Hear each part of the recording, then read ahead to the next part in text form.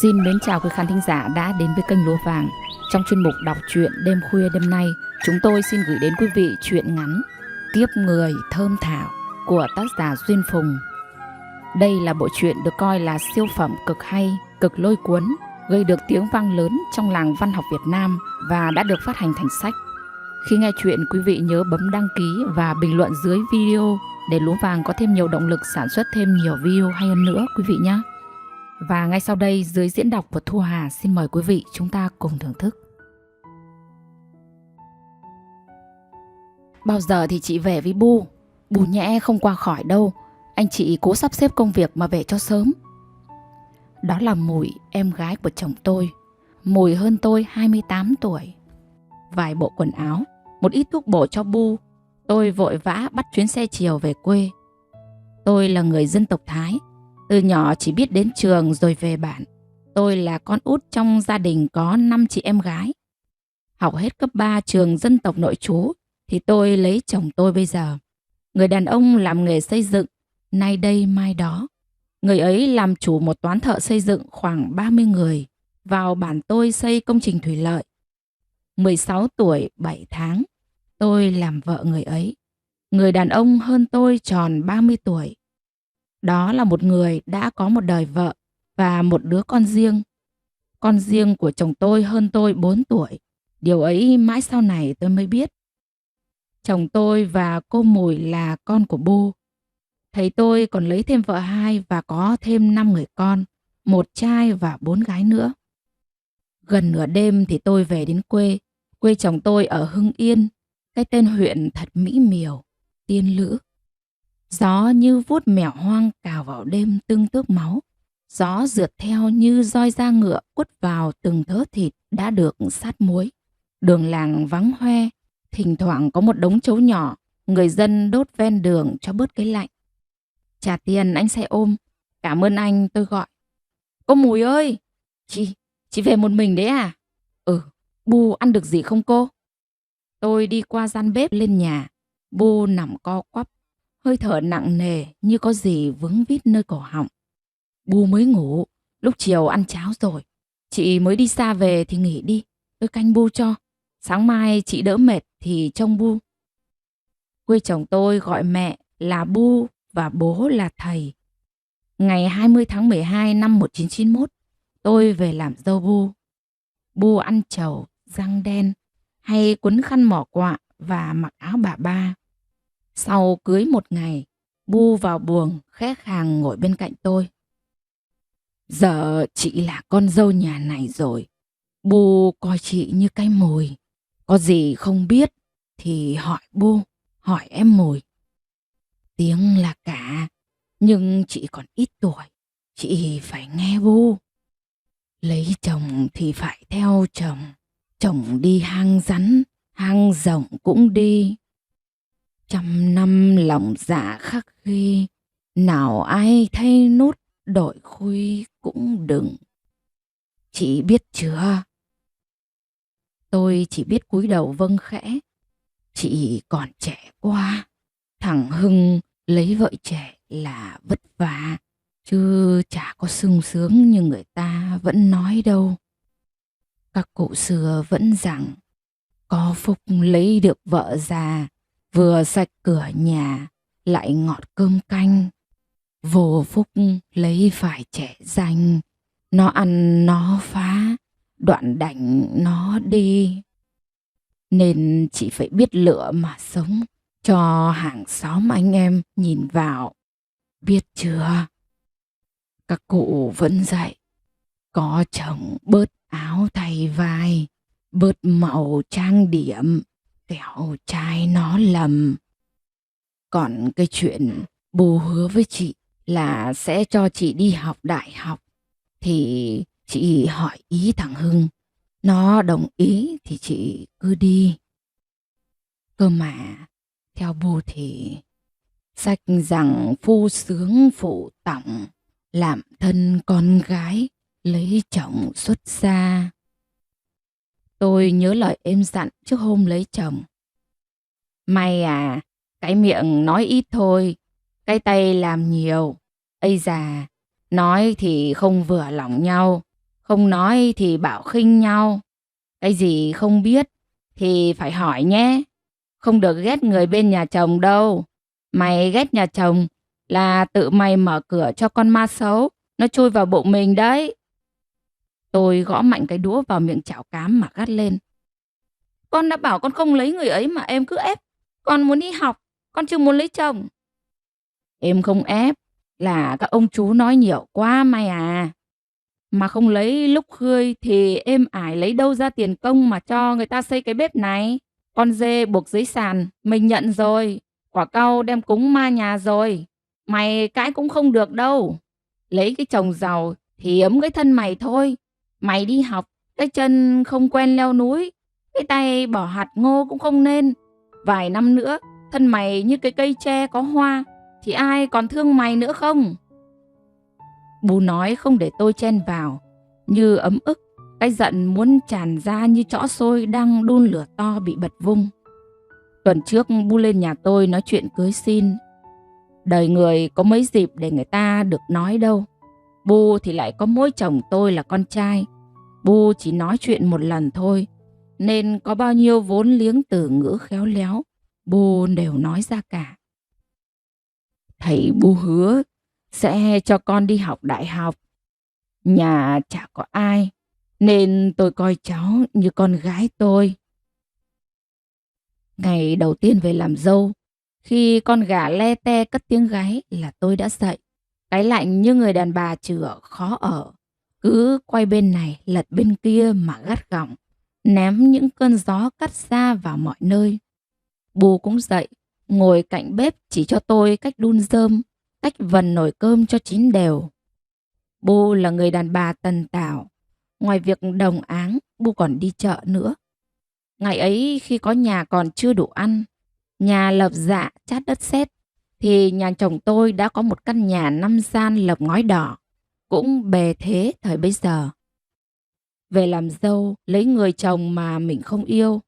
Sắp Tết, đêm nào tôi cũng khóc vì nhớ nhà, nhớ trường lớp, nhớ bạn. Sau Tết, có khi hội bản này nối sang bản kia cả tháng. Chợ nào cũng đông nghìn nghịt. Con gái, con trai mặc đẹp, đeo đầy vòng bạc. Mua sắm thì ít, mà ngắm nhau thì nhiều. Những đứa con gái 13, 14 tuổi khỏe khoắn, đôi nhũ nhô lên sau làn áo cóm mỏng, nửa như vênh vang, nửa như thẹn thẹn. Lũ trai gái thường rủ nhau ra bãi cỏ chơi, cười rúc rích. Đi qua nhà ý ới gọi tôi. Tôi ghét lũ con trai dán cái con mắt vào gáy tôi mỗi lần tôi đi qua. Tôi muốn thương và lấy một người đàn ông giống như ải tôi. Vợ không biết đẻ con trai, cũng không bỏ đi lấy người khác. Bu tần tảo như vậy, mà thầy vẫn đi lấy người đàn bà khác. Thầy tôi người nho nhã, thoát ly lên mạn ngược làm công nhân. Có lần tôi hỏi, sao Bu không thoát ly cùng thầy? Bu nói, công danh theo đuổi mà chi, sao bằng chăm chỉ theo nghề canh nông. Chắc vì lý do ấy nên thầy có vợ bé và có thêm đến 5 người con. Mỗi lúc thầy về nhà, Bu hay nói bâng cua, cố ý cho thầy nghe. Có chả anh tính phụ xôi, có cam phụ quýt, có người phụ ta. Thầy hầm hầm chẹp miệng thở dài bỏ vào nhà. Bu vẫn gióng giả. Bạn nghèo thuở trước chớ quên, vợ cùng kham khổ chớ nên phụ tình.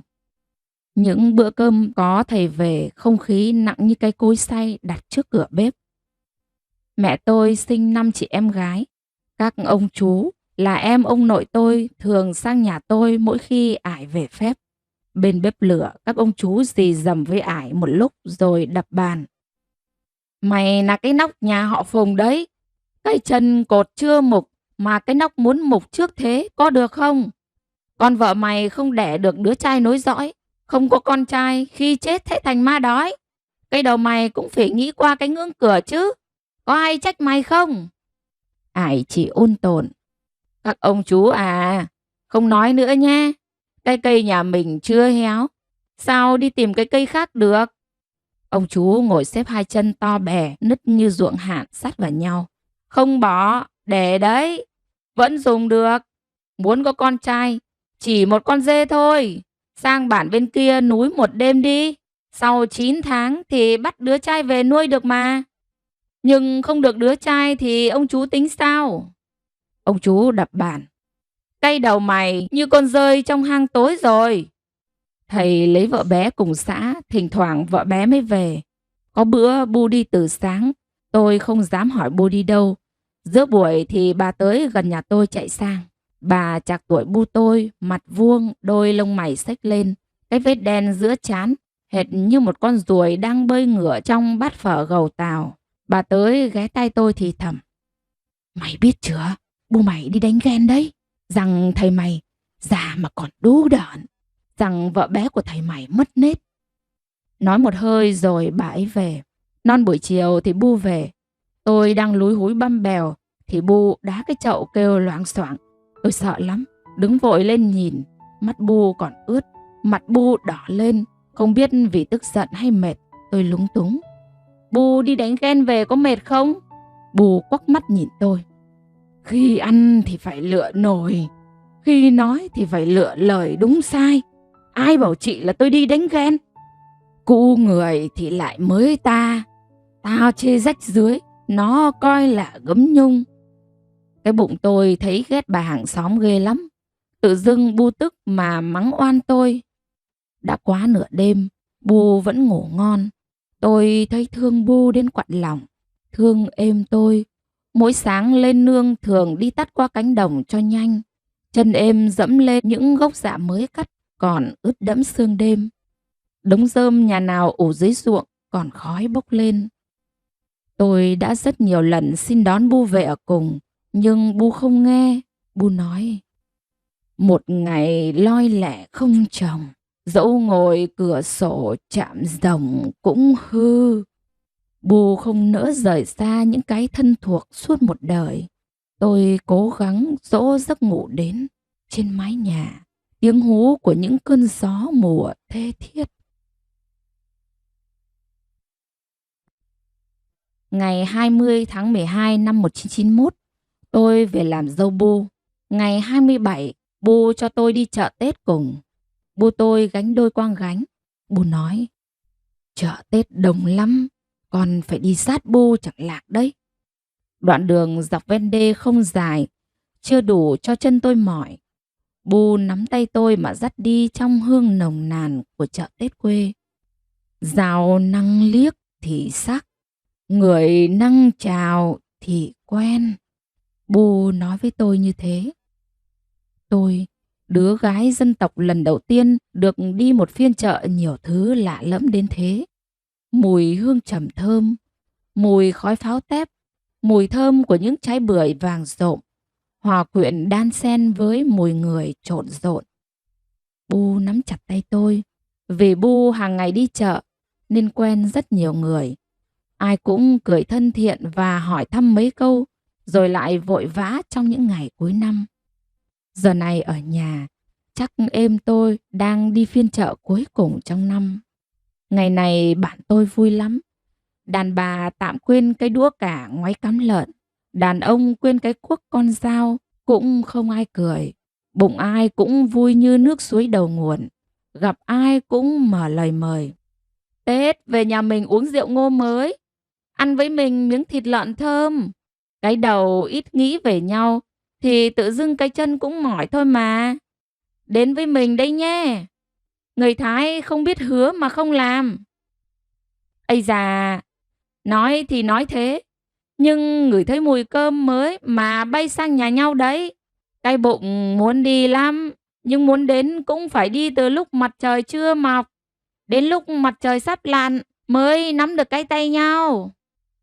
Bu tôi mua một bức tranh ngũ quả thật đẹp. Một quả bưởi thơm phưng phức còn nguyên lá. Tôi thích nhất những hộp mứt Tết, hình chữ nhật, có in hình hoa đào bên ngoài. Tôi ngắm mãi. Bu nói với tôi, mua một bó mùi già về để đun nước tắm. Cuối năm tắm cho sạch, lại thơm con à. Bu lạ thế chứ? Hay Bu nghĩ tôi không sạch? Nhưng Bu mua cả cho thầy và chồng tôi mỗi người một bó. Bu bảo tôi, gượm hăng, chị đứng đợi đây, đợi Bu mua vào cho em bánh pháo.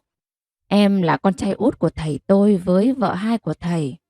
Nhìn theo Bu, tôi lại quặn lên một cảm giác xót xa. Hai bố con về đến nhà trời đã gần trưa. Chồng tôi đang cẩn thận lau dọn bàn thờ. Bu bảo tôi cầm rổ ra vườn với Bu để lấy nụ vối. Cây vối cao đầy ắp những nụ tím hút mắt người qua lại. Cả trăm chùm như một mâm đầy ắp xôi, nụ đều như những trứng kiến. Bu cẩn thận lấy xào buộc liềm lên trên mà khẽ khàng lách khéo léo. Một chùm nụ rơi trên dặng cúc tần, tiếng hoa rơi chạm lá nhẹ như không. Bu bảo, nụ vối là thức quả quê uống tốt và sạch. Cây vối như thương Bu, gồng mình dâng hiến. Bu nói năm nào nhuận, nụ vối thường ra sớm. Đến chiều Bu dẫn tôi ra nghĩa trang mả mũi.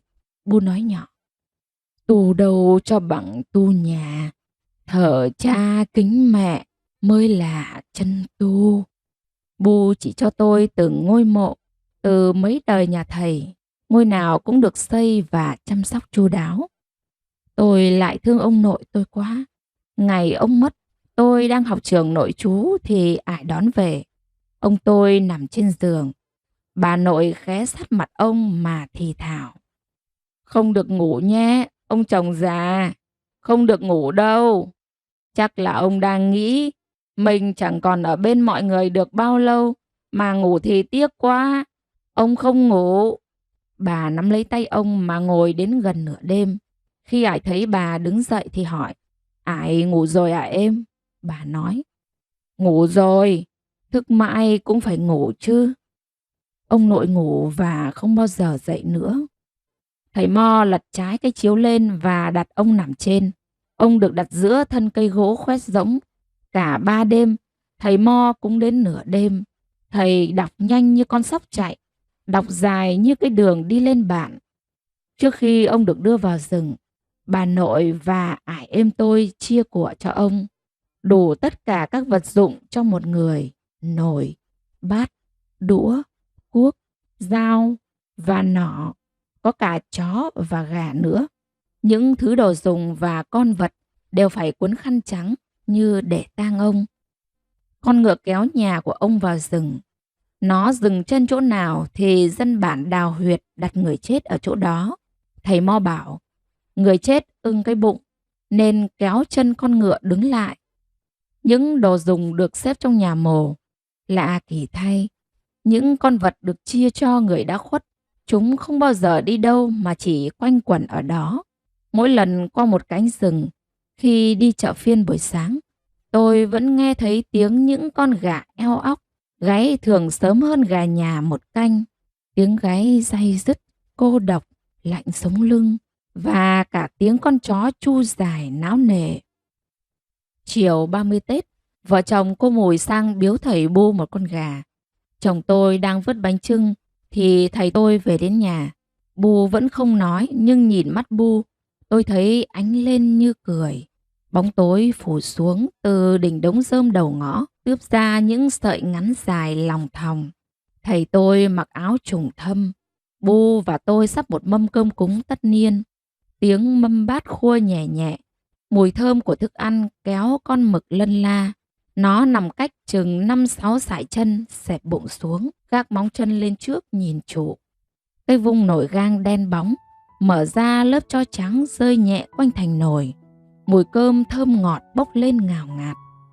Tôi đã biết nấu cơm chín đều bằng rơm. Buổi trưa Bu lấy thóc mới đem hong lại dưới nắng. Từng hạt được tãi ra trên những ngón tay thô ráp của Bu, rơi ràn rạt trên chiếc nong tre. Non thúng thóc được chồng tôi giã bằng cái cối đá trước cửa bếp. Mùi cơm thơm từ trong căn bếp ám khói thơm ra. Mùi cơm quyện với hương trầm khiến tôi muốn khóc vì nhớ nhà. Thầy lầm rầm khấn gì chẳng ai hay. Chỉ khi tấm lưng vuông vức khom xuống trong những cái vái dài tạ lễ cuối cùng, Bu mới dám thì thào bảo tôi. Chắt mời thầy bắt nước nụ vối nóng. Bu đã cẩn thận hãm trong tích ủ từ chiều. Giờ này ở nhà tôi, Chắc êm ải cũng đang sắp mâm cơm cúng ông bà. Mâm cơm cúng tất niên bao giờ cũng có một con gà luộc. Ải tôi đích thân chọn lựa và chăm sóc từ ngày con gà còn bé. Con gà ấy chân phải vàng đều, rõ ngón, đùi to khỏe, lông mịn màng. Gà cúng có cái cổ luôn phải ngẩng cao, kiêu hãnh. Ải cẩn thận xếp bánh đen, bánh trắng và 2 cơi trầu, mỗi cơi 8 miếng, một ấm chè xanh, 8 chén rượu. Em tôi mở hòm lấy các loại vải thổ cẩm, khăn, áo cóm, váy mới, vòng bạc, cho tất cả vào một cái thúng để cúng mai nhà. Mâm cơm của người Thái có các món ăn như pả xốm, cá chua lên men, pà mắm, cá ủ men rượu, pà pỉnh tộp, cá nướng, thịt lợn băm gói lá dong nướng, thịt trâu sấy, xôi màu và rượu ngô. Người đàn bà làm mâm cơm cúng ông bà. Cái thân phải sạch, cái đầu phải trong. Chiều 30 Tết, bản tôi có lễ gội đầu. Thứ nước gạo chua lên men được các bà, các mẹ, các chị dùng để gội đầu, ủ tóc cho mượt, cho đen. Gội đầu để rửa trôi cái vất vả, bệnh tật, xuôi theo dòng nước mà không bao giờ lặp lại.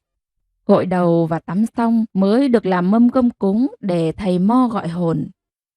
Thầy tôi ngồi khoanh chân trên chiếc chiếu, tự tay xới cơm cho tất cả mọi người trong nhà. Thầy dặn chồng tôi, ngày mai đưa tôi đi chúc Tết nhà nào trước, nhà nào sau.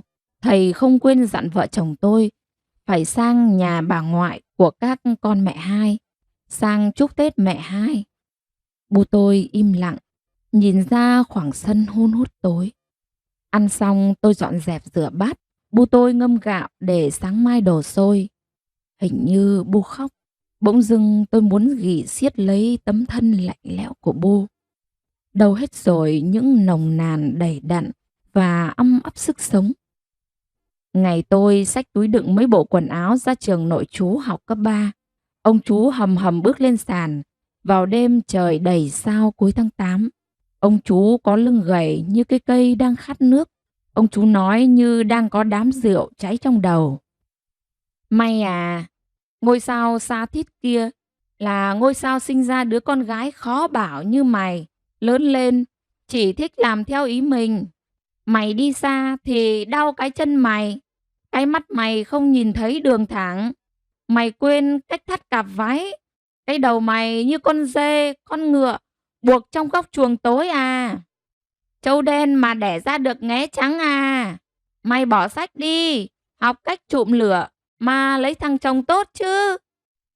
Em bấm tay tôi. Ây da, không bằng lòng thì tránh đi thôi. May à, không được cãi với ông chú nhé. Nước mắt tôi cứ chui ra khỏi khóe mắt mà ướt cả áo. Lời ông chú nói như cật nứa sắc cứa ngang bắp tay. Có phải tôi đang cố giãy giụa khỏi cái mặc định số phận giống như em tôi hay như bu chồng tôi? Thầy đang nghe chương trình tiếng thơ đang phát ra từ chiếc đài National. Tôi nhớ bà nội quá rồi. Ải tôi có lần về phép cũng đeo về theo một chiếc đài VEF 206. Khi mở lên, bà nội tôi ngó đằng sau, rồi ngó bên cạnh và thắc mắc. Người sao lại chui vào bé bằng cái mõ trâu này mà hát, mà nói được nhỉ? Lạ thế chứ. Bu tôi thay nước ngâm gạo nếp, những hạt gạo căng mọng. Bu đưa đầu đũa nhón lên chừng 10 hạt đầu tiên. Bu nhìn chăm chăm như đưa cả một niềm thành kính vào sâu ruột gan. Đất trời đang ở khoảnh khắc giao hòa. Trời lạnh quá. Mùa đông đang vật lộn ngoài cửa. Ngày mai mùa xuân sẽ đến. Chồng tôi đi sang nhà bạn thân chơi còn vẫn chưa về. Tôi nằm xuống. Phía bên kia không có người nằm. Gió sàn sạt thổi trên chiếc chiếu hoa. Tôi như nghe đâu đây tiếng gà rừng gáy, tiếng gáy chậm quấn vào nhau.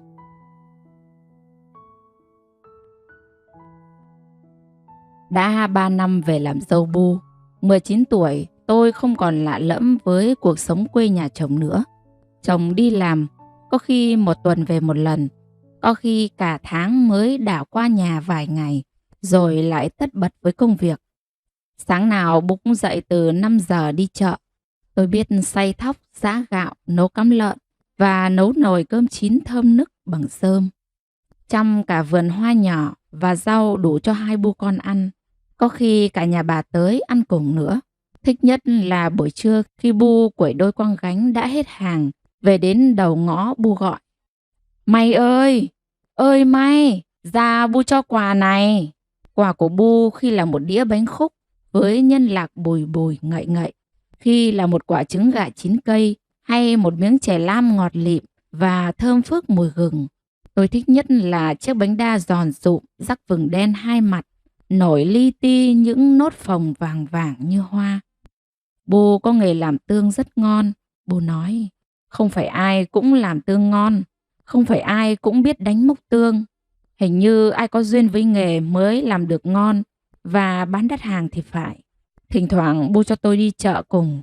Bu vẫn hay dặn, không được chạy lung tung chẳng lạc. Về làm dâu 2 năm, Bu vẫn nói như vậy. Lâu lâu thầy tôi mới về nhà. Thầy ở trên Lào Cai cùng với mẹ 2 và 5 người con sau này của thầy. Một buổi thầy về, hôm ấy cả chồng tôi ở nhà. Ăn cơm xong thầy nói, chúng bay chưa định đẻ à? Anh năm nay gần 50 tuổi rồi, định khi nào mới đẻ? Sinh con mới ra thân người, làm ăn thịnh vượng, đời đời ấm no. Bu mong mà không dám giục. Anh chị xem làm sao thì làm. Thầy Bu già rồi, mong cháu ẵm bồng. Co về gặp ông bà cũng biết đường ăn nói. Khi nào có hẵng có. Thầy Bu giục gì nhiều, tôi biết rồi. Chồng tôi gắt lên như vậy. Những ngày sau đó, Bu hình như ít thương tôi hơn. Bữa ăn có khi Bu im lặng, không nói gì. Có khi đang ăn, Bu bỏ dở bát cơm, thở dài rồi đi nằm. Bà tới hàng xóm hay bế cháu nội sang chơi. Lúc bố tôi đi chợ về, những quả na, quả chuối ngày trước, về đến đầu ngõ, Bu đã gọi. May ơi! Ơi May! Ra Bu cho quà nào! Thì giờ đây, Bu cho em bé cháu nội bà tới.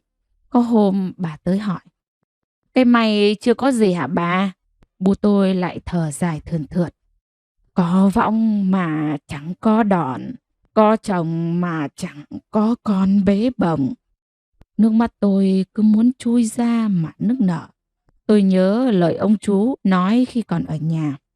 Ngôi sao xa tít kia là ngôi sao sinh ra đứa con gái khó bảo như mày, thích làm theo ý mình. Ấy là lúc tôi nhất định đòi xuống trường nội trú học cấp 3. Cây khô không lọc, gái độc không con. Mỗi ngày qua, Bu lại thêm một câu nói như ai cắm cây kim vào giữa tim tôi mà khoan thành lỗ ngày càng sâu hoắm. Tôi sợ giáp mặt Bu, sợ cả những bữa cơm có 2 Bu con im lặng. Tôi nghe rõ cả tiếng thở dài cố nén của Bu. Đêm có lúc không ngủ được, Bu dậy khua xoong nồi rộn ràng. Nước mắt tôi lặng lẽ chảy. Giọt nào cho những ước mơ còn dang dở. Giọt nào cho những đêm nằm cạnh người chồng hơn tôi tròn 30 tuổi. Lên giường chưa kịp nói câu nào đã đều đều ngáy. Giọt nào cho người vợ tròn 18 tuổi với những khát khao vô hình. Tôi nằm mà nghĩ, chắc người ấy chê mình. Êm từng nói, đàn bà như cái máng lợn, con lợn đực nó đói thì nó tự đòi ăn thôi. Đứa gái nào tự mang cám cho nó là đứa gái hư, sau này chết sẽ phải sống với đỉa. Chồng cứ nằm im như cây gỗ đang ngâm dưới ao thì biết làm sao chứ. Con nhện tha một bọc trứng đang bỏ lên cửa sổ. Tôi ước mình như một con nhện cũng được. Nhìn nó ôm cái bọc trứng đứng im, như ném vào con đàn bà không biết đẻ là tôi một cái nhìn khinh khỉnh. Buồn thế chứ. Em thương tôi lắm. Mỗi lần chồng cho tôi về nhà, tôi nghe em tôi thở dài. Sao cái bụng mày cứ lép mãi thế May? Nhìn mấy con dê mẹ liếm láp trong chuồng, tôi lại nghĩ, ra như người đẻ được như dê thì tốt quá. Tôi nhớ gian buồng của tôi, nó bé tí tẹo, chỉ đủ kê một chiếc giường. Cái ô cửa sổ nhìn ra ngoài có hòn đá to. và con đường gồ ghề Sống Châu, mỗi lần mưa là trơn trượt. Người Mông thường ở cao nên mỗi lần đi chợ hay qua con đường ấy, tôi gài vào ô cửa bằng bàn tay một mảnh áo mưa trắng cho căn buồng đỡ tối. Những ngày nghỉ học, tôi thường ngồi trên giường mà ngó qua ô cửa sổ vuông ấy ra đường. Người Mông đi chợ qua con đường đó, người Dao, người Phù Lá cũng theo con đường ấy xuống chợ.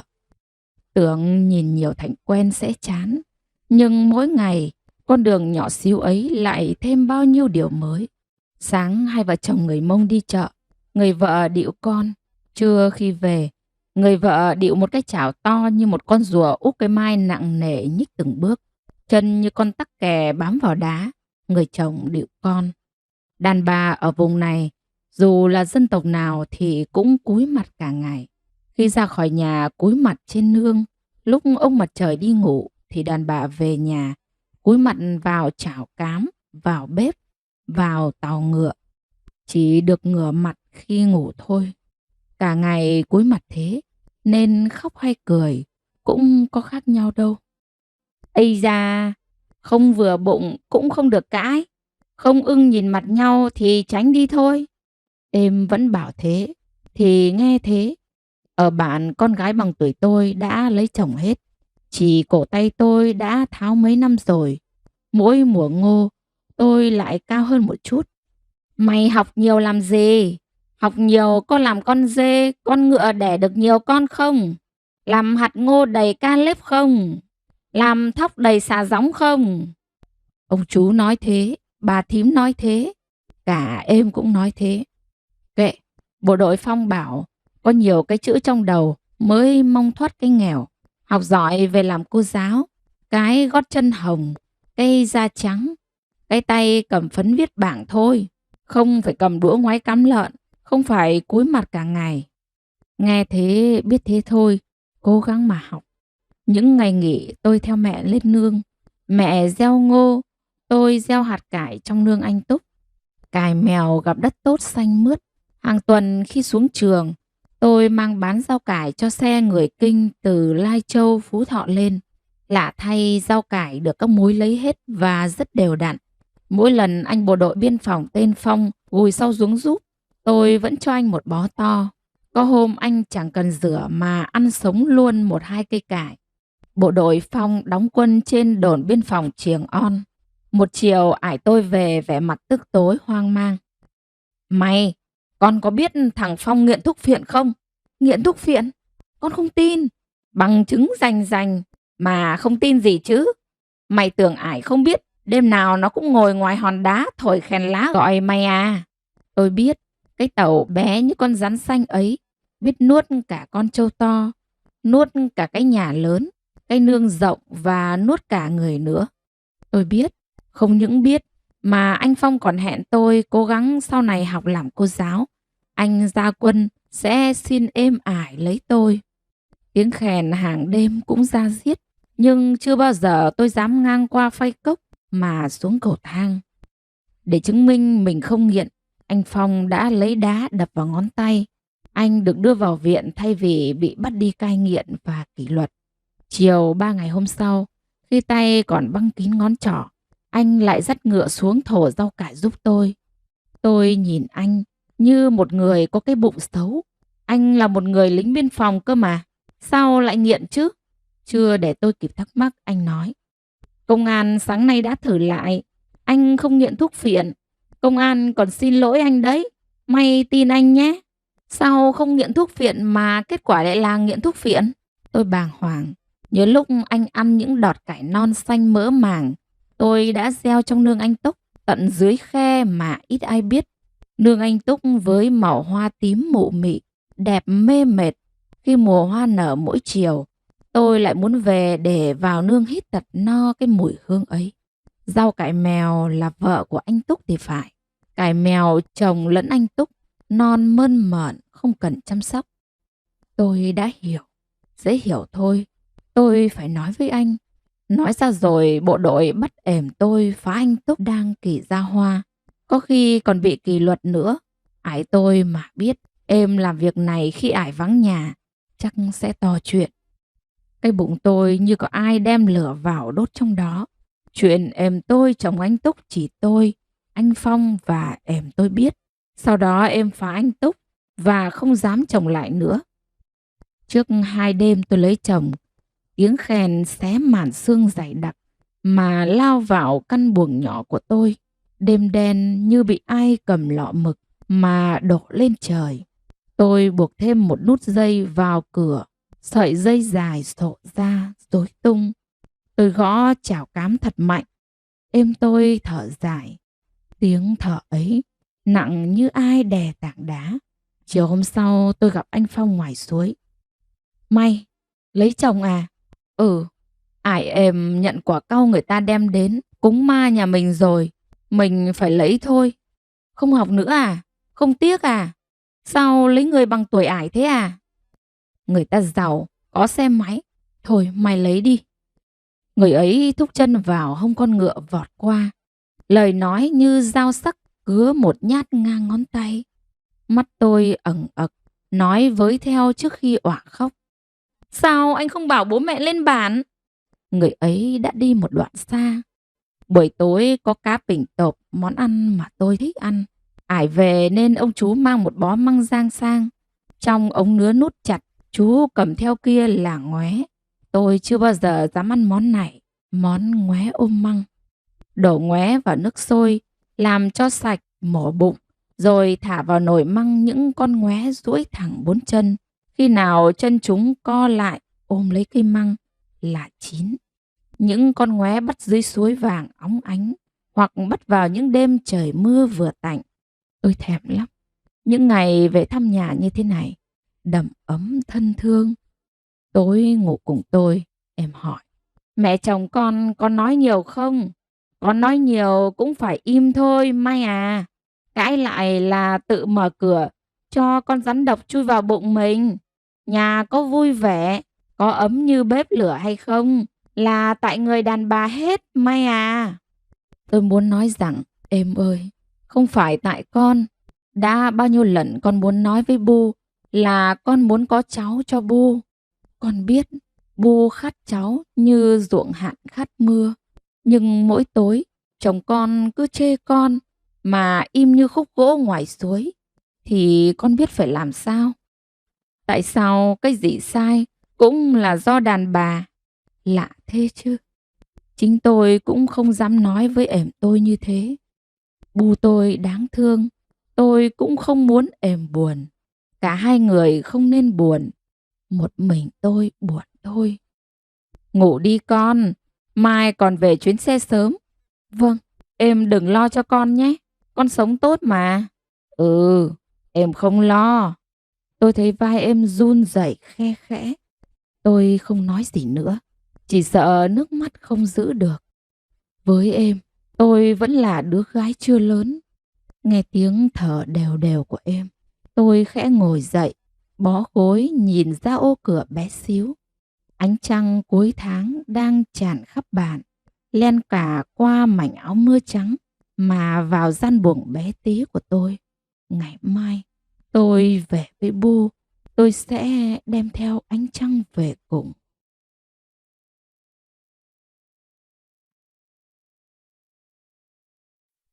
Từ hôm qua, Bu tôi đã buồn lắm, buồn đến phát ốm, vì ngày mai là ngày giỗ họ.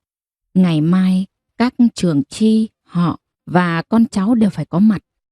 Nhà tôi có thầy tôi và chồng tôi, tính là 2 suất đinh, hàng năm đều phải đóng các khoản mà họ quy định. Tôi và Bu cũng được dự dỗ họ. Bu thắp hương và lầm rầm khấn vái. Còn lại các cụ, xin các cụ giơ cao đánh khẽ, vì cái tội con dâu của con bất hiếu, tay bưng chầu, đầu đội lễ rước nó về, mà gần 3 năm nó vẫn chưa sinh một đứa cháu, để ngày mai bác trưởng họ viết tên vào gia phả họ Hoàng. Thầy tôi và chồng tôi sang nhà bác trưởng họ chưa về. Bu tôi ngồi têm chầu đến khuya chưa đi nằm. Bu nói to cho tôi nghe thấy. Có con hơn của người ơi, của như buổi chợ họp rồi lại tan. Tôi bỗng khao khát được làm vơi đi mong mỏi của Bu biết bao nhiêu. Khao khát được như con dâu nhà bà thím. Cách 4 năm rồi. Ngày đó nó mới 16 tuổi. Nó đau đẻ khi đang cha chưa hết ca nếp ngô giống trên nương. Chồng nó, thằng trai kém vợ 1 tuổi. Lấy vợ rồi nhưng suốt ngày cưới con ngựa tía đi chơi. Nó đi lên Xốp Cộp, có khi lên Mộc Châu, Mai Sơn, chơi với bạn mấy ngày không chịu về. Ải nó nói: "Mày không lo làm ăn, thì ai nuôi vợ con mày? Ải êm bắt lấy vợ về để nó làm mà. Nó có tay, làm sao lại bắt tôi nuôi? Thế ai nuôi mày? Khi nào ăn hết lúa trên xà gióng, lại có thôi mà. Ây da, cái thằng trai này, bao giờ mày mới lớn đây?" Ông chú chỉ biết nói thế thôi. Cái bụng tức như bị con ngựa đá. Con vợ nó đau cái bụng quá. Đau đến không đi nổi mà vẫn phải đi. Nhà có con ngựa thì chồng nó đi chơi chưa về. May gặp bộ đội phong cho đi nhờ ngựa. Nó rũ rượi, nó nhăn mặt suýt xoa. Em nó dặn không được kêu để dành sức chứ. Về đến nhà nó không chịu nổi nữa. Tiếng khóc của nó như bị nhốt trong ống tre rồi sóc lên thành tiếng, đổ ra trên đám đá nhấp nhô phía cuối sân. Theo nó lên buồng, tay nó đu lên sợi dây thừng được ông chú vắt từ thang gác cái nệm xuống. Mồ hôi nó rịn ra, bết vào tóc, vào quần áo, hòa vào nước mắt thành cái mùi nhọc nhằn, đau đớn. Tôi đã khiếp đảm khi nhìn cảnh ấy. Nhưng giờ đây, thứ tôi khao khát là một cơn đau đẻ thế cũng được. Chắc Bu tôi sẽ vui lắm. Sẽ không mắng tôi là gái độc không con. Sẽ lại gọi tôi bằng cái giọng âu yếm mỗi khi đi chợ về: "May ơi, ơi May, ra Bu cho quà nào." Bu sẽ vác con tôi sang nhà bà Tới, bà Toàn mà khoe ấy chứ. May sang đám giỗ họ, mọi người có hỏi tôi sao chữa có cháu bế cháu bồng, thì chị tính tôi sẽ trả nhời họ như thế nào hờ? Lời Bu hỏi làm tôi giật mình, như viên than nóng rơi vào tay. Tôi chỉ im lặng thôi. Bu cũng vì mong mỏi nên mới thế thôi mà. Biết phải làm sao chứ. Ngoài cây rơm có tiếng mèo gào gọi bạn tình. Tôi nghe từng thớ thịt như muốn vỡ ra, nhoi nhói, như ai dứt từng mảng mà ném xuống vực sâu. Con ngựa, con bò, con dê, con nào cũng có đàn, đến nhỏ như con kiến cũng có đàn. Chỉ mình tôi là bơ vơ. Buồn thế chứ. Chồng tôi múc trong bể nước mưa dưới gốc cau, xối ào ào rửa chân. Tôi nghe thấy mùi mồ hôi, nghe tiếng rón rén vắt áo, nghe cả tiếng trống ngực đánh tôi thình thịch nữa. Sáng nào tôi cũng nhìn thấy vợ chồng con trai và con dâu bà Tới tíu tít. Người bế thằng bé, người cầm bát cháo vừa chạy quanh vừa làm trò, vừa dỗ con ăn cháo. Chiều qua Bu tôi sai tôi. Sáng đi chợ, tôi mua được mớ tôm tươi. Chị mang cho thằng bé mấy con, cho mẹ nó nấu cháo. Cháu mình chữa có, thì cho cháu hàng xóm, không nhẽ lại bỏ đi. Nhìn con dâu bà Tới vạch áo, kéo bầu ngực dưng dứt sữa ấn vào miệng thằng bé. Tôi cứ đứng chân như bị chôn xuống đất. Tôi cố tình hất cái chân ra để mặc nửa trên lạnh. Tôi quay ra ngoài từ khi nghe chồng xối nước rửa chân ngoài bể. Tôi còn kém mấy tháng nữa mới tròn 19 tuổi. 19 tuổi, tôi khao khát một người chồng yêu thương, khao khát một cái ôm siết chặt, khao khát được áp mặt vào khuôn ngực văm vắp đầy. Tim tôi dồn dập, gấp gáp, khiến tôi nghẹt thở. Có phải tôi chấp nhận lấy người chồng hơn mình 30 tuổi chỉ để nghe lời ông chú, chỉ vì lời hứa được cho đi học tiếp? Đã bao nhiêu đêm vắng chồng, tôi nửa đêm len lén ra ngoài bế nước mưa, múc từng gáo khẽ khàng ngửa lên mặt mà dội. Những gáo nước nhưng nhức lạnh, tràn xuống tấm thân muốn vỡ vụn vì khao khát. Đã bao đêm tôi ngồi thụp xuống mà khóc nấc lên, những giọt tủi hờn đua nhau lã chã quấn quýt vào trăng. Khi dịu cảm giác ấy, tôi lại len lén trở vào giường. Sáng hôm sau, tôi thấy Bu nhặt cây gáo dựa lăn lóc dưới đất để lên mặt bể. Chỗ nền trũng, một vũng nước còn đọng lại. Bu se sẽ thở dài. Tôi đang rất sợ Bu hỏi, tại sao rét thế, nửa đêm còn tắm? Tại sao không biết tiết kiệm nước? Nhưng chưa bao giờ Bu hỏi, lạ thế chứ. Đàn bà như cái máng lợn thôi. Con lợn đực đói, nó khắc tìm ăn. Đàn bà đổ sẵn ngô vào máng, thằng đàn ông chán sẽ tìm cái máng khác. Đàn bà hư thế thì không nên rồi. Hư thế sau này chết sẽ phải ở với đỉa. Hay là Bu tôi cũng sợ ở với đỉa nên thầy tôi mới lấy người khác nhỉ? Hay là tôi chẳng sợ ở với đỉa? Tôi mới 19 tuổi, sống mà khổ thế thì cần gì phải nghĩ cái lúc chết để đỡ khổ hơn ở kiếp sau để làm gì chứ?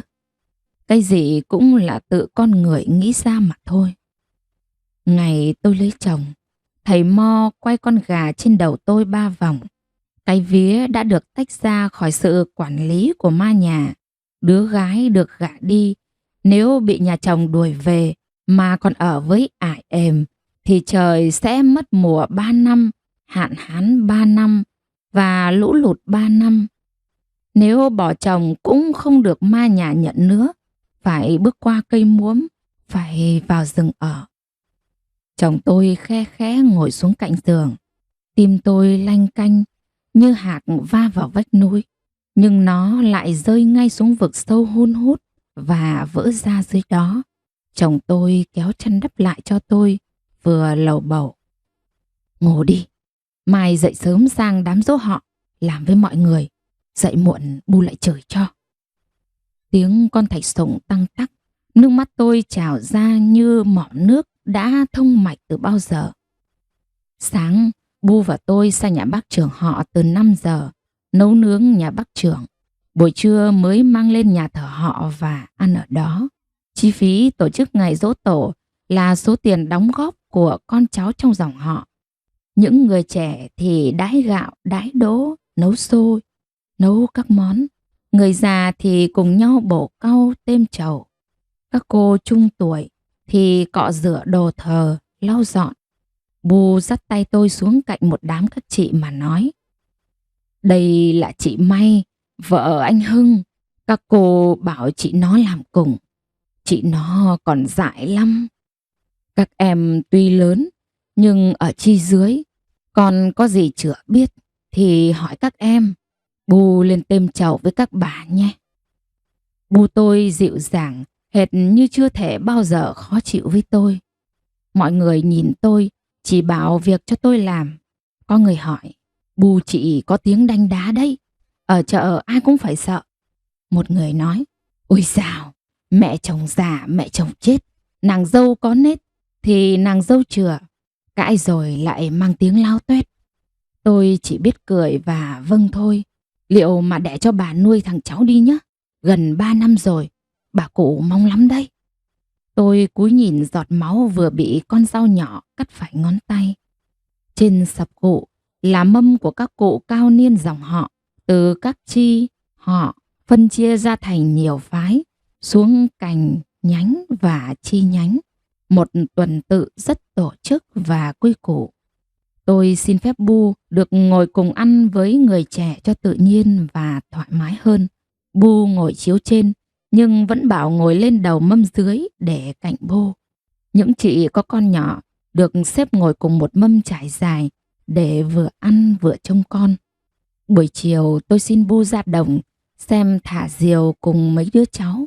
Bu nói: nó phải gọi chị bằng bà cơ đấy. Con đi đi chơi một lúc rồi về chẳng mệt. Chỉ đợi câu nói ấy của thầy tôi là tôi chạy ồ đi. Lúc đang rửa bát, có một cậu chừng bằng tuổi tôi chạy ra bảo: bác rửa nhanh lên, Ra đồng xem thả diều với chúng cháu. Vui cực. Tôi chạy dọc triển đê lộng gió. Cái diều to như cánh buồm được mấy cậu thanh niên mang ra đồng. Cả cánh đồng mênh mông, hực hơi đất nồng nàn. Sau một hồi chạy qua chạy lại, đến khi nhìn cũng muốn mệt đứt hơi, thì cánh diều được ghim chặt vào một cái cọc sắt chắc chắn. Ở trên cao ấy không còn thứ gió cuốn khốn nạn làm người thả phải chạy hết bên này đến bên kia nữa. Ở trên ấy là một cánh diều cao thượng, thanh sạch. Nó chẳng cần biết khi nào cái dây kia bị đứt. Nó kiêu hãnh biết bao. Tôi mà như nó, tôi ước cứ ở mãi trên đó. Lạnh cũng được, mưa cũng được. Tôi về đến nhà thì bu tôi nằm mệt chưa dậy. Thầy đang bắt sâu cho mấy cây cam. Chồng tôi đang tranh thủ giã cối gạo cho kịp mai thầy mang lên mặn ngược. Tôi rút rơm nấu cơm chiều. Chồng tôi nói, chạy xem diều sướng nhỉ? Bé lắm đấy. Tôi lớn rồi, không còn bé nữa. Anh không hiểu à? Hay anh cố tình không hiểu thế? Tôi không nói gì, chỉ dám nghĩ thôi. Bước chân bỗng nặng nề. Thầy tôi với chồng tôi vừa nói chuyện, vừa uống rượu với Lạc Giang. Tôi nhớ mỗi lần ải tôi về, trong bữa ăn cùng với các ông chú ải, hay vừa cười vừa nói. Ây da, cần gì con trai? Không cần con trai đâu các ông chú à. Làm thằng đàn ông, cái chén đưa ngang mặt, có đứa vợ nghiêng chai rót cho, rồi lườm một cái. Uống ít thôi, thế thì còn gì bằng. Con rể tốt cũng sướng cái bụng rồi. Con trai mà không có nhiều tiền lấy vợ cho nó, làm nhà cho nó, mua dê mua ngựa cho nó, mà để nó ở rể nhà vợ, có khác gì con chó cụt đuôi, không dám ra ngoài lố. Tôi ước gì chồng tôi giống ải tôi. Không cần giống nhiều cũng được. Tôi cũng muốn nghiêng chai rót rượu cho chồng. Muốn lắm. Sáng ngày mai, chồng tôi lại đi. Tôi buồn lắm. Lòng tôi uể oải như con chó dưới gầm cầu thang, như con ngựa, con dê gục trên máng cỏ. Bố tôi gói cho thầy tôi một ít gạo, gửi cho mẹ hai mấy chai tương. Bu xếp cả vào ba lô một xấp vải sa tanh Nam Định nữa. Tiếng thở của Bu như muốn vỡ ra nhức nhối. Tôi chui vào chăn, cái chăn thơm mùi ngợi kinh. Mấy năm rồi vẫn thơm như thế. Tôi quay vào tường, cố dỗ giấc ngủ, để lát nữa chồng tôi không phải khe khẽ như một người lén lút làm cái việc xấu nữa.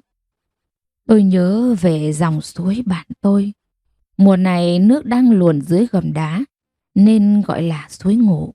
Cuối xuân đầu hè, suối mới dậy, ăm ắp sức sống. Tôi mơ màng thấy một vòng tay rất khẽ ôm ngang người. Tôi rúc đầu vào chăn mà nghe tim mình thình thịch như trống đánh trong bức tường trình dày cộp. Tôi cảm nhận rất rõ. Bàn tay chồng tôi khẽ khàng rút lại. Tôi ngồi dậy, nhìn thẳng vào mặt người mà tôi gọi là chồng ấy. Tôi hầm hầm như có đám lửa đang cháy lên trong đầu. Tôi mặc kệ mắt chồng tôi đang nhìn tôi như thắc mắc. À, đứa vợ này hôm nay dám nhìn thẳng vào mặt chồng nó cơ đấy. Mặt nó còn đanh lại. À, cái đứa này giỏi quá.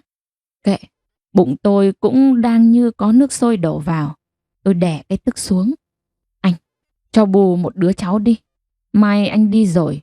Lâu lắm anh mới về mà. Cô vẫn muốn tôi động vào người cô sao? Cô nằm cạnh tôi mà cái đầu cô để chỗ thằng khác. Cô vẫn không quên được cái thằng bộ đội đó. Cô đi theo nó cũng được. Đàn bà như cái máng lợn. Con lợn đực nào cũng vụt mõm vào được. Nó cho cô học đại học làm cô giáo. Nó hứa vậy cơ đấy. Lời người chồng nói như con chuột hôi. Lời nói nhanh như con hoãng chạy trong rừng. Có bao nhiêu từ cứ dẫm chân lên nhau mà chạy ra khỏi cái miệng râu mọc lởm chởm như xương cá chép xung quanh. Nước mắt tôi như ống nước mở nắp mà dốc vào cái ang khô dưới gầm sàn. Tôi yêu cô mà cô cứ như cây gỗ vừa bị chặt ngã, mặt lúc nào cũng đăm đăm, không cho tôi được thoải mái nhìn cái mặt cô, là tôi hết muốn yêu thương gì hết. Tôi về làm vợ anh đã được gần 3 năm. Anh hứa với ải em sẽ thương tôi, muốn lấy tôi, còn hứa cho tôi được đi học tiếp. Bu cũng hứa, nhưng hứa thế rồi nhanh quên thế. Đêm đầu tiên về làm vợ anh, tôi dọn xong. Trời lạnh lắm mà tôi không dám vào nhà. Trước hôm cưới, em dặn: về làm con dâu, mày không được đi ngủ trước người già, không được dậy sau người già. Cái bụng mày có tức, cũng không được để cái miệng mày nói lời không hay. Ma nhà chồng nhìn mặt mày rồi, thì chết cũng phải là ma nhà chồng thôi. Nếu bỏ về nhà, cái chân mày phải bước qua cây muỗng mà vào rừng ở. Mày dám về nhà, trời sẽ làm bản mất mùa 3 năm, hạn hán 3 năm, lũ lụt 3 năm đấy. Tối ấy, tôi cứ ngồi mãi ở cửa bếp, chỗ cái cối xay mà nhớ về gian buồng bé xíu của mình. Chồng say rượu nên ngủ từ tối. Mãi khi bu chồng đẩy tôi vào buồng, đóng cửa lại, tôi mới dám khe khẽ ngồi bó gối bên cạnh người chồng. Tóc đã có sợi bạc. Nửa đêm hôm ấy chồng tôi dậy, vơ tích nước trên bàn mà tu ừng ực, nói to với tôi: ngủ đi, ngồi đấy làm gì? Chăn thơm mùi người Kinh, khiến tôi nhớ cái giường bé xíu trong căn buồng ken vách. Có cái lỗ nhỏ bằng bàn tay nhìn ra ngoài đường. Hình như da tôi lại thêm một vết cào đau điếng. Kệ thôi, tôi muốn có con. Cô vẫn còn nhớ nó đúng không? Tiếng người chồng rít lên như tiếng hú đập vào vách đá núi vọng lại. Người mà tôi gọi là chồng gằn tôi xuống giường. Tôi rúm gió, tay khoanh trước ngực. Ngực đàn bà là êm ải cho, nuôi mãi mới lớn được. Tục dân tộc mình kiêng không cho ai động vào, chỉ dành cho con thôi. Bên dưới là ông trời cho, sinh ra đã là của mình, thì mình muốn cho ai cũng được. Ngày bé tôi đã biết điều ấy từ người lớn. Đêm hôm thứ hai sau cưới, tôi vẫn ngồi cạnh cây cối xay ấy, trước cửa bếp, mà nhớ nhà, nhớ bạn, nhớ cả con đốm, nhớ tiếng lạo xạo đá dăm khi nó nhận ra bước chân người quen, quẫy đuôi rối rít cạnh cái tàu con ngựa tía của ải đang lộp cộp gõ móng. Cái đuôi đập khe khẽ đuổi muỗi.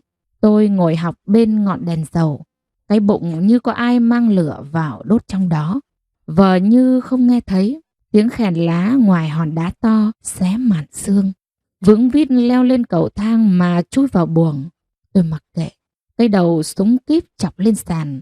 Tôi mang cái dây ra buộc chặt cửa lại. Sợi lanh sổ ra rối tung. Đêm nay, chồng tôi làm cái việc mà người ta gọi là yêu.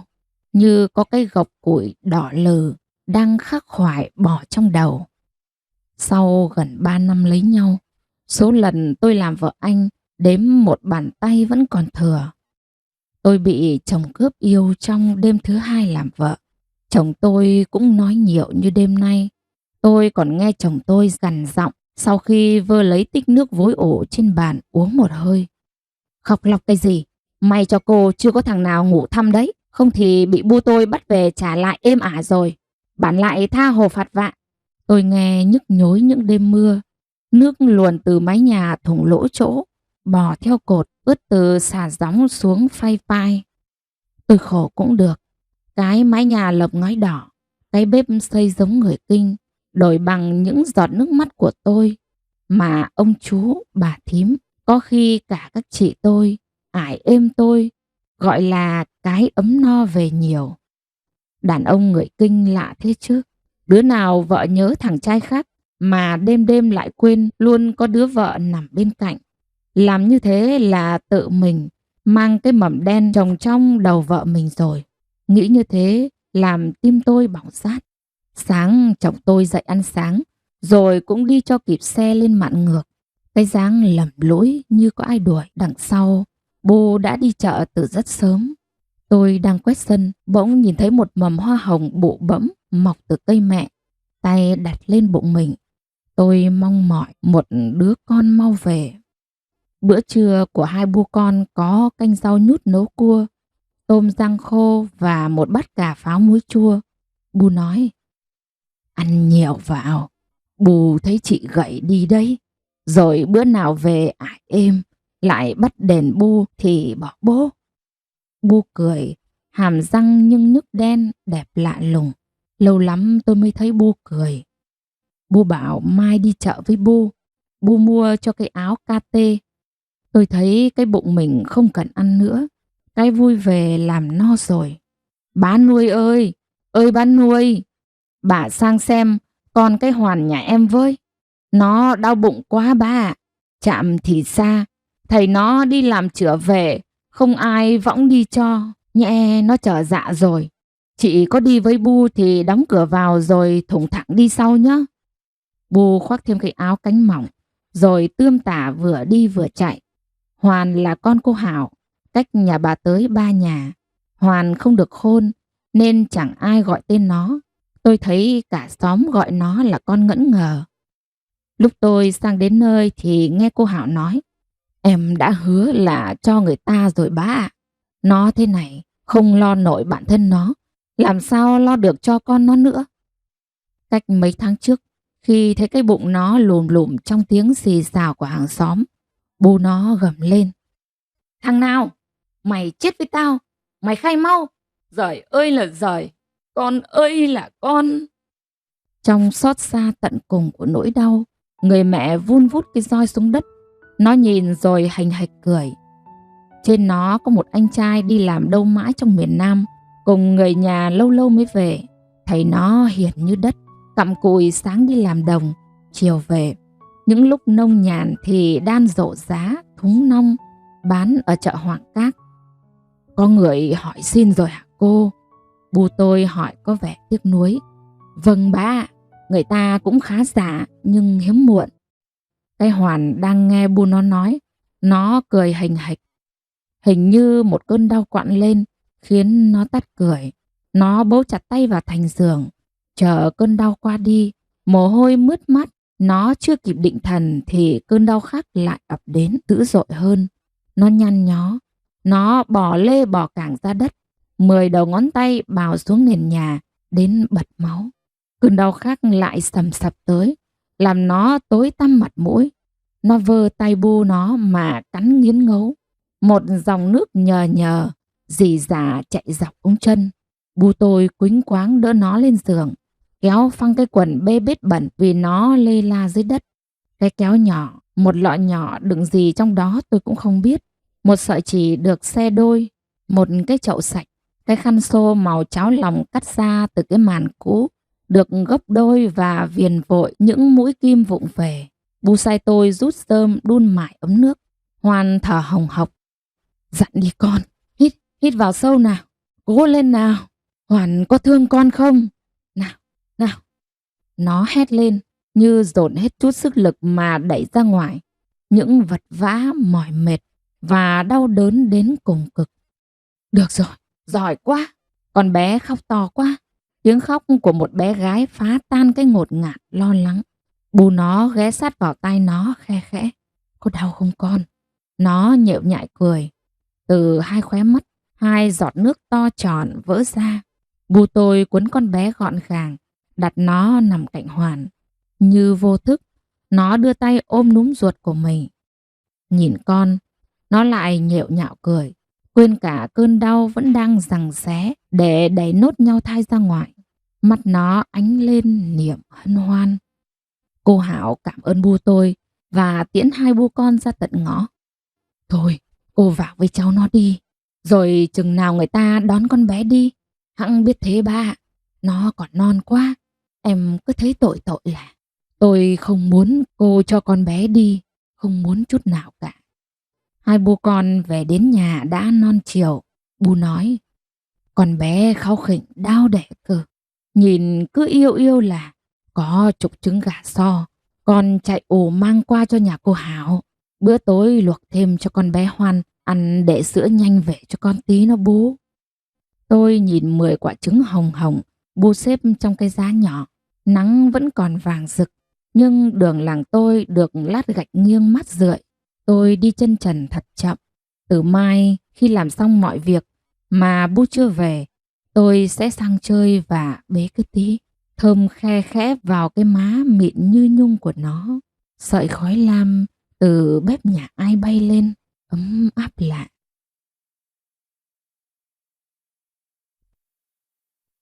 Bữa cơm chiều của hai bu con chưa xong thì bác trưởng họ sang.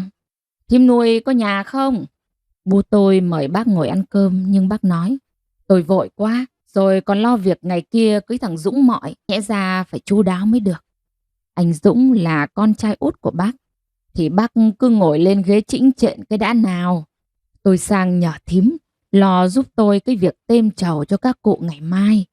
Việc nhỏ này, bác cứ bảo các cháu sang cũng được. Sao phải đích thân mà đi cho mệt. Còn cái mai sang sớm cùng chị làm cỗ biết chưa? Vâng ạ, mai cháu sang với bu ạ. Tôi nửa thích, nửa lại không muốn. Tôi thích vì mai có đông các em, các cháu bằng tuổi tôi nói chuyện rất vui. Không thích là vì ai cũng hỏi: có gì chưa hay là điếc rồi? Họ cười nhưng tôi buồn lắm. Tôi không biết phải trả lời thế nào. Ngày mai chồng tôi với thầy tôi mới về. Anh Dũng làm việc mãi trên Hà Nội, lấy vợ cùng cơ quan của anh. Bác giục mãi anh mới chịu cưới vợ. Bu tôi chỉ cô gái trên tấm đốc lịch treo trên tường và bảo: vợ thằng Dũng đẹp y như cô này. Ngày mai chồng tôi về. Vết cào 2 tuần trước vẫn chưa lành trên vai tôi. Tôi dìm hơi thở xuống, như dìm cái can to xuống lòng suối cạn. Mai chị dậy sớm, đi chợ với bố nhá. Bố mua bánh đúc cho ăn, rồi mang về cho thầy Bay với thằng Hưng, mỗi người một bát. Chẳng đi tàu cả đêm, về nhà lại đói nẫu ra. Chiều mai thì sang giúp bác trưởng cùng mấy bu. Bu nhìn tôi như cười: bu nhớ thầy con đấy à? Bố chị, tôi già rồi, còn nhớ nhung gì. Tôi mong con thằng Hưng về với chị đấy. Trời chưa tối hẳn, bu tôi mang giá cau ra bộ. Tôi rửa bát băm bèo, đóng cửa chuồng gà, cho con chó ăn, rồi rút rơm nấu cám lợn. Bóng bu tôi nghiêng nghiêng. Bu làm chăm chú và cẩn thận. Con chó mỗi bữa được ăn một bát cơm. Bu bảo: nó suốt ngày chơi rong rọng, thỉnh thoảng gâu gâu, đêm thì ông ổng như cắn ma. Cho nó ăn một bát nhỏ, tràn với nước canh, là bằng 8 vạn người nhà nghèo rồi. Làm người phải biết tiện tần, đồ ăn thức mặc, biết ngẩn thì thôi. Những người đói rách rạc rời bởi phụ của trời mà chẳng nên ăn. Cái bụng con mực lúc nào cũng hóp lại vì đói. Tôi xong việc, bu vẫn chưa bổ xong cau. Tôi bảo: con bóp vai cho bu nhé. Bu nói: vào ngủ trước đi, kẻo mai lại mệt. Trong buồng như chậu nước tràm nhuộm vải lanh lúc trời tối. Cây giường 1 năm bằng 1 bàn tay, số ngày nằm chật, phía nửa không có người. Gió len vào nghe sàn sạt trên mặt chiếu hoa. Tôi nhớ êm ải tôi quá. Những ngày cuối năm này, ở bản, người ta tranh thủ dọn cho xong vạt nương ngô, nhổ nốt nương sắn để ra riêng mưa xuống, ẩm đất lại trồng vụ mới. Em chắc giờ này cũng đang quấy chảo cám cho mấy mẹ con lợn đen. Tôi lại nhớ lời ông chú: mày được học nhiều cái chữ, cái đầu mày phải nghĩ qua ngưỡng cửa nhé. Đừng như con trâu buộc trong góc chuồng tối. Lấy thằng chồng tiền có nhiều cũng như cái suối có nước lớn, muốn chảy đi đâu mà không được.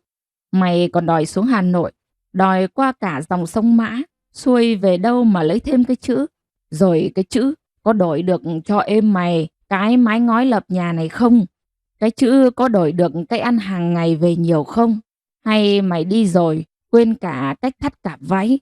Rồi khi mày về, thân mày như cây mía tím có hoa. Rồi còn thằng trai nào muốn nhìn mày nữa không? Lúc ấy về bản, chỉ còn thằng trai không biết cầm cái nỏ, không biết vót cái tên.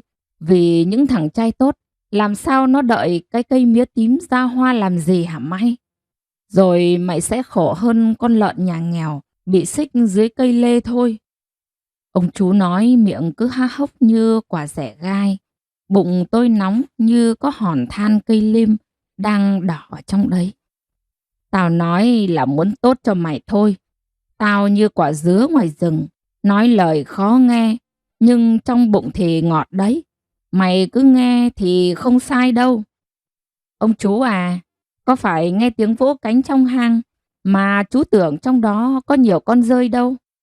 Ây da, cái đứa gái này, tao là ông chú, lời nói nặng hơn cái núi đá Hin Bát. Ải mày, êm mày, bà thím mày, cũng phải nghe tao. Mày lấy chồng, rồi xin cho ải mày, cho nhà chồng mày một thằng trai khỏe như con cá mập dưới biển, trắng như cây chuối non trên rừng. Thế là mày báo hiếu ải êm mày rồi. May à, êm mày có tiền lúc khươi biếu, sẽ chăm cái nương ngô tốt hơn cái đầu người. Bắp to như bắp chân đứa gái Mông. Mày phải nghe chú thôi. Ấm nước khô, than đỏ cả ra ngoài. Tôi phải đứng dậy buộc lại cửa mấy lần. Tiếng khèn lá ngoài hòn đá to cứ sồng sộc lao vào làm tim tôi nhức nhối. Đêm trước ngày cưới, bạn của anh Dũng trên thành phố về cũng đông. Cả con trai con gái, ai cũng môi đỏ, cả thơm nhiều mùi người Kinh nữa. Có mấy người bằng tuổi tôi, họ cười nói rộn ràng. Cái áo vừa chật vừa mỏng, làm ngực cứ ngẩng lên như hai cái lọ lục bình. Cái quần khoe cái mông, cái đùi, còn đi cả dép cao nữa. Nhưng ăn xong thì không biết rửa bát, chỉ đẹp thôi. Mà đẹp thì không phải làm gì, thì cũng chẳng bị ai ghét. Bạn của anh Dũng thì kém tuổi chồng tôi, nhưng hơn tuổi tôi. Tôi thấy những người trẻ hơn chồng tôi cứ nhìn mấy cô gái thành phố mà cười. Cụng chén uống rượu, rồi lại cười. Có người còn cầm tay chạm cả vào chỗ áo mỏng, mà mấy cô gái vẫn cười. Nếu tôi biết mặc đẹp như thế, để cái ngực ngẩng lên như lọ lục bình, mặc cái quần bò, khoe cái mông cong, khoe cái đùi thẳng, cái mắt liếc ngang biết cười. Còn để người khác nắm tay, nắm áo lâu quá, chắc là chồng tôi cũng sẽ thương tôi, sẽ ôm tôi, không cạo tôi, mắng tôi nữa. Hay là như thế nhỉ? Tôi cũng làm như thế, vì tôi mới có 19 tuổi thôi. Tôi muốn chồng tôi hàng ngày thương tôi hơn thôi mà. Ngày mai tôi phải hỏi chị Loan con dâu bà tới mua cái quần, cái áo đẹp ở đâu mới được. Trong đầu tôi mọc lên cái mầm đen. Ngọc kia chẳng giũa chẳng mài, cũng thành vô dụng, cũng hoài ngọc đi. Bu kéo tay tôi ra ngoài mà nói với tôi như một lời cảnh báo. Cái mầm đen chưa kịp mọc ra đã bị bu tôi nhổ cả rễ mà vứt xuống vực sâu. Con gái giữ lấy tiết trinh, siêng năng chín chắn, trời dành phúc cho. Hết việc rồi, chị về đi, rồi bu về sau. Bu đưa cái đèn nhỏ dầu đựng trong ống bơ cho tôi soi đường về, rồi đẩy khẽ lưng tôi ra ngõ. Học khôn đến chết, học nết đến già. Bu còn nói với theo tôi xách đèn về nhà một mình. Bên đám cưới, thầy tôi đang đánh chắn với mấy người già. Tôi thấy chồng tôi ngồi nói chuyện với mấy người trung niên. Bu không muốn tôi nhìn thấy mấy người bạn anh Dũng, không muốn tôi nói chuyện với họ nữa. Lạ thế chứ. Tôi nằm sát mép giường trong, chỗ vết cào trên vai đã lên da non. Tôi nghe quặn lên từ trong tiềm thức, tiếng thác lũ thượng nguồn, tiếng vỏ cây rừng mùa khô vỡ ra lách tách, tiếng khua móng của con ngựa, lẫn tiếng con nai tác mẹ ngẩn ngơ thăm thẳm, và cả những cơn gió mùa dại lê thê hun hút trên mái nhà. Chồng tôi vẫn chưa về. Cuối năm trời lạnh như cắt hun hút gió, cánh đồng buồn thiu dưới tiết trời âm u. Người dân quê tôi khi gặt xong, tận dụng rơm để cho gia súc trong mùa đông. Dạ cũng được cắt sát gốc, gánh về đun hay lập mái nhà, mái bếp.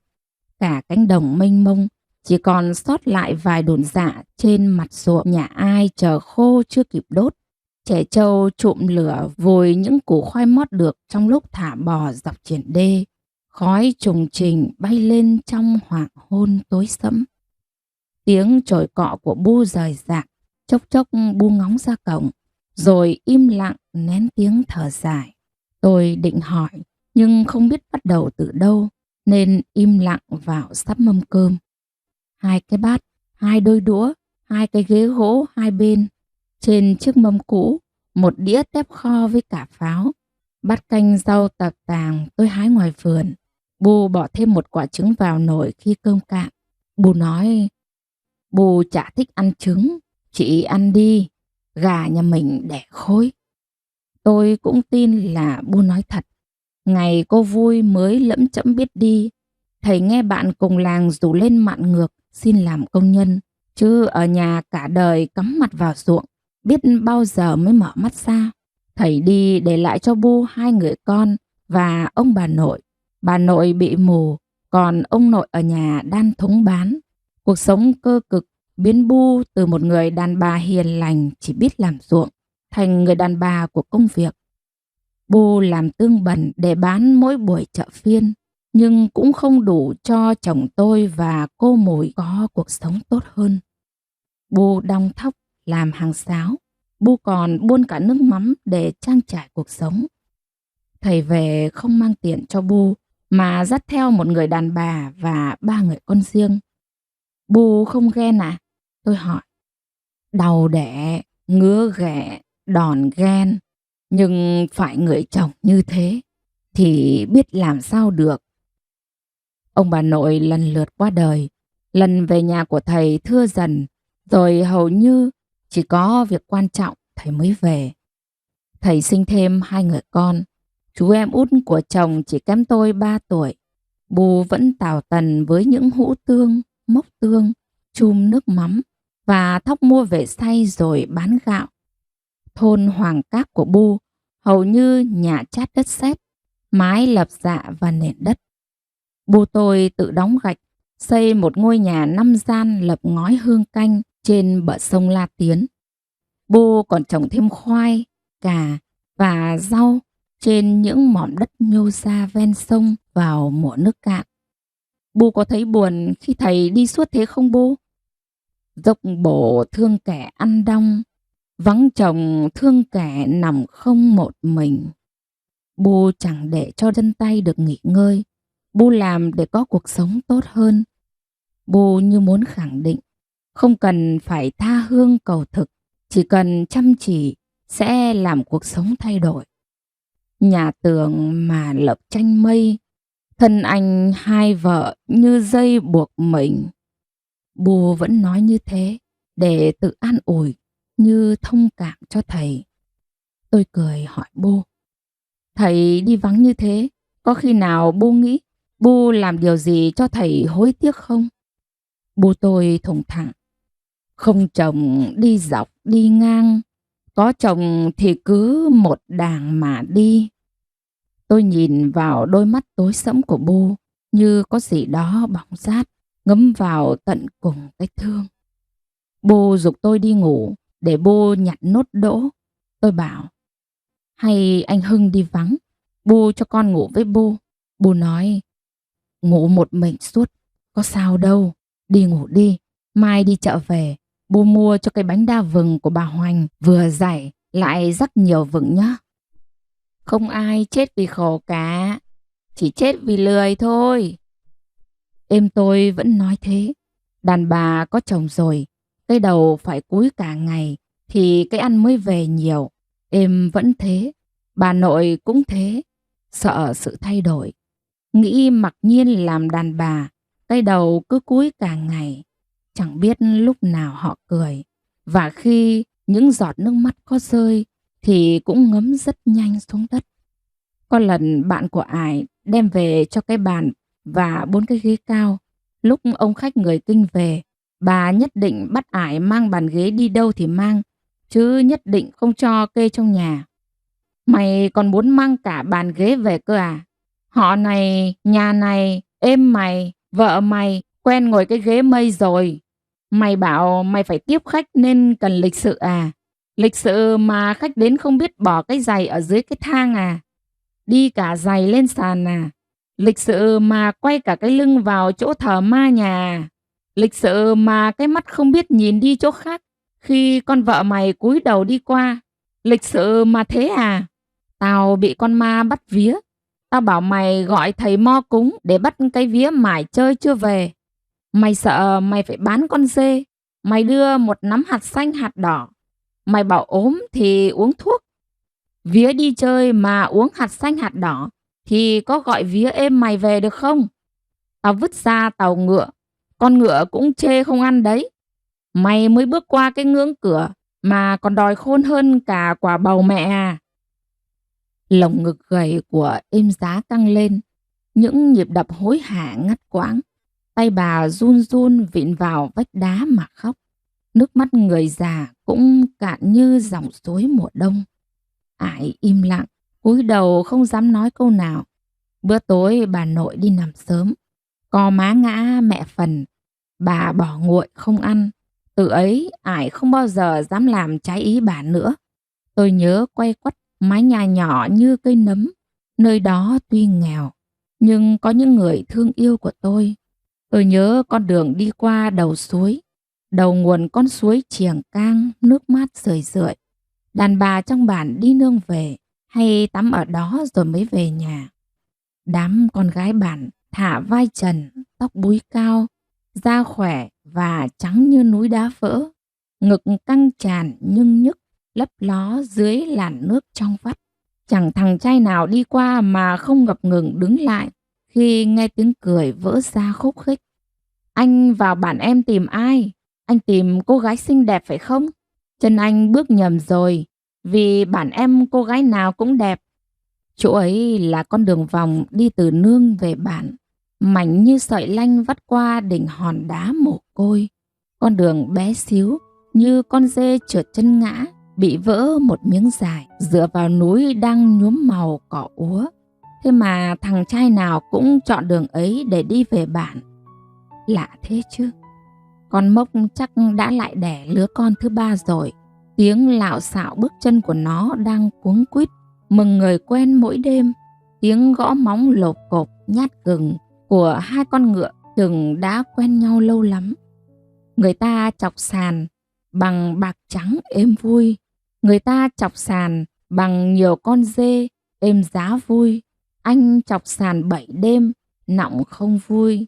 7 đêm không được thì 9 đêm. 9 đêm không được, không lối gặp nọ ngà. Ngực tôi thắt lại, cuộn lanh của êm tôi bị mang ra buộc ngang dọc cái chốt cửa gỗ. Sợi lanh xổ ra, rối tung, chân tôi quýnh quáng, ngực muốn vỡ ra như thác nước một lũ. Tiếng con thạch sủng tăng tắc gọi bạn tình.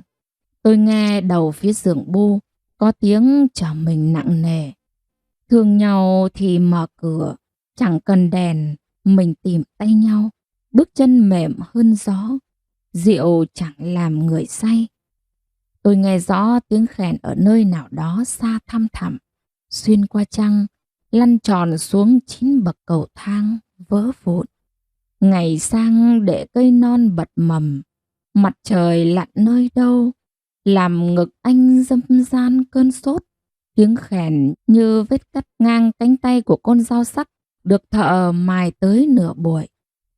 Tôi có ân hận không khi chấp nhận bước theo người chồng mà mình không yêu?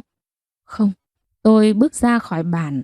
Có phải cố giãy giụa ra khỏi cái vòng luẩn quẩn không bao giờ muốn thay đổi như bà tôi, em tôi và cả bu tôi nữa? Tôi chưa đủ khôn lớn để có thể nghĩ rằng nếu con đường trước mặt dẫn tới cái hố sâu thì cái chân phải biết rẽ sang hướng khác. Vết cào trên vai tôi đã lành hẳn. Vết thương đang lên da non làm cảm giác ngứa nhẹ. Người tôi nóng gian như lên cơn sốt. Tôi chỉ biết tình yêu mà người chồng lớn tuổi dành cho mình là nước mắt, máu và đớn đau. Giờ này sao tôi có thể bất chấp mọi tủi thân mà nhớ về nó. Tôi bỏ cái chăn thơm mùi người Kinh ra khỏi người. Gió đông ngoài kia đang hun hút thổi, mà tôi dịn mồ hôi. Tôi 19 tuổi, cái khao khát mà tôi đang phải chịu đựng có phải quá tầm thường. Đầu tôi nóng như có hòn than của cây mạnh đang cháy đỏ trong ấy. Tôi ra bể, múc đầy một gáo nước mưa táp vào mặt, lạnh buốt. Lại có tiếng mèo gào gọi bạn tình, như xé toạc màn đêm mà lao tới, thống thiết, đau đớn. Tôi thấy mình là một con vợ xấu xa, như con dê bị nhốt trong góc chuồng tối, như con dơi trong tận hang sâu. Gian ngoài, Bu tôi đã chờ mình, tiếng ho của Bu rơi vào màn đêm loãng xa. Con gà nhà bà Tới đã gáy, tôi không thấy Bu chờ mình nữa. Tôi lại thấy bụng mình muốn cái giường chật chội hơn. Sáng dậy, Bu tôi đã đi chợ. Tôi tưới xong vườn rau thì chân tay rã rời. Ngồi ăn củ khoai, tôi bẻ cho con Mốc một nửa. Bu tôi hay muối dưa cải để ăn với khoai buổi sáng. Tôi chạy vào chum sành của Bu, múc một bát nước dưa muối chua để uống, vừa nốt nửa củ khoai cho con Mốc. Non buổi thì Bu đi chợ về. Mày ơi! Ơi mày! Ra Bu cho quà nào! Tôi chạy ra cổng. Đi chậm thôi chẳng ngã. Ai tranh ăn của chị đâu. Bu nói đúng mà. Nhà có 2 bố con thôi. Có ai tranh ăn của tôi đâu. Tôi không sợ ai tranh ăn của tôi. Mà tôi mong Bu về cho nhà có hơi người. Con Mốc quanh quấn bên cạnh một lúc. Thấy tôi không chơi với nó, mà còn quát khi nó dẫm chân vào rau, vào những nhánh hoa tóc tiên bé xíu tôi trồng dọc cống, còn chưa kịp bén rễ. Nó chán bỏ sang nhà bà Tới chơi với con Ki bên ấy. Bu đưa cho tôi một cái bánh đa rắc vừng thơm phức. Bu dặn, bây giờ chưa được ăn nhá. Phải ăn cơm xong mới được ăn đấy. Bu nhìn tôi cười. Bu bảo tôi rửa mấy quả ổi trong thúng, bày lên đĩa cho Bu. Trong thúng còn mấy quả khế, mấy đoạn mía nữa. Bu nói, Bu hỏi chị nhá. Nếu cho chị chọn ăn mía và khế chua, chị ăn gì nào? Bu cho con ăn gì trước thì con ăn.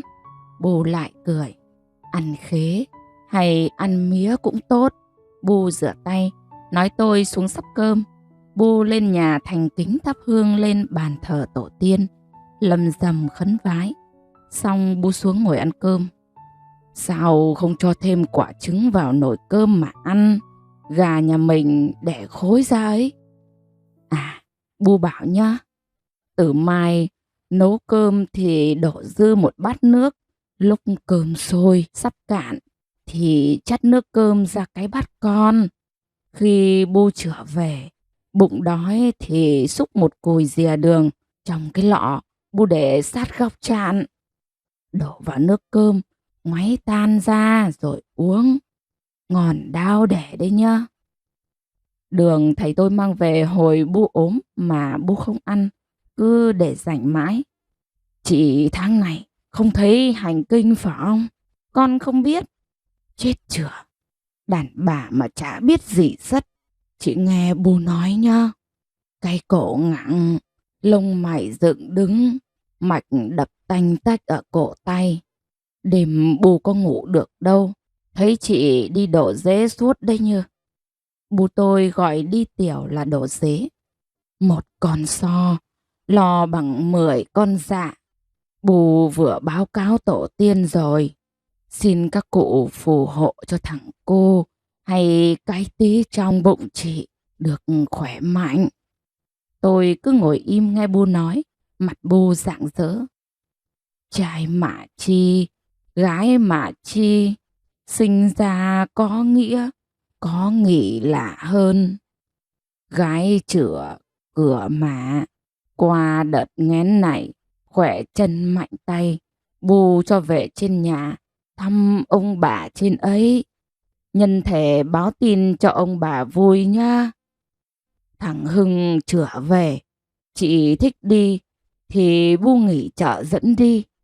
chứ lúc nằm ổ thì còn chán mới đi được.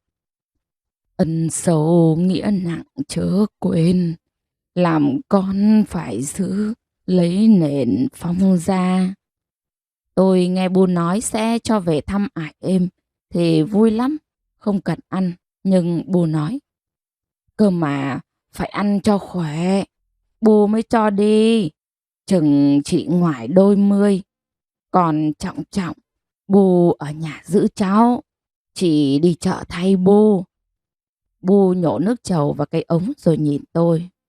Con ơi, Bu bảo đây này, học buôn học bán cho tài người ta. Con đừng học thói chua ngoa. Họ hàng ghét bỏ, người ta chê cười. Dù no dù đói cho tươi, khoan ăn bớt ngủ, liệu bại lo toan. Phòng khi đóng góp việc làng, đồng tiền bát gạo, lo toan cho chồng. Trước là đắc nghĩa cùng chồng, sau là họ Mạc cũng không chê cười. Cái việc tôi có thai như một việc quan trọng. Bu đưa tôi sang nhà bác trưởng họ, nhà bác bên thôn Tiên Lữ, gần sông La Tiến. Dáng Bu tôi gầy, đầu cứ chúi về phía trước mà đi, trong cái nắng hanh hao chiều cuối năm hun hút. Trên cánh đồng rộng thênh thang thông thốc gió, đôi chân trần to và thô, đi như dạt cả cánh đồng đầy gốc xạ. Vừa đi Bu vừa dắt tay tôi, chân Bu thì bước nhanh, mà Bu bảo tôi, đi gượm thôi, chẳng nga thì khôn. Đến bờ sông, đi một đoạn nữa là đến nhà bác. Tôi với Bu ngồi nghỉ. Bu bẻ một nắm cành cây trải xuống đất mé cát, đập đập tay xuống. Ngồi xuống đây, không được ngồi xổm, biết chưa? Dọc bờ sông, một triền hoa cải vàng như trong miền cổ tích. Cạnh đó một mảnh hoa mùi trắng như mây. Tôi ngắt một chùm hoa thả trôi theo dòng nước. Chẳng biết hoa sẽ về đâu nếu dòng sông kia không có bến bờ. Nhưng dừng lại làm gì? Thả cứ trôi, đến khi tả tơi không còn ai nhận ra mình, khi không tìm thấy một bến đỗ bình yên. Trên cải chậu hoa vàng và đám mùi rộng bằng mấy cái sân. Cuối năm ngày ngắn, nhiều việc quá mà Bu quên mất. Cây mùi đã kịp xả đi, bông hoa trắng xóa như mây từ trên trời cao tít kia xả xuống. Những chùm quả li ti như mắt trẻ thơ trốn trong kẽ lá. Với hàng mi dài cong phút, Bu ngắt một cành hoa, hương mùi bỗng thơm nhức nhối. Mấy hôm nữa, Bu sẽ cắt về treo cho khô để bán cuối năm trên chợ phiên Hoàng Cát. Tôi chắc chắn lại được Bu mua cho một bát bánh đúc lẫn những hạt lạc bùi bùi béo ngậy, mà lần nào tôi cũng cố ăn thật chậm vì sợ hết. Gió thơm, đất thơm, dòng sông thơm, nắng thơm, và Bu tôi cũng dịu dàng một mùi thơm thảo. Bu tôi cầm cành rào, đẩy tôi lại phía sau khi con chó xô ra. Bá Lành chạy ra, vừa quát con chó, vừa nhìn hai Bu con như thắc mắc. Sao không dưng, Bu lại sang giờ này? Em sang xin bá bữa cơm chiều đây. Bá Lành giục. Có gì thím nói toạc móng heo treo móng giò ra xem nào. Bu nhìn tôi, rồi ghé sát vào tai bá mà thé thọt. Còn mày ngén rồi ba ạ. Em mừng mừng là. Thì vẫn nhân bậu như thần bậu nhá. Tôi nói là 5 con lợn, nhất định họ Hoàng thêm cháu. Em mừng quá ba à. Các cụ dẫn đường chỉ lối, cho con cháu họ Hoàng thêm đông đúc tốt tươi. Em gửi bá vài đồng, mai bá đi chợ, mua chút lễ mọn cáo các cụ, để phù hộ cho mẹ con nó được khỏe mạnh đến lúc khai hoa nở nhụy. Tôi đã phải chịu đau đớn, bị đầy vết xước trên tay, trên cổ và một vết chảy máu trên bả vai, mà Bu lại chẳng kể công tôi. Lạ thế chứ. Lúc về Bu lại dắt theo tôi qua cánh đồng thông thốc gió. Tôi nhặt một viên đá ném xuống dòng sông. Nhờ sông mang theo những tủi hờn, dòng sông bao dung, chấp nhận mọi thứ mang đi. cái tin Bu sắp có cháu. Đi dọc xóm nhanh hơn cái nắng buổi sớm. Ra đến chợ nhanh hơn con hoãng chạy trong rừng. Bu hay cười, hàm răng nhưng nhức đen. Tôi thấy Bu đẹp lạ. Tối Bu lại ngồi lựa đỗ để làm tương. Tôi nấu cám cạnh bếp rơm ấm. Bu bẻ miếng bánh đa vừng đặt lên cái ghế con cạnh tôi. Vừa làm, vừa nhẩn nha ăn, cho đỡ buồn nhá. Hay chị có mệt, thì đi nằm cho đỡ đau lưng. Bu nấu ủ một tí là xong. Con không mệt đâu. Mai Bu đi chợ sớm, thì cứ ngủ chán mắt hẵng dậy nhá. Đi lại nhận nha biết chưa? Rau Bu tưới lúc tới rồi. Cám Bu xách sẵn ra chuồng lợn rồi. Ăn khoai xong thì giặt quần áo của chị thôi. Quần áo của Bu chưa có mà giặt. 2 ngày Bu mới thay một bận. Chưa nấu cơm, cho dư nước, chặt ra cái bát, pha đường uống. Nghe chưa mày? Tôi nhìn Bu cười. Bu là như con còn bé lắm ấy. Bu cũng cười. Chị đã lớn quá nhỉ. Ngày ở nhà không bao giờ tôi được phép dậy sau 6 giờ sáng vào mùa đông và 5 giờ sáng vào mùa hè. Em bảo, con gái phải dậy sớm. Con gái ngủ đến lúc ông mặt trời nhìn thấy lưng là đứa gái hư rồi. Khi lấy chồng, còn phải dậy sớm hơn cả con gà đầu tiên trong bản gáy đấy. May à. Mẹ chồng có nói, bố chồng có nói, chồng có nói, cũng phải im lặng thôi. Cái người lớn là tự mở cửa xấu cho ma xấu chui vào bụng mình đấy. Nước mắt chảy rồi lại khô, như con sên bò qua má thôi. Đàn bà chỉ chết vì lười thôi, không ai chết vì khổ cả. Mày có làm việc như con lợn điếc, dũi vào đất cũng không chết đâu. Đàn bà phải biết việc nhà, biết việc nương, biết cả cái lý lẽ nữa. Khi cái bụng thằng chồng có tức như con gấu say mật ong rừng thì phải tránh đi. Lúc nó hiền như con bìm bịp sáng mùa đông thì mới đến gần nó được. Người lớn không nói lời sai. Người lớn chỉ khuyên mày cái tốt, cái hay thôi. Bu giục tôi đi ngủ. Bu bảo mang cái xô nhựa vào buồng, đêm đổ dế trong ấy. Không ra ngoài nữa, lạnh lắm. Đêm ra ngoài vài bận thì ngủ lúc nào. Cái giường rộng thênh, con nhện lại ôm bọc trứng bò trên cửa sổ. Nó không ném cho tôi cái nhìn khinh thường nữa. Nó bò chậm rãi, như muốn khoe cái dáng nặng nhọc, nhưng kiêu hãnh, vì mang trên mình thiên chức làm mẹ. Hơn 1 tháng chồng tôi chưa về, tôi bỗng khao khát một vòng tay âu yếm. Khi biết trong tôi đang mang một mầm sống, chồng sẽ nhẹ nhàng với tôi, không cạo tôi nữa, không ghen tuông vô cớ về quá khứ của tôi nữa. Tôi sẽ được ôm vào lòng. Cả hai sẽ nghĩ về một cái tên thật yêu thương để đặt cho con. Ngày mai, khi sương tan hết, nắng sẽ bừng lấp lóa, ấm áp trên mái ngói nhà tôi. Những ngày tháng 12, trời se sắt lạnh, Bu tôi vẫn đi chợ, bán gạo nếp và nước mắm. Bu bận quá. Tôi muốn đi chợ cùng để giúp Bu những lúc đông khách. Nhưng Bu nói, chị cứ ở nhà, chị cứ khỏe, là Bu làm chẳng thấy mệt gì sất. Bu hay cười hơn, mắt lấp lánh vui. Bu xoa cái bụng vẫn đang lép kẹp của tôi mà rủ rỉ.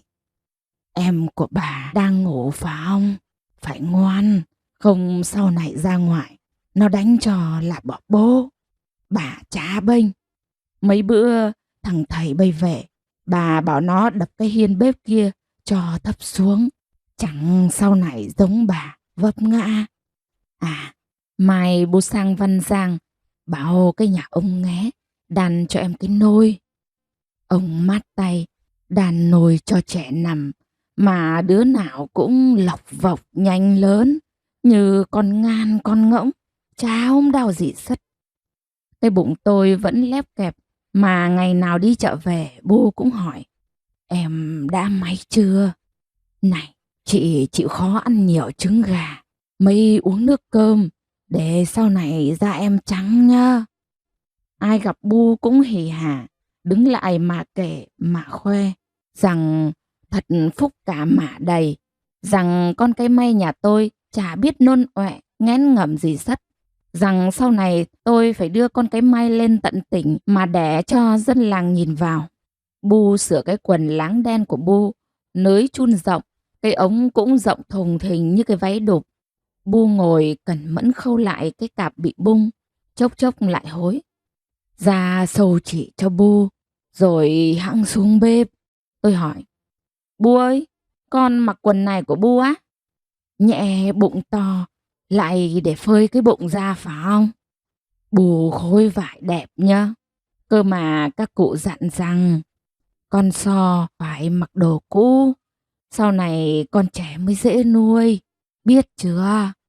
Rồi trời cho khỏe mạnh, lúc nằm ổ xong thì tha hồ may, bù chả tiếc gì sất. Nghĩ đến phải mặc những cái quần láng, quần sa tanh pha ni lông xoàn xoạt, cái áo nâu rộng thùng thình của Bu, mà tôi chẳng muốn nói gì nữa. Lòng tôi trống rỗng như chõ xôi vừa bị vét hết. Như biết tôi không hài lòng, Bu thẽ thọt. Bu bảo nhớ, chó béo đẹp mặt chủ nhà, nàng dâu rách rưới, mụ da thẹn thùng. Sau này để em xong, Bu hẵng đền cho, biết chưa? Chả biết thì cũng làm sao bây giờ. Tôi phụng phịu nghĩ trong đầu, chứ không dám nói ra. Trưa nào đi chợ về, trong thúng Bu cũng là một thức quả quê. Khi thì cái bánh đa vừng giòn rụm, khi mấy khúc mía, khi quả ổi, khi cả là một túi kẹo bột hay kẹo dổi thơm phức. Chiều Bu quanh quẩn ở nhà, vớt bèo xay đỗ. Bu vẫn nói, chữa con so, làm cho láng giềng. Nhưng thấy tôi làm nhiều, Bu lại nói, chẳng làm nay thì làm mai, đừng có cố, hễ lăn ra ốm thì khổ, biết chưa? Bữa ăn tối Bu hỏi, nhắm ngồi ô tô được không? Mai Bu cho về thăm nhà, kẻo nằm ổ rồi lại khó đi. Tôi muốn ôm lấy Bu quá. Tôi cười, Bu cũng cười. Ăn thêm tí cơm, rồi mai Bu cho về nhà chơi nhá. Mai Bu nghỉ chợ, đưa ra xe. Bu gửi lái xe cẩn thận. Khi nào về, Bu bảo thằng Hưng lên đón. Ngày mai Bu đi chợ về, nhà có một mình Bu, chắc cũng vắng giống như tôi ở nhà một mình. Bu đi chợ, còn có mọi người ngoài chợ, về nhà lại có tôi. Nếu tôi đi lâu, Bu lại mong tôi về, hệt như lúc tôi mong Bu nhanh về với tôi mỗi buổi tan chợ. Con xin Bu về nhà chơi một tuần thôi. Ôi dào, chơi vài ngày, thấm tháp gì. Chị cứ chơi chừng nửa tháng, rồi Bu đánh điện cho thằng Hưng lên đón. Bu không nhớ con à? Nhớ làm gì, chả nhớ gì sất. Bu nói rồi cúi xuống lại cẩn mẫn khâu. Vài bữa nữa là rằm, chị chơi nửa tháng, về là Tết. Nghe Bu dặn nhớ, đàn ông cười hoa, đàn bà cười nụ. Chị về với Bu 3 năm rồi, chị phải ăn nhời Bu dặn, biết chưa? Chẳng về ông chú, bà thím, mọi người lại bảo Bu không biết dạy con. Chả phải Bu ghét chị đâu, cơ mà đàn bà không biết nuôi heo là đàn bà nhát, đàn ông không biết buộc lạt là đàn ông hư. Rồi ra nữa sau này Bu có vẻ với ông bà, chị còn biết đường làm ăn. 10 năm ở với người đần chả bằng một lúc ghé gần người khôn. Bu chị chả khôn bằng người, cơ mà cũng biết vun vén cơ đồ. Thằng Hưng hơn chị nhiều tuổi, sau này nó lỡ bè gì còn biết đường làm ăn mà nuôi con. Hoặc chẳng cần đàn ông, ta vẫn vươn chả kém ai. Làm thì làm đấy, cơ mà không được coi thường mình, phải biết giữ gìn bản thân nhá. Nước trong ai chẳng rửa chân, cái má trắng ngần ai chẳng muốn thơm. Kệ đàn ông như thảy bay thì cũng phải chịu, có đánh chết cái nết không chừa. Đàn ông đều thích ăn quả rồi lại về nhà ăn cơm như thể nhai rơm, cho nên cứ phải vừa cơm vừa quả. Bố nói như giận lẫy thầy, tôi thấy nhói nhói thương bố. Tối bố nhặt đỗ đến khuya, tôi đang dâm gian niềm vui, mai được về thăm ải êm thì bố vào. Bố ngủ với chị nhớ, mai đi rồi, bố lại thấy nhớ. Sao lúc chiều bố bảo không nhớ con cơ mà? Bố chị, tôi nói thế, chứ tôi thèm nhớ hở. Nằm mén vào, bố nằm ngoài cho chẳng ngã. 3 năm rồi, tôi nằm một mình. Có khi nào bố lo tôi nằm ngã xuống đất đâu. Bố kể, Ngày trước 13 tuổi bố đã lấy thầy. Thầy học xong lớp đệ tứ và thi được cả bằng trung học đệ nhất cấp. Bố đồng ý lấy thầy vì thầy có học. Sau này bố mặc nhiên một điều. Những người có học thì nói ra lời nào luôn luôn đúng. Bố chỉ học lớp bình dân học vụ, biết đọc, biết viết. Bố coi việc thầy lấy vợ hai và có thêm 5 người con cũng là đúng. bố lạ thế chứ. Một ngày cuối năm cũng rét như thế này, khi tôi mới về làm dâu bố chừng vài tháng, thầy và người vợ hai của thầy về nhà. Tôi chào. Con chào cô. Thầy tôi vằn mắt nhìn tôi. Gọi là mẹ. Từ nay con phải gọi là mẹ. Đây là mẹ chồng con. Nghe chưa? Tôi không gọi. Tôi chỉ có bu tôi là mẹ chồng. Tôi không muốn gọi người làm bu tôi khổ là mẹ. Tôi tránh tiếp xúc với người vợ hai của thầy ít nhất có thể. Chỉ khi ăn cơm, tôi mới lý nhí mời thật khẽ, nhưng cố tránh câu mẹ. Lặng lơ vầng quế soi thềm, hương đưa bát ngát càng thêm bận lòng. Gió thu thổi ngọn phủ dung, dạ nàng lá sắt anh nung cũng mềm. Bố nói như trách thầy, chứ không phải trách người đàn bà đã cướp chồng bố. Buổi chiều thì thầy và người ấy lại đi. Ngủ đi, mai còn đi xe chẳng mệt. Bố để sẵn cổ gừng, mai giã buộc cổ tay cho đỡ say xe. Quà biếu ông bà có nước mắm ngon, chai tương và cả trứng gà bu bọc cẩn thận. Mỗi quả một tờ giấy nhật trình của thầy tôi mang về. Tôi quặn thắt lòng một niềm thương. Tôi thiêu thiêu ngủ, bỗng thấy một bàn tay giam giáp, khẽ mơn man dọc sống lưng. Tôi thấy có gì đó nóng nóng ngấm qua áo len vào da thịt bỏng rát. Chắc trong bu tôi đang dậy lên một nỗi xót xa. Cái xót xa tận cùng mà bu tôi đã từng gánh chịu. Tôi thấy mùi khói bếp, mùi trầu thuốc, cả mùi những chịu đựng và cực nhọc của bu cứ loang ra nhức nhối. Sáng, bu đưa tôi ra xe khách. Bu cẩn thận nói với chú tài xế. Bác cho em nó ngồi ghế trên, cạnh bác nhá. Tôi trả thêm tiền. Em nó say xe lại yêu. Các bác nghỉ trưa thì cho em nó ăn cùng mấy. Chẳng con bé lại nhịn đói. Xuống xe nhờ bác gọi hộ cái xe ôm đưa em nó về. Tôi mới yên lòng. Bu cầm tay tôi xem miếng gừng đã chắc chắn chưa. Lần túi đưa thêm tiền. Con có tiêu gì đâu mà bu đưa thêm. Bu trả tiền xe rồi mà. Sảnh nhà ra thất nghiệp, cầm thêm vài đồng, có thừa đâu.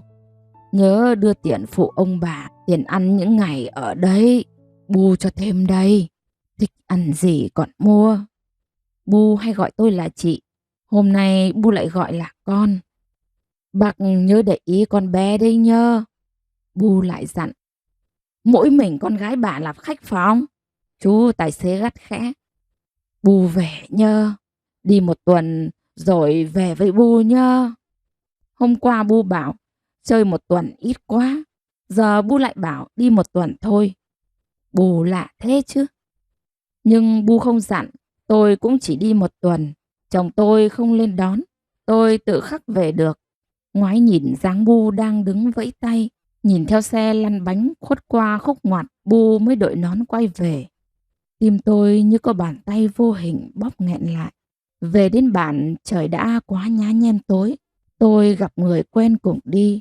Lên một dốc nữa là đến nhà. Con đường ngoằn ngoèo, nhỏ như chiếc khăn quàng cổ. Căn nhà nhỏ của tôi như một cây nấm, nằm nép vào vách núi. Lối nhỏ dẫn vào nhà tôi nhao nhác cỏ mọc. Tôi muốn òa lên mà khóc. Tôi lên từng bậc thang.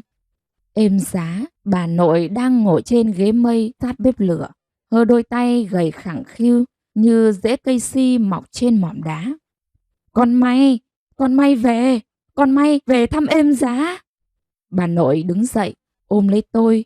Bà nhanh nhẹn như chưa hề có cái tuổi gần 100 trong thân hình gầy gò.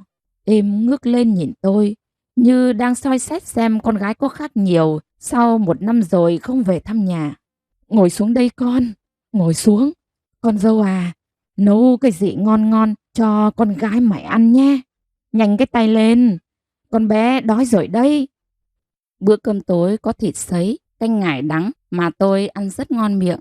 Tôi luộc 2 cái trứng cho êm giá và êm. Tôi nói dưới nhà chồng con rất nhiều. Mẹ chồng con gửi biếu êm giá và êm. Nhìn hai người thân yêu ăn từng chút một, tôi thấy nghẹn miếng cơm với rau ngải đắng. Êm giá nhìn tôi. Cái đứa con đã về trong bụng mày rồi. May à. Ây da, vui cái bụng quá.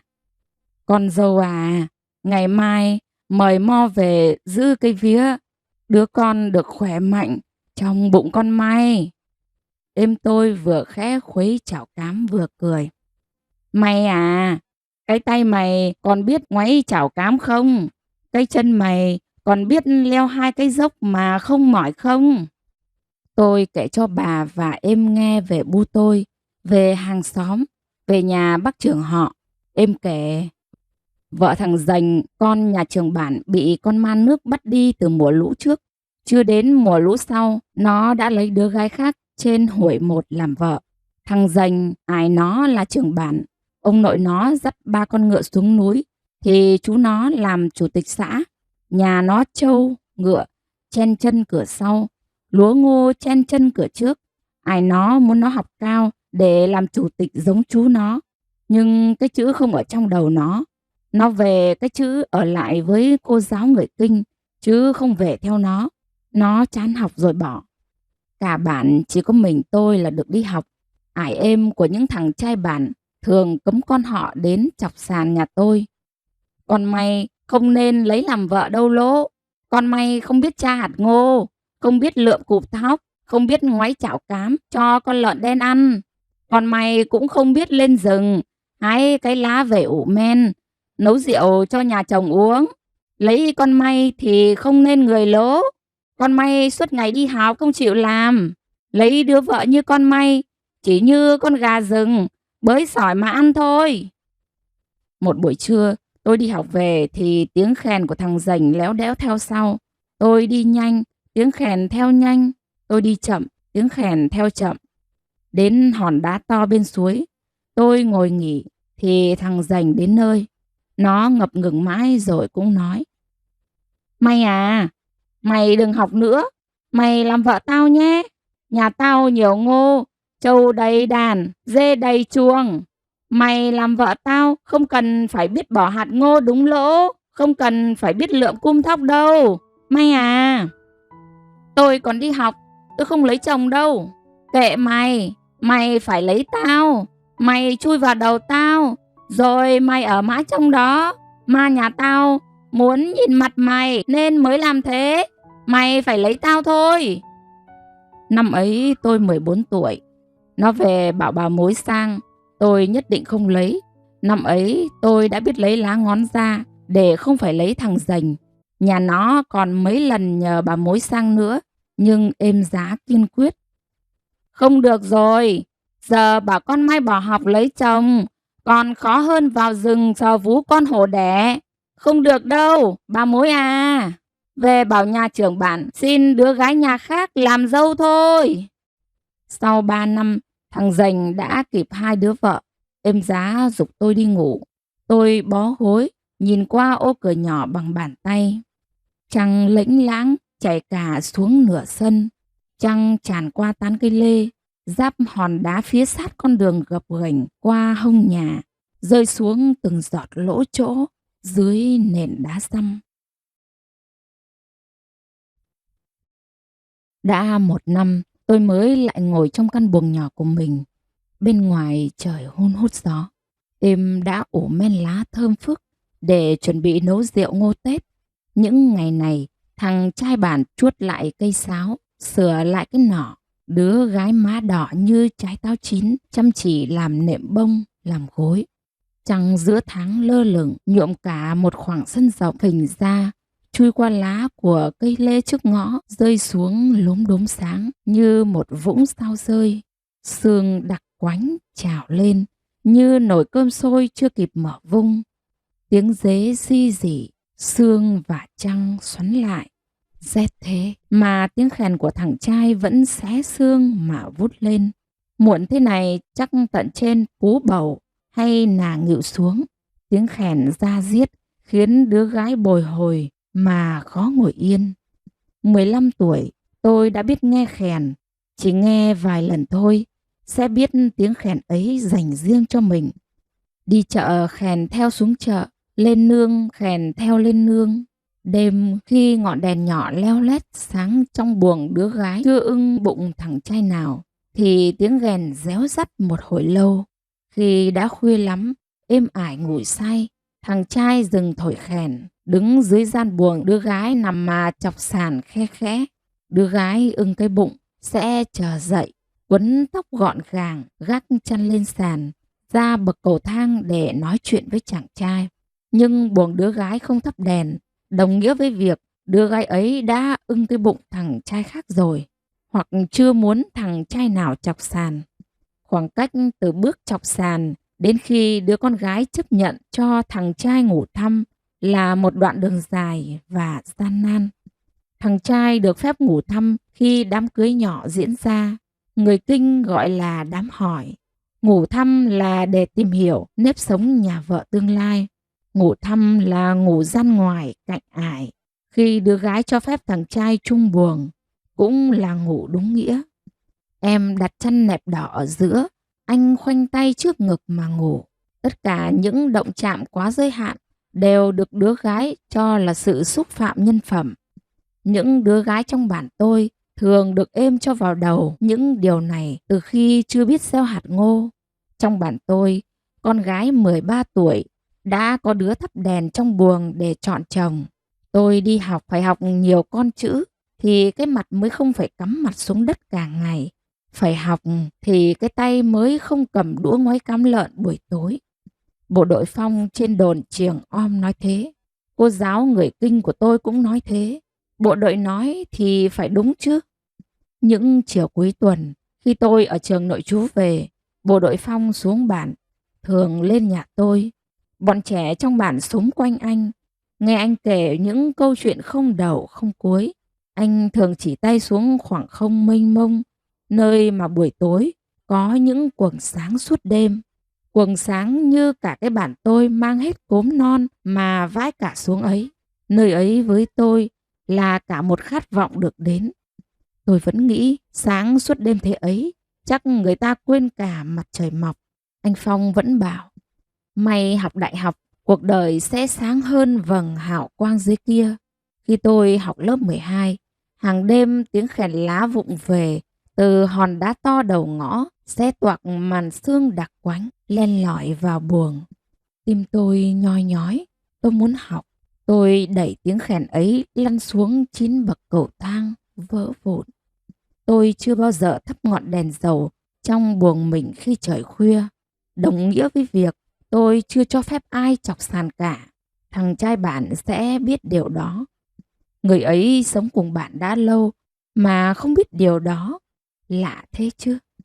Hàng đêm người ấy vẫn réo rắt tiếng khèn vụng dại như da diết. Tôi vẫn nghe tiếng bước chân thật khẽ, tiếng con mốc chạy lạo xạo trên nền đá dăm, vội vã, miệng rên ư ử. Tôi tưởng tượng cái đuôi nhỏ của nó quẫy rối tít. Tôi vẫn không chịu thắp đèn. Hàng đêm khi tiếng khèn ấy khắc khoải cất lên, tôi lại chống thêm một thanh gỗ vào cửa. Chiều thứ 6, khi tôi ở trường nội trú về, có khi anh ra tận đầu nguồn con suối để cùng tôi về bản. May, hôm nay học có khó không? Có bài nào chưa hiểu anh giảng cho? May, đưa tay đây, anh xem bói cho. Anh biết xem bói đấy nhé. May, nhìn thấy chưa? Cái đường dài giữa bàn tay này là đường học của May đấy. Sau này May còn phải học lên đại học, học làm cô giáo. Sẽ không phải cúi mặt cả ngày trên nương, không phải cúi mặt cả đêm bên chảo cám, bên khung cửi. May, cái đường chỉ này này, nhìn thấy chưa? Nó nói rằng May phải lấy người chồng kinh mới tốt. Còn cái đường chỉ này, nó bảo May phải lấy người bộ đội, cái bụng ma nhà mới vui. May, tối May đi ngủ à? May có nghe tiếng khèn lá không? Anh cười nhìn tôi, nụ cười ấy khiến con suối Mường Cang như chảy nhanh hơn. Tim tôi cũng đập nhanh như bước chân con nai chạy tránh mũi tên khi qua rừng. Ánh trăng vẫn lênh láng, chảy tràn mọi nơi. Con đường phía hông nhà bị sương quấn chặt. Bu tôi đã ngủ chưa? Hay vẫn ngồi lựa đố để làm tương? Một mình Bu chắc bữa tối lại ăn qua quýt. Tôi như thấy dáng Bu gầy hanh hao. Hôm qua lúc đưa tôi ra xe, Bu nói, chiều nay Bu cắt vạt mùi về phơi để kịp bán cuối năm. Tôi thấy Bu đi chân trần, trên đầu là bó hoa mùi, như đội mây về làng trong chiều nắng cuối đông thông thốc gió. Em khe khẽ nằm xuống cạnh tôi, chắc em nghĩ tôi đã ngủ say. Tôi nghe mùi khói bếp quyện với mùi mắc khén, mùi mồ hôi và cả mùi của vạt cỏ đang cháy dở. Tôi rúc đầu vào ngực êm mà cố gắng hít hà thật sâu cái ngọt ngào của tình mẫu tử. Êm tôi im lặng đặt tay lên cái bụng lép kẹp của tôi mà xoa nhẹ. Khác với sự hào hứng của Bu tôi, êm tôi biết trong tột cùng niềm hạnh phúc là những gian nan đang chờ đón con gái của êm phía trước. Trăng treo trên đỉnh núi vẫn lạnh ngắt trong sương. Êm hỏi, lúc khơi sao không đi cùng? Lúc khơi theo tiếng Thái là con rể. Bu cho con đi là con đi luôn, không kịp đợi chồng con về. Mấy hôm chồng con lên đón, mà chồng bận, con cũng tự về được êm à. Thân mày như cái lá vàng trôi theo dòng nước đục thôi. Êm nói khẽ như hơi thở, ôm chặt tôi hơn. Tôi định hỏi êm về anh bộ đội biên phòng, nhưng không biết bắt đầu từ đâu. Ngày cưới tôi, nhà chồng cũng làm đúng thủ tục xin dâu như người trong bản, khiến tôi cũng bớt tủi thân. Tôi vẫn được mặc áo cóm, được nghe bà mối hát xin dâu. Hôm nay là ngày lành tháng tốt, xin ma nhà họ Phùng, xin ông chú bà thím, xin ông anh bà chị, cho chúng tôi xin ngọn mía ngọt, mang về trồng vườn rau, xin ngọn mía ngọt, mang về trồng giữa vườn gừng, xin con gái ông anh bà chị, về cho ma nhà họ Hoàng thấy mặt. Nhà tôi gió to, cột không siêu, nhà tôi mưa to, không dột mái. Về nhà tôi có nhiều sức khỏe để bắt cá ngoài suối. Về nhà tôi cả đời khỏe cái chân, dẻo cái tay. Về nhà tôi thóc đầy bồ, gạo đầy lu. Ông bà thương con thì gả cho nhà tôi. Bà mối nhà tôi đáp lời, gửi phu nhìn lên nhà ông bà. Phu nhìn theo tiếng Thái là con gái bé. Dạy con từ lúc 13, dạy đến lúc con 15, con đã sắp tròn 17. Con có dạy, xin ông bà dạy thêm. Mẹ chồng dạy từ nương về ruộng, xin dạy con tôi từ ruộng về nhà. Giường bố mẹ chồng không được ngồi, gối ông bác không được gối, váy áo phơi sàn thấp, sàn cao của mẹ chồng. Con khóc không được đánh con. Có bao nhiêu lời hay mang ra mà đối đáp. Xin được dâu rồi muốn xin nữa, xin cái nết na, xin cái lúc mệt mà con dâu vẫn cười. Xin hạt vừng về gieo vườn trên, xin ngọn mía về trồng vườn dưới. Nước mắt êm nhòe đi. Người vui nhất có lẽ là ông chú tôi. Ông chỉ tay vào cái xe Simpson màu đỏ mới tinh mà cười. Cái xe của chồng con May đấy. Mấy nương ngô mới mua được đấy. Chỗ này dành cho con May. Con May được ngồi trên cả mấy vụ ngô của bạn mình đó. Ông chú tôi đập đập tay lên chỗ ngồi đằng sau xe mà cười ha hả. Lời nói như tuôn ra giữa quả dẻ gai bị bổ đôi. Chiều hôm trước ngày cưới, tôi gặp anh Phong ngoài suối khi tôi ra gội đầu. May, sao lại lấy chồng?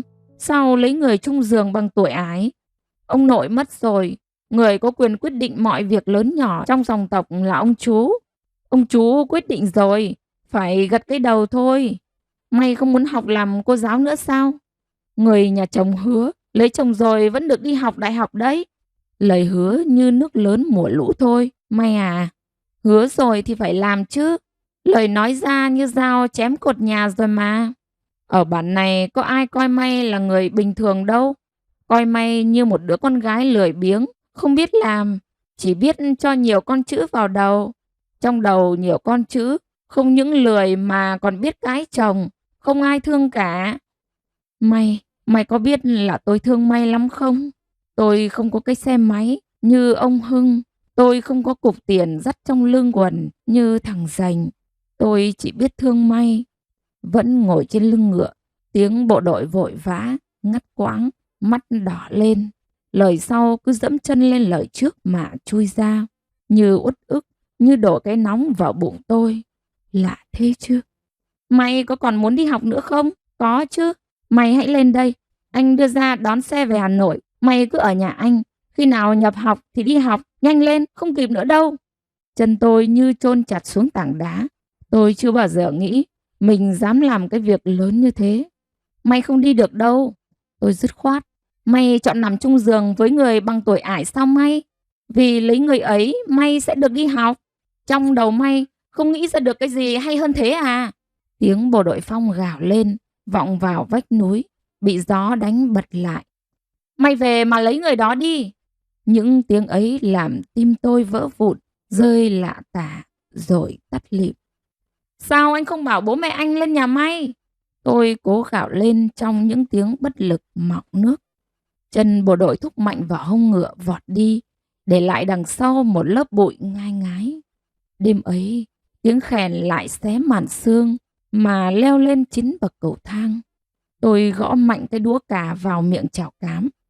Chiều tôi đổ hết cám ra, bắt 5 mẹ con lợn đen phải ăn hết để tôi còn nấu tiếp. Lũ lợn chưa kịp đói, tôi lại đổ thêm. Tôi sợ cả bước chân vào gian buồng bé tí, có cái cửa sổ bằng 2 bàn tay, được dán miếng áo mưa trắng.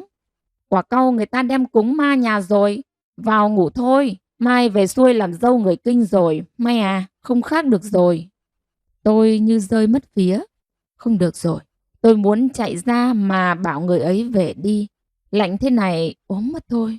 Tôi ngoáy chảo cám, gõ vào miệng chảo. Tôi chèn một thanh gỗ vào cửa. Tôi mang cả cuộn lanh của êm ra chẳng ngang dọc. Sợi lanh xổ ra rối tung. Tôi không dám làm gì nữa. Cái việc trốn nhà đi khó hơn tìm sợi tóc rụng dưới đáy vực sâu. Gộc củi đỏ lử, khắc khoải bò quanh dưới chảo cám đang sùng sục sôi. Tôi như người què đứng dưới chân ngọn núi cao. Tiếng khóc tôi vỡ ra như mỏm nước vừa được khai thông. Đến gần sáng, tiếng khèn ấy mới chịu rời đi. Sáng sương mù đeo vòng bạc quanh cổ núi. Em đã dậy từ lúc nào? Tôi lại ngồi bó gối nhìn ra ngoài ô cửa nhỏ. Những người Hơ Mông, người Dao từ trên Phú Bầu xuống chợ Phiên đi qua hông nhà tôi. Cái tin em tôi sắp có cháu ngoại chạy nhanh hơn cái nắng buổi sáng. Ông chú bà thím sang nhà tôi, chuẩn bị mời mo về giữ vía cho thằng bé trong bụng tôi được khỏe mạnh. Một sợi chỉ được buộc vào cổ tay sau khi thực hiện lễ cúng vía. Sáng mùa đông cuối năm trên bàn, thịt sấy đã thơm sực trên xà gióng. Rượu chảy tí tách đầy các chum sành, hương men lá ngọt dịu, thơm phức, choáng choáng. Mùa xuân đang leo những con dốc cuối cùng để về trên bạn tôi. Những đứa gái hơ mông má hồng như hai trái đào căng mọng trên bú bầu, hùi theo cái nắng đầy lù cỡ từ chợ phiên về bàn. Tôi như nghe thấy những nụ ban đang khẽ cựa mình, làm rơi những giọt sương mộng ú, đậu trên những chồi non chưa kịp nhú. Để ngày mai, hoa sẽ nở bung trên khắp những dãy núi, tràn ngập sắc xuân ở bạn tôi. Đêm thứ ba tôi được ngủ với êm. Bạn của tôi thanh bình quá đỗi. Ánh trăng khuya lạnh ngắt chảy lênh láng vào sát mé sân. Trăng càng sáng, trời càng lạnh. Những con côn trùng lười biếng nằm cuộn trong lòng ấm áp của chồng nó mà bớt gì rả. Êm cho thêm gốc củi chắc vào bếp. Ngọn lửa khắc khoải bò quanh chảo cám đang sùng sục sôi. Bữa tối có rêu suối nấu canh với nước thịt gà. Con gà bị thịt khi trưa mo gọi vía, món mà tôi thích mê. Rêu được êm tôi lên đầu suối Chiềng Khong vớt lúc chiều. Đám rêu xanh mướt mọc trên những tảng đá đầu nguồn. Người lấy rêu phải đứng dưới lòng suối, phải đứng dưới dòng để tránh nước bị đục làm bẩn rêu. Nhẹ nhàng xếp vào chiếc lá to đặt trên rổ. Những nắm rêu xanh mướt như nhung được đem vào chỗ nước trong, giặt thật sạch cát và đất, nắm lại thành những nắm tròn, mang về rửa lại lần nữa rồi sắt ra, nấu canh với nước luộc gà. Cho miếng rêu vào miệng, nhai thật chậm, trong cái vị bùi quyện lẫn mùi suối, mùi rừng. Rêu ngon nhất là lấy dịp cuối đông và đầu xuân. Từ khi rêu mọc chỉ có 4-5 ngày để lấy. Để lâu rêu già sẽ không ăn được. Êm ướp mắc khén, thảo quả, một chút muối rồi bọc rêu và lá dong, khéo léo nướng trong lớp cho nóng. Mùi thơm của gia vị, mùi lá dong, mùi thanh nhẹ của rêu khiến người khó tính nhất cũng phải ăn thật chậm mà ưng cái bụng. Những món dân dã của Êm khiến tôi như bị bỏ bùa mê trong cảm xúc ngọt lịm, tuy nghèo khó nhưng ấm áp vô cùng. Trên xà gióng, những cum nếp lên màu nâu óng. Bà nội và Êm sẽ không phải lo cái ăn đến mùa cắt nếp nương. Những bắp ngô tròn lẳn, chắc nịch như bắp chân đứa gái 18 cũng được vắt lên đầy xà gióng, đủ cho lũ lợn đen ăn đến lúc thu ngô mới. Tôi kể cho Êm nghe về bu tôi, kể rằng bu con rất thương con. Bà nội và Êm đừng lo lắng. Con không biết cha hạt ngô giỏi như đứa gái bản, nhưng con biết lý lẽ đấy. Êm cười tôi, tiếng cười trong vắt vỡ ra giữa hai hàm răng đều như bắp nếp đầu mùa. Tiếng cười của Êm khiến bao nhiêu phiền muộn trong tôi cũng vơi đi quá nửa. Sáng, nắng sớm te tởn chạm lên cành hoa lê trắng muốt, đầu hòn đá to, lả lơi rớt xuống đám cỏ mé vườn. Quàng tay ôm cốc trám già dưới chân cầu thang, đem ngô tãi vàng khắp các triền núi. Tôi ngẩn ngơ tận hưởng cảm giác thân quen, bình dị mà an yên, như cái vía đang đầy ắp quanh mình, làm cơ thể khoan khoái, khỏe khoắn. Xách ống lên suối lấy nước, tôi muốn đi một mình, thả chân trần men theo con đường xiên qua một hàng trò chỉ. Tiếng lá vỡ rơi rồm rộp, ríu rít trong nắng, là rất nhiều cặp vợ chồng nhả chim kéo nhau về làm tổ gần người. Tiếng chim nọc thua lanh lảnh làm con người thư thái. Nhưng trên ngọn cây cao kia có một cặp nọc thua không phải đang hót mà đang chí chóe. Chẳng biết tại sao chúng lại to tiếng với nhau. Có lẽ cãi nhau vì chỗ xây tổ, hay chim mái đang cằn nhằn chồng nó vì tối qua đi chơi khuya mãi mới về. Đấy, chồng dù không thương nhưng có phải nói bỏ là bỏ được đâu. Lạ thế chứ. Tôi lấy nước về đến nửa đường thì Êm ra đón. Ai cho mày đi một mình ra suối? Cái đứa này, cái chân biết đi mà cái miệng không biết xin phép người lớn. Lúc nào thế mày? Êm vừa đón ống nước từ vai tôi vừa nói. Tôi cười im lặng đi sau Êm. Dáng Êm tất tưởi đi, váy dập dềnh như một đóa hoa đang trôi. Tôi lại nhớ cái dáng vừa đi vừa lao đầu về phía trước của bố tôi. Chắc bố đang bận thu vạt mùi ở bên bồi bờ sông La Tiến, bận cắt nắm hạt cải để sống, bận vớt bèo nấu cám lợn, bận sửa lại cái quần láng đen rộng thùng thình để tôi còn mặc khi bụng to. Kệ tôi phụng phịu, bu vẫn cẩn mẫn khâu mỗi tối, bận cả trăm mấy luống hoa tóc tiên tôi mới trồng dọc lối vào nhà. Bận thế không biết bu có nhớ tôi không? Bận thế không biết bu có nhớ ăn đúng bữa hay không? Bận thế bu có còn thời gian sang nhà bà tới mà hì hả? Còn cái may nhà tôi chả nghen ngẩm gì sất. Còn cái may nhà tôi có lớn mà chưa có khôn. Cháu nó có nói gì lỡ lời thì bà mấy các anh chị bảo tôi để tôi dạy cháu. Đừng mắng mà tội nó nha. Tôi thấy tim nhói nhói như bị gai táo đâm. Lấy nước về, em và tôi sang nhà chú Ninh. Chú Ninh là em trai út của ải tôi, mới đi cải tạo về. Trước mặt tôi là người đàn ông phong độ, gọn gàng, khác hoàn toàn với chú tôi 3 năm trước. Chị dâu à, em bỏ được thuốc phiện rồi. Tối em sang xin phép ma nhà, nói với ải. Cái bụng em giờ ghét nó rồi. Chị phải tin em nha, chị dâu. Em tôi khẽ cười gật đầu. Chú bị cây thuốc phiện nói lời ngon ngọt như mật con ong rừng. Chú nghiện nó đã 10 năm. Cái tàu thuốc bé bằng con rắn xanh mà nuốt cả mấy con trâu, nuốt mấy nương ngô. Khi sắp nuốt cả người thì ải tôi báo công an bắt chú. Chú đã cai ở nhà đếm trên 10 ngón tay không hết mà vẫn chẳng cai được. Năm tôi học lớp 12, nhà chú không còn gì để bán nữa thì thím ôm con bé út mới 13 tháng tuổi bỏ vào nương ngô và ở luôn trong ấy. Hai đứa cái lớn đã lấy chồng ở mãi trên Mường Cai. Thím nói khi nào chú cai được thuốc phiện thím mới về sống cùng. Chiều ấy khi em tôi vừa bước chân xuống sàn thì thấy chú nằm ngay chân cầu thang. Em tôi như đi không vững. Ải tôi lạnh lùng bỏ đi chỗ khác. Em lấy khăn lau sạch mặt chú, lấy mấy viên thuốc dắt trên mái nhà. Nói tôi lấy nước. Em cho tất cả số thuốc mà bà nội tôi vẫn gọi là cái hạt xanh đỏ vào miệng chú. Ăn thuốc này đi, tốt đấy.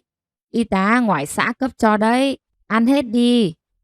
Chẳng biết vì ăn được thuốc tốt hay sợ ải tôi mà một lúc chú liêu xiêu đứng dậy, tự về nhà. Tôi sợ chú ngã nên chạy theo về. Nhà chú quanh năm không đóng cửa, mà làm gì có cửa mà đóng. Con gà mái quang quác bay từ trong nhà ra ngoài. Ải báo lính biên phòng báo công an đến bắt chú đi. Công an khám trong nhà, còn có thuốc chú cất trong túi áo xách, vắt trên thành giường bằng tre vẹo vọ. Chú vùng vằng. Tao không nghiện đâu lỗ, chúng mày bắt nhầm người rồi. Anh không những nghiện mà còn tàng trữ trái phép ma túy trong nhà. Bắt thì bắt, tao chả sợ. Tự nhiên có đứa nấu cơm cho ăn, xây nhà cho tao ở. Tao cứ ở trong đấy cả đời càng tốt. Mấy chú công an lắc đầu ngán ngẩm. Để tao viết thư cho vợ tao về trong nhà đã. Ông định giở trò hả? Công an không tin dân, không mở tay cho tao viết thư cho vợ tao thì tao cắn cái lưỡi tao về với trời. Công an mày cũng đi tù thôi mà. Tay chú được mở khóa, chú ngồi viết. Nhưng chú có được học đâu mà biết viết. Chú công an đưa giấy bút cho tôi. Chú Ninh đọc, tôi viết. Gửi cái đứa vợ hư, không có cái bụng thương chồng. Công an bắt tao đi cai nghiện thuốc phiện. Mày phải bế con về nhà. Lần này tao đi, khi nào cái bụng hết nhớ thuốc, tao mới về. Mày đợi tao nhé. Cái tai đừng nghe khèn lá của thằng trai lạ. Tao về sớm đây. Chú tôi không giúp việc gì cho thím. Bán hết dê, bán cả nương ngô non khi bắp còn chưa nên hạt. Mà chú còn bảo thím là con đàn bà hư. Chú lạ thế chứ. 3 năm trôi qua nhanh như con hoãng chạy trong rừng. Chú tôi về, khỏe mạnh, khác hẳn. Con bé đã 6 tuổi ngơ ngác nhìn ải. Dường như sợi dây máu mủ đã đẩy nó vào lòng ải nó. Mặt nó vẫn ngơ ngác, nhưng đầu nép sát vào vầng ngực của ải nó, như tìm kiếm một sự che chở vững chắc. Ải con mị nghỉ đi. Em đồ chó xôi mới. Tôi mời em sang. Em chắc vui cái bụng lắm. Thím nói những lời nghẹn nghẹn, mọng nước. Tôi không biết được bao nhiêu nước mắt của thím đã chảy đầm đìa trong đêm. Trong căn nhà bé như cái chuồng dê của chú, nắng chiều heo heo leo lên vách chậm chạp. Tôi ước ngày mai thím tôi sẽ được cười. Chiều em tôi mời chú, thím sang nhà tôi. Vì trời lạnh, em sợ bà nội sang nhà chú về trời lạnh. Ngủ bên ấy thì làm gì có chỗ nào ngủ đâu. Tôi thấy ánh mắt em tôi nhìn thím tới tận cùng cái thương. Chú nắm lấy tay bà nội, nhìn đăm đăm vào đôi tay gầy như rễ cây si mọc trên mỏm đá. Bên khóe mắt, giọt nước đùng đục, to tròn vỡ ra. Trời khô thì chỗ nào cũng như nhau. Trời mưa nước mới chảy từ trên cao xuống thấp. Bà nội ôm lấy lưng chú tôi mà vỗ nhẹ nhẹ. Mây chiều bồng bềnh vắt ngang những dãy núi tơ nõn như vòng tay trẻ thơ. Nhẹ tới mức nhìn những lọn mây ấy tôi phải nén lại. Chỉ sợ bất giác thở dài, những yêu thương ấy sẽ bay đi mất.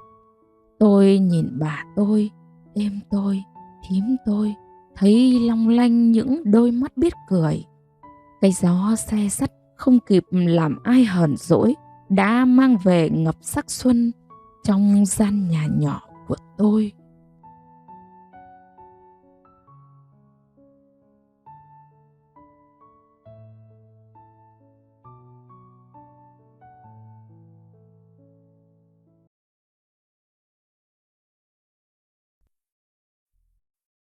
Sương trở mình, trăng lênh láng cuốn theo khí lạnh thốc lên cầu thang, tràn vào căn buồng nhỏ bé xíu của tôi. Ngày thứ tư, tôi được ở bên gia đình nhỏ của mình. Một ngày mai nữa, tôi sẽ lại về quê với Bu. Bà nội biết tôi sắp về nhà chồng thì dặn dò tôi rất nhiều trong bữa ăn. Mẹ con, bà cháu quấn quýt mấy ngày, tiếng cười chật cả nhà. Bà cứ nắm chặt đôi tay gầy của tôi mà xoa xoa. Không được cãi người già, không được ngủ dậy sau người già. Không ưng cái bụng thì cũng phải cười.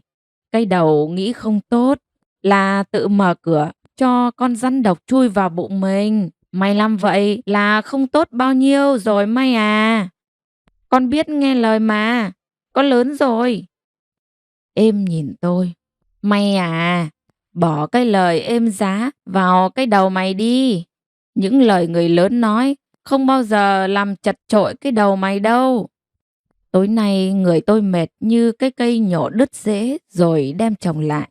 Tôi xin bà và em đi nằm trước. Trăng và sương vẫn quấn vào nhau, tưới lên ngọn cây trám già, lênh láng xuống cả nửa sân.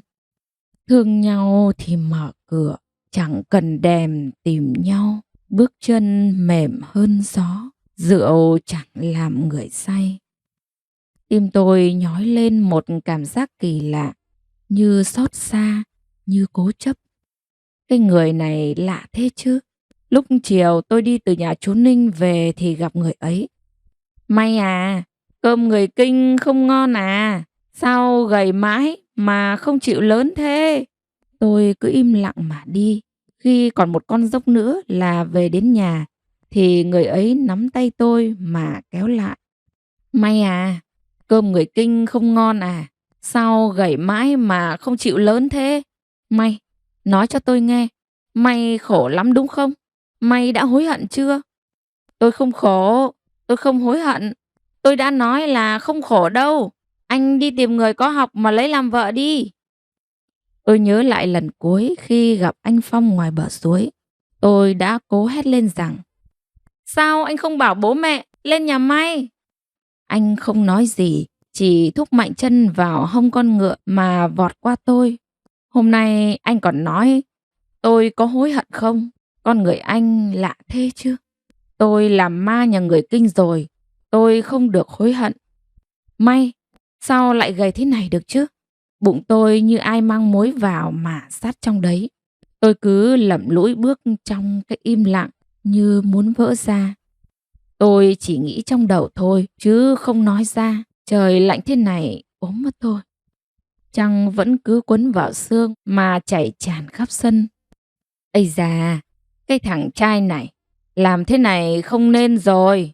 Êm thở dài, đặt tay khe khẽ lên bụng tôi. Lâu lắm tiếng khèn ấy mới chịu rời đi. Tôi nhẹ nhàng trở dậy, xuống cầu thang đến cuối vườn. Cái hố giữa vạt cỏ tôi đã đào từ chiều. Tôi ngồi xuống, ghé vào miệng hố mà nói những lời không nên để người khác nghe. Mày không thương anh Phong, mày không nhớ anh Phong. Cái đầu mày không được nghĩ những điều mà người đàn bà ở bản này chưa bao giờ được phép nghĩ. Đêm xoay tít, tôi òa lên nức nở giữa đêm. Những lời nhớ, lời thương và cả những giọt nước mắt tôi vứt xuống tận đáy cái hố sâu này rồi. Tôi cẩn thận lấp đầy đất đến miệng hố rồi quay vào nhà. Tôi giật mình khi chạm vào bàn tay lạnh ngắt của Êm. Tiếng thở dài nhẹ như cố nén lại. Tôi im lặng đặt tay vào cái bụng và suýt reo lên. Hình như vừa có một sự chuyển động rất khẽ trong cơ thể tôi. Sáng, sương đeo vòng bạc quanh cổ núi. Tôi bị Êm cấm không cho ra suối lấy nước nữa. Mai tôi về với bố. Êm đang đảo xôi trong chõ xôi thơm phức. Gói một gói to để tôi mang sang nhà cho chú Ninh. Tôi thích đi trên con đường gồ ghề sống trâu. Tôi bước khẽ từng bước. Tôi nhớ con nhện ở buồng của tôi dưới nhà chồng. Bọc trứng của nó không biết đã nở con chưa. Nắng sớm bồi hồi, chạm vào nụ lê đang e ấp nở, phả hơi xuân nồng nàn trên khắp các dãy phố núi. Trong buổi sớm tinh khôi, tôi thấy chú đang chẻ củi, thím giãy đám cỏ để gieo hạt cải nương. Đàn gà con lích tích, con mỉ chạy chân trần quanh đó. Tôi thấy má thím hồng lên, người trong bản tôi thương nhau như những đốt ngón tay. Chú về mọi người trong bản cùng đến. Đàn ông sửa lại mái nhà sột, đàn bà mang cho cái nồi, cho bát nếp nương, cho con gà. Người già mang cho chú lời hay ấm áp quanh bếp lửa. Tôi đặt gói xôi lên cái chạn cũ. Thím nhìn chú rồi lại nhìn tôi. Thím cười, nụ cười như cánh ban nở sớm. Lâu lắm rồi tôi mới thấy nụ cười của thím. Chú tôi ngày trẻ đi cùng mấy người trong bản làm thuê cho chủ thầu người Kinh. Cái đường to liên tỉnh, liên huyện. Đường càng xa, chú càng ít về bản. Gặp thím trong một lần chú được ông chủ thầu người Kinh cho đi liên hoan cùng trong bản Nậm Nang. Thưa các anh, hôm nay bản em được hân hạnh đón tiếp các anh. Bản em có rượu men lá, gà chạy đồi. Xin được mời các anh. Nào, nâng lên, xin được mời. Mỗi mâm còn có một cô gái trẻ trong bản. Tay rót rượu, miệng cười tươi, mắt liếc nhìn, váy thơm ngát hương rừng. À, em thì không được nói khéo, em xấu xí. Các anh không chê, em xin được uống cạn trước. Cạch khẽ, cười khẽ, ực khẽ. Người chứ có phải đá đâu mà từ chối được. Có ưng cái bụng cho tôi lấy làm vợ không? Nếu ưng, tôi cho tiền nhiều về mời mo làm ma khô cho ải. 15 tuổi, biết đỏ mặt, biết uống rượu là biết làm vợ rồi. Thím gật đầu. Ông bà nội phải bán trâu, bán ngựa và nhiều dê mới đưa được thím về làm dâu. Cưới được thím rồi, chú không đi làm theo người Kinh nữa. Thím đẹp, nhưng mặt lúc nào cũng buồn như cái cây khô đang cháy bị dội nước. Sáng hôm sau, ngày đầu tiên chú có vợ, chú đá cây ang gỗ uịch huịch. Mày làm con vợ ngoan đi, mày không phải đi lấy nước, không phải tra hạt ngô, không phải lên núi đuổi đàn dê, tôi làm hết. Mày cứ nằm im như cây gỗ dưới suối thế, thì mày đồng ý lấy tôi làm gì? Mày nằm mà tôi phải lật mày như hòn đá núi. Tôi làm thằng chồng mà phải cướp yêu con vợ mình. Mày không phải là con vợ ngoan. Thím vẫn lầm lũi làm mọi việc. Đêm chú vẫn phải vần thím như vần cái cây gỗ nằm im dưới suối, như vần hòn đá nặng ngược dốc. Một chiều khi ông mặt trời đỏ như máu khuất sau dãy núi, chú lôi thím và một người đàn ông lạ về trước sân nhà. Thím tôi mắt loang loáng ướt, hai tay ôm chân chú mà khóc. Chú trói người đàn ông lạ vào gốc trám dưới chân cầu thang, tuột phăng cái quần ra, đổ một ống mật ong rừng vào giữa hai chân người ấy. Mặt chú như con dao chọc tiết lợn, thím vẫn ôm chân chú mà khóc. Người lạ kia bị trói vào gốc trám, mặt cúi gằm, tóc bù xù, im lặng. Đàn kiến lửa ngửi thấy hơi mật, bắt đầu bò ngang dọc. Người đàn ông lạ bắt đầu chỉ trỏ, ban đầu chỉ ngọ nguậy khe khẽ. Sau một lúc thì mặt đỏ lên, một lúc lâu nữa thì kêu gào, rồi cuối cùng là van xin. Mày chặt chân tao đi, cái chân mày không làm nên tội, tao không chặt được. Mày chặt cái tay tao đi, cái tay mày không có tội mà. Cái nào gây nên tội, tao phạt cái đó thôi. Đàn kiến từ cây trám bò xuống mỗi lúc một đông. Đàn kiến dưới đất bò lên còn đông hơn. Hai đàn tranh nhau dè chừng nhau. Những con kiến tướng to nhất đàn cũng bỏ tổ bò lên bò xuống. Tìm cái ngọt của mật mà tranh giành chí chóe loạn xạ, chẳng để ý gì đến xung quanh. Đau quá! Tiếng van vỉ của người ấy khiến thím tôi dám đặt con dao ngang cổ mà hét lên. Mày không thả người này ra, tao không làm ma nhà mày nữa. Chú sợ thím làm cái việc mà xưa nay là điều cấm kỵ trong dòng tộc, trong bản. Không được rồi, thím dám làm thế, chú sẽ mất vợ đấy. Bao nhiêu con dê, cả trâu, cả tiền dành dụm nhiều năm mới đổi được thím về. Chú cởi trói cho người đàn ông lạ, bắt thím hứa sẽ làm con vợ ngoan. Thím gật đầu lia lịa. Người kia được thả ra với lời hứa không bao giờ được gặp lại thím nữa. Người đàn ông lạ kia là người yêu của thím, yêu thím, thương thím.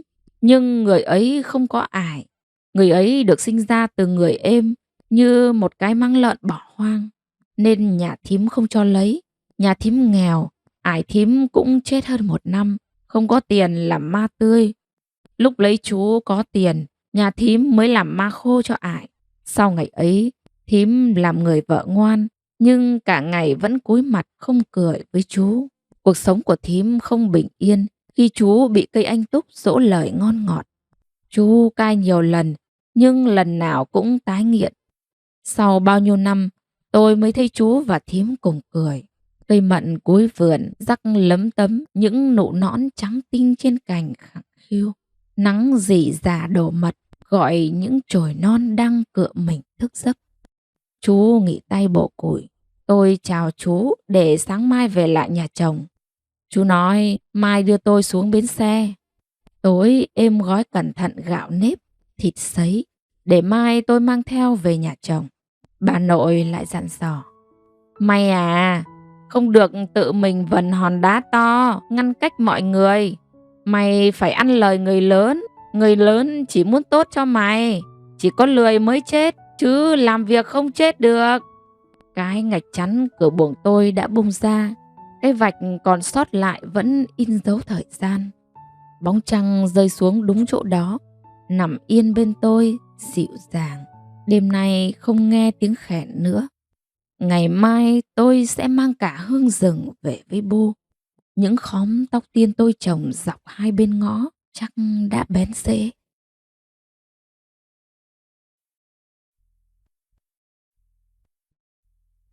Sương đêm trở mình, trăng rót từng luồng hơi lạnh qua cửa tràn vào buồng. Sáng mai tôi trở về với bô. Chồng tôi không lên đón, tôi sẽ tự về. Nằm cạnh tôi, êm nén tiếng thở dài, lo lắng hỏi tôi. May, đi một mình có được không May? Cái đường về nhà chồng xa quá. Con lớn rồi mà, con có thể đi xa hơn thế nữa mà. Không cần ai phải đi cùng đâu. Em đừng lo nhé. Mày lên một mình, lại về một mình. Mày nói em chồng mày thương mày. Lời nói có thật không May? Thật đấy, con nói thật mà. Thế sao chồng mày không lên đón đứa vợ nó? Thế mà gọi là thương à May? Chồng con bận đi làm mà. À, bận đi làm quan trọng hơn thương con vợ, hơn thương đứa con trong bụng mày. Thế có bận được không? Mày sắp thành người có cái bụng không tốt rồi May à. Tôi im lặng quay vào trong. Giọt nước mắt lặng lẽ bỏ ra vỡ dưới gối.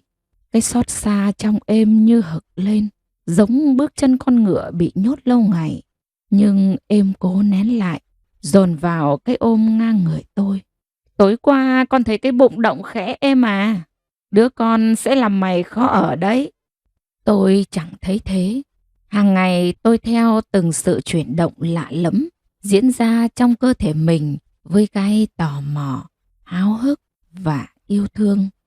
Có lẽ vì quá thương làm em quên cả lời vẫn dặn tôi. Nghĩ xấu người khác là tự vần hòn đá ngăn cách mọi người. Tôi quay lại, dụi đầu vào ngực em mà cố hít hà cái mùi khói, mùi nếp thơm, mùi đá núi, cả mùi của vạt cỏ đang cháy dở. Một ấm nóng chui qua áo mỏng, ngấm vào vai tôi, vỡ ra bỏng rát, ngực êm rung khe khẽ. Sáng tôi trở dậy đã thấy bà nội và em đang cẩn thận buộc lại cái làn đỏ mà hôm qua bu đựng quả cho tôi mang về nhà. Tôi bước nhanh qua phay cốc xuống sàn, dựa lưng vào gốc trám già, kệ cho nước mắt đuổi nhau bỏ ra.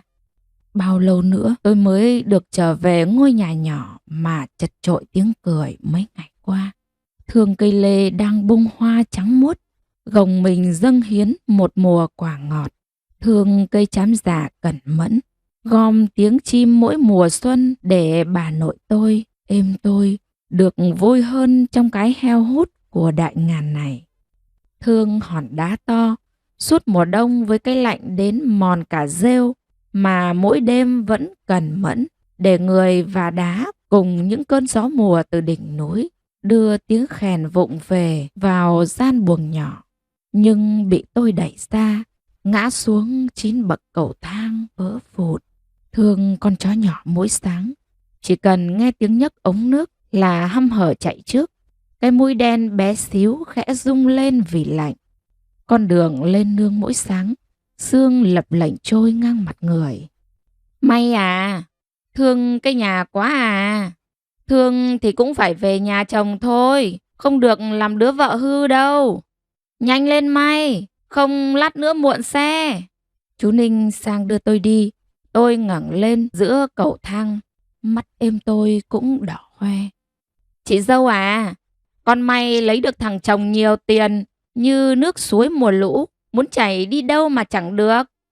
Bà nội tôi, em tôi, chú tôi và mọi người trong bản vẫn nghĩ con May lấy thằng chồng nhiều tiền như nước lũ, không cần làm gì cái đầy đủ khác về nhiều. Chị dâu lại muốn nó suốt đời nắm đuôi ngựa mà xuống núi à? Bà nội cố ép tôi ăn hết nắm xôi, cầm tay gầy của tôi mà xoa, mà nói những câu hệt như quy tắc. Chỉ có lười mới chết, làm thì không chết được. Mày phải biết việc nhà, biết việc ngoài vườn, biết cái lý lẽ nữa. Bà ngồi hơ tay, nước mắt bà tôi như suối mùa cạn, chưa kịp rỉ ra khỏi khóe mắt đã bị lửa hong khô. Em quấn lại cái khăn trên cổ tôi, ngồi xuống ngang mặt với bụng tôi. Đứa cháu ngoại à, giữ chặt cái vía để được khỏe cái chân, mạnh cái tay, sáng cái mắt, tốt cái bụng nha. Tôi đi như chạy xuống bậc cầu thang, tiếng khóc như bị nhốt trong cái ống hàng ngày lấy nước, xóc lên thành tiếng, rồi đổ ra mảnh sân trải đá răm lạo xạo. Xuống hết con dốc kia là đến nhà người chở xe ôm. Chú Ninh xách đổ cho tôi vẫn im lặng. Chú ngồi xuống. May à, lên đây chú cõng, cái chân mỏi quá mà. Tôi bỗng thèm được ngồi lên lưng chú như những ngày bé. Ải thường cõng mỗi khi tôi ốm. Bà nội tôi, em ải tôi và cả chú tôi vẫn coi tôi là con nhỉnh, con bé. Tôi đi chậm lại, nhìn những ngôi nhà sàn nhỏ như cây nấm xa dần. Sương vẫn đeo vòng bạc quanh cổ núi. 15 phút nữa xe mới chạy. Tôi giục chú về luôn cùng chú xe ôm. Mày lên xe chú mới về được chứ. Cái chân chú quen leo dốc rồi. Làm sao để mày ở đây một mình được? Tôi dúi vào tay chú tờ 500.000. Chú vung mạnh như hòn than rơi vào tay. Ây da, cái đứa cháu này, mày gầy thế phải để tiền mà ăn vào nhiều chứ. Chú khỏe, thím mày khỏe, làm ra ngô lúa được mà. Chú cầm cho cháu vui, tiền chồng cháu làm như nước suối mùa lũ thôi. Tôi cố nài nỉ. Không được đâu, cất đi. Xe đến rồi đấy. Cho con bé gầy này ngồi cái chỗ tốt nhất nhé. Tôi trả thêm tiền cho mày. Trong bụng nó có đứa cháu của tôi. Nó phải ngồi chỗ tốt đấy. Chú đưa một tờ tiền nhảo nhĩ cho chú lái xe. Tim tôi nghẹn lại. Tôi cúi mặt xuống mà lau giọt nước mắt chưa kịp vỡ ra. Tôi ôm lấy chú, khéo léo cho tờ 500.000 vào cái túi vải đeo bên hông. Ánh nắng đã vàng ruộm. Chú nắm vai tôi mà lay nhẹ. Tôi cởi khăn quàng cổ đưa cho chú mang về cho thím. Chú cười, tôi cũng cười. Nắng cũng lấp lóa cười. Buổi trưa xe dừng nghỉ ở Phú Thọ. Tôi dở nắm xôi ra ăn, uống nước và mua mấy quả táo chua để ăn cho bớt mệt. Nắng vẫn chưa tắt hẳn thì tôi về đến quê.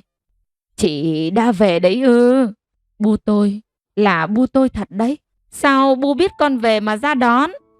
Hôm đi, chị bảo với bu, 1 tuần là về.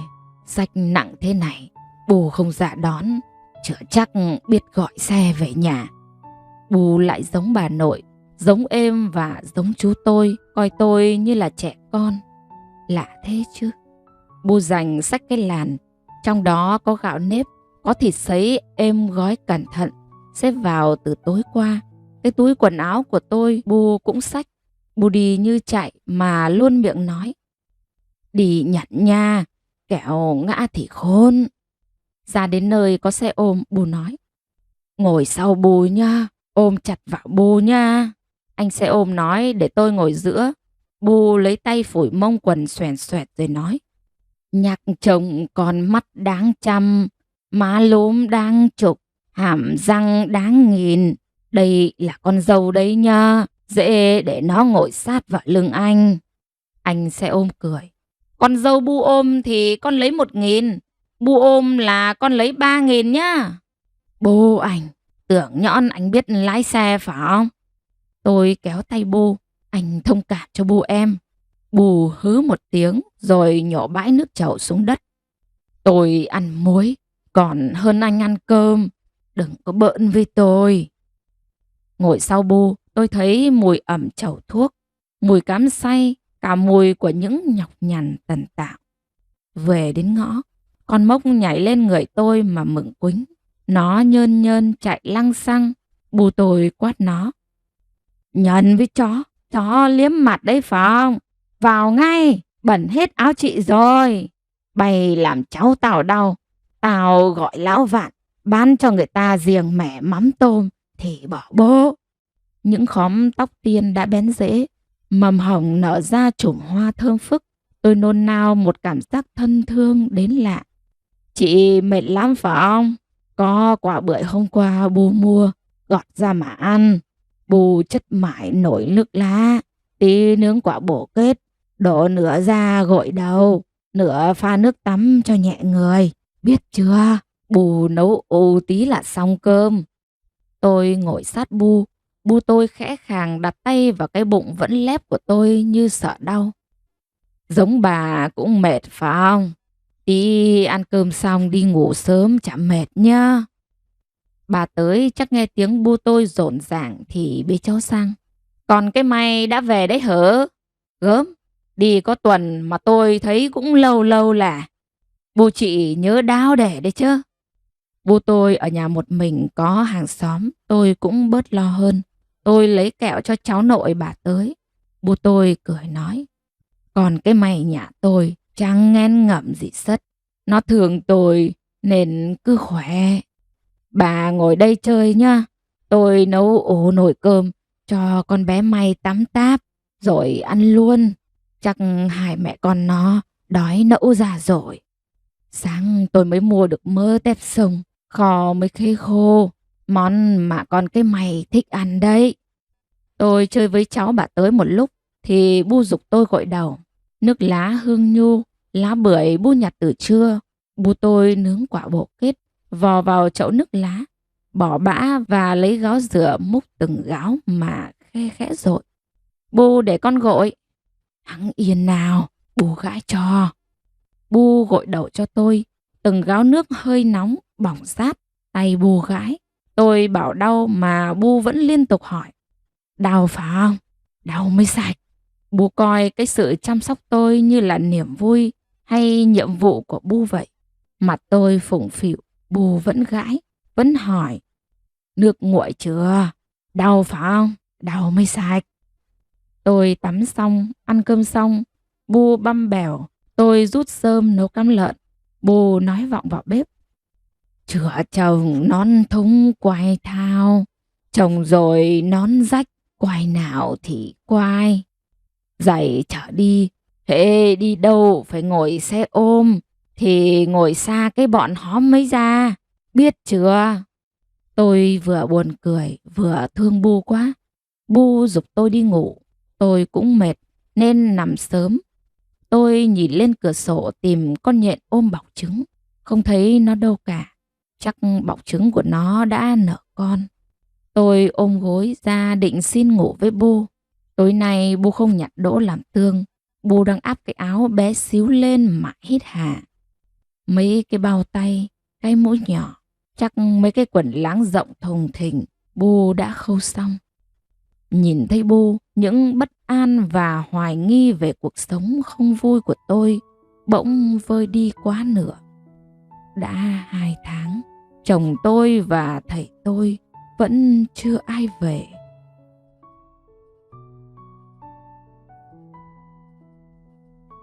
Những cơn gió xe sắt hun hút lúc nửa đêm làm tôi tỉnh giấc. Một nửa giường tôi vẫn nằm lạnh ngắt. Tôi nhìn dậy nhìn bóng mình đổ dài trên vách. Bên ngoài Bu chở mình khe khẽ. Lúc ở với em thì nhớ Bu. Lúc về với Bu rồi lại quay quắt nhớ bà nội, nhớ em. Mầm sống bé bỏng trong tôi đã có những cử động đầu tiên. Tối qua ngồi ăn cơm Bu nói. Nhẹ đến 2 tháng rồi, thằng Hưng chưa về nhỉ? Chắc nay mai thế nào, thầy con nhà nó cũng về. Chắc Bu cũng mong thầy về. Những ngày chưa có tôi, hàng đêm Bu tôi cũng đau đáu khắc khoải thế này. Tôi và chồng tôi không có tình yêu, nhưng cả đêm dài đằng đẵng, đêm nọ nối đêm kia, khiến tôi cũng đau đáu mong chồng. Tiếng mèo gào nửa đêm khiến tôi thức giấc. 2 tiếng gào đau đớn, quằn quại, quấn vào nhau. Con mèo đực lại cào nhớm máu lưng con mèo cái, làm cái chuyện vợ chồng mà đau đớn đến nhường ấy. Tại sao cứ tự mình dâng hiến để thân mình tơ tướp mà vẫn nhớ như một sự mang ơn? Mồ hôi tôi rịn ra, tiếng mèo vẫn gào thê thiết. Tôi nhìn ra khoảng sân, nơi mảnh trăng cuối tháng bị vỡ một miếng, vẫn đòng đành rót cái ánh sáng mụ mị xuống. Tôi rừng rực nóng, chỉ nghe tiếng một con gào thống thiết, con còn lại kêu gừ gừ, như vỗ về, như dọa dẫm. Mặc kệ tiếng vỗ về hay dọa dẫm kia, con mèo cái vẫn thét lên. Nó đau đớn quá, hay đang tận hưởng cái thú tận cùng của hoan lạc. Tôi muốn bị một vết cào giữa lưng tơ tướp máu, cái hừng hực xấu xa cứ trồi lên ập xuống, bập bồng như nồi cơm sôi chưa kịp mở vung. Tôi cởi áo. Tôi nhớ đến ngày học ở trường nội trú, những đêm mùa hè học khuya, nóng quá ngủ không được, tôi trở dậy ra ngoài. Có một đêm tôi bàng hoàng thấy trên đám cỏ sát mép rào một bóng người trần trụi hùng hục trên tấm thân trắng lốp. Mưởi, bạn học cùng với tôi, đêm nào cũng trườn ra khỏi giường hệt như con mèo hoang kia. Khi về Mưởi cũng rã rượi, mệt mỏi và đau đớn. Sáng hôm sau trên đường từ ký túc xá lên lớp, qua bãi cỏ non mịn màng, mắt tôi chạm thấy tấm ni lông nhơ nhớp xách một góc, nằm hấp hối sát bờ rào. Tôi cứ để áo trong giường mà khe khẽ đi ra ngoài. Trăng vẫn quấn vào sương, rắc cái thứ ánh sáng nhở nhở xuống sân. Sát mé bể nước mưa một quầng tối, tôi vục những gáo nước vá lên mặt, mặc kệ những giọt tủi hờn lá chã rơi. Mãi khi cảm nhận cái lạnh cắt da của gáo nước lạnh, tôi mới vào buồng.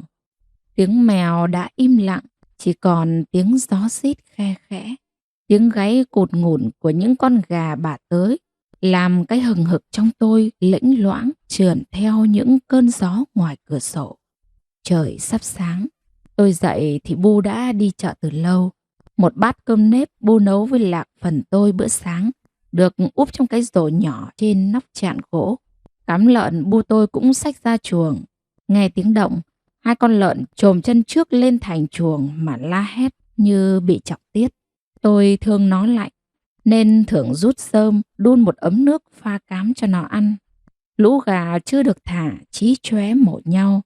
Bọn gà con bị xô đẩy kêu liếp nhiếp. Gà mẹ lục tục dỗ dành. Con Mốc lẽo đẽo theo tôi từ chuồng lợn ra chuồng gà. Cái đuôi ngoáy liên tục mỏi cả mắt. Tôi làm xong mọi việc thì nắng đã tràn khắp nơi. Tôi sang nhà cô Hảo chơi với con bé nhà cái Hoàn. Con Mốc chạy trước, một đoạn lại đứng lại thăm dò xem tôi rẽ lối nào. Đường làng tôi được lát gạch nghiêng sạch sẽ. Cứ mỗi đứa gái lấy chồng lại phải mua 200 viên gạch để lát đường đi. Bu tôi bảo, nhà có điều kiện, có khi người ta nộp cả 500 viên đấy chứ. Con bé nhà cái Hoàn đã biết hóng chuyện ẩu ơ. Cô Hảo bận đi làm ngoài đồng. Hoàn không được khôn, nhưng biết nói chuyện, biết cả ru con.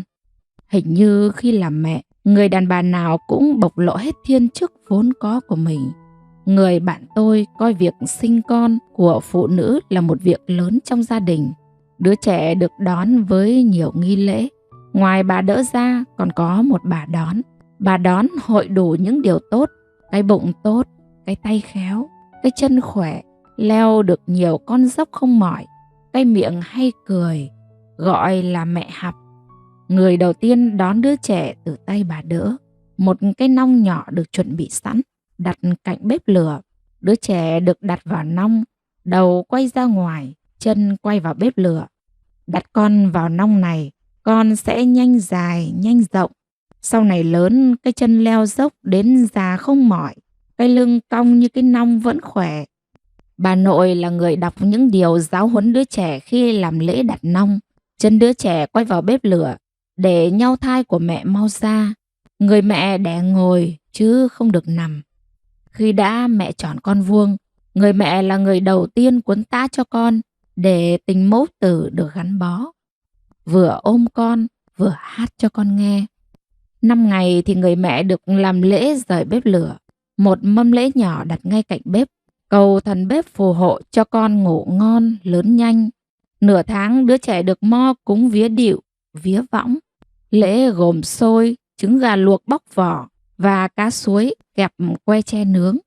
Dây võng chắc du con ngủ ngon, dây điệu êm cho con ngoan trên lưng êm. Lễ cúng ma nhà được mo làm khi đứa trẻ 1 tháng tuổi. Lễ cúng gồm một con lợn luộc, xôi và cơm lam, 30 ma nhà lớn, 70 ma nhà chung, các ma nhà chú thím, cả ma không chân, không tay, không đầu, ma lớn, ma chưa biết khóc, biết đi, gọi nhau đến để cùng ăn con lợn to, ăn xôi dẻo. Vì những ngày qua, tiếng khóc làm kinh động ma. Nhà con dâu tôi người không sạch, làm ma nhà buồn. Cúng cho đứa con của tôi ngoan, cho con của tôi khỏe. Lễ cúng vía cho trẻ được mo làm khi đứa trẻ 3 tháng, gọi là lễ khoằn nọi.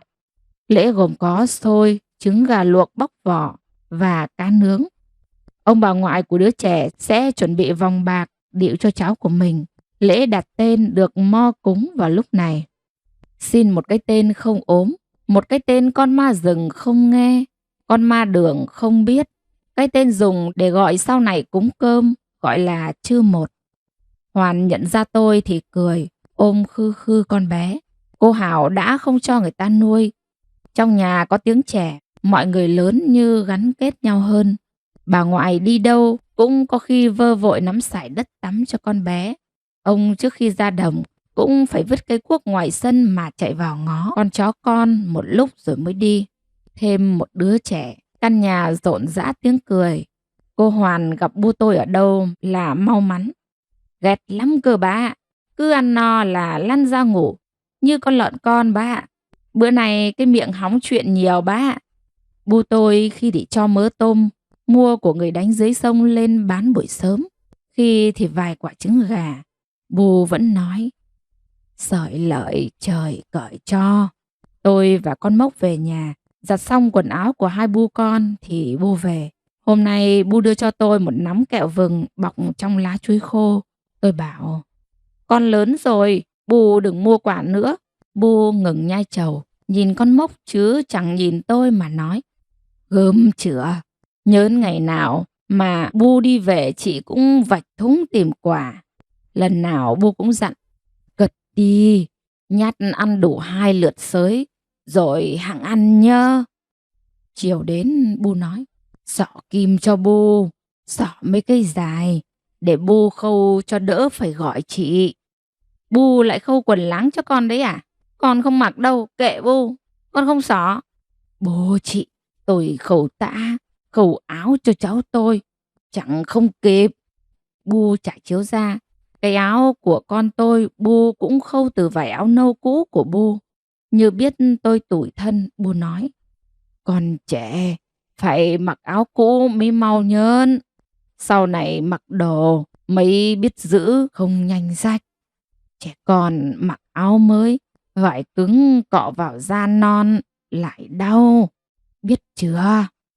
Bu vừa xin được mớ tã cũ, mình dùng lại để lấy vía con khỏe mạnh, dễ nuôi. Bu khôi vải đẹp nhá. Sau này hết cữ rồi, Bu đèn. Biết chưa?" Thấy tôi vẫn phụng phịu, Bu nhăn mặt lườm tôi: "Bu nói phải nghe, biết chưa?" Không nghe thì tôi có bao giờ dám cãi đâu. Bu cắt áo cũ ra: "Sao Bu không mua thứ gì mới cho con tôi?" Bu lạ thế chứ. Bu không cho tôi vớt bèo, không cho tôi xách nước. Bu chỉ cho tôi quét nhà, quét sân và nấu cơm. Bu không cho ngồi xổm, không cho ngồi trước cửa nhà. Quét nhà xong không được dựng chổi ngược lên. Tối Bu vừa ăn cơm, vừa kể tôi nghe chuyện tại sao dân làng gọi hổ là ông 30. Ăn xong tôi rửa bát, Bu lại lựa đỗ làm tương. Bu bắt tôi đi nằm sớm. Tôi mon men định xin Bu cho ngủ cùng, nhưng Bu cứ khua đỗ lạo xạo trong mệt. Tôi lại vào giường một mình. Tôi sợ cảm giác nhìn cái giường rộng mãi ra. Tôi đang nằm nghe thằng chồng con Thạch Sủng kêu tăng tắc, dỗ con vợ nó xuống gần nền nhà để xem có con côn trùng nào lớ xớ bỏ ra không. Con vợ nó nằm sát mái nhà mà cái chồng nhem nhẻm: "Chà xuống, xuống ấy tí nữa lại leo lên nhọc lắm. Anh tự nằm đấy mà rình, em ngủ nhá." Thằng chồng bất lực với con vợ hư, nó không gọi nữa, cần mẫn nằm im dọc mép tường mà rình. Vừa rình nó vừa hậm hực nghĩ: "Nhạt, ông bắt được con gì ông cứ ăn tiệt, chả thèm phần con vợ lười biếng kia nữa." "May ơi, May, thằng Hưng về." "Hưng, sao về muộn mây? Ăn uống gì chưa?" "Tôi ăn rồi." Chồng tôi trả lời Bu và ngồi xuống bàn. Tôi mặc kệ con Thạch Sủng chạy ra ngoài. "Anh có ăn gì không em nấu?" "Không, tôi ăn rồi." Bu nhìn chồng tôi. Chồng người ngon ngọt yêu thương, chồng chị thô thiển giống phượng lưu manh. Bu kéo tay tôi. Bu chẳng im còn hất tay ra: "Hoài hơi mà đấm bị bông, đấm được bên nọ, nó phỏng bên kia. Còn cái mày nó không tốt chỗ nào, mà mỗi lần anh về là mặt trầm rầm như đâm cót tóc thế hở? Bố dòng lấy được gái tơ, đêm nằm mê mẩn như mơ thấy vàng. Anh về, anh bảo tôi mấy thầy anh lên nhà người ta hỏi cưới cho anh. Giờ anh không yêu, cũng phải thương lấy con bé. Anh là anh cứ chết với tôi." "Ô hay chữa, tôi đã nói câu nào mà Bu nói như tát nước thế?" "Ấy, ấy là tôi cứ nói thế."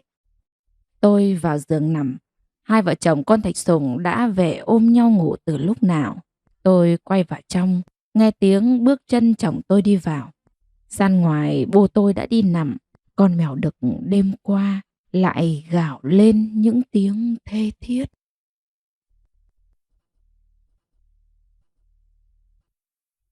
Tôi nằm nép vào gần cửa sổ. Tôi không muốn, nhưng tim tôi vẫn như nhảy ra khỏi lồng ngực. Chồng tôi vẫn chưa biết trong tôi đang có một mầm sống.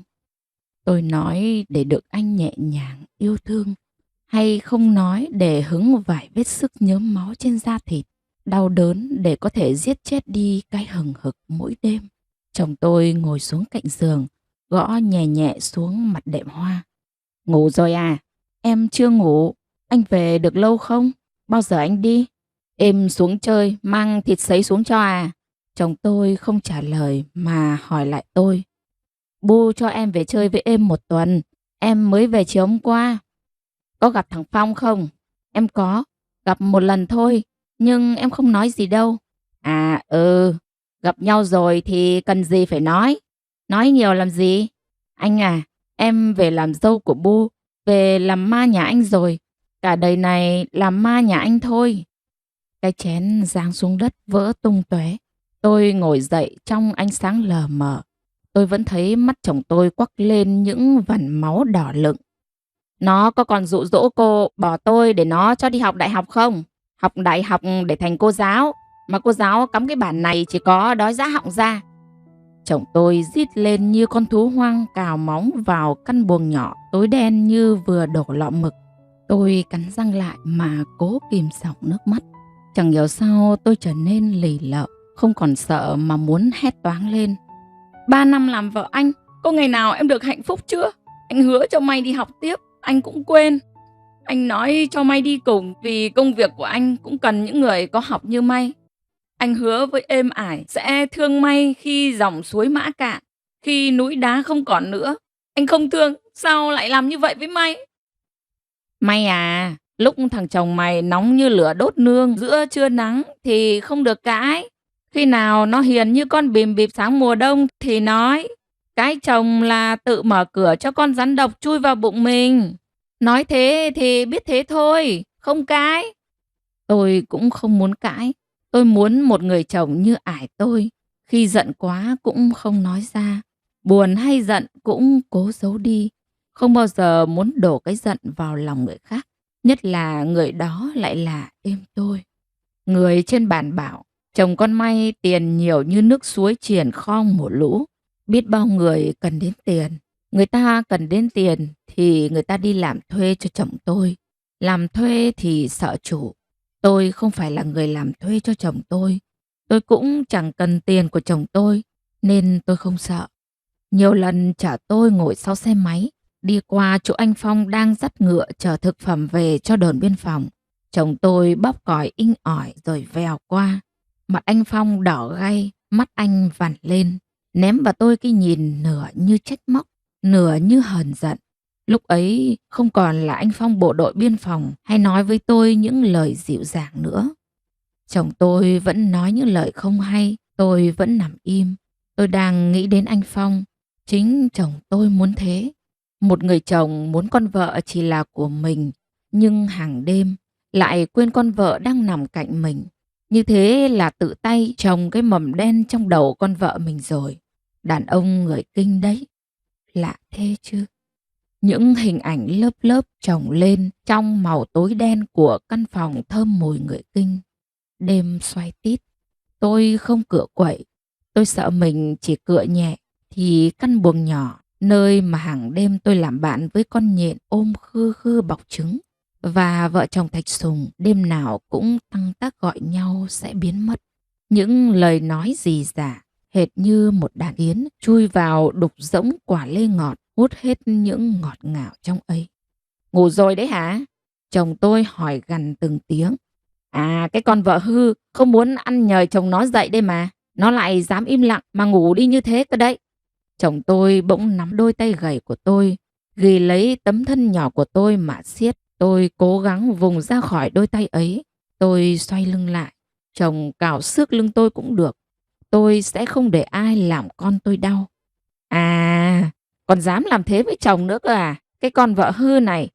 Bao nhiêu những lời ấy chồng dồn vào thân tôi. Vai đau nhói dỉ máu. Tôi mới 19 tuổi. Tôi biết việc nương. Tôi biết việc nhà. Biết cả cái lý lẽ nữa. Sao tôi lại bị coi thường? Nghĩ đến những ngày vượt suối đi học, tôi thấy bớt đau. Sáng Bu dậy sớm đi chợ, tôi mở cửa sổ ra đã thấy nắng tràn vào đến quá nửa sân. Nắng nhẹ như tơ, dịu dàng nhả từng sợi, từng sợi. Đã rất lâu rồi, cảm xúc như chai sạn, tim tôi chợt rung lên bởi ánh nắng phả se se. Tôi thầm biết ơn giọt nắng nuôi dưỡng mầm sống trong tôi đang cựa mình. Ước gì nắng gọi được yêu thương trở về. Tôi thèm nhổ củ su hào non, thèm thấy chồng tôi cười trong bữa cơm chiều ấm cúng. Chồng tôi thấy tôi đang quét nhà thì đi ngang qua, bỗng khựng lại, nhìn những mũ, những áo, những bao tay bé xíu được Bu tôi làm dở trưa hôm qua, xếp gọn gàng vào chiếc thúng nhỏ đặt trên giường phía gian ngoài. Chồng nhìn tôi chờ đợi một câu trả lời. Để chịu được đến ngày hôm nay, tôi đã có thể bình thản đón nhận những gì cuộc đời mang lại. Có thể nhẫn nại trước sóng gió, cũng có thể chấp nhận đắng cay mà yêu thương nhiều hơn. Tôi ước mình có thể thành bến tàu lặng lẽ, chấp nhận mọi thiệt thòi, để chồng tôi có thể ngồi an yên trong thanh thản mỗi khi trở về nhà. May, thế này là thế nào? Em... Câu hỏi ngập ngừng, tôi cúi mặt. Tôi thấy tủi khi chồng tôi đón nhận cái tin mà Bu tôi, bà nội tôi, êm ải tôi, coi là một sự việc lớn lao. Bu tôi về, tôi chạy ào ra đón. Quen tay, tôi lật cái mẹt nhỏ Bu đậy thúng để tìm quà. Bu nhìn tôi, mắt Bu ẩn ực như sâu thẳm cùng cái xót xa. Bu vẫn coi tôi như một đứa trẻ bị người lớn bắt nạt. Tôi cười để muốn nói rằng con không sao cả, Bu chịu được, con cũng chịu được. Làm trai, học sẩy, học sang, đến khi vợ đẻ thì làm mà ăn. Anh không biết cái may, nó đang mang trong mình giọt máu tổ tông họ Hoàng à. Đêm qua anh đã làm gì con bé thế kia hả? Giời ơi là giời, sao cái thân tôi lại khổ như thế này hả giời? Hết chồng rồi lại đến con. Có 5 có 10 thì tốt, tôi có một lại vô duyên. Hay hay anh thích cái ngữ liền bà, chồng chết chưa kịp làm tuần, mở giường lấy lụa, mấy quần cho dai. Tôi chỉ có con cái may làm dâu, anh làm sao ấy thì làm. Bù nói một hơi, nói xong mà quăng gánh vẫn còn trên vai. Cái ngữ liền bà ngoài kia, lẳng lơ đeo nhẫn chẳng chừa, nhẫn thì rơi mất, lẳng lơ hãy còn. Cái ngữ liền bà ấy ngoài kia nhiều lắm. Còn cái may về ở mấy tôi 3 năm, nó như nào tôi biết rõ hơn anh. Bu hay chưa? Tôi có nói gì đâu. Không nói, chỉ đập phá thôi phải không? Về mà đối với vợ như thế thì thà chẳng có. Sóng trước đổ đâu, sóng sau đổ đấy. Anh cũng như thầy anh thôi. Lời của Bu nhức nhối, mọng nước. Tôi thương Bu đến quặn ruột gan. Chồng tôi cúi xuống, nói lý nhí. Con xin lỗi Bu. Anh không phải xin lỗi tôi, xin lỗi vợ anh kia kìa. Chồng đưa cho tôi một tập tiền 5.000 mới tinh. Tôi nói anh đưa cho Bu, em không tiêu gì đến tiền. Có Bu lo cho hết rồi.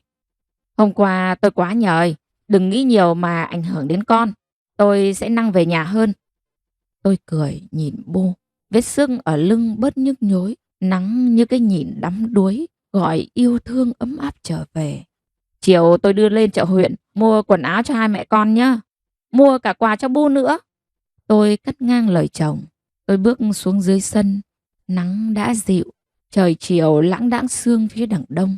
Một hình vòm nhiều màu đang nhảy nhót. Chồng tôi cười với tôi. Tôi nghe mầm sống bé xíu trong tôi vừa chuyển động thật khẽ. Sáng nay Xuân đã về trước ngõ. Dường như đất trời đang thiêm thiếp, chưa muốn tỉnh dậy. Trong cái mơn man se se của tiết cuối đông, trong cái không gian lãng đãng hơi lạnh khe khẽ rón rén chạm vào thịt da. Thả chân trần dọc theo con đường nhỏ, mặt sương quất ngang dọc, mới thấy vẻ tinh khôi của mùa xuân đang e ấp theo gió hanh hao ùa về. Bu lại cầm tay tôi mà dắt dọc chợ phiên trong một sáng trời thanh thanh xuân tới. Chồng tôi đưa tôi và Bu đi chợ. Chồng tôi đang nhìn tôi bằng ánh mắt âu yếm. Hay là tôi đang tưởng tượng ra vậy? Nhưng bụng tôi vui lắm. Bu nhìn tôi, ánh mắt rạng rỡ như đang cười. Bu vẫn dặn tôi: đừng có buông tay Bu già nhơ, chẳng chợ đông lại lạc. Bu sợ tôi lạc giữa dòng người xô bồ. Bu sợ tôi lạc trong cái ồn ào nhốn nháo này mà quên mất đường tôi đi là con đường lát gạch nghiêng mắt rượi dưới lũy tre làng. Tự tay Bu chọn cho tôi một đôi dép nhựa màu trắng, một cái nón và vài thứ lặt vặt. Tôi thích được đi cùng Bu, được Bu nắm tay mà kéo đi khi miệng vẫn luôn nói: đi thong thả, kẻo ngã thì khôn. Bu dắt tay tôi vào hiệu may, chọn cho tôi một mảnh vải lon kẻ màu tím nhạt, bảo chị thợ may cắt cho tôi một cái áo bầu. Con có đi đâu mà cần may áo mới? Ở nhà Bu sửa áo cho con rồi mà. Cứ may một cái, đi ra đường thì mặc. Cằm chị chẳng chạm rốn khi thấy Bu sửa áo cũ cho chị mặc đấy như. Tôi muốn Bu mãi coi tôi là trẻ con như thế. Tôi cũng chọn cho Bu một mảnh vải màu mỡ gà. Bu nói: trong hòm vẫn còn khối áo. Tôi chả may. Vì thương tôi nài nỉ nên Bu cũng chiều lòng mà đứng cho chị thợ may đo áo. Khi ba Bu con về tới nhà, trời đã gần trưa. Tôi rút cơm chuẩn bị nấu cơm thì chồng tôi nói: lên nhà với Bu đi, để cơm anh nấu cho. Tôi nhìn chồng tôi, nửa như muốn hỏi: hạnh phúc thế này hả anh? Nửa như tự trả lời: đây là hạnh phúc, thứ mà tôi đã bỏ bao công sức để kiếm tìm trong suốt hơn 3 năm làm vợ anh. Tôi nhìn thấy Bu đang cười, hàm răng nhưng nhức hạt na. Bu cười xong mắt lại đỏ hoe. Con mốc lăng xăng ngoáy đuôi ngồi cạnh tôi, ánh mắt nịnh bợ nài nỉ xin tôi một miếng bánh đa vừng thơm phức tôi đang cầm trên tay. Tôi không cần ăn. Tôi xoa đầu nó, bẻ một miếng to đưa nó. Nó ngỡ ngàng, nhìn tôi ngờ vực đến nỗi chẳng dám ăn như chính sự ngờ vực của tôi lúc này. Hạnh phúc cứ ngỡ tìm đâu xa lắm. Nhưng ngay lúc này, tôi chỉ cần đưa tay ra là với được. Tôi cất bánh đa vào chạn theo thói quen lời dặn của Bu. Cất đi, nhát ăn cơm xong mới được ăn nhớ. Cái cách mà đàn ông đem lại hạnh phúc cho một nửa yêu thương cũng khác nhau. Ải tôi là bộ đội, một sĩ quan trinh sát của sư đoàn 344. Ải tôi đi suốt, mấy chị em tôi nheo nhóc lớn với những nhọc nhằn mà hàng ngày êm tất tưởi dậy sớm đi làm công nhân. Ngày nghỉ em và chị tranh thủ trồng thêm ngô trong nương, cách nhà khoảng 1 tiếng đi đường rừng. Tôi bé và yếu như dải khoai cớm nắng. 5 tuổi, tôi như một cái rẻ vắt vai. Ải thương tôi lắm. Ải về thăm nhà có khi tranh thủ vài ngày, khi 1 ngày, có khi là 1-2 giờ lại phải đi ngay. Có lần Ải tranh thủ về qua nhà, tôi lại dính vào Ải không rời. Ải đưa cái đĩa nhỏ, bảo tôi sang nhà chú Ninh xin một đĩa nước mắm về cho Ải ăn cơm, vì Ải đói quá. Ải bảo tôi không tìm thấy dép thì đi dép của Ải. Tôi xỏ bàn chân nhỏ vào đôi dép cao su mà không đi được vì nó rộng quá. Tôi thả chân trần mà đi trong nhoi nhói đá dăm, rón rén từng bước một. Khi mang được đĩa nước mắm về nhà thì Ải đã khoác ba lô ra đến cầu thang. Má em đỏ hồng, môi em đỏ thắm. Ải xoa đầu tôi nói: muộn rồi, Ải phải đi. Con ở nhà ngoan, nghe lời em. Cất đĩa nước mắm để tối chấm măng luộc. Khi ấy tôi đã khóc vì thương Ải phải nhịn đói. Tôi tự trách mình đi lâu quá nên về muộn giờ Ải đi. Bữa trưa của vợ chồng tôi và Bu trong buổi trưa những ngày đầu xuân thật sự ấm áp. Con tôm thơm lựng được chồng tôi khéo léo tách vỏ bỏ vào bát tôi. Bu ở nhà đừng bắt may làm gì nhé. Tôi đi làm sẽ gửi thêm tiền về. Bu tôi nhìn chồng tôi. Vợ chồng là nghĩa phu thê, tay ấp má kề, sinh tử có nhau. Chẳng ham của sẵn anh đâu, tham vì nhân ngãi năm đầu ngón tay. Chồng tôi hình như không để ý những lời Bu nói, còn tôi đang cắn từng chút một thịt con tôm ngọt lịm. Chồng tôi gắp mời Bu một con tôm, Bu để mãi ở bát mà chưa ăn. Anh liệu mà sống, anh cứ gì là chết với tôi.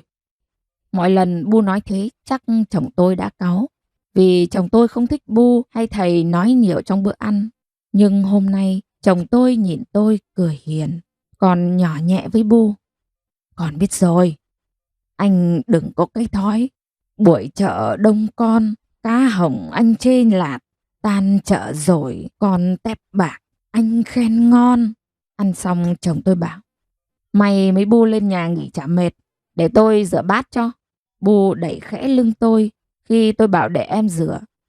Bu ra sân nhìn lên trời đang thênh thênh nắng mà bảo tôi, khéo chốc lại bão to thì khôn. Tôi như thấy cơn gió lạc mùa đang rít lên từng hồi. Hai Bu con tôi ngồi ăn bánh đa dưới cây nắng vàng ươm, nơi những cây tóc tiên đang đẻ nhánh. Bu sai tôi xỏ kim, Bu lại tỉ mỉ khâu nốt cái diềm mũ xinh xắn cho con tôi. Cái đạp nhẹ nhàng như ánh nắng nghiêng mình đón thế giới với vạn vật nôn nao. Tôi thầm biết ơn con tôi đang cựa mình lớn lên từng ngày, gọi yêu thương ấm áp trở về. Tôi thèm hít căng lồng ngực, tìm lại mùi khói đang là lạ bay lên từ phay cốc của đêm.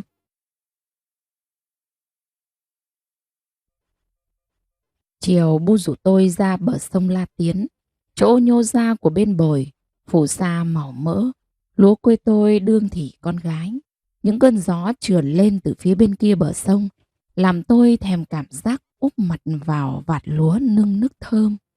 Dưới những gốc lúa, bùn sánh mịn như mật ong. Bu đi như ai đuổi đằng sau. Bu lúc nào cũng tất tả như vậy. Từng đợt gió thông thốc thổi bay áo Bu. Bu quay lại nhìn tôi hỏi, chị mệt phải không? Con không mệt, con sợ Bu mệt. Bu đi chậm thôi. Ôi dào, tôi còn chán mới thấy mệt nhá.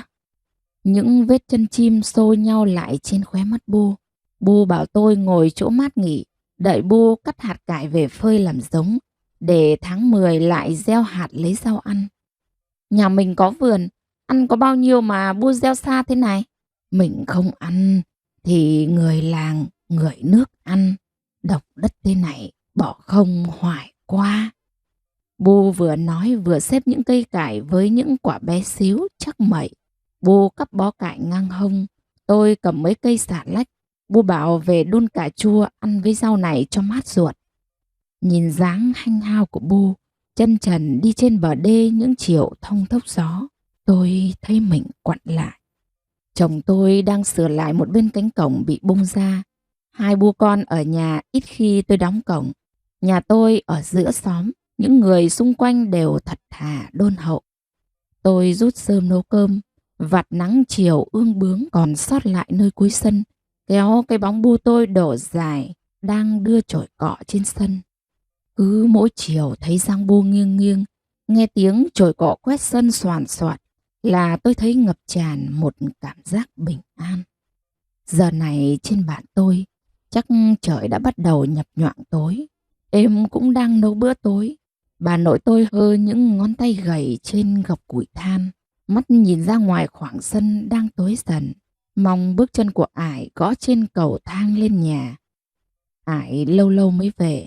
Tôi, em tôi, Bu tôi hàng ngày ai cũng chỉ vỏ võ một mình. Tôi nhớ những bữa cơm bên bà, bên em. Bà chậm rãi vừa ăn vừa nhìn xoáy vào tôi, ánh mắt nửa như thương xót, nửa thờ ơ. Những câu nói đã thành khẩu hiệu của bà được nhắc lại bất cứ lúc nào, trong bữa ăn, trước khi ngủ, mới sáng sớm dậy. Mày về nhà chồng, không được đi ngủ trước người già, không được dậy sau người già. Mày phải biết việc nhà, việc ngoài nương, ngoài vườn, biết cả cái lý lẽ nữa. Chỉ những đứa lười mới chết, làm thì không chết được. Êm lại nhìn tôi. Mày à, mày cho những lời của êm giá vào đầu đi. Bà tôi, mẹ tôi và tôi quây quần bên nồi cá đang sôi lịch trịch. Mùi thơm mắc khén, thảo quả bên chiếc mâm gỗ đặt cạnh bếp than đỏ rực, ấm áp. Bữa tối nay của bố con tôi có tép kho khế, món mà tôi thích. Những ngày chỉ có hai bố con ở nhà, Bu mua thịt rang thật khô với riềng băm nhỏ và mắm tôm. Bu cho vào cái liễn da lươn nhỏ. Thức ăn mặn cho riêng tôi. Một tuần ăn 3 cái trứng gà luộc. Chiều nấu cơm, đổ dư nước. Khi cơm sôi sắp cạn, chắt nước cơm ra bát. Khi ăn cơm xong, cho đường vào uống. Tôi thường lén lút lúc Bu không để ý mà uống trước bữa ăn. Cái mùi thơm ngọt dịu, thơm của nước cơm pha đường cứ cuốn lấy vị giác, khiến tôi uống rè từng thìa. Một bát cà chua sốt, rau sống lúc chiều tôi với Bu lấy ngoài bãi. Chồng tôi vén sợi tóc xòa trên trán tôi. Bu nhìn tôi, ánh mắt như biết cười. Bé con trong bụng khẽ cựa quậy. Tôi ước ao cuộc sống của gia đình tôi cứ như thế này mãi mà yên ấm. Những cơn gió to sẽ đứng ngoài cánh cửa mỗi khi chồng tôi trở về nhà. Tôi ước có thầy tôi nữa để cho Bu tôi bớt cô quạnh mỗi đêm dài đằng đẵng chờ mình. Bao giờ anh lại ngược, đáp lại lời Bu, chỉ có tiếng nghiền rau nghe soàn soạt. Một lúc chồng tôi mới trả lời. Sáng mai tôi đi, Bu ở nhà chăm mẹ con nó hộ tôi, xong công trình tôi gửi tiền về. Gớm chửa, không có anh chắc tôi để vợ con anh nhịn phải không? Nghe chồng nói sáng mai lại đi, lòng tôi trùng xuống, miếng cơm trong miệng khô khốc. Anh không ở nhà với con bé được vài hôm à, công việc có bằng vợ con anh không? Lên xem ổn thì tôi lại về. Tưởng anh chữa đi thì mai sang Văn Giang lấy cái nhôi về cho cháu tôi. Tôi đặt ông nghé đan từ tháng trước. Thì hãng gượm đá, nó đã đẻ đâu mà Bu cuống lên. Liền ông các anh độc thế, cái gì cũng nước đến chân mới nhảy. Tôi cố nuốt miếng cơm rồi xin phép Bu đứng lên. Những giọt nước mắt chỉ kịp đợi tôi bước chân ra khỏi cửa là tức tưởi bỏ ra. Mày lấy nó như con dũi có sẵn cái hang, con chim có sẵn cái tổ, chỉ việc ở thôi. Mày còn muốn cãi lời người lớn à? Đứa gái hư kia. Mỏm núi cao nhất kia là mỏm núi sinh ra cái đứa gái khó bảo như mày. Ông chú run lên quằn quại như con rắn chuẩn bị lột xác, mặt đen như tảng đá kê bếp củi. Ông chú à, cháu không lấy chồng đâu, cháu muốn đi học mà.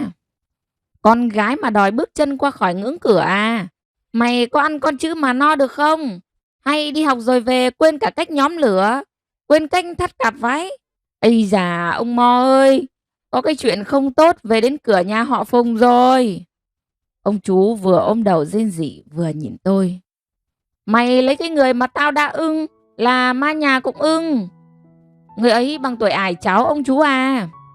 Bằng tuổi ải mày, nhưng nó có cái xe máy, có cả mấy cái nương ngô tốt đấy. Tiền của nó nhiều như nước suối mùa lũ, muốn chảy đi đâu mà chẳng được. Lời ông chú cứ như con nai chạy, dài hơn cả cuộn lanh bị bung. Lời to chưa hết, lời nhỏ đã chảy ra. Những câu cứ bám vào nhau, dẫm chân nhau mà chạy ra ngoài. Tao nói là tốt cho mày thôi, tốt cho cả cái họ Phùng này nữa. Cái tay mày gầy thế có tra được hạt ngô vào hốc đá không? Cái chân mày bằng chân con hoãng mới đẻ mà muốn ra khỏi bản à? Có tránh được mũi tên ác không? Nước mắt tôi chảy ra, nước mắt lại tự khô. Tôi nấn ná ngồi xuống cạnh Bu. Bu luồn tay lạnh vào bụng khiến tôi giật mình. Em đã đạp chưa? Dạ, con không biết. Ô, hay chữa, phải để ý chứ. Sắp làm mẹ rồi mà chẳng biết cái gì sất. Thỉnh thoảng con thấy động trong ấy. Đấy là em may đấy. Từ tháng sau nhớn, em đã khỏe đấy nhá. Chị thèm ăn gì, cứ nói bố mua cho nhá. Là cháu Bu ăn, không phải chị ăn đâu. Thôi, đi nằm đi chẳng mệt. Tôi vào buồng nằm xuống, theo thói quen, đưa mắt tìm vợ chồng con Thạch Sùng. Vợ chồng nó chắc đi ngủ sớm. Chồng tôi khe khẽ kéo chăn đắp cho tôi. Giữa hai vợ chồng luôn có một cái hố ở giữa. Lạ thế. Mai anh lại đi sớm sao? Ừ, công việc nhiều quá. Tôi đi tháng sau tôi về mua cho con cái vòng bạc. Tôi định nói, mẹ con em chỉ cần anh thôi, không cần gì cả. Nhưng tôi lại im lặng, nghe tiếng gió hun hút đang xoáy ngoài vườn cam của thầy. Chồng tôi nằm xuống cạnh tôi, vòng tay ôm tôi dịu dàng. Lần đầu tiên sau hơn 3 năm làm vợ, tôi cảm nhận được cái yêu thương đầy ắp từ người chồng mà tôi luôn sợ hãi. Tôi cố nén hơi thở đang trồi lên như chõ sôi đun lửa to chưa kịp mở vung. Tôi không muốn chồng biết tôi là đứa vợ hư. Tôi định vòng tay ôm lấy chồng để cảm nhận cái ngọt ngào như người ta vẫn ca ngợi về tình yêu. Tay tôi thu lại thừa thãi. Chồng tôi thở đều đều. Tại sao tôi thì cố nén lại cảm xúc, mà chồng tôi thì bình thản trước một đứa vợ mới 19 tuổi như tôi? Vì chồng tôi không thương yêu tôi. Nếu không thương thì lấy tôi về làm gì? Lòng tôi chợt dậy lên một nỗi lo lắng. Gần nhà chồng tôi có con gái nhà bà Toàn. Chồng chết chưa được 1 năm thì dẫn anh Tây tóc vàng mắt xanh về. Nói là bạn trai. Ở nhà bà Toàn hay gọi chị là Tũn. Nhưng chị nói với tôi, chị tên là Cẩm Tú. Chiều cao chỉ bằng một nửa anh người yêu, nhưng chiều rộng thì tương đương. Tấm lưng như tấm phản, cặp ngực nhưng nhức. Chị Tũn đi bán hàng trên Hà Nội, quen với anh Tây. Khi về hay dẫn nhau qua ngõ nhà tôi. Cấu chí nhau, cắn nhau, ôm nhau. Chị Tũn không xinh, nhưng làm anh Tây mê mệt. Anh Tây chỉ biết nói câu xin chào, cảm ơn. Hai người cuốn vào nhau như rắn. Bu mà nhìn thấy là khua cái chổi mạnh, hất cả bụi ra ngõ. Quay vào Bu nói với tôi, ngữ ấy chẳng tốt đẹp gì mà chơi, chị biết chưa? Bước lên xe kiếng, đi viếng mạ chồng, mà chưa mọc cỏ, trong lòng đậu thai. Có phải Bu khổ nên nghiêm khắc hơn trong cách nghĩ? Chồng chị ấy mất lâu rồi mà Bu. Tôi cãi. Tưởng rằng khăn trắng có tang, ai ngờ khăn trắng da đảng ve chai. Có phải đàn ông thích bông hoa ngát hương hơn là bông hoa đẹp? Chị Tũn không có lỗi. Lỗi là chị như bông hoa thuốc viện, hấp dẫn quyến rũ đàn ông. Có lúc tôi cũng muốn hư như chị Tũn. Biết đâu chồng tôi lại thương tôi hơn. Có lẽ chồng tôi cũng như đàn ông khác, thích một bông hoa biết tỏa hương quyến rũ ong bướm chăng? Gió vẫn vật lộn ngoài cửa. Tôi đang thiêu thiêu ngủ. Chồng tôi bỗng nắm bàn tay tôi mà thì thầm. Mai, anh thấy con cựa quậy đấy. Đúng là anh đã thấy con cựa mình. Mai em thích ăn gì, cứ nói Bu mua cho ăn nhé. Ăn cho con khỏe. Bu chăm em cẩn thận lắm đấy, anh đừng lo. Sáng chồng tôi khẽ dậy, cẩn thận ghém chăn lại cho tôi. Bu đã đi chợ từ lâu, nhà im ắng. Chắc trong trại, Bu đã để sẵn đĩa khoai hay bát cơm nếp cho hai vợ chồng. Tôi dậy thấy chồng tôi đang tưới vườn hoa bằng chiếc xoa. Nước rào rào rót xuống những khóm hoa hồng đang nhú, những mầm béo ú dưới gốc. Chồng tôi không ăn sáng mà đi luôn cho kịp xe lên công trình. Nắng đến đầu ngõ, tiếng ông Thứ đùa bà Tới đã sắp khuất đoạn cua con đường lát gạch mà bà Tới vẫn với theo. Rõ sơ, ai thèm bắt nhời đâu mà đi qua ngõ nhà tôi lần nào ông cũng gióng lên thế hả? Tôi đi cho kịp xe, ở nhà với Bu nhá. Dáng lầm lũi của chồng tôi đổ dài trên đoạn đường lát gạch nghiêng. Dưới cái nắng sớm vẫn còn nồng nàn hơi ẩm của sương. Tôi cùng con Mốc đứng nhìn cho đến khi cái dáng ấy khuất hẳn mới quay vào nhà.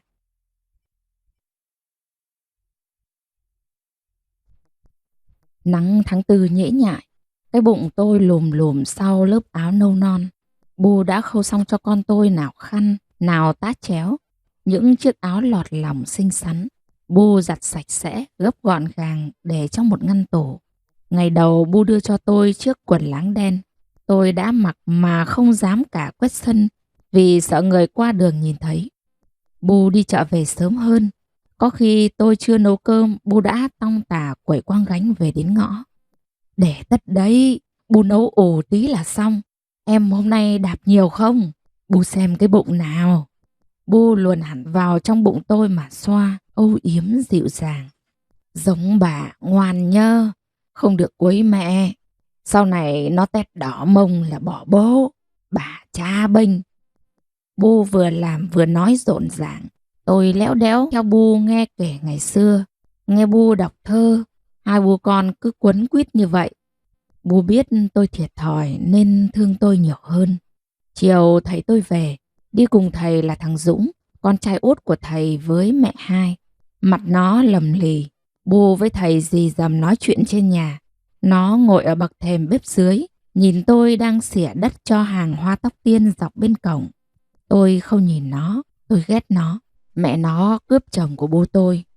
Những đêm dài đằng đẵng, bố tôi chờ mình không ngủ là tại mẹ nó chứ ai. Nó thì nhìn tôi bằng ánh mắt đầy khó chịu. Ô, quê mùa là đây chứ đâu. Cái quần láng rộng, cái áo nâu bạc màu, cái miệng như ngậm hột thị thế ấy, thì hẳn là nó chẳng muốn phí lời mà bắt chuyện với tôi. Nó kém tôi 4 tuổi. 15 tuổi, nó giống thầy tôi nên cao và gầy. Mái tóc hất một bên, da trắng và đôi mắt to. Tôi vừa làm vừa quát con mốc. Đừng có hỗn đấy, không được dẫm vào đây, cút đi. Tôi nói to cho nó nghe thấy. Những đêm Bu cặm cụi nhặt đỗ, nằm một mình gian ngoài, tiếng thở dài như mũi tên nặng nề cắt màn đêm đặc quánh thành từng mảnh. Ghét thế chứ, là mẹ mày cướp thầy của tao, chồng của Bu tao đấy, thằng danh con ạ.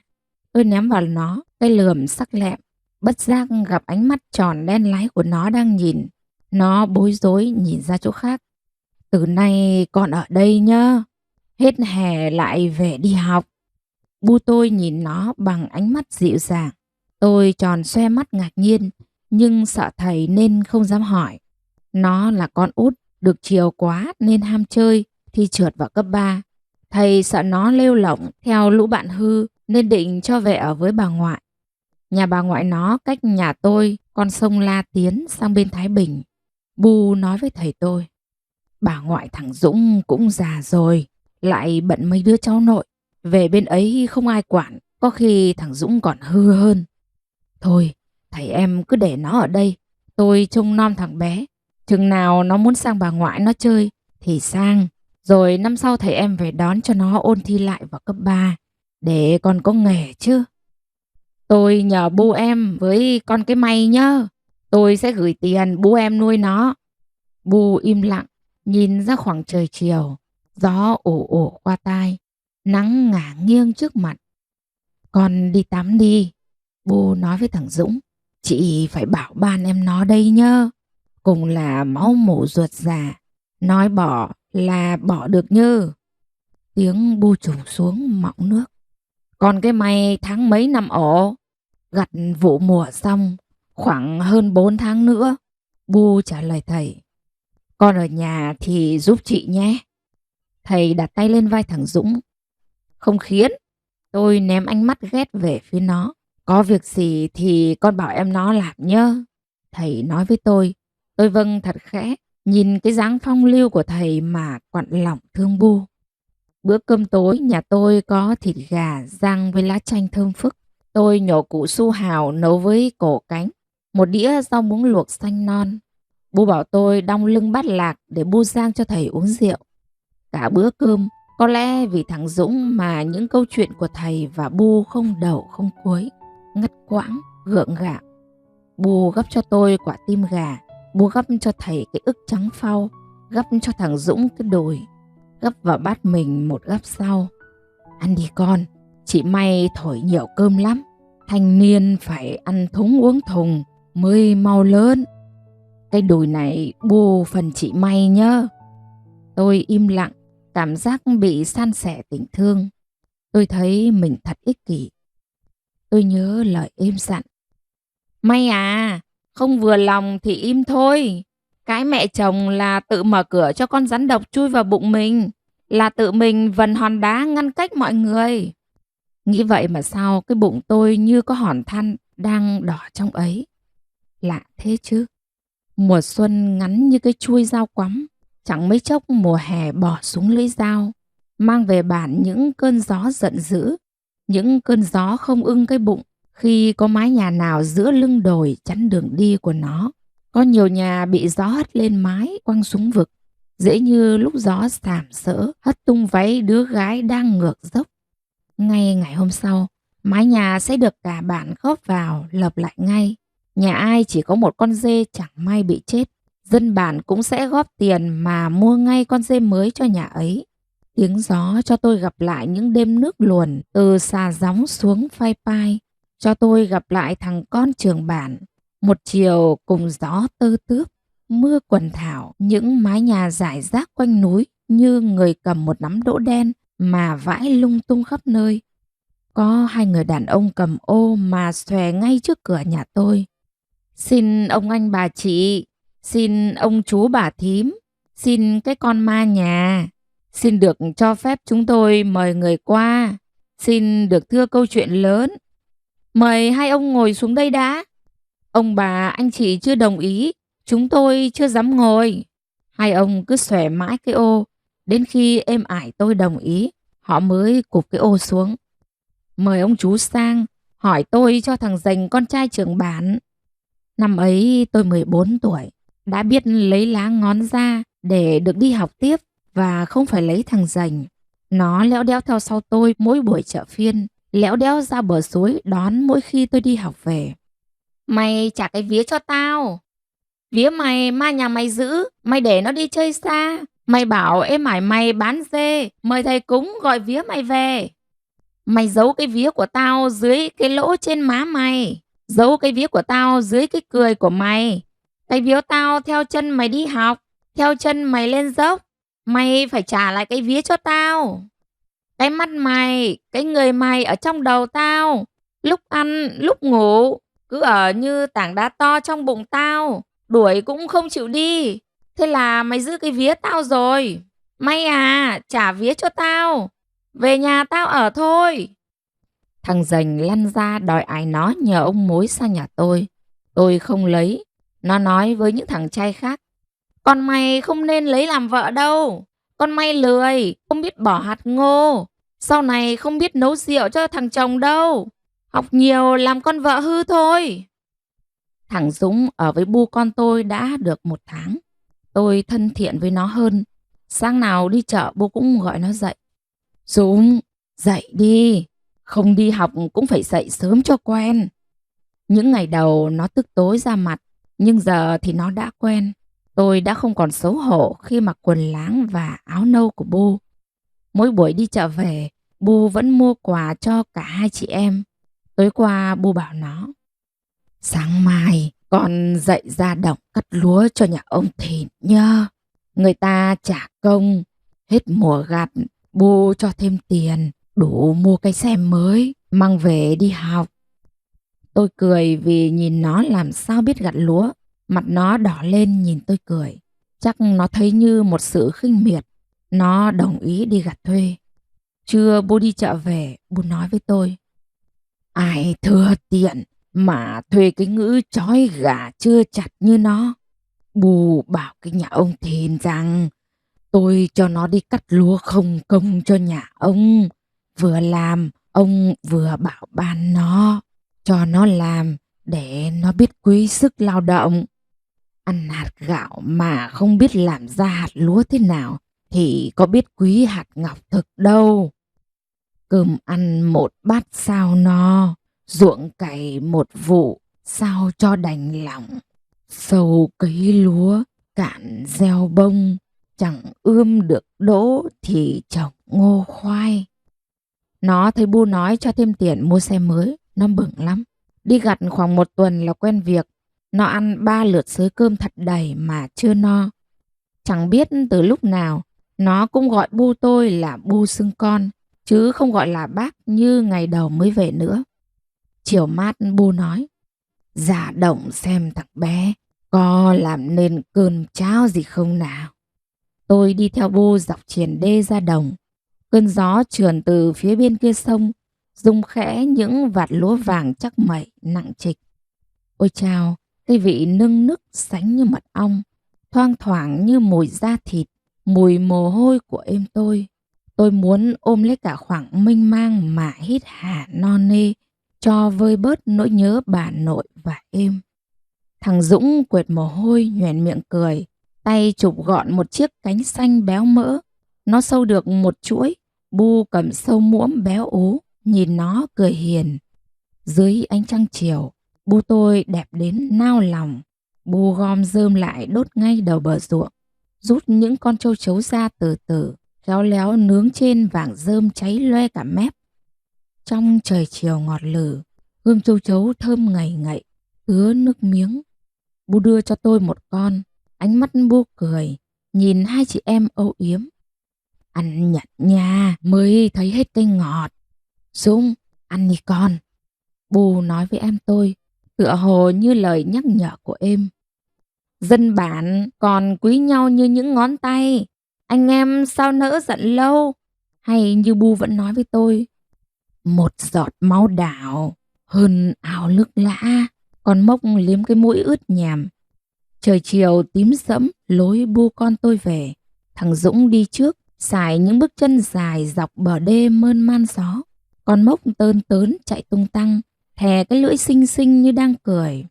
Bu nhường cho hai chị em tắm trước, bảo thằng Dũng sắp cơm ăn kẻo đói. Chị mày cứ ngồi đấy, em dọn cho. Thằng Dũng hít hà cái mùi chua chua của bát cà pháo. Nó nhón một quả cho vào miệng, vừa đổ nước rau muống ra cái bát to, vừa nhai rôm rốp. Bu sờ tay vào bụng tôi. Em ăn cơm với bà nội nhá. Trong gian bếp nhỏ chật chội tiếng cười. Mới sáng cái nắng hè đã rực rỡ, như đang căng hết sức lực để làm bừng sáng và ấm nóng không gian. Nắng sớm tưới lên vạn vật một luồng sinh khí mới. Những nụ tóc tiên bé xíu của tôi mở mắt. Thấy nắng nhẹ nhàng buông, chúng quấn lấy nhau. Nắng mơn man nô đùa thỏa thích, vuốt ve nụ đang chúm chím sắc hồng. Nhà im ắng quá, Bu đi chợ từ lâu. Em Dũng cũng dậy sớm đi gặt cho nhà nào đó ngoài cánh đồng. Tôi ngồi một lúc trên giường rồi mới xỏ dép ra ngoài. Con Mốc chạy lại uể oải vẫy đuôi.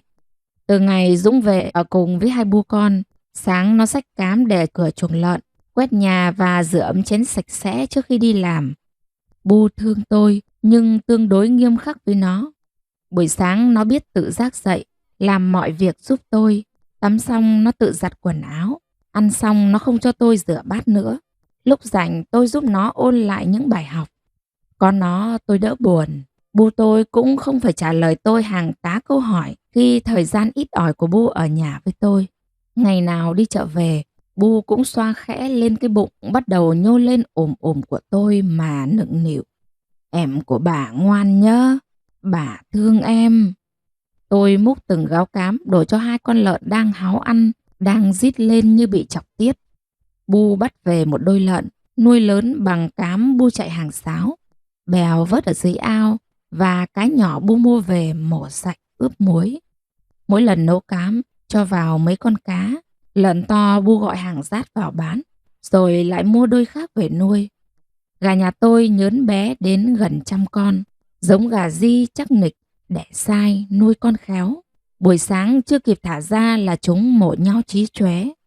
Hơn chục con gà mái đẻ mà chỉ có 2 con trống non chân to vàng ruộm, màu lông đỏ tía, cái đuôi cong như cầu vồng, cổ cao, mắt sáng, cái màu xít đỏ tươi. Bu bảo gà màu cờ hay bị che mắt nên chọn con gà trống màu xít. Thả ra lúc nào con trống trong chuồng cũng đuổi con non chạy té tát một vòng để thị uy. Con non biết điều, đứng ăn luôn giữ khoảng cách. Mắt nó láo liên nhìn con đầu đàn hậm hực nghĩ. Tốt mái hại trống chứ báu gì mà ông giữ. Nay mai ông mắt mờ chân chậm thì mấy em mái non lông bóng như tơ này của tôi hết. Mấy con gà mái già chân xồ vảy, lông sơ xác, dáng nặng nề như hũ nước, nhưng nuôi con khéo. Từ lúc xuống ổ đến lúc tách mẹ vẫn nguyên đàn, chẳng như mấy con mái non. Dẫn con đi ăn, có khi mải liếc chai mà để con kêu lạc khàn cả giọng mẹ. Bu tôi vẫn nói, đồ mẹ quạ tha quạ mổ. Sáng thả ra, mỗi con ăn một diều thóc no nê rồi rủ nhau ra vườn cam của thầy, bới thêm giun dế và đú đợn ngoài ấy. Mãi đến lúc mặt trời lặn mới về ăn bữa tối để lên chuồng ngủ. May ơi! May! Tôi chạy ra. Bu chị dặn tôi mang thóc sang. Bu chị mua cho gà. Mỗi vụ gặt, Bu mua thóc không ngon cho gà ăn. Khi nhiều nhà còn chưa đủ ăn thì nhà tôi không bao giờ lo thiếu. Bu tần tảo đi chợ, mùa nào thức ấy. Nhưng Bu rất tiết kiệm, luôn nhắc tôi phải biết quý những gì mình vất vả làm ra mới có được. Nhà tôi có 5 chị em ải với bà nội nữa là 7 người. Chỉ đủ ăn là may lắm rồi. Những bữa ăn có thịt là một điều xa xỉ. Một năm chỉ khi Tết đến tôi mới được ăn thịt gà. Ăn một miếng thịt thì cái thơm, cái ngọt ở trong mồm mấy ngày chưa chịu bỏ đi. Trước ngày cưới mấy hôm, chồng tôi chở tôi xuống chợ huyện. Tôi ngồi sau người ấy, im thin thít như hạt ngô mới bị vùi xuống hốc đá. Người ấy cầm tay tôi mà đặt vào lưng. Tôi nhìn mái đầu đã lốm đốm sợi bạc của người mà tôi gọi là chồng. Người ấy đưa tôi vào một quán cơm để ăn trưa. Đó là nơi sang trọng nhất mà lần đầu tiên tôi được biết. Ông đầu bếp dưới xuôi, múc muỗng cơm vào chảo, vẩy nước nguội, đánh tơi ra như êm vẫn đánh xôi ấy. Lửa to như thanh nứa khô cháy lép bép, lửa liếm vòng quanh đáy chảo. Chờ mỡ già, ông chủ thả vào đó một củ hành khô đập dập. Khi hành chuyển sang màu cánh gián mới cho cơm vào. Chẳng lấy muôi gỗ mà đảo như êm tôi, mà ông ấy dùng bàn tay to như hộ pháp, cầm tay chảo hất lên. Những hạt cơm lăn đều, vừa đủ giòn, vàng ruộm, nhưng bên trong vẫn mềm. Ông đổ cơm ra đĩa, rồi lại phi hành thơm nhức mũi, đổ trứng thái hạt lựu vào, đổ cả những hạt đo đỏ mà sau này tôi mới biết. Đó là lạp xưởng, cũng thái hạt lựu, đảo cho săn lại, sau đó đổ đĩa cơm khi nãy vào. Ông ấy lấy cây muôi gỗ dài, giống của em tôi mà vén cơm ra xung quanh, để chừa lại ở giữa chỉ bằng cái chôn bát, đổ nước mắm vào giữa. Khi nước mắm đặc lại, đủ xém nhức mũi thì mới đảo đều. Đĩa cơm thơm phức, những miếng lạp xưởng quăn mép vì qua lửa già, dịn mỡ đỏ hồng. Lần đầu tiên tôi được ăn một thứ cơm ngon đến chừng ấy. Tôi nhâm nhi từng hạt một, chỉ sợ nó hết. Mấy lần muốn xin người ấy, hay là tôi không ăn nữa, tôi gói mang về cho bà nội, cho em. Nước mắt tôi muốn bỏ ra mà vỡ trên khóe mắt. Trưa Bu về, tôi nói với Bu, có hàng xóm mang thóc sang. Bu nói, đấy là cô Tám, nhà ở đầu xóm, sống với đứa con gái bằng tuổi em Dũng của tôi, 14 tuổi. Cô Tám là chị của một 7 em 5 đứa. Cha mẹ mất sớm, cô nuôi các em lớn, lo hạnh phúc cho các em thì đã hơn 40 tuổi. Cô nghĩ cứ ở thế để hương khói cho cha mẹ và chăm sóc các cháu. Mỗi lần đi đám cưới con một cô bạn thân, các bạn cô gán ghép cô với một ông đại tá về hưu. Cô ngượng ngùng chối đầy đẩy. Nhưng các bạn cô, các em cô, mỗi người nói một vài câu. Cái khát khao có một đứa con cho riêng mình đã từng đêm giày vò cô. Ở cái tuổi 42, cô Tám mới lấy chồng. Ông đã có vợ, một người vợ hơn ông 8 tuổi. Cô Tám cũng biết điều đó. Vợ ông đè liền tù tì 6 đứa con gái. Ông lại là độc đinh. Việc lấy thêm vợ, sinh thêm con trai như là một điều tất yếu. Bà Liễu, vợ cả của ông, nhảy lên ghen tuông, nhưng cũng phải thua cái quy tắc trong dòng họ. Ngày cưới, cô Tám mặc áo nhiễu đỏ. Tuy đã lớn tuổi nhưng cô vẫn đẹp mặn mà. Tiệc xong khách khứa về hết. Ông đại tá dẫn cô vào chào bà cả. Em chào chị ạ. Cô khúm núm. Bà Liễu ậm ừ cho qua chuyện. Cả ngày cưới bà nói mệt nên không ra ngoài. Ông đại tá đưa cô về phòng. Ở cái tuổi 60, ông vẫn phong độ hơn người. Ông chồm lên người cô, hít hà cái hương con gái mà bà vợ hơn 8 tuổi của ông chưa bao giờ mang lại. Cô ngượng ngùng, ông hừng hực, cô ngã vào ông. Các người giỏi quá nhỉ, làm cái trò mèo ban ngày ban mặt thế à? Tao nói cho mày biết nhá, tao cưới mày về làm lẽ, không phải là để nhường chồng cho mày đâu. Bà Liễu đè lên người cô mà cào mà cấu.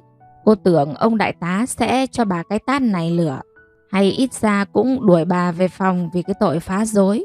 Nhưng không, ông đứng dậy, nhìn bà cả ấp úng. tôi tưởng mình đã cho phép. Tôi cho phép lúc nào? Ông già rồi phải biết giữ cái thân. Ham hố cái ngựa ấy về rồi về ông bà sớm thôi. Đoạn bà nhìn cô đang rúm gió lấy chăn che thân, lũi vào sát tường. Tóc rối bù, mắt đỏ hoe run rẩy. Bà cả ngọt nhạt. Dì phải giữ lấy chồng ấy chứ. Chị em mình cùng chăm sóc, cùng hưởng hạnh phúc mới bền vững được. Bà lôi tuột ông về phòng. Cô Tám ê chề tủi cực. Sau ngày cưới, cô Tám đúng nghĩa làm người ở không công cho bà Liễu. Ông đại tá xót vợ bé, nhưng sợ cái uy của bà lớn nên không dám ra mặt bênh vực. Một tuần sau ngày cưới, cô Tám vẫn là con gái. Cô làm mọi việc trong nhà. Ông đại tá nhắm lúc vợ cả không để ý, chỉ dám khẽ vuốt tóc cô an ủi. Số tôi khổ, lấy được mụ vợ trả ra gì. Em chịu khó nhé, tôi sẽ có cách. Cùng lắm tôi sẽ đưa em vào miền Nam. Trong đó ngày tôi đi bộ đội được cấp đất trong ấy. Một buổi bà Liễu đi chùa, ông ở nhà với cô Tám. Cái hừng hực của ông với cô cháy thành ngọn lửa ngùn ngụt. Cô vẫn lặng lẽ làm mọi việc của một người ở không công. Hiếm họa có khi bà cả rủ lòng thương thả cho ông đại tá sang với cô một tiếng trong đêm. Bà vẫn ngọt ngào rằng ông già rồi, phải biết giữ sức khỏe. Rằng hai chị em chúng mình phải cùng nhau chăm sóc sức khỏe cho chồng. Khi cái bụng của cô Tám lùm lùm thì bà lấy lý do phải giữ cho cái thai khỏe. Bà cấm không cho ông sang phòng cô Tám nữa. Cô sinh con là con gái. Ông nom con bé được mấy bận rồi thưa dần. Cực chẳng đã, cô ôm con về nhà mình ở. Các em đùm bọc, hàng xóm đỡ đần. Con bé giờ đã 14 tuổi. Cha nó đã cùng cả nhà vào miền Nam từ khi con bé mới vài tháng. Con bé không biết mặt cha. Cô Tám vừa là cha vừa là mẹ của con. Những người đàn ông như thế thật xấu Bu nhỉ. Đã không lo được cho vợ con, còn đa mang đèo bòng. Lấy chồng làm lẽ khổ thay. Đi cấy đi cày chị chẳng kể công. Đến tối chị giữ lấy chồng. Chị cho manh chiếu, nằm không nhà ngoài. Bu, thế thầy con ở với mẹ hai bỏ Bu đấy thì sao? Bu chẹp miệng. Âu cũng là cái nghiệp kiếp trước Bu phải trả. Nghiệp gì mà nghiệp Bu hiền quá thì có. Người ta cũng là đàn bà, trẻ người non dạ. Không có liền ông bên cạnh thì sống làm sao? Tôi chịu cho cái lý do của Bu. Chẳng biết kiếp trước Bu tôi nợ ai. Kiếp này Bu vất vả thế. Thằng Dũng đi làm về, xách 3 con cá chê vàng ươm. Nó nói tát dưới mương. Cái dáng thư sinh của nó rắn giỏi hơn. Bu nói, để Bu làm cá cho. Cá chê có ngạnh sắc lắm. Lỡ đâm vào tay rất buốt. Làm cá chê phải bỏ cái hoa khế trên đầu nó đi thì mới không tanh. Phải lấy tròn nóng tuốt sạch nhớt. Hai chị em đi hái khế về cho Bu. Bu cho cá và khế vào nồi đất, khéo léo vùi giữa những mảnh trấu đỏ rực, khéo leo lên cột gỗ đen nhức, rồi biến mất trong những chùm bổ hóng. Nồi cá sôi lịch trịch, mùi khế thơm phức. Thằng Dũng díu gian kể nó bắt cá như thế nào. Bu tôi cười, hàm răng hạt na nhưng nhức. Mày Bu nghỉ chợ, đưa con sang thăm bà ngoại mấy các dì nhá. Chị mày có đi không? Trời vẫn cần mẫn rót mực vào đêm. Tôi ngủ với Bu, nghe Bu kể chuyện thời con gái. Tôi ngủ một giấc tỉnh dậy. Bu vẫn cẩn mẫn phe phẩy cái quạt mo cho tôi ngủ. Tôi áp má vào ngực Bu, hít thật sâu vào lồng ngực cái tình mẫu tử. Mỗi chiều nhìn bóng Bu đứng cuối mảnh sân gạch, lùa cái lược sừng vào mớ tóc thoảng mồi bổ kết, lòng tôi thấy yên bình. Bu tôi từ bên nhà bà ngoại thằng Dũng về. Bu đi một mình. Thằng Dũng xin Bu ngủ ở bên đấy một tối, chơi đến chiều mai mới về. Bu mang về cho tôi một cái bánh đa dày vàng ruộm, thơm phức, sắc kín vừng. Bu bảo, Bu để đây nhớ. Hễ lúc nào thích ăn thì ăn. Chẳng phải đợi ăn cơm xong mới ăn. Đêm đói thì dậy ăn cơm, không phải ăn theo bữa nữa.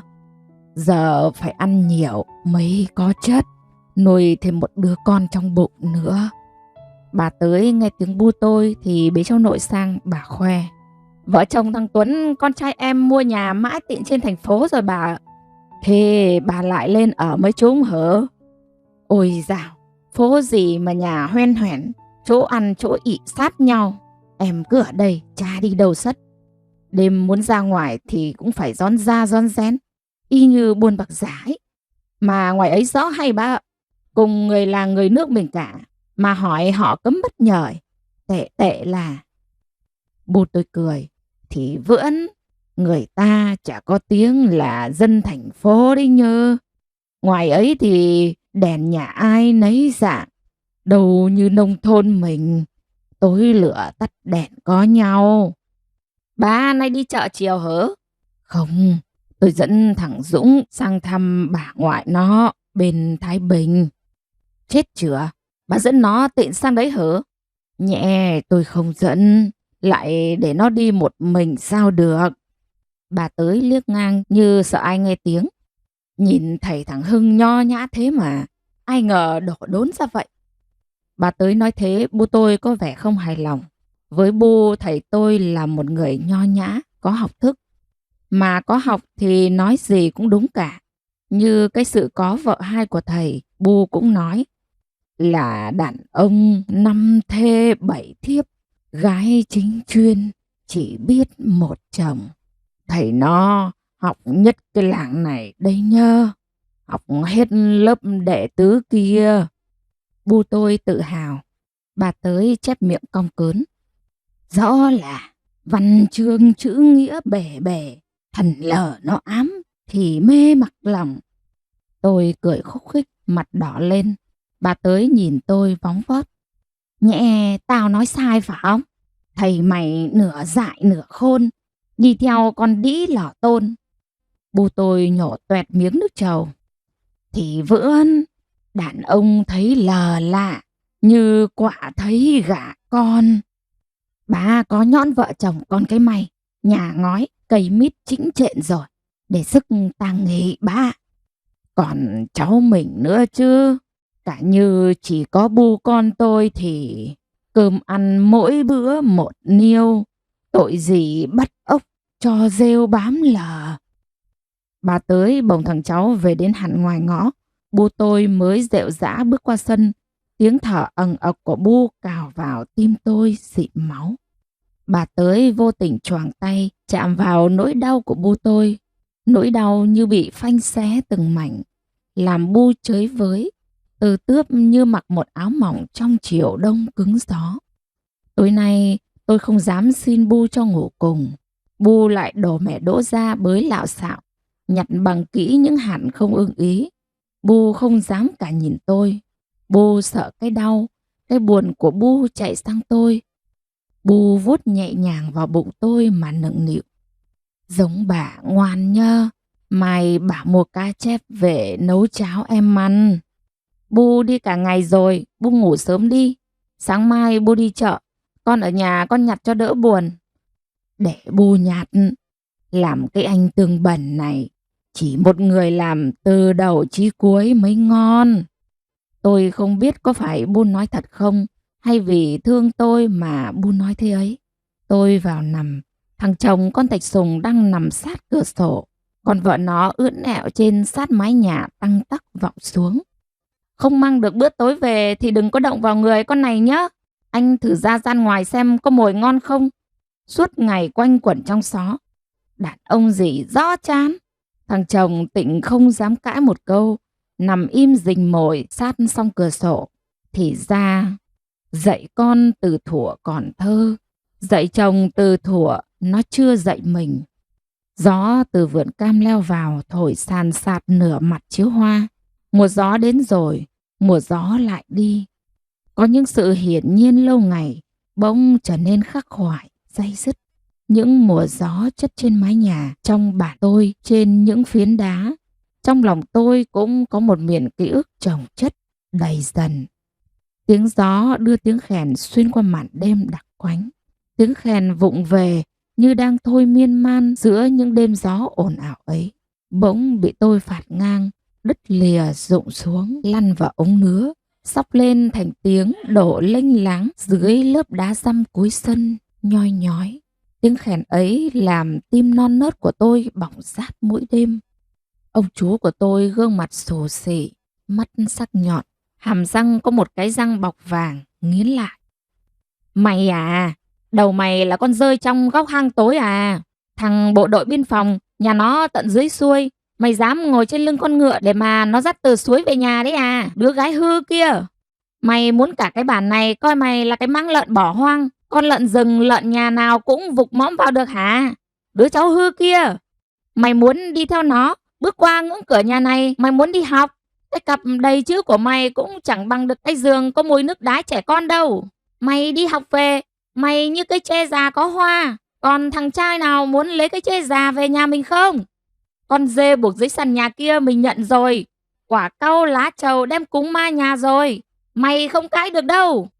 Thằng chồng mày làm ra tiền nhiều như nước suối mùa lũ. Muốn chảy đi đâu là chảy thôi mà. Lời ông chú nói như đang đứng trước một mâm cỗ ngon mà không phải trả đồng nào. Uất ức trong tôi bừng lên như những vết cào nhói trong đêm. Trước ngày cưới tôi, cả bản say khướt, gió say, đá say, trăng say, những con dê say dần dật, nhảy chồm chồm. Tiếng khèn đêm ấy cũng ướt nhèm, ngả nghiêng vì say. Người ta mua em bằng vòng bạc, mua em bằng đàn dê, mua em bằng tiền như suối lũ đang về. Em may chăn nẹp đen, em dệt chăn nẹp đỏ, may gối tặng nhà chồng. Tiếng đau đau ấy như ngọn lửa bùng lên, cứ tạt ngang vì gió trong đêm. Anh là cơn mưa, luồn mây mang tới những mát rượi. Khi cầm tay tôi mà thắp lên ngọn đèn giữa căn nhà sàn bốn bề thông thốc gió. May, em phải học nhé. Chỉ có học thì ban ngày mới không phải cúi mặt trên nương, ban đêm không phải cúi mặt xuống chảo cám. Em hãy học cho giỏi, anh sẽ đưa em đi ăn kem Tràng Tiền. Kem ấy là ngon nhất thế giới luôn. Anh đưa em về thăm Bác Hồ. Học là con đường sáng duy nhất thoát nghèo. Em biết không May? Tôi đã ao ước những vạt ngô nhọc nhằn vươn lên từ khe đá là mắt anh, khiến màu xanh óng đổ đầy trên khắp bản tôi một mùa no ấm. Tôi đã uất ức muốn gào lên. Sao anh không có cách nào kéo em ra khỏi cái ngưỡng cửa này? Tại sao? Chỉ cần anh nói vì sao thì những ngậm ngùi kia hẳn đã vơi đi quá nửa. Chiều hôm qua ra lấy nước, tôi gặp bộ đội phong ngoài suối. Hay là em trốn đi May? Em về nhà anh, mẹ anh sẽ nuôi em ăn học. Tôi lắc đầu, anh thúc chân cho con ngựa vọt qua. Mày không nghe tôi vì tôi nghèo, mày lấy người ta đi. Lời nói như dao sắc cứa một nhát ngang bắp tay. Đêm tôi bất lực giấu những giọt nước mắt vỡ ra dưới gối lạnh toát. Tôi cũng như bố tôi, hàng đêm đối mặt với những cuộc vật lộn khốn khổ, cố làm bộ thản nhiên, sao vẫn nghe méo mó. Tiếng dế ri rỉ nơi cuối sân bỗng im bặt, tiếng xối nước ảo ảo. Bu là người rất tiết kiệm, bể nước mưa đã vơi quá nửa, tiếng xối xả gấp gáp như cố gắng đẩy một hòn đá to ngược dốc. Đêm nay gió quá, tôi ước gió về, mang cái uất ức của U tôi đi thật xa. Sáng Bu đã đi chợ, tôi dậy khi nắng đã xô cửa vào đến giữa nhà. Bu phần tôi một bát cơm nếp ăn với muối vừng giã lẫn lạc. Ngày mới về làm dâu Bu, tôi không bao giờ dám dậy sau 5 giờ. Chừng 1 năm sau thì Bu bảo, cứ ngủ đẫy giấc đi. Bu dậy nấu ăn sáng rồi đi chợ. Bu có ngủ được đâu. Em con mà biết là chết đấy Bu ạ. Bu cho chị ngủ thì chị cứ ngủ nhá. Chừng nào Bu mắng hằng hay. Từ đó tôi hư thân mà không quen dậy sớm nữa. Việc hàng ngày của tôi là chăm đàn gà, chăm vườn rau, vườn hoa, quét sân nhà sạch sẽ, giặt quần áo của 2 Bu con. Có khi Bu cũng tự giặt, vớt bèo nấu cám cho 2 con lợn. Tôi không thấy vất vả. Từ ngày tôi có chửa, Bu không cho xách nặng hay vớt bèo nữa. Bu làm hết. Bu lo cho tôi từng bữa ăn giấc ngủ. 2 Bu con cứ như vậy mà yêu thương nhau. Dù có như thế nào, Khi Bu vẫn còn yêu thương tôi thì tôi sẽ không bao giờ rời xa Bu cả. Tôi nghĩ như vậy. Trưa Bu về, mua cho tôi một cây mía giống mía xương gà, mềm mà ngọt lịm. Bu mua rơm khô, người ta chở đến rơm vàng lịm, mùi thơm ngọt nưng nức. Cái cọc cũ chồng tôi đóng năm ngoái vẫn chắc. Bu tôi vừa gẩy những lùm rơm rối đều xung quanh cái cọc tre, dẫm chặt xuống. Khi gần hết, Bu khéo léo phủ một lớp rơm vàng đều xung quanh như một cái áo xinh xắn trên ngọn để che mưa. Cây rơm khô này đủ cho Bu con tôi đôn tới vụ sau. Bu sống mà không mất lòng hàng xóm bao giờ. Cơm ăn chẳng hết thì treo, việc làm chẳng hết thì kêu láng giềng. Bu vẫn thường dặn tôi, rào năng liếc thì sắc, người năng chào thì quen. Những chiều nghỉ chợ, Bu cho tôi đi cùng sang nhà hàng xóm chơi, kể về từng người cho tôi biết. Trong mắt Bu, chẳng ai là người xấu cả, chỉ là mình chưa tốt, nên người ta mới đối với mình chưa tốt mà thôi. Bu chưa bao giờ trách thầy, cũng không trách móc người vợ hai của thầy. Bu chỉ nói, tại số Bu nó vậy. Em tôi tuy vất vả và không có con trai, nhưng ải vẫn thương. Tôi đã từng mong lấy được một người chồng như ải. Bà nội tôi cũng thương em tôi. Hai mảnh đời đơn chiếc cứ dựa vào nhau mà yêu thương. Những đêm mưa, tôi nhớ bà nội tôi, nhớ em tôi quay quắt, nhớ về bản nhỏ của tôi. Bản có một trạm y tế, người ốm ít khi xuống bản, mà mời thầy mo cúng để gọi cái vía mải đi chơi xa chưa về làm người mệt. Đàn trâu mùa đông hay bị ma bắt vía mà lăn ra chết. Thầy mo không biết cúng gọi cái vía con trâu. Thầy bảo, chạy xuống trạm y tế mà gọi y sĩ. Người ta chạy xuống gọi y sĩ, y tá nhìn nhau lắc đầu. Chỉ biết chữa hết cái bệnh cho người thôi, không biết gọi vía con trâu đâu. Thế mà người ta nói to, ây da, người trong bản cũng ăn rau ăn ngô. Con trâu của tao còn ăn nhiều rau hơn người đấy, có khác gì nhau. Nói thế, biết thế, không cãi được. Thành ra trạm y tế chữa cho người thì ít, chữa cho bò thì nhiều. Trời mát hẳn thì thằng Dũng về đến nhà. Mặt nó đỏ bừng vì nóng. Bô nhìn nó, ánh mắt như cười. Sao con không ở chơi bên đấy mấy bà, rồi thong thả hẵng về có được không? Con về mai đi làm chứ. Con sắp đủ tiền mua xe đạp mới chưa bố? Chữa độ cũng có. Nó cười tít mắt nhìn tôi. Chị May đừng có tị với em nhé. Chị mà thèm tị với mày à? Bu nhìn thằng Dũng. Nó đã trưởng thành thật rồi. Con tắm ủ đi, rồi ăn cơm chẳng đói. Bu nhìn nó, xót xa như núm ruột của chính mình. Gió làm mát những vầng khói tỏa tròn từ mái bếp nhà tôi.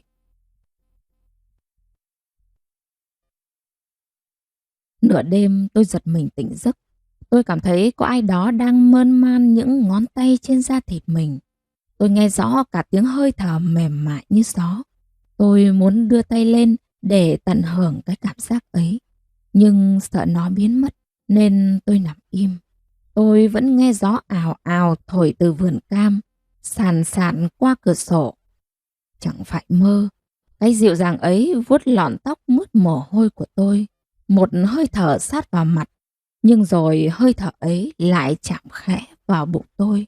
Lần này thì tôi tỉnh hẳn. Anh, sao anh về lúc nửa đêm thế? Tôi thì thào. Xe hỏng dọc đường nên chữa gần nửa ngày mới xong. Anh khẽ thôi cho Bu ngủ. Chồng tôi cười. Bu không dậy mở cửa thì làm sao mà anh vào nhà được. Ngủ như mẹ con em thì người ta khiêng ra vườn cam để ấy. Anh ăn gì chưa? Anh có đói bụng không? Em dậy nấu tạm cái gì cho anh ăn nhé. Anh ăn rồi. Mà đói thì anh tự dậy nấu. Ở nhà Bu vẫn bắt em nấu cơm à? Không, Bu thương em lắm. Tôi quên mất rằng đứa con vừa thúc ngang bụng tôi là lý do mà tôi được Bu tôi và chồng tôi thương. Đứa con đã nằm trong bụng tôi 7 tháng rồi. Nhiều lúc tôi vẫn ngỡ đó là một giấc mơ. Ước gì con cứ nằm mãi trong bụng, để những ngày hạnh phúc này đừng bao giờ rời xa tôi. Tôi bỗng thấy xấu hổ khi cái ý nghĩ ấy vừa lướt qua.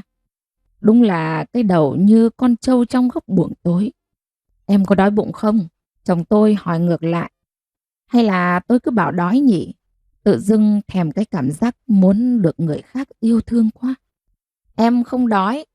Nghĩ trong bụng thế, nhưng tôi lại nói khác.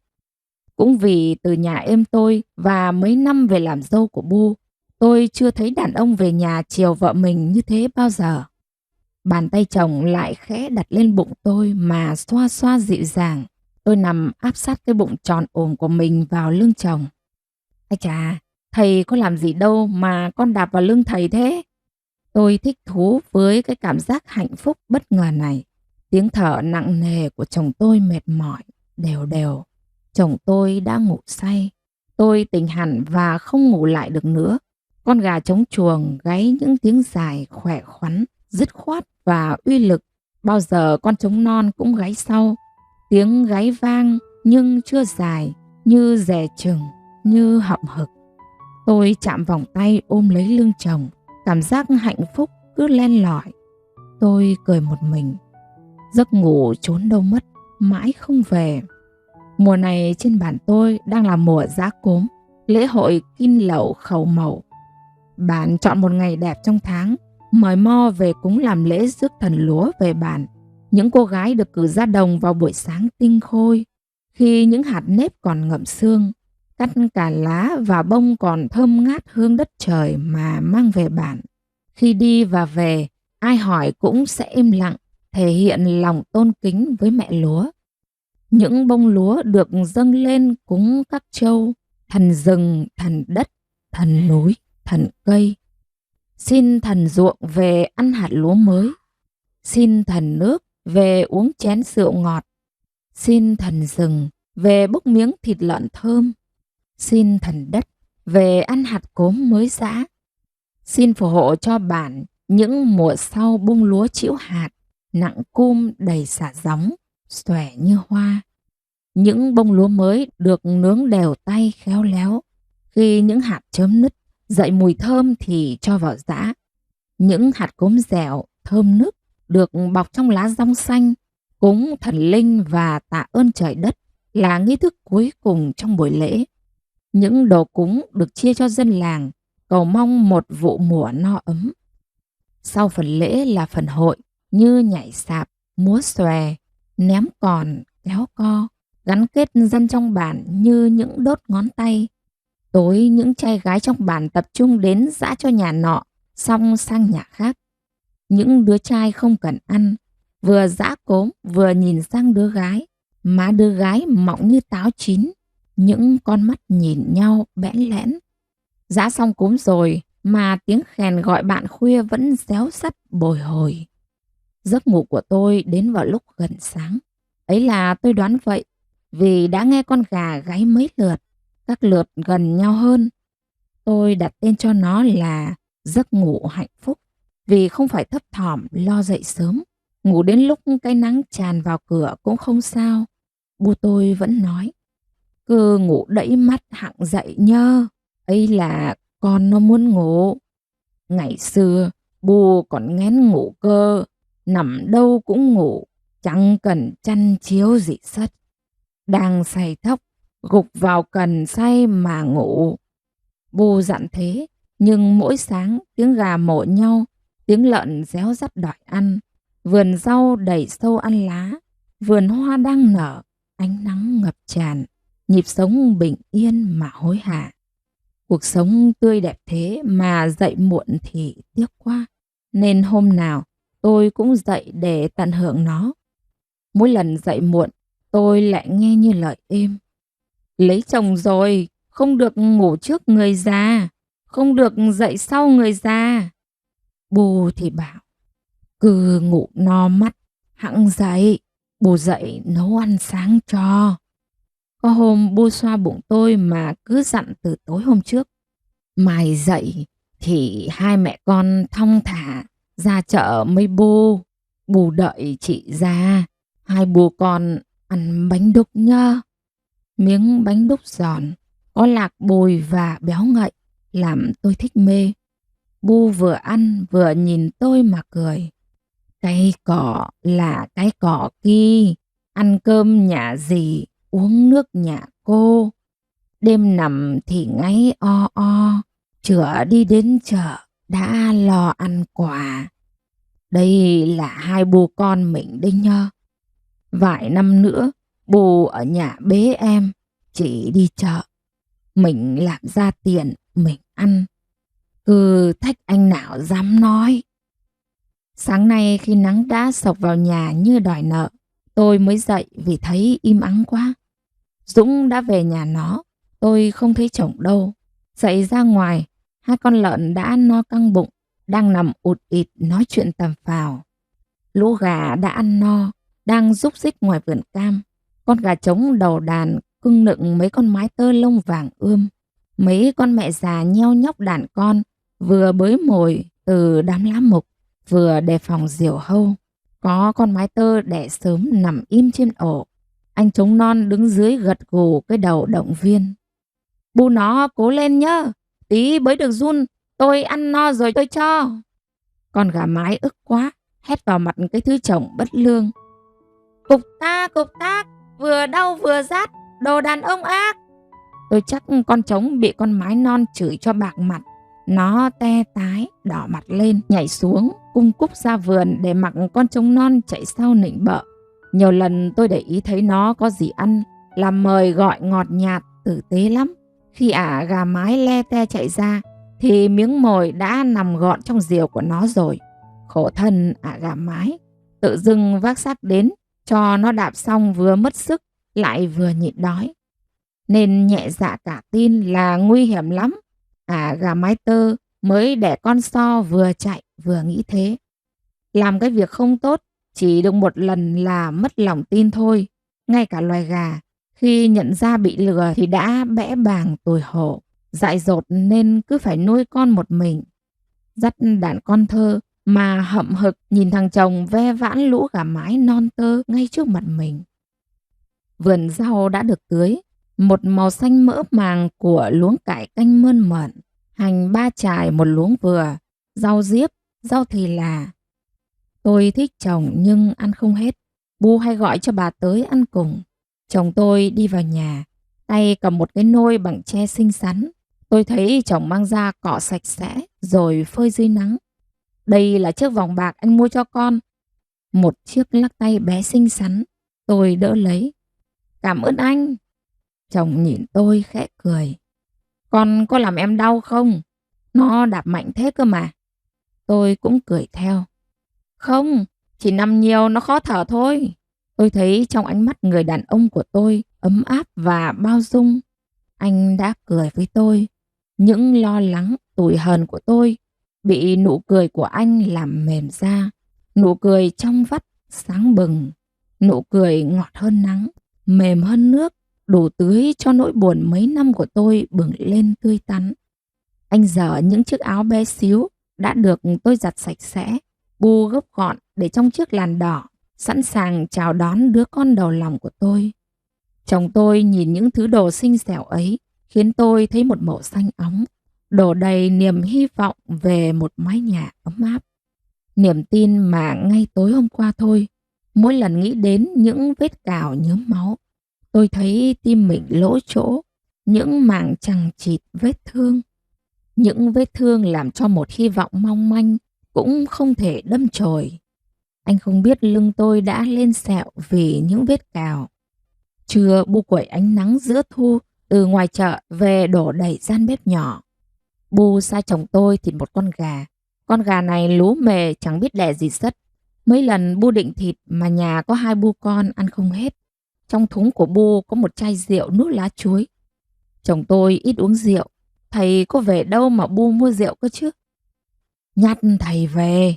Bu nói chắc như đinh đóng cột. Sao Bu biết? Tôi lẽo đẽo theo sau Bu hỏi. Mày là dỗ bác Hinh. Bác Hinh là anh trai của thầy tôi. Thầy Bu tôi rất coi trọng việc dỗ chạp. Tôi nhặt rau. Bu ngồi xuống cạnh tôi, tay sờ bụng tôi. Em ăn thịt gà rang hay luộc? Bà nội bảo thầy em rang với nghệ nhá. Không ăn gừng nữa, nóng lắm. Thầy sang ông Nghé lấy nhôi về giặt cho em rồi hử? Nhõn bà có cháu chắc lúc nào cũng nói chuyện y như nó biết nghe không bạn? Thằng thầy mày, nó chẳng biết nghe đấy nhơ. Đã không biết còn nói, bù lại tát cho hết vẩu bây giờ chứ lị. Em bà nhỉ? Con Mốc chạy ra, thầy tôi về đến ngõ. Bô nhìn thầy. Thầy thằng Hưng đã về đây như. Con chào thầy. Thầy nhìn tôi. Nghỉ đi con, bụng to thế rồi, ngồi ghế cao lên chứ. Thầy lúc nào cũng nói nhẹ nhàng và hiền như vậy. Không ai biết khi nào thầy giận. Bố tôi chắc vì những lời ngọt ngào ấy mà mặc định. Người có học như thầy thì nói điều gì cũng đúng. Bố đã từng một mình nghe tiếng cười cợt của những người đàn bà góc chợ. Những thì thào quật vào bu còn độc địa hơn cơn bấc lạc mùa, hơn con rắn xanh mùa đẻ. Những cơn bấc lạc độc địa ấy, bu tôi đổ vào cối xay như những hạt đỗ hàng ngày bu làm tương. Vòng cối xay nghiền nát những độc địa. Thầy trong mắt bu, vợ chồng tôi và vợ chồng cô Mùi vẫn vẹn nguyên sự tôn kính.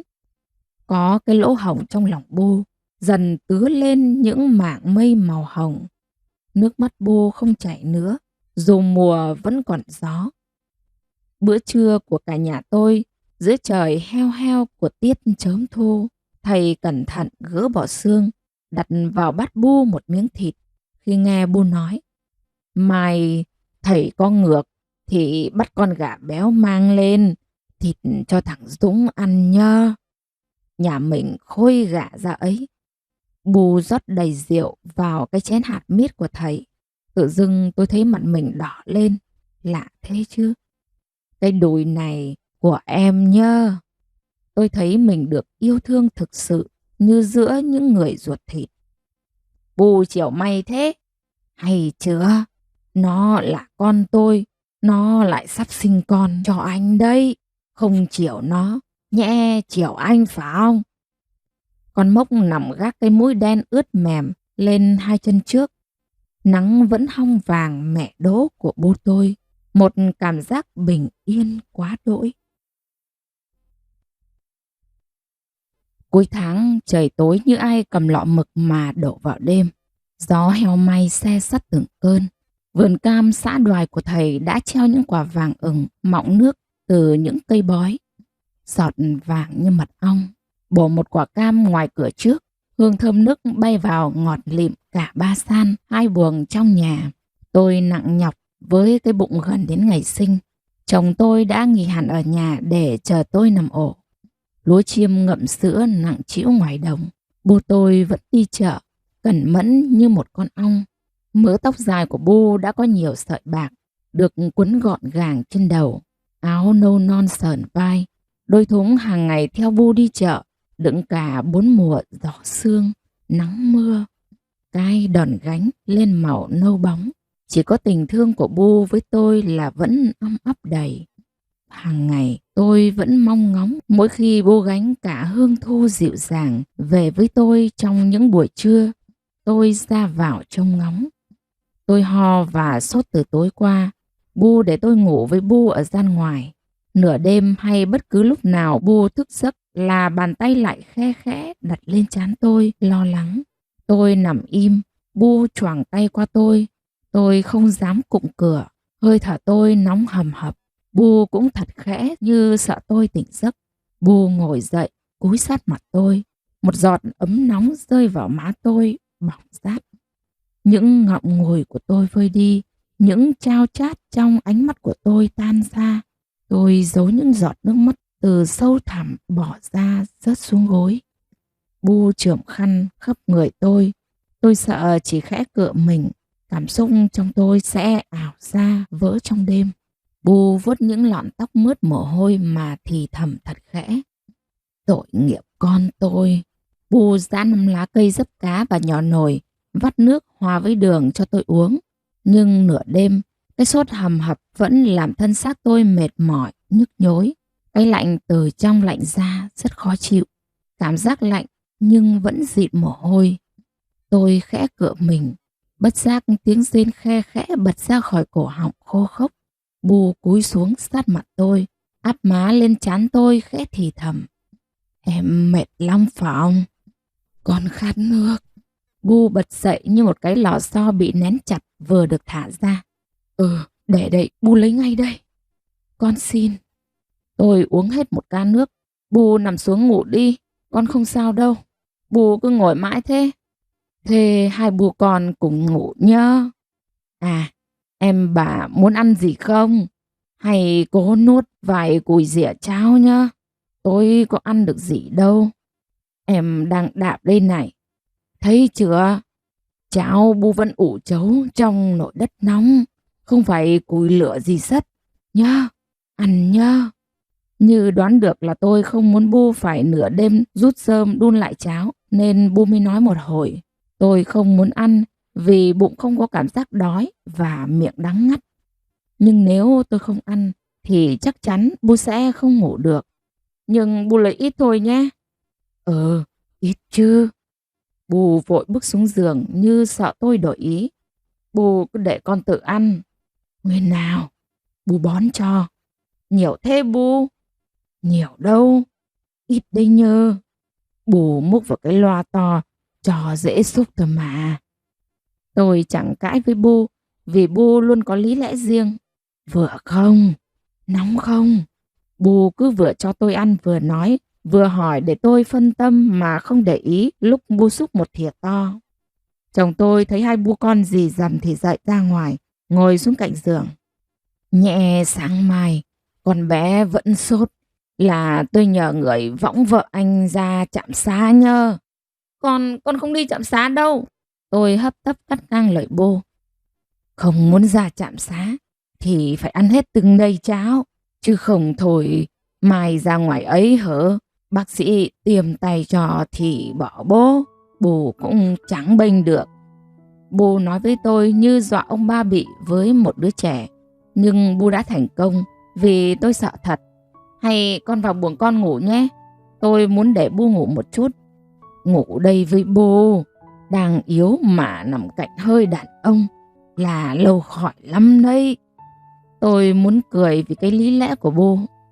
Anh ngủ đi, mai Bu đi chợ thì dặn con bé nhớ. Bu giục chồng tôi đi ngủ. Bu khẽ đặt tay lên trán tôi. Nhẹ, em sợ tiêm nên mát rội đây này. Bu nói như reo lên. Tiếng gà sang canh lãnh loãng ăn vào đêm. Ở bản tôi mỗi khi có người ốm là thầy mo được mời về gọi vía. Vía được gọi là khoắn vì vía đi chơi xa, mải chơi quên mất lối về. Mỗi vía đều tương ứng với một bộ phận trên cơ thể. Vía tai biết nghe, vía mũi biết ngửi, vía mắt biết nhìn. Vía nào đi chơi chưa về là bộ phận trên cơ thể sẽ bị đau. Vía ở xoáy tóc là vía chính, gọi là khoắn tôn. Nếu thầy mo không gọi được khoắn tôn về thì chủ khoắn sẽ chết. Nếu cái tay đau là vía tay bỏ đi chơi xa. Mắt đau là vía mắt đi chơi quên lối về. Trước khi gọi vía, người ốm phải chuẩn bị một cái túi, trong đó để một cái áo của mình, không dùng áo trắng, một quả trứng gà luộc, một gói xôi, một con cá nướng. Nếu người ốm bình thường thì chỉ cần gọi một lần, vía sẽ tự về. Nhưng vía rủ nhau đi chơi xa thì người ốm sẽ nặng, phải gọi vía 3 lần, dỗ dành khéo léo và lâu, vía mới về. Thầy gọi vía từ chân cầu thang, người ốm phải ngồi im trên nhà, không được đi lại. Gọi vía người ốm, thầy mo thường là nữ giới, vì đàn bà có sự nhẫn nại, chịu đựng. 30 vía trước mặt, 50 vía sau lưng, vía đầy hai bên mình, vía đừng đi chơi xa. Nhà đã chuẩn bị xôi cho vía ăn đường, trứng và cá cho vía ăn đường, vía đừng đi chơi xa. Vía về thì đừng đi nữa, mọi việc có con cháu lo. Sau bài gọi vía, thầy mo sẽ hỏi, Chầu Khoản ơi, vía về chưa? Người ốm nghe thấy sẽ trả lời, vía đã về đủ rồi. Lúc ấy thầy mo đặt túi bên trong có áo, trứng, cá nướng và xôi vào đầu giường của người bệnh. Việc gọi hồn vía lặp lại đến lần thứ 3 thì một người cao niên trong dòng họ đón lấy túi vía của thầy Mo, đưa cho người ốm đã ngồi sẵn trên giường. Xung quanh là người thân ngồi dưới sàn. Lúc này thầy mới cúng hồn. Khi đã mời được hồn vía về rồi thì phải cho hồn vía ăn ngon, cái vía mới ở lại mà không bỏ đi chơi xa nữa. Mâm cúng gồm có gà luộc, xôi, bánh gồ, chuối tây, nước canh và 8 chén rượu. Mong hồn vía đừng đi chơi nữa, hãy ở bên mình. Nhà đã có đủ gà, xôi, đủ rượu. Thầy Mo đưa cho người bệnh ăn gà, xôi, cá và trứng. Người bệnh phải cố gắng ăn nhiều. Ăn nhiều thì hồn vía mới ở lại. Ăn ít hồn vía sẽ giận dỗi mà bỏ đi. Sáng khi mở mắt ra thì Bu đã đi chợ từ lâu. Tôi bớt sốt, nghe quanh mình vẫn còn mùi trầu thuốc của Bu. Mùi mồ hôi ấm ấm và đầy ắp một mùi yêu thương. Nhà im lặng quá. Chắc chồng tôi đã cho lợn, gà ăn xong và đang tưới rau hay đi đâu đó. Tôi nhìn lên mái nhà. Căn nhà tứ trụ 3 gian 2 buồng chắc chắn. Công sức của Bu tôi. Một người đàn bà nhỏ bé mà đầy nghị lực. Bu tự tay thuê thợ làm ngôi nhà này. Ngôi nhà gỗ lim tứ trụ 3 gian 2 buồng, lợp ngói hương canh đỏ tươi. Ngày mới về làm dâu Bu, tôi đứng ngắm mê mẩn những thanh gỗ như có hồn. Điều kỳ lạ là bước vào nhà, một hơi ấm len lỏi khắp người khi mùa đông và như có luồng gió mát dịu khi mùa hè, khiến người rất thoải mái, dễ chịu. Bu giải thích cho tôi hiểu. Những cây cột này gọi là cột cái, là gỗ lim. Những cây vuông đỡ ngói kia gọi là dôi, cũng được xẻ ra từ gỗ lim. Cây to nhất được đẽo vuông vức, bảo nhẵn, đặt trên cùng kia là xà nóc, còn gọi là thượng lương. Thượng lương chạy dọc suốt theo chiều ngang nhà, đỡ bờ nóc chăm dui chui vào một nóc. Làm nhà, ngày đặt thượng lương là ngày quan trọng nhất, phải xem ngày tốt và giờ hoàng đạo. Nhóm thợ làm nhà này là một nhóm thợ lành nghề bên Thanh Miện, Hải Dương. Ngày đặt thượng lương, gia chủ biện một mâm lễ đầy đủ như gà, xôi, rượu thịt, trái cây, hoa và bánh kẹo. Thầy cúng làm lễ xong cây nóc, được toán thợ dâng lên. Một người con trai còn thanh tân, khỏe mạnh sẽ trực tiếp nhận trọng trách đặt thượng lương. Cấm đàn bà được bước qua cây xà nóc và quanh quẩn ở đó lúc sắp đến giờ đặt nóc. Khi đặt nóc, bác thợ cả sẽ trực tiếp chỉ đạo đặt đúng giờ và đúng quy tắc. Những cái đế vuông kia được gọi là câu đầu. Câu đầu là một trong các dầm chính đặt trên đầu các cột cái. Hàng chữ khắc trên thượng lương kia, Bu cũng phải sang Nam Định xin của một thầy nho có tiếng. Hàng chữ kia là chữ Hán, dịch sang chữ Nôm có nghĩa là tử vi tinh chính chiếu, phú quý thọ khang ninh. Có nghĩa là sao tử vi chiếu vào nhà nên được hưởng những điều tốt như phú quý thọ khang. Chữ trên thượng lương và câu đầu đều được dát vàng lá, nhẹ nhàng, mềm mại. Cây thượng lương nhà mình là gỗ đàn hương, một loại gỗ có mùi thơm rất đặc biệt, quý và hiếm. Ông ngoại là thầy của Bu, mua hộ bằng tiền đúng 1 năm làm lụng vất vả của Bu. Tôi khâm phục Bu vô cùng, một người đàn bà nghị lực mạnh mẽ và giỏi giang hơn người. Chồng tôi về mang cho tôi một đĩa bánh đúc Bu mới mua. Tôi ngồi dậy ra ngoài, nắng đã ngập tràn khắp nơi, đầu vẫn ong ong. Tôi nghe thấy tiếng bà tới mắng yêu thằng cháu nội, tiếng bò thong thả gọi con, tiếng móng trên con đường lát gạch đi qua ngõ nhà tôi để ra đồng. Vục một cốc nước lạnh lên mặt, tôi khẽ rùng mình nhưng sảng khoái và thấy khỏe hơn. Bé con trong bụng đạp khẽ như phụng phịu, như hờn dỗi. Tôi có cảm giác đói. Vào nhà, chồng sờ tay lên trán tôi khẽ reo lên: "Ô, hết sốt rồi, chắc sợ tiêm nên hết sốt đây mà." Tôi cũng cười, tôi nghĩ chỉ cần anh thương em thôi, em sẽ khỏe, không bao giờ ốm đau đâu, thật đấy. Tôi ngồi ăn bánh đúc, vị bồi bồi ngọt ngào ngấm vào từng thớ thịt. Tôi phải ăn, phải khỏe, cuộc sống này đẹp thế, không dành thời gian mà tận hưởng, mà trân trọng nhau thì tiếc quá, tiếc thật chứ. Em nằm đây nhá. Anh đun nồi nước lá để em tắm cho nhẹ người. Bu dặn thế. Chỉ tắm thôi, không được xông, sợ con nóng không chịu được ấy. Tôi buồn cười vì ý nghĩ ấy của đàn ông hơn tôi 30 tuổi. Tắm xong tôi ngủ một giấc thì Bu đã về. Mày ơi, mày, ra Bu cho quà nào. Quà cho tôi là một gói cốm được bọc trong lá sen. Những hạt cốm xanh như mảnh lưu ly thơm phức, tinh khôi dịu dàng mùi nếp non. Tôi hỏi Bu, ai đã nghĩ ra gói cốm trong lá sen hả Bu? Bu cười, các cụ ngày xưa chứ ai.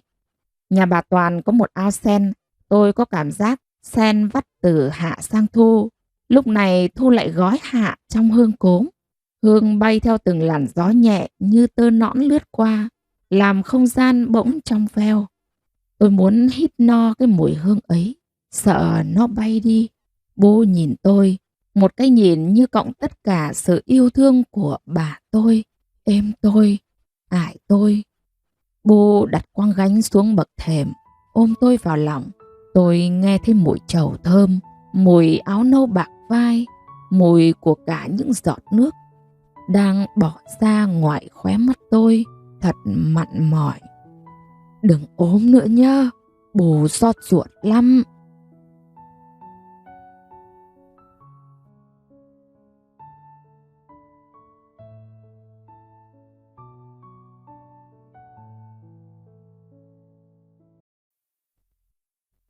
Trăng lênh láng, rát bạc khắp sân nhà tôi. Những cơn gió cuối thu hàng đêm quần thảo từ ngoài sông qua bãi vào làng, mang đến cái se se dễ chịu. Gió chỉ im được một lát, lại như cao hứng nổi lên, giật tung đám lá vứt xuống đất. Dễ như gió vẫn sàm sỡ hất váy đứa gái đang ngược dốc về bản. Tôi sắp đến ngày sinh, chồng tôi làm ngay bên Ân Thi. Bu vẫn đi chợ, nhưng cố gắng về sớm. Bu không cho tôi làm những việc nặng nữa. Với Bu giờ đây, việc ngồi nấu cám hay tưới rau đều đã là việc nặng. Tôi chỉ quét nhà, cho gà ăn và nấu cơm. Những bữa cơm chiều, có 3 bố con làm tôi thấy yêu cuộc sống bình yên quá đỗi. Non trưa thì thầy về tới nhà.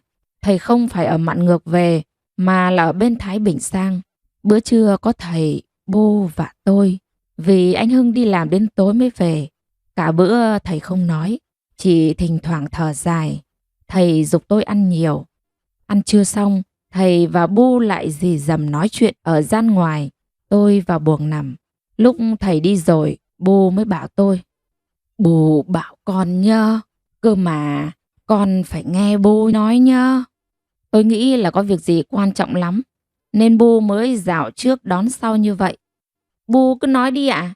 Con là con của Bu, con không nghe Bu thì nghe ai ạ? Hẳn thế, cơ mà Bu cũng phải nói mấy chị. Bà ngoại thằng Dũng bệnh khớp gối nặng lắm, chữa trên viện mà không đỡ.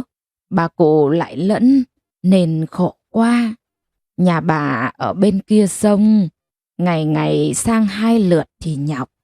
Thôi thì nhà mình rộng, lại neo người, cho người ta tá túc bên này. Chừng đỡ người ta chả dám phiền mình. Tôi chưa dám tin vào tai mình, là Bu tôi đấy. Người đàn bà có tiếng là đanh đá, giờ đây muốn đưa mẹ của vợ hai chồng mình về nhà cơ đấy. Bu ơi, Bu lấy hết lòng tốt của thiên hạ sao Bu? Vì thầy, một người đàn ông trăng hoa bỏ mặc Bu 10 mấy năm trời. Tại sao Bu có thể bao dung đến chừng này hả Bu? Có câu tích đức tù nhân, hoạn nạn tương cứu, phú bẩn tương chi. Bu vừa nói vừa cầm lấy tay tôi như khẩn khoản. Thầy con đâu Bu? Rồi cả anh Hưng nữa. Thầy về đưa bà cụ sang nhặt cái anh Tiến, gần nhà mình giỏi nghề chữa bệnh này. Ý Bu thế, nếu vợ chồng anh chị ăn nhờ Bu, thì Bu cho bà cụ ở nhà mình. Cái trái ở bên kia chả ai ở, lạnh lạnh là ở cho có nghĩa có nhân. Cây đức lắm trồi, người đức lắm con. Vì tình vì nghĩa, không ai vì đĩa sôi đầy. Con nghe Bu nhớ. Tôi cười nụ cười méo mó. Bu tất tả vào dọn trái buồng gần giường Bu nằm ở gian ngoài. Bu nhỏ vào đầu gió một giọt dầu thơm. Đến tối thì thầy đưa bà ngoại thằng Dũng về nhà tôi. Đi cùng là con dâu của bà, tên là Lan. Lạ thay chồng tôi cũng không hề tỏ ra khó chịu. Bà ngoại thằng Dũng ăn một bát cơm rồi lên nhà nằm. Chân bà sưng to nên đi lại khó khăn. Con dâu bà dìu mẹ lên nhà rồi ở luôn trên ấy. Thầy Bu tôi cũng lên nhà. Tôi dọn xong thì chồng mang bát ra bể rửa. Tối nay thầy tôi không ngủ với Bu thì cũng không có giường để ngủ riêng nữa. Tự dưng tôi thấy vui lắm. Chồng tôi ngồi uống nước với thầy Bu, bà ngoại và mợ thằng Dũng. Bu giục tôi đi nằm. Con nhện lại bò ngang cửa sổ. Nó nhìn tôi như muốn hỏi. Đằng ấy chưa đẻ cơ à? Bọc trứng của tớ nở lâu lắm rồi. Lũ con cũng có cuộc sống riêng của chúng. Giờ tớ mượn cửa sổ trăng tơ bắt muỗi nhé. Nó hầu như đứng yên trên cửa sổ, mắt nhìn tôi, chẳng sợ chẳng ngại gì. Nó đang nhả tơ vào không gian thì phải. Sợi tơ bay kéo giãn, bám vào một điểm nào đó để tạo thành dây tơ khung. Nó bắt đầu bám vào sợi này, tạo các sợi thẳng xếp xung quanh, rồi mới bò vòng quanh tạo hình tròn lớn dần, từ tâm vòng tròn ra ngoài. Dệt xong nó nằm ung dung ở giữa để chờ những con muỗi béo ú xa lưới. Khi nó tóm được mồi rồi nó không ăn ngay mà chích nọc độc trói chặt, hút chất lỏng từ con mồi. Tôi biết điều này là vì những con côn trùng sát vào lưới của nó đều chết khô. Đủ chất nó mỡ màng thì nằm thảnh thơi chờ con đực đến. Con đực bé hơn, đứng từ xa ve vãn, rót mật vào tai mãi rồi cũng được nhện cái mở động cho giao hoan. Sau khi no sôi chán chè, thì nhện đực nghĩ rằng sẽ được ôm tấm thân ngọc ngà này của con vợ mũm mĩm kia mà ngủ. Thì nhện cái chẳng suy nghĩ mà ăn thịt luôn thằng chồng mình. Đấy, biết là chết vì yêu mà có thoát được lưới tình đâu. Lạ thế chứ. Tự dưng tôi ghét con vợ ác kia quá. Lòng buồn như chảy trong đêm. Một chiếc lá lìa cành hay một kiếp người đời có khác gì nhau không? Người bao dung như Bu tôi hay ông nội tôi khi lìa đời có được lên trời không? Ông nội tôi chết năm tôi học lớp 8. Vía của ông đi xa quá, không biết lối về. Vía giận ông nội bỏ ăn nên vía yếu mà bỏ đi luôn. Ấy là thầy Mo nói thế. Những ngày cuối đời, ông nằm như cây khô thiếu nước. Bà nội ngồi cạnh ông, nắm bàn tay như rễ si mọc lên từ vách đá. Ông chồng không ngủ được đâu, không được ngủ nhé. Ông thấy ai cũng thương ông. Thời gian ít như con nai chạy qua rừng. Ngủ thì tiếc quá. Không ngủ, ông nhìn chân chân lên mái nhà. Nhìn mãi rồi thì cũng phải nhắm mắt lại thôi. Cái mắt mỏi quá rồi. Nhắm vào thì không mở ra được nữa. Từ khóe mắt ông, giọt nước đùng đục bỏ ra khóe mắt, vỡ dưới gối lạnh toát. Khi ông tôi chết, ải tôi, chú tôi, em tôi và các chị tôi phải đến lần lượt các nhà trong bản, quỳ gối từ ngoài cửa vào, cúi lại mà nói: Bố con, ông con đã được mường trời gọi về, xin gia đình sang giúp đỡ. Đến từng nhà là một nghi lễ thể hiện sự tôn trọng và cần thiết mọi người giúp đỡ cho nhà mình. Sau khi vuốt mắt cho ông xong, ông được đưa ra gian ngoài tắm bằng lá thơm. Giường của người chết được đặt trong văng của nhà. Một đôi chiếu được lật ngược lên, đặt người chết nằm trong đó. Nhà nghèo liệm 3 khổ vải trắng, nhà giàu liệm 9 khổ vải trắng. Nhà tôi không giàu nên liệm 7 khổ vải trắng. Ông nội được đặt trên giường, quay đầu ra phía ngoài. Trên người phủ 4 khổ vải trắng, 3 cái chăn. Khâm liệm xong, con cả là ải tôi vác gươm hoặc súng kíp cùng con cháu đi 3 vòng quanh giường để tạ ơn. Con cháu phải mặc áo trái, ăn chay. Anh chị và em ải của người chết không phải mặc áo trái. Mâm cúng người chết gồm một con gà nướng, một bát xôi, một đôi đũa và rượu. Quan tài là thân các cây gỗ to được khoét rỗng ở giữa, có nắp đậy. Các con rể là người chính, đứng ra chủ trì lễ tang. Đêm trước ngày đưa tang, Dân bản đến hát đối, múa sạp, làm cho ma được vui cái bụng trước khi về mường trời. Cầu thang mới được chính tay các con rể làm để đưa linh cữu qua. Cầu thang này có 8 bậc, thẳng cửa sổ đầu sàn nhà. Con trai không được tham gia làm cầu thang này. Giữa đường khi con ngựa kéo quan tài mỏi chân mà chưa đến rừng, mọi người lại hát, múa sạp để tiễn ma đi tiếp, cho cái bụng ma được vui. Khi đến rừng mà, con ngựa dừng chân chỗ nào là ma muốn nằm ở chỗ đó. Khi đưa ma ra đến mả, người chết được chia của như người sống. Các nông cụ lao động hàng ngày và các con vật nuôi, gồm cả chó và gà. Lạ kỳ thay, những con chó và gà chỉ quanh quẩn ở cùng những con khác trong rừng mả. Gà rừng mả thường gáy trước gà nhà một canh, và chó thường tru những hồi dài não nề trong những đêm trở gió. Tôi đang cố dỗ giấc ngủ thì chồng tôi vào. Anh tưởng tôi ngủ nên khe khẽ nằm xuống cạnh tôi, một vòng tay ôm khẽ ngang lưng. Tôi như chông chênh giữa núi, giữa xăm xắp những cơn gió lạc mùa. Bà ngoại thằng Dũng ở nhà tôi đã mấy ngày. Bu nói tôi cũng phải gọi là mợ. Tôi chả gọi, mà nếu có gọi thì tôi cũng gọi bé xíu. Sáng mợ Lan đưa bà sang nhà ông Tiến để ông chữa bệnh bằng cách bấm huyệt. Trưa về mợ sắc thuốc nam cho bà vào cái ấm đất mà bu tôi mua cho. Vừa phải trông bà vì bà hay tập tễnh chống gậy ra ngoài. Tôi không vừa lòng vì mợ không gọn gàng sạch sẽ. Đun bếp xong mợ không quét mà để kệ rơm vương vãi khắp bếp. Mợ người thấp, mập, da đen. Nhìn mợ Lan giống hệt cái hột mít vùi trong tro nóng, vừa được bới ra chưa kịp phủi. Mợ đưa bà đi sang nhà ông Tiến, về sớm thì ngủ. Mợ bảo đêm phải trông bà nên mợ mất ngủ, thành ra tôi lại phải trông bà thay mợ. Trưa có hôm Bu về sớm, thấy tôi đang rút rơm nấu cơm thì bảo: để đấy, Bu nấu ù tí là xong, sắp nằm ổ rồi, cứ để tất đấy cho Bu. Dạo ôi, rõ vẽ, chị cứ chiều cho nó hư thân ra, làm dâu nhà chị khác nào chuột sa chính gạo. Dân tộc thiểu số, họ chịu khổ quen rồi, chiều quá rồi nó làm mẹ mình làm dâu nó đấy. Lời của mợ Lan như giọt máu con rắn độc nhỏ vào bát nước. Tôi có mình nó là dâu, thương nó cũng là thương con mình.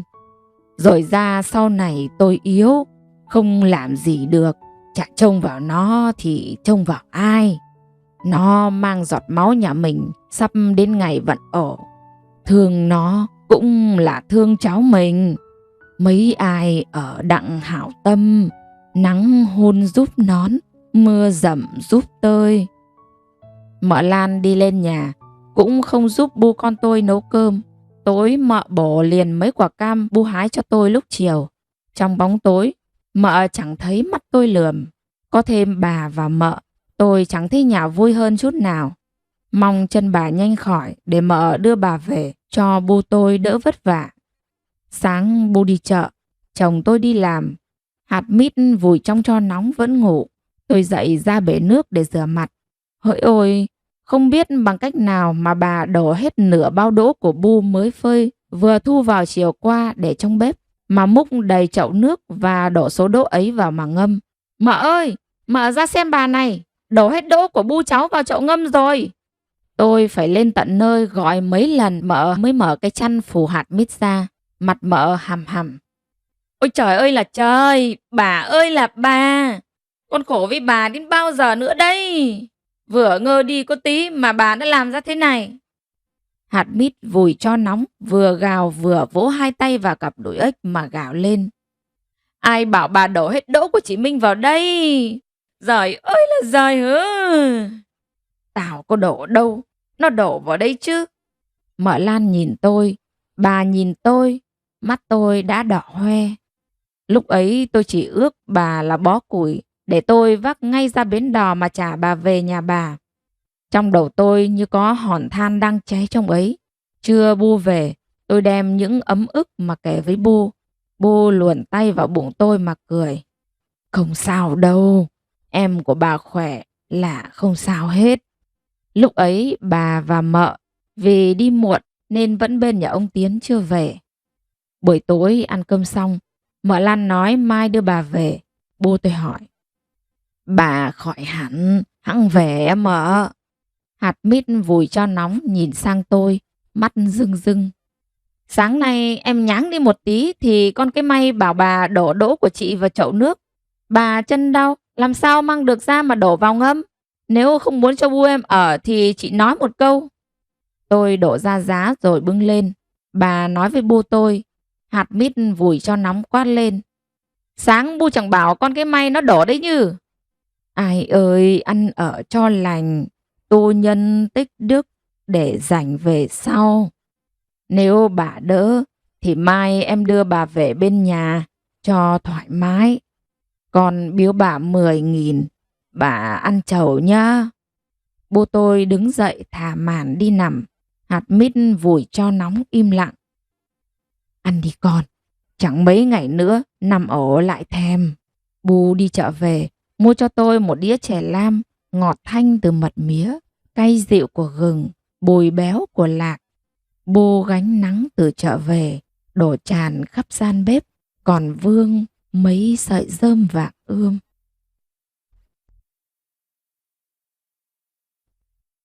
Cuối tháng 10, những cơn gió bấc bắt đầu từ ngoài sông thổi vào, qua cánh đồng trơ gốc rạ.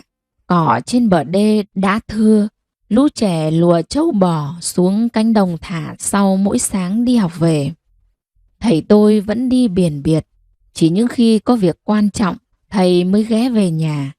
Bu vẫn đi chợ mỗi trưa, về đến đầu ngõ bao giờ Bu cũng gọi tôi. Mày ơi, may à. Tôi lật vỉ buồm, háo hức tự khám phá những thước quả quê trong một bên thúng của Bu.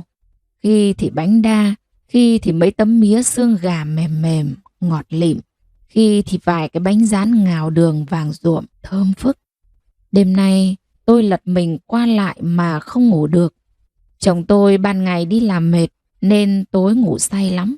Chốc chốc tôi lại ngồi dậy ra ngoài đi vệ sinh. Gần sáng những cơn đau đầu tiên xuất hiện. Tôi cố gắng ngủ giữa những cơn co ngắn và nhẹ. Chừng 4 giờ sáng, Bu dậy tôi dậy theo. Xuống bếp ánh lửa bập bùng hắt lên khuôn mặt sáng ngời, dở dỡ của Bu. Người đàn bà một đời tần tảo. Đau bụng phải không? Bu hỏi tôi. Con chỉ thấy hơi đau đau thôi. Em bà đòi ra rồi. Con lên gọi thằng Hưng dậy đi. Bu đun mải ấm nước. Con đẻ à Bu? Bố chị, nhẹ tôi đẻ chắc. Bu giục tôi vệ sinh cá nhân. Bu lấy trứng gà luộc thêm 2 quả, ép tôi ăn hết cùng một bát xôi đỗ. Chồng tôi đưa tôi đến viện bằng xe máy. Bệnh viện huyện bên xã Đỉnh Cao, cách nhà tôi khá xa. Mãi về sau này tôi không bao giờ quên hình ảnh Bu tôi, một tay xách làn tã lót quần áo của hai mẹ con tôi, một tay xách phích nước, lếch thếch chạy vào hành lang bệnh viện với vẻ mặt đầy lo lắng. Lúc ấy mặc những cơn đau đã bắt đầu râm rỉ. Tôi chỉ muốn nói, con không sao đâu, Bu đừng lo lắng quá thế. Tôi được đưa vào phòng chờ sinh cùng với 4 sản phụ khác. Tôi sợ hãi, quên cả đau, nép sau lưng Bu. Bu đẩy tôi vào sau tiếng the thé của cô y tá. Cởi quần ra, nằm lên đây, cô khám xem nào. Tôi run rẩy như muốn khuỵu xuống. Bu đã vào phòng từ lúc nào, xoa khẽ cái bụng của tôi. Con lên bác sĩ khám cho nhá. Bà yên tâm, cháu khám cẩn thận cho. Sau này tôi mới biết, sở dĩ tôi được nhẹ nhàng như vậy là nhờ Bu đã cho vào túi cô ấy một tờ ngan nằm, cái khẩu hiệu phổ biến ngày đó. Còn chán, sớm cũng phải tối mới đẻ nhá. Xuống, về phòng chờ đi lại cho nhanh đẻ nhá. Mắt tôi hoa lên. Đến tối ư? Bây giờ mới vừa sáng. Bu dìu tôi về phòng chờ, xoa lưng cho tôi. Ở đó có 2 chị đã sinh, còn 2 người đang nhăn nhó đi lại như tôi. Trước cửa phòng đẻ, những bà mẹ của sản phụ thấp thỏm lo âu. Tiếng bác sĩ gắt gỏng, tiếng trẻ sơ sinh oe oe, tiếng xe đẩy lạch cạch, chốc chốc lại vội vã qua hành lang. Tiếng gọi nhau ý ới, tiếng bước chân huỳnh huỵch vội vã, xen lẫn tiếng rên rỉ suýt xoa cố nén lại.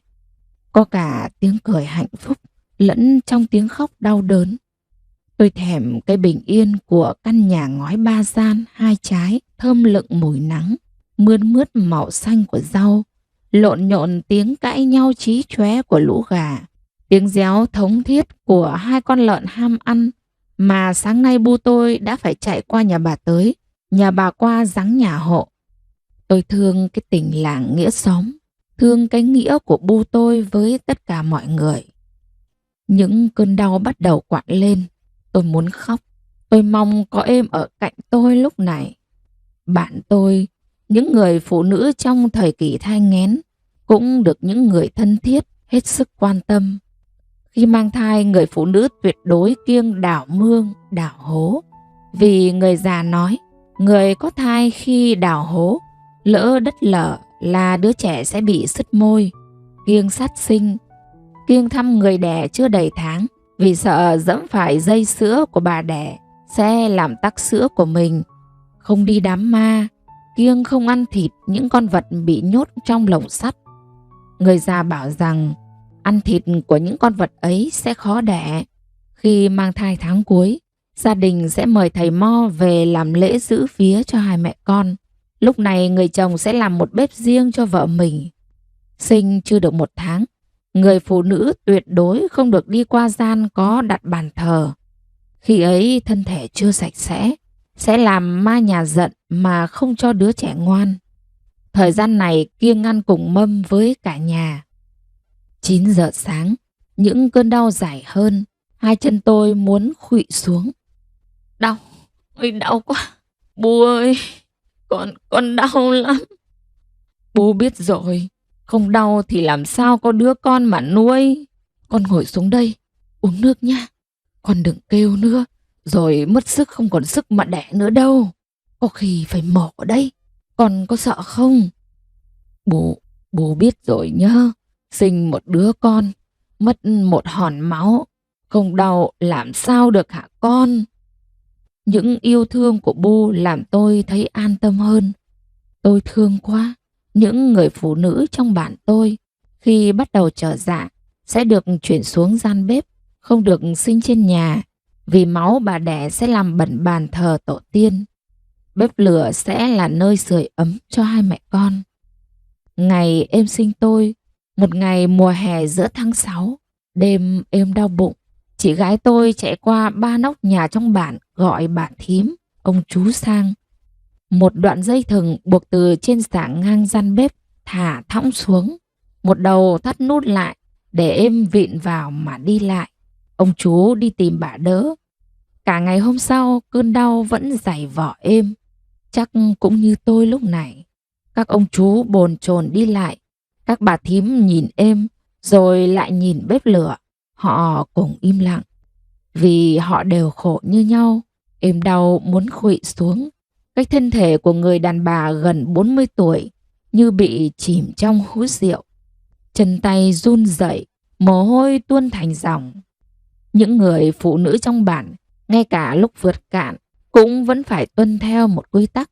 Chỉ được ngồi và đứng, chỉ được phép nằm khi đã mẹ tròn con vuông.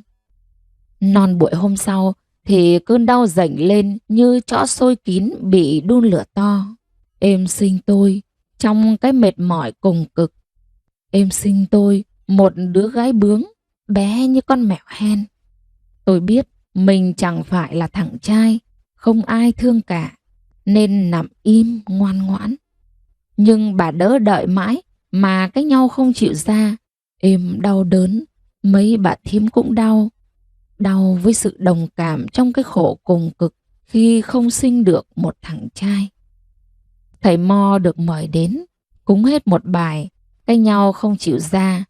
Cúng hết 3 bài, cái nhau cũng không chịu ra. Chắc nó ngủ trong ấy mà quên lối ra rồi, phải gọi nó dậy thôi. Một hòn sỏi nhỏ được buộc vào đầu nhau thai, lá bùa được buộc chung vào đó. Máu nhuộm đỏ hòn sỏi, máu đỏ lá bùa. Em ngồi như thế. Non chiều thì nhúm thau của đứa gái bướng cũng chịu ra. Ngọn núi nhọn hoắt kia là ngọn núi sinh ra đứa con gái khó bảo như mày. Mày cướp chỗ của thằng trai dòng họ. Em sinh tôi, Đúng lúc mặt trời lên đỉnh mỏm núi ấy, mỏm núi cao không đủ chỗ cho một con sơn dương đứng.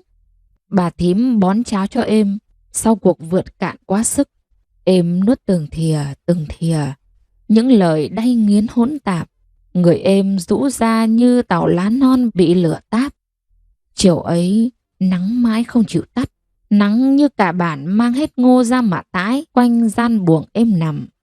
Nắng làm khô nhanh những giọt nước mắt của êm tôi. Chiều nay, nắng cũng chậm chậm cuốn vào tiếng suýt xoa của tôi, bù vén những lọn tóc mướt mồ hôi của tôi mà xót xa, lo lắng. Lát lát Bu lại chạy vào kêu cô y tá. Cô xem giúp con tôi mấy, em nó đau quá. Lời Bu như van nài. Con So, đau thế chứ ăn thua đâu. Cô y tá nhìn tôi cứ như cái sự đau của tôi là bình thường vậy. Lạ thế chứ. Đến sâm sấp chiều thì cơn đau quặn lên, nước mắt tôi vỡ ra hai bên khóe mắt, lem nhem bên má. Bu vừa xoa lưng cho tôi, vừa cuống quýt. Bố xin, bố biết rồi. Ước gì cái dịu dàng đầy yêu thương của Bu làm vơi bớt những cào xé trong tôi lúc này. Đau quá, đau đến toát mồ hôi. Cơn đau này chưa qua, cơn kia lại ập đến. Như một bàn tay khổng lồ đang nghiến răng mà xoắn lấy từng thớ thịt, rứt ra ném tung tóe khắp nơi. Tôi là một đứa gái bướng, ông chú tôi bảo thế. 5 tuổi, tôi được ải cho đến trường đón chị. Một lần thôi, tôi lóc nhóc theo chị đến lớp. Tôi chẳng được yêu thương nên cũng không ai quan tâm. Tôi đi học, kệ, đi học thì đi. Một quyền vở, cái bút chì. Tôi lẽo đẽo theo chị gái đi trên con đường mấp mô để tìm con chữ. Con chữ cho tôi cái vui hơn ở nhà. Cô giáo khen tôi thông minh, em tôi cười, về nhà nói lại với bà nội. Bà im lặng, em cũng im. Tôi như người mắc lỗi, cái lỗi lớn quá, cái lỗi vì là đứa gái. Những im lặng căng ra, nhiều lúc như muốn vỡ cả gian nhà nhỏ như cây nấm. Tiếng đập bàn, tiếng thủ thỉ, mong ải tôi đi kiếm một thằng trai. Tôi lớn lên trong những cái xót xa của êm, tiếng thở dài của người lớn. Tôi thấy mình mạnh mẽ. Tôi lớn lên trong những nhọc nhằn, mâm cơm mà đĩa rau che khuất mặt chị tôi bên kia mâm. Trong những tối hun hút gió lùa, nghe mỏi cả tai. Tôi thương êm, thương những vết nứt nẻ trên bàn chân nhớm máu mỗi đông về. Bàn chân nhỏ xíu của tôi bước trên con đường nhói nhói đá răm, cùng chị xuống trường để nhìn thấy cô giáo người Kinh. Trời săm sắp tối, cơn đau dành lên như nồi cơm sôi chưa kịp mở vung. Bu ép tôi ăn.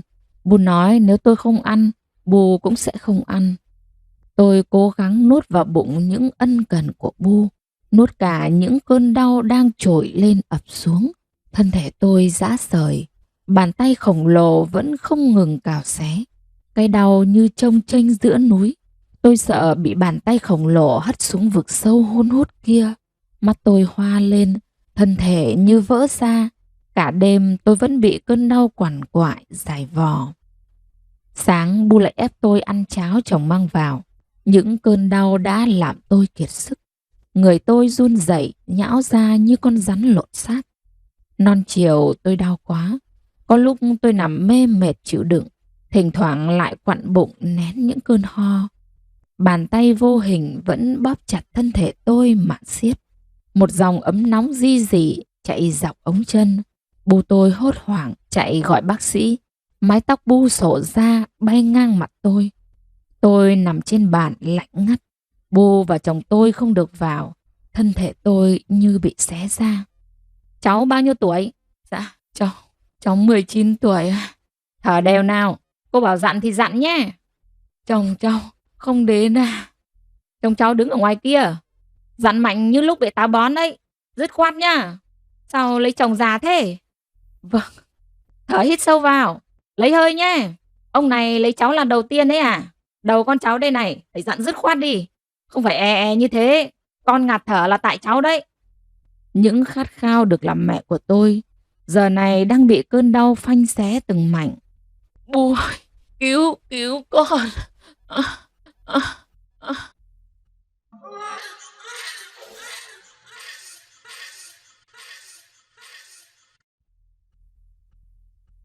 Tiếng khóc là tiếng khóc của con tôi. Tiếng khóc xé toạc bầu không khí đặc quánh. Một khoảng yên bình nhường chỗ cho những đớn đau. Con gái nha! Bu tôi ào vào. Nụ cười của Bu trong vắt, sáng bừng. Tôi đẻ con gái. Bu không ghét như bà nội từng ghét êm. Nỗi đau của tôi bị nụ cười của Bu làm mẹp ra. Con giỏi lắm. Bà bế giống bà nha. Em làm Bu em mệt quá. Em phải ngoan nha. Bà nội thương em. Tôi được về phòng sau cơn đau vượt cạn thành công. Chồng tôi bế con, ánh mắt dịu dàng và hạnh phúc. Bu tôi vuốt những lọn tóc mướt mồ hôi lòa xòa trên trán tôi. Ánh nắng chiều nay cũng mãi chưa tắt. Như cả bản tôi đựng hết niềm vui vào ca lếp mà tái ra xung quanh chiếc giường 1-2 mét chật chội tiếng cười của Bu con tôi. Mai là mình được về nhà rồi. Con ăn giỏi, sáng mai về nhà nhá. Tôi nhớ căn nhà của tôi, ngôi nhà nhỏ thơm lựng mùi của yêu thương. Cuối thu trời phả se se những cơn heo may. Trong phòng tiếng trẻ con khóc oa oa, tiếng rên xiết của những cơn đau trở dạ thút thít, tiếng nựng nịu khe khẽ, tiếng va lách cách của thìa bát. Một gian phòng trộn rộn khiến tôi không ngủ được. May mắn thay, chỉ phải nằm thêm một đêm, mẹ con tôi được về nhà. Tôi hít căng lồng ngực, hương lúa mùa ngọt ngào. Con tôi ngủ ngoan trong vòng tay bà nội. Tôi bế con bước qua chậu than đang cháy hồng ngay đầu sân. Chậu than củi thơm mùi bộ kết nướng. Qua cửa chính vào buồng, Bu cũng chuẩn bị một chậu than ngay trong phòng. Nhưng thay vì nằm 5 ngày như trên bản, thì chậu than được chồng tôi mang ra ngoài ngay sau khi tôi thấy khói. Trên bản, những người đàn bà mới sinh tuyệt đối không được đi vào bằng cửa chính, không được qua gian thờ, vì cơ thể mới vượt cạn không sạch sẽ. Nhưng Bu nói, người kinh không kiêng như thế, vào cửa chính cũng không sao. Tôi và con được bước qua cửa chính vào buồng riêng của mình. Bu khẽ đặt con tôi nằm xuống giường. Con bé vẫn ngủ, nhưng cảm nhận được sự an toàn khi về nhà. Tôi thực sự sung sướng và thoải mái khi được nằm trên giường rộng rãi và thơm tho sạch sẽ của mình. Bu nghỉ chợ để ở nhà cả ngày với mẹ con tôi. Một tuần tôi vẫn không có sữa cho con bú. Bu nấu cháo với đu đủ và móng giò. Nghĩ đến thôi là tôi đã ngán lắm. 10 ngày tôi vẫn không có sữa. Tôi lặng lẽ khóc. Tôi thấy mình thật xấu xa, thật vô tích sự, không phải là người mẹ tốt. Bu nói, không sao đâu, Bu sẽ chăm em, rồi em cứng cáp, quấy bột cho em ăn thêm. Chồng tôi mua một hộp sữa bột, Bu tự tay pha sữa, tự bế cháu. Bu nói, cứ ngủ đi, để Bu trông em cho. Bu sai chồng tôi đi cắt thuốc về cho tôi uống. Tôi vẫn trơ ra như con bò đực. Tôi hiểu những ngày tháng sắp tới sẽ là những ngày vất vả của Bu con tôi. Nhưng người chịu nỗi đau vất vả ấy là Bu tôi chứ không phải tôi. Bu ăn, con tôi nằm trên tay. Bu ngủ, con tôi nằm trên tay. Ban ngày con tôi nằm trên tay. Cả đêm Bu vẫn ủ con tôi trong vòng tay ôm ấm áp của Bu. Có lúc nửa đêm tôi tỉnh giấc vì tiếng khóc gắt gỏng của con bé. Tôi dậy ra ngoài để pha sữa, bắt gặp con bé đang nhằn nhằn chùn chụn mút một bên ngực không có sữa của bà nội. Em khẽ cho Bu em ngủ nhớ. Tim tôi thắt lại như có hòn đá to đè lên. Tôi cứ vô tư đón nhận sự hy sinh và chăm sóc của hai mẹ con từ Bu. Bu cả ngày chỉ chăm hai mẹ con tôi, dường như xem ấy là một niềm vui hay như là trách nhiệm của riêng Bu vậy. Ngày con gái tôi được tròn 1 tháng, Bu mời thầy cúng về làm lễ đầy tháng, làm mấy mâm cơm mời anh em họ tộc nhà chồng. Điều làm tôi hạnh phúc hơn cả là món quà Bu tặng cho tôi. Đó là trước đó Bu bảo chồng tôi lên đón em tôi về với tôi. Em tôi mang cho cháu ngoại một chiếc địu và một chiếc vòng bạc xinh xắn. Em cũng chỉ ở với tôi được 1 tuần vì còn bà nội ở nhà đang ốm. Em rất đỗi ngạc nhiên đến độ không tin vào mắt mình khi con tôi được Bu chăm sóc rất tốt. Em nhìn tôi mắt loang loáng ướt. Mày à, đi khắp mường trời, không thấy ai tốt như bà nội con nhình. Bu nhìn em tôi mà cười, nụ cười đôn hậu. Tối hai bà thay nhau bế cháu. Bà nội không cho bà ngoại bế con bé nhiều, dành thời gian cho bà ngoại nghỉ. Lúc nào Bu cũng coi cháu như báu vật của riêng Bu. Chồng tôi thì hiếm lắm mới được Bu đưa cho bế một chút.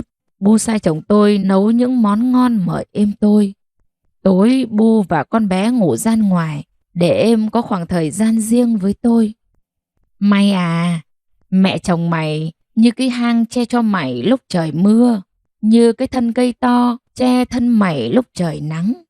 Nhớ lấy, khi tạnh mưa không được vần hòn đá to lấp miệng hang. Khi hết nắng không được chặt cành cây đã che mình lúc nắng. Sau này khi mẹ chồng mày cái chân không còn nhanh, cái mắt không còn tinh, mày phải làm trâu, làm ngựa thì cũng chăm sóc mẹ chồng thật tốt đấy nhé. Em xuống với cháu, 1 tuần là phải về thôi. Bà nội bị ma nhà bắt nhiều vía quá, sắp về mường trời rồi. Cái chân bà lúc nào cũng buồn như con kiến bỏ lên, bụng đau như có quả dẻ gai rơi vào, ngực tức như ai chắn dây mại vào ấy. Cổ họng thì như bị ai bỏ quên quả lê trong ấy, không muốn ăn rồi. Tôi thương bà nội quá, lòng tôi buồn như dòng suối chảy một mình trong đêm.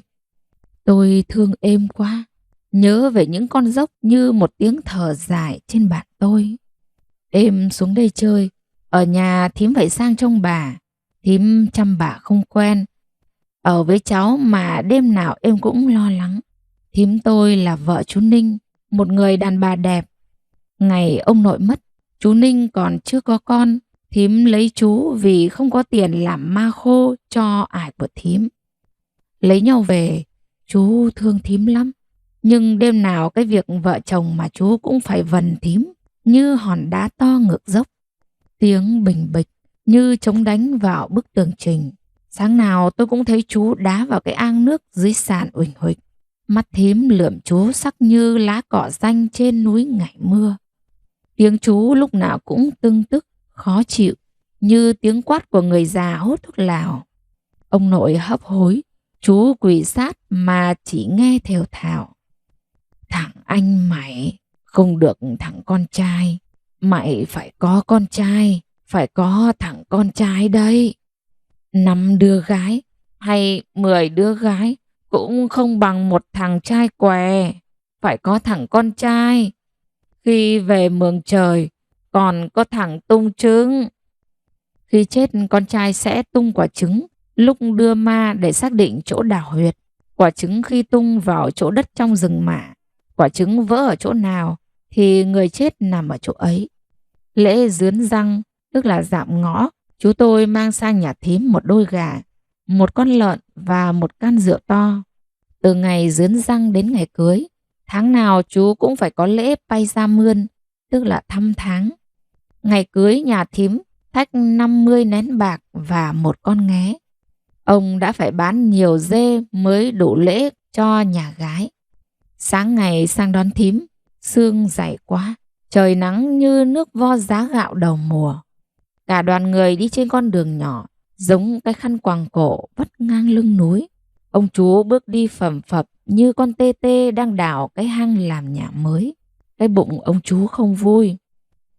Nhà gái thách lớn quá, nhà nó không có người đàn ông mà thách lớn quá. Ông chú à, nó đẹp như hoa bằng nảng. Thằng trai khác nhiều tiền cũng không được nó ưng cái bụng đâu. Mày chỉ nghĩ nông như cái muôi gỗ thôi à. Phải bán nhiều dê, bán cả mảnh nương tốt mới đủ tiền cưới vợ cho mày đấy. Tôi lấy được con vợ này về, sáng vợ chồng tôi đi làm, tối nhỏ đáy mới về, sẽ có thêm nhiều con dê. nhiều mảnh nương tốt thôi. Ây già, nói thế biết thế chứ.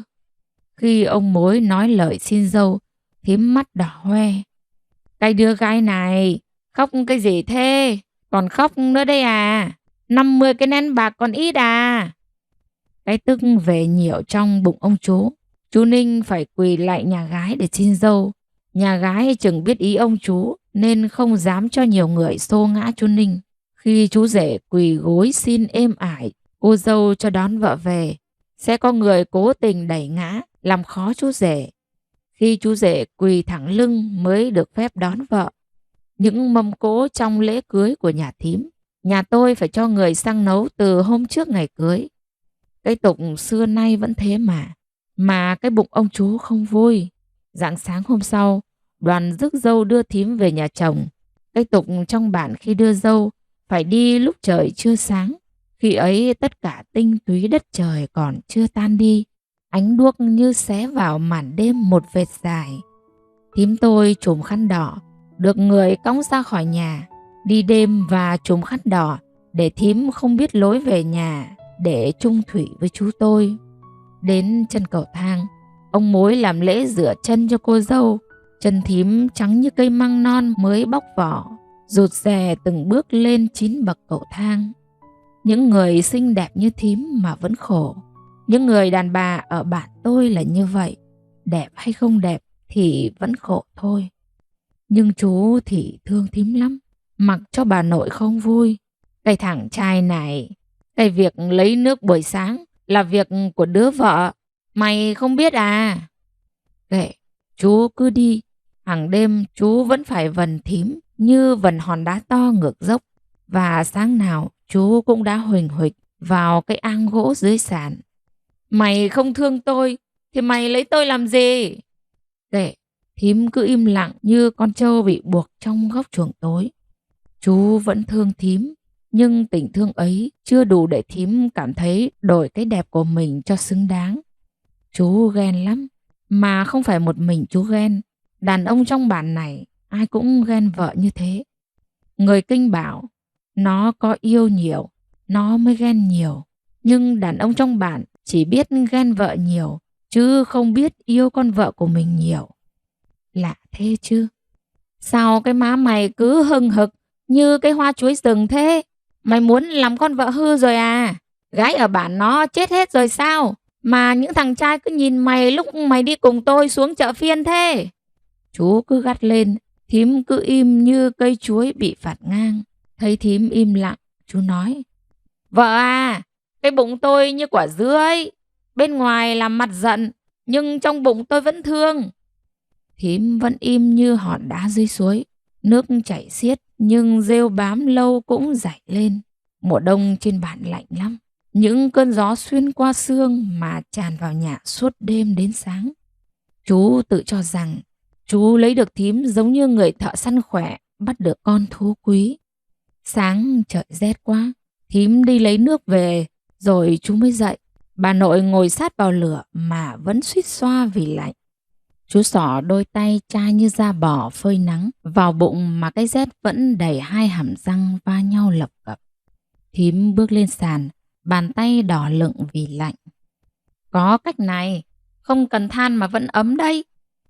Thím nhìn chú, vẫn bằng đôi mắt sắc như lá xanh lúc trời mưa. Á, con vợ này, ban ngày mà nó còn muốn vật nhau cơ à? Nó thành con vợ tốt thật rồi đấy, vui cái bụng quá. Vợ à, mày biết cách làm thế nào để cho người tôi ấm lên đấy à? Mày nói đi, cái bụng tôi như có hòn than của cây mại đang cháy trong ấy rồi.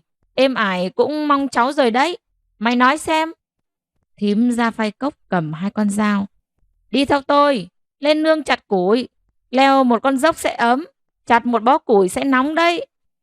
Cái vui trong mắt chú chạy trốn nhanh như hòn than đỏ bị nhúng nước. Thím không để ý. Tôi lớn lên, ít thấy đàn bà trong bản của tôi cười. Bà nội tôi, em tôi và thím tôi ít cười. Nhưng họ không khi nào to tiếng với nhau. Bà nội không thương thím như em, nhưng cũng không tỏ vẻ khó chịu.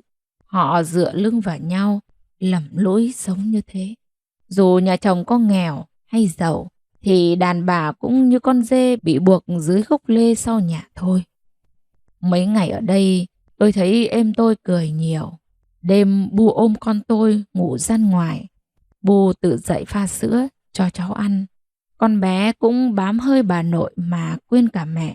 Tôi áp mặt vào ngực êm, nghe hơi ấm từ khuôn ngực không còn văm vắp. Trong mơ tôi thấy một cảm giác dịu dàng, mơn man dọc sống lưng. Gian ngoài tiếng ru khe khẽ, ẩu ơi ngọt lịm đưa vào. Một tuần nhanh như cái chớp mắt. Sáng em tôi chào Bu tôi để về. Bà nội tôi ốm nên Bu cũng không dám giữ êm. Em ôm cháu vào lòng nhìn nó rất lâu. Bu ôm lấy em tôi mà thủ thỉ. Còn cái may là con gái tôi, không phải con dâu đâu. Tôi cũng thương nó như chị thương nó. Chị cứ yên lòng nha. Em tôi nắm tay tôi như muốn nhắc tôi nhiều điều lắm. Em buông tay tôi, đi như chạy ra ngõ. Tim tôi thắt lại như có bàn tay nào đó bóp nghẹt lại. Chồng tôi đưa em về. Nhà chỉ còn 2 Bu con. Con bé rất ngoan. Bu cười nói. Em chẳng cần Bu, em chỉ cần bà nội thôi. Tôi như mắc lỗi khi làm mẹ mà không có sữa nuôi con. Bu hay nói. Chẳng cần mẹ đâu, bà nội nuôi em. Sau này em nuôi bà nội nhá. Hàng xóm hay chạy qua chạy lại thăm Bu con tôi. Từ ngày có con bé, tóc Bu tôi bạc hơn nhiều. Bu nhất định không cho tôi ngủ cùng. Con bé nhai núm ti không có sữa của bà nội đến bật máu. Chồng tôi lại đi làm. Sau khi con bé được 1 tháng, hàng đêm tiếng ầu ơ ngọt lịm từ gian ngoài vẫn vọng vào căn buồng nhỏ của tôi. Những cái cỏ, cái vạc trong lời ru của Bu, dù cực nhọc nhưng vẫn mơ một ngày nào đó được xáo nước trong. Mùa đông năm 19 tuổi của tôi đã qua. Giờ đây tôi đã có một đứa con. Những chuỗi ngày đầy ắp tiếng cười. Bu thương tôi như núm ruột của Bu. Hàng ngày tôi thấy Bu ít nhất là một lần nhìn con tôi và nói. Giống cái thằng Bầy như in. Ôi sao giống cái thằng thầy Bầy thế này chứ Hến ơi. Ai sang chơi Bu cũng hỏi. Bà nhìn cháu giống thầy cháu hay giống Bu cháu? Giống như lột cái thằng thầy nó đây này. Con Hến lẫm chẫm bước những bước đầu tiên khi được 11 tháng. Nó dính lấy bà nội không chịu rời. Bà nội quét sân, nó trên lưng. Bà ra vườn, nó trên lưng. Bà cho gà ăn, nó trên lưng. Nó chỉ rời bà lúc ngủ say. Sáng tôi dậy nấu ăn, nấu cháo cho con. Bà nội ôm con Hến ngủ. Tôi thích dậy làm mọi việc hơn là trông con. Ông nội lâu lâu mới về. Chồng tôi lại đi làm xa 1 tháng hoặc hơn mới về một lần. Chiều nay chồng tôi về. Con bé không lạ, được bố bế ra ngoài cổng chơi, cười khanh khách khi bố nó dụi cái mũi vào bụng nó. Công kênh con trên vai, 2 bố con đi dọc con đường làng. Không được cho con bé ra đường nữa, tối rồi. Ơi Hưng ơi, anh mang con Hến về ngay cho tôi. Mặc kệ Bu la, 2 bố con ra tận ngoài ngõ. Mùa đông nên trời tối sớm. Con Mốc vừa sủa vừa chạy giật lùi vào sát cửa bếp. Một người đàn bà đi vào. Tôi đang nấu cơm, Bu đang quét sân. Còn cái tèo, mày về đây làm gì? Chẳng ai bắt nhời mày đâu mà dộn. Người đàn bà có vẻ khắc khổ, mặc một chiếc áo cánh màu xanh, quần đen và đôi dép nhựa cũ kỹ, cáu bẩn. Cháu chào cô. Tôi đứng dậy khi người ấy vào đến nửa sân. Vợ anh Hưng hả? Người ấy hỏi trống không. Vâng, cháu là vợ anh Hưng ạ. Bu nhìn người đàn bà ấy, rồi đứng chắn trước mặt tôi. Tôi ngơ ngác nhìn Bu, nhìn người đàn bà ấy. Đây là chị Tèo, nhà bên Kim Động. Em chào chị ạ. Tôi lý nhí đổi cách xưng hô. Trong lòng tôi thấy bất an quá. Chị là bạn cũ của anh Hưng, sang xin Bu bữa cơm. Không ấy hay chị cứ về bên nhà đi, rồi tôi nói thẳng Hưng mai nó sang. Tôi thấy bụng nóng lên như có hòn than cháy trong ấy. Chồng tôi về, Bu đỡ lấy con tôi. Chồng tôi đi vào nhà, qua người đàn bà ấy, không nói câu nào. Cánh cửa bị đóng sầm, phát ra tiếng động to đến nhức nhối. Người ấy ở lại ăn cơm thật. Tôi ăn một bát rồi đứng lên. Vì tôi nấu cơm trước lúc người ấy đến nên không dư. Tôi xin phép lên nhà trước. Con Hến ngủ, tôi lừa con vào giường. Định xuống bếp xem mọi người ăn xong thì dọn. Tôi không chủ định nghe, thật đấy. Nhưng những lời nói của chồng tôi to quá, nên tôi phải đứng ngay lại cửa bếp. Cô sang đây làm gì? Tôi và cô chẳng có liên quan gì sắt. Còn đấy, chị cứ về bên nhà. Mai rồi thằng Hưng nó sang nói chuyện với chị. Giờ muộn rồi, con không về, con ở đây. Ngữ liền bà, quả tha quả mỏ như chị. Không trơn mà trượt mấy tài. Một mình mà đẻ con trai mấy tình. Chị gớm mặt quá, vẫn dám về đây hớ. Còn trời, còn nước, còn non, còn trăng, còn gió. Chị còn lặng lơ. Tai tôi như ổ đi. Sao không ai nói gì với tôi? Tôi đã về làm dâu của Bu 4 năm. Tôi đã có con với chồng tôi. Cuộc sống của tôi đang êm đềm. Tôi phải cố gắng rất nhiều để có được ngày hôm nay. Trước ngày tôi về nhà chồng 1 tuần. Buổi chiều mùa đông nhàn nhạt nắng. Sau khi ăn cơm rang ở chợ huyện về, chồng tôi đưa tôi đến nhà trường bản, biếu ông 1 cân chè và 1 túi quà. Tôi không biết có cái gì trong ấy. Trường bản cho 1 nắm chè và 1 cái ấm có vòi dài, đổ nước đang sôi vào ấy rồi chắt ra. Ông đổ 1 lượt nước mới vào ấm, đợi một lúc cho chè ngấm rồi đặt cái vòi vào miệng mà uống. Nước sôi xèo xèo trong cuống họng. Ấy là tôi nghĩ thế. Ông nhìn túi quà rồi nhìn chồng tôi. Ây, con mày chưa đủ cái tuổi lấy chồng đâu. Nhưng mày cứ đón nó về thôi. Khi nào đủ tuổi, nhớ đăng ký cho đúng cái luật của nhà nước đây. Không đùa được đâu. Tôi đã đủ tuổi được 2 năm rồi. Chồng tôi vẫn chưa dắt tôi đi đăng ký. Người đàn bà ấy nhìn tôi như một con mèo nhìn một con chuột con. Bu giục tôi lên nhà. Để bát đây, mai rửa cũng được. Nước mắt tôi đã muốn bỏ ra. Tôi đóng cửa buồng, đêm trùng xuống như cái võng mắc hở. Người đàn bà kia chắc chắn có mối quan hệ không bình thường với chồng tôi. Đã đến tận nhà thế này là không bình thường rồi. Tôi chỉ cần Bu tôi và con Hến thôi. Tôi nghĩ thế. Tôi sẽ không khóc đâu. Thật đấy, không khóc. Tôi sợ tay xuống gối. Cái lá bùa vẫn nằm in dưới mặt nệm hoa. Cái lá bùa mà ông Mo nói phải đặt dưới chiếu để chồng tôi gối đầu lên thì đi đâu cũng sẽ về với vợ con ở nhà. Tôi chẳng tin cái lá bùa ấy có thể giữ chân một người. May ơi! Tiếng chồng tôi ngoài cửa, nhỏ và nhòe nhoẹt như âm thanh thổi vào một ống tre vỡ. Đàn bà như êm tôi, khổ thì đổ vào nương, vào mắng lợn, vào tàu ngựa. Đàn bà như Bu tôi, khổ thì đổ vào cối xay, những hạt đỗ xay nát, những đêm đằng đẵng. Tôi nghe có tiếng thở, chồng tôi đang ở bên ngoài.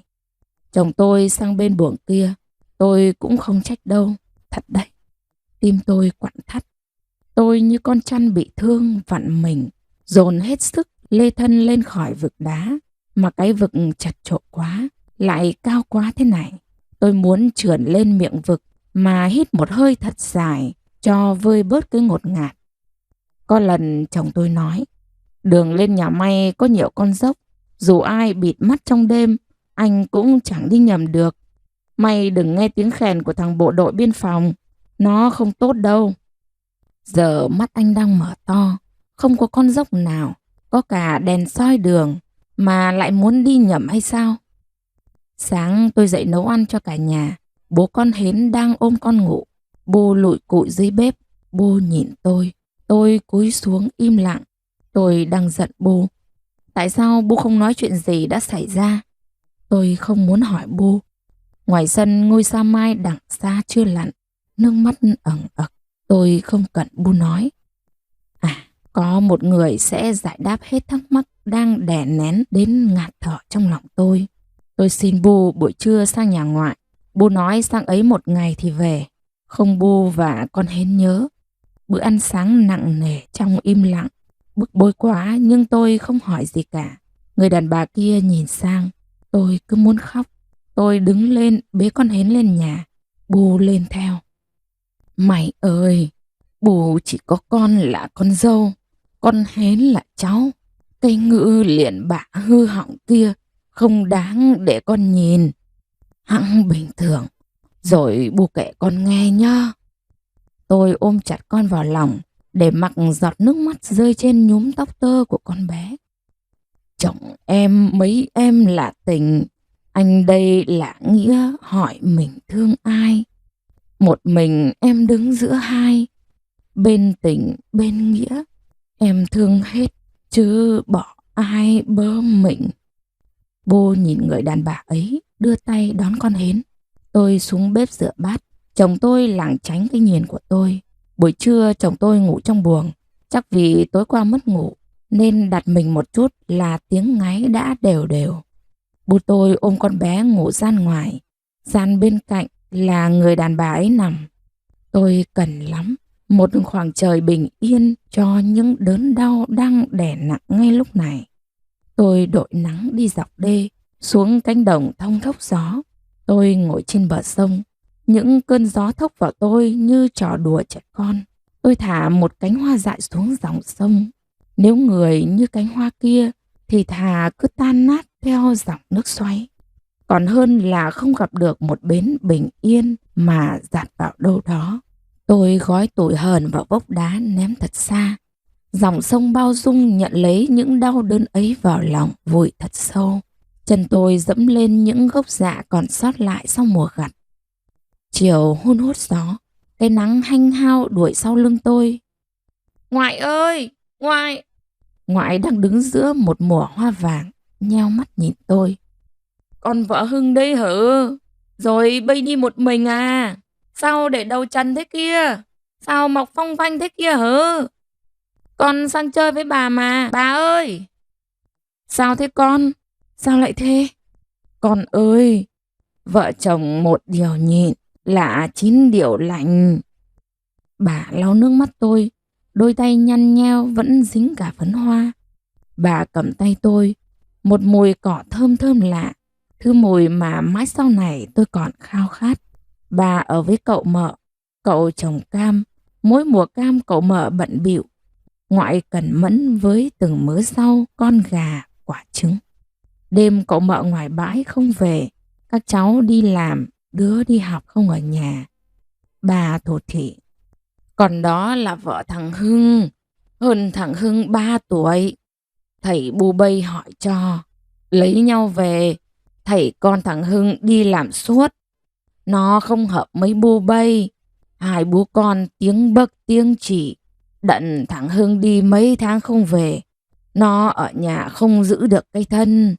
Người làng bắt được nó ở trong bãi ngô, mấy thằng đàn ông khác. Gái đi đánh chết, cay nết chẳng chừa. Nó đẻ thằng Long, dân làng xì xào. Thằng Hưng bảo không phải con nó. Con Tèo cũng không cãi, bế con đi theo thằng kia. Nhà mẹ con kia bên Kim Động. Chồng con có con với người kia hả bà? Không phải con thằng Hưng, thằng Long còn hơn bây mấy tuổi ấy. Sao không ai nói với con hả bà? 4 năm rồi con mới biết. Bù bầy cũng khổ lắm. Lấy thầy thằng Hưng, bà không đồng ý, nó cứ cố lấy. Thư liền ông mà tay giải thế, liền bà khổ lắm. Rồi ra sau này khổ cũng cấm dám kêu. Bà thương nó chứ. Con mình dứt ruột đẻ ra, mặt giận thế nhưng đứt từng khúc ruột. Ngoại ôm tôi đắng đót. Bù bầy không có lỗi, con đừng giận bu con nhá. Bù bầy thương bầy thiệt thòi, thương bầy còn hơn cái mũi đây nhớ. Thằng Hưng cọc cằn là vì con Tèo hư thân, mất nết. Vết cào trên lưng tôi lại nhoi nhói buốt. Cậu tôi về, nghe ngoại kể, cậu nói với tôi: mai cậu cho ra Hà Nội với cậu sẽ hết buồn ngay. Cháu hãy bỏ qua quá khứ, sống với hiện tại. Mà hiện tại là cháu đang rất ngoan. Chị mình khó tính thế mà vẫn yêu thương cháu. Cả nhà thương cháu, may à. Hôm sau tôi ra Hà Nội bán cam cùng cậu. Ở thành phố con đường nào cũng đông đúc, tấp nập. Người và xe đua nhau lao vun vút. Thấy chưa, họ chẳng có thời gian mà nghĩ nhiều đâu. Bản thân mình thấy hài lòng là được rồi. Tôi bỗng nghĩ, không biết anh Phong, anh bộ đội biên phòng của tôi, có trong lòng người tâm nập kia không? Tôi không nhìn thấy. Tôi chỉ nhìn thấy cái mũ của chồng tôi dụi vào bụng con gái tôi, vỡ òa trong tiếng cười trong veo của con bé. Chiều nào tôi cũng ra đồng với ngoại. Mấy luống cải cúc nở vàng một khoảng mênh mang. Tôi ngắt một nắm hoa mang về, cắm vào chiếc cốc nhựa để trên cửa sổ, gần giường hai bà cháu ngủ. Đêm khi tiếng gà của ngoại eo óc gáy, tôi nhớ Bu, nhớ con tôi. Tôi bỏ Bu, bỏ con giữa căn nhà bên cạnh vườn cam, mỗi chiều đưa hương ngọt lịm. Tôi ước gió có thể thổi đi thật xa những cay đắng tủi hờn. Tôi khóc là vì tôi không muốn người đàn bà ấy ở bên chồng tôi. Tôi bảo không cần chồng tôi, tại sao tôi lại khóc? Tôi ngủ với ngoại trên giường, sực nức mùi cốc dại. Ngoại lật lưng tôi, bàn tay giam giáp. Con sai hả ngoại? Tôi hỏi ngoại trong cơn mơ chập chờn như mộng du. Con không sai, là con ghen đây. Bố chị, gái hay ghen chồng, là gái thương chồng. Chiều nay cậu bay bên ấy về kể với bà.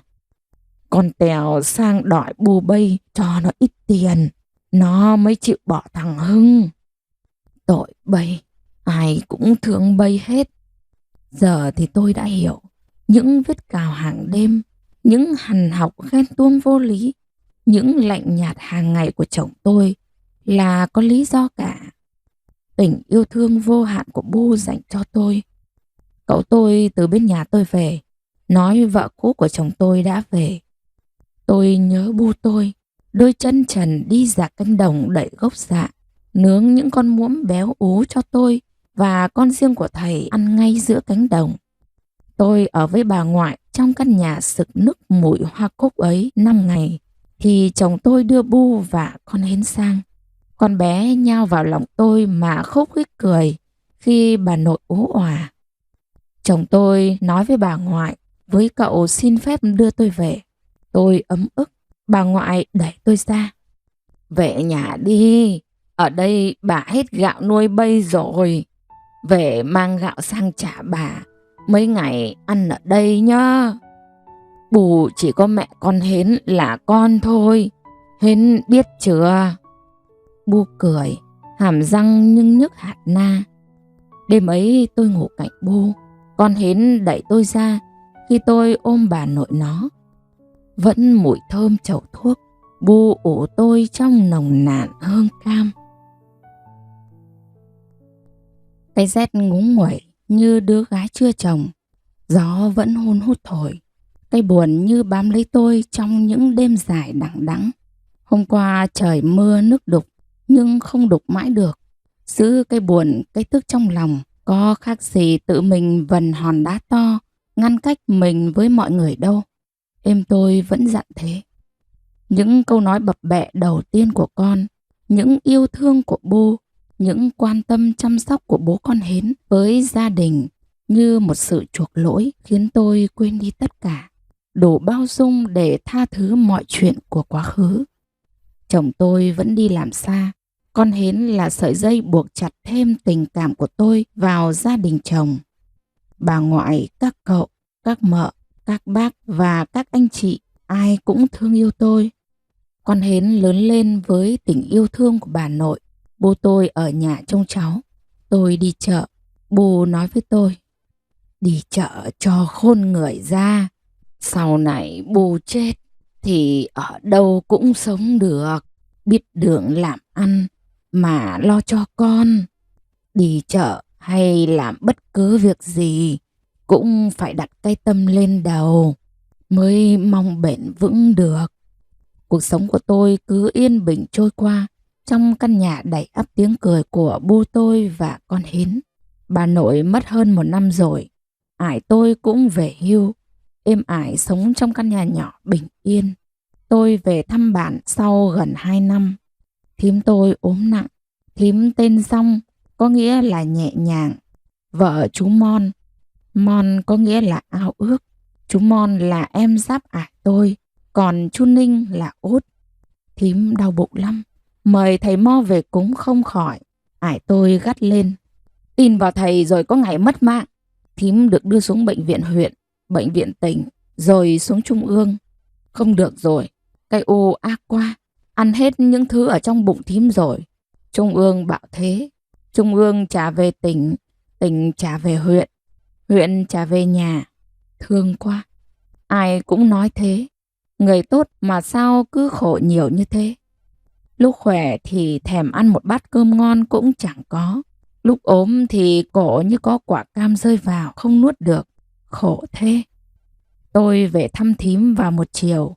Từng đợt gió thông thốc thổi qua đỉnh núi. Căn nhà của chú thím nằm tựa lưng vào núi, nhỏ nhoi và cô độc. Sương trắng bắt đầu giăng, trăng ngập tràn lênh láng, trăng dọi vào nhà cả đêm. Tôi thắp cây hương thơm, xin cái ma rừng trả cái vía về cho con vợ tôi. Tôi cắm cái hương thơm, cắm từ nhà xuống cầu thang. Tôi xin cái ma rừng trả cái vía cho con vợ tôi. Tôi xin. Tiếng chú Mon như móng mèo hoang cào nhói vào đêm đang vằng vặc trăng lạnh ngắt. Ngoài tàu con ngựa gõ móng nhát gừng. Trong buồng tối, thím nằm như một cái khăn ướt úp mặt vào sát vách. Có lẽ thím đang mơ ước được đặt chân vào một miền đất nào đó rất xa. Nơi ấy chẳng còn đau đớn và buồn khổ nữa. Lòng tôi chợt dậy lên một nỗi xót xa. Thằng Văn ngồi bên bếp lửa, mặt cúi xuống. Sát cạnh bên nó là con Chiêu, con lớn của chú Mon. Con Chiêu 16 tuổi, đã biết theo êm lên nương bỏ hạt ngô vào hốc đá. Biết có miếng ngon phải nhường người già. Biết nghe tiếng khèn trong mỗi buổi chợ phiên. Cái má biết hồng lên khi thằng trai nhìn vào mắt. Tôi đi cùng chú xuống sông. Mùa này là mùa cá chép nổi lên tìm chỗ đẻ trứng. Chú muốn vớt trứng cá về, thả vào ao cho chúng nở, rồi lại thả ra sông. Chú nói nhiều con cá được cứu sống, thím sẽ khỏe hơn. Tôi không biết có đúng như thế hay không, nhưng nhìn vẻ thành tâm của chú, tôi thấy lòng nhẹ nhàng hơn.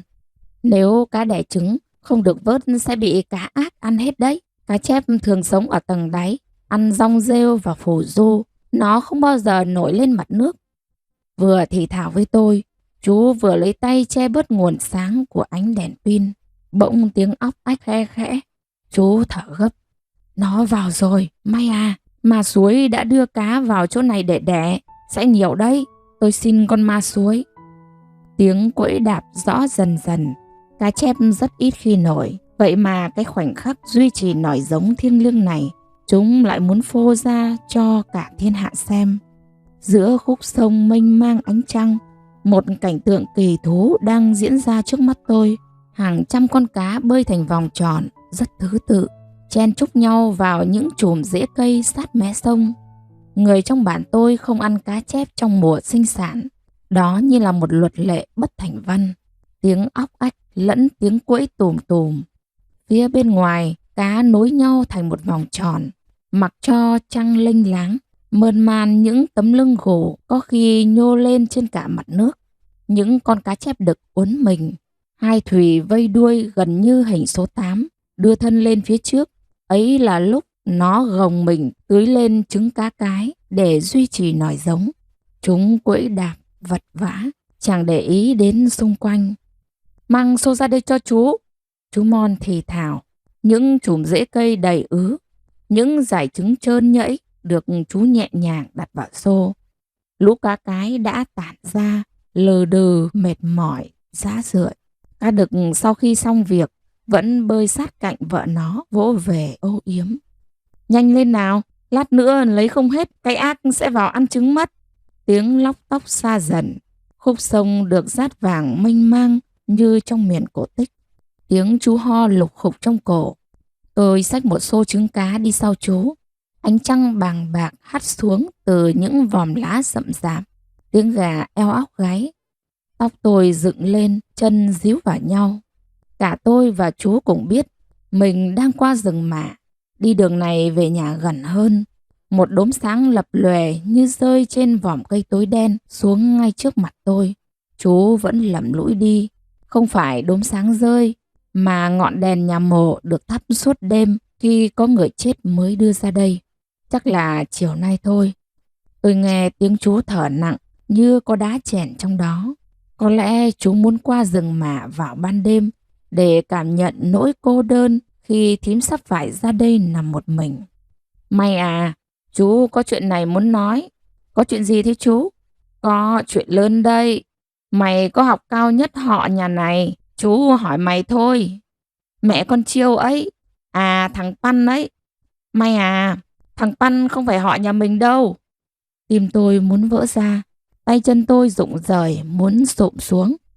Cái bí mật mà tôi nghĩ chỉ có tôi và thím Dong biết. Làm sao mà chúng Mon biết? Ông nội tôi khao khát một thằng con trai trong dòng tộc như cái cây khát nước. Ải tôi không có con trai. Khi chú Mon lấy vợ, mấy năm thím sinh con Chiêu, rồi cứ trơ ra như con bò đực. Mấy năm cũng không thấy cái bụng thím đội cạp váy nhô lên. Ông nội sắp mất, thím quỵ trước mặt ông. Con dâu à, phải có một thằng trai. Bằng giá nào cũng phải có một thằng trai đây. Mày không hứa, ai không nhắm mắt được đâu. Thằng Mon, thằng Ninh, nhất định phải có một thằng trai. Con hứa. Thím hứa trong cái nghẹn ngào như là một nghĩa vụ với dòng tộc. Nhưng khi con Chiêu cao hơn cái cuốc mà bụng thím vẫn thế. Một đêm thím lay người chú. Ông chồng à, đã ngủ chưa thế? Ngủ rồi. Có chuyện gì mà mẹ con Chiêu cứ như con lợn đen say sắn sống thế? Nói ra cái chuyện mà khó như thế, thế thì đừng nói nữa. Tôi lấy cho bố con Chiêu vợ mới nha. Vợ mới biết đẻ thằng con trai. Tôi đã hứa với ải rồi. Tôi sẽ coi nó như em gái mình. Tôi sẽ dạy nó nấu rượu ngon. Biết đồ xôi dẻo thật đấy. À, cái đứa vợ này, ai trồng cái mầm đen trong cái đầu tối của mày thế hả? Mày lại nhìn tao giống như con dê đực thế à? Thím im lặng, không dám nói gì nữa. Một buổi trưa cuối tuần, tôi lên nương lấy rau cải. Nắng đầu mùa hè nhễ nhại. Cái tấm thân trắng lốp lõa lồ của thím khiến tôi để mặc cái lù cởi lăn xuống dưới chân nương. Thấp thoáng bóng một người đàn ông lẫn vào rừng cây ngô sơ xác rồi biến mất. Tôi thấy thím khóc. Tiếng khóc như xé toạc cái nắng giữa trưa găm vào tim tôi lạnh buốt. Tôi không nói với ai chuyện đáng xấu hổ ấy. Thím Dong gầy gò, mặt lúc nào cũng cúi xuống. Một mầm sống đã được tượng hình trong thím. Lúc nào thím cũng buồn như gió đêm thổi một mình qua mỏm đá. Có hôm tôi sang nhà khi chú đi vắng, con Chiêu đi học. Tôi thấy thím quấn dải khăn quanh bụng. Thím nhảy từ trên hòn đá xuống đất, mệt quá lại ngồi khóc. Thím không biết là tôi nhìn thấy thím trong buổi trưa hôm ấy. Thím sinh thằng Păn vào một đêm hun hút gió. Bà nội mừng, êm tôi cười, ải tôi cười. Những người trong bản đến chật nhà. Tốt quá, vui cái bụng quá. Người tốt như thế này phải có thằng trai chứ. Chú tôi chôn nhúm rau của nó vào chân cây cột cái. Chú thương nó hơn cả con Chiêu. May à, thím mày sắp lên mường trời rồi. Chú muốn hỏi thím mày có cho thằng Păn nhận ải nó không? Chú biết ải của thằng Păn? Tao biết mà. Tao biết đấy. Tao là người có lỗi với con vợ tao. Qua một con dốc nữa là về đến nhà. Tôi kéo tay chú lại. Tao biết tao không làm ra được con. Từ khi con Chiêu còn ngồi ở cái lù cờ, tao cũng không muốn lấy thêm con vợ nào nữa ngoài con vợ này. Chú là người làm thế với thím Dong đấy à? Tao phải nhờ thằng Lò Thâng làm thay tao. Thím tôi, người thím khốn khổ của tôi, Người đã cả một quãng đời mặc cảm, day dứt cái tội lỗi mà không phải mình gây ra. Tôi cũng đã từng xót xa cho chú. Chú tôi đáng thương hay đáng giận, ích kỷ hay bao dung? Thằng Pan đang học lớp 6. Chú thương yêu nó như một sự bù đắp hay chuộc lỗi với thím. Người ta có thể nhờ người khác làm cái chuyện ấy thay mình được sao? Chú tôi đã hy sinh hay là một người cơ hội? Tôi nghĩ đến vợ cả của chồng tôi. Người đàn bà bị người đời khinh bỉ khi không chung thủy với chồng. Thím tôi vì nghĩ chồng chán mình nên muốn lấy vợ hai cho chồng, sinh con trai thờ tự dòng họ. Chú tôi nhờ người làm ra cái việc mà một người đàn ông cấm kỵ vợ mình. Ai đáng thương, ai đáng trách. Quá nửa đêm tôi và chú mới về đến nhà. Chiều nay thím ăn một chút cháo. Thím đang ngủ, mặt thím vẫn hơi nhăn lại. Giấc ngủ hiếm hoi mà nặng nề. Tôi thắp cây hương thơm, tôi lại con ma nhà. Tiếng rì rầm của chú cào những ngọn gió đang len vào ngôi nhà nhỏ. Thím cầm lấy tay tôi, giọng thím như cái cây vừa bị lửa liếm qua. May à, thím có chuyện muốn nói với chú. Thím không tốt đâu, thằng Pan. Nước mắt thím bỏ ra, vỡ dưới gối, lạnh ngắt. Lời thím nói ngắt quãng giữa từng cơn đau. Thím không phải nói gì đâu, thím phải cố mà ăn cho khỏe. Bà vợ à, không nói gì nữa nhé. Thằng Pan là con tôi. Nó được ma nhà tôi nhìn mặt rồi. Nó là con tôi, bà vợ à.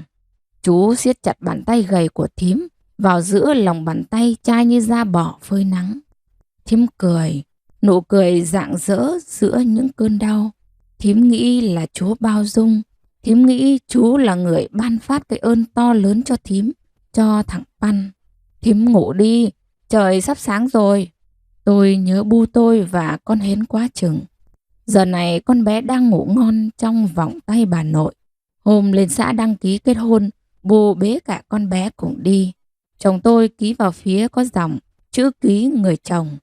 Nhìn tôi, mẹ con hến có ân hận không? Tôi lắc đầu, nhìn bu tôi đang dắt con bé đi dọc sân ủy ban đầy nắng. Sáng thím ngồi dậy mà không phải ai nâng cả. May à, tối nay cháu về ngủ với em đi. Ngủ với thím cháu không ngủ được. Thương lắm. Cháu ngủ được mà. Thằng Pan mang cháo vào cho em nó. Cái mặt nó rạng rỡ, hai mắt đen láy.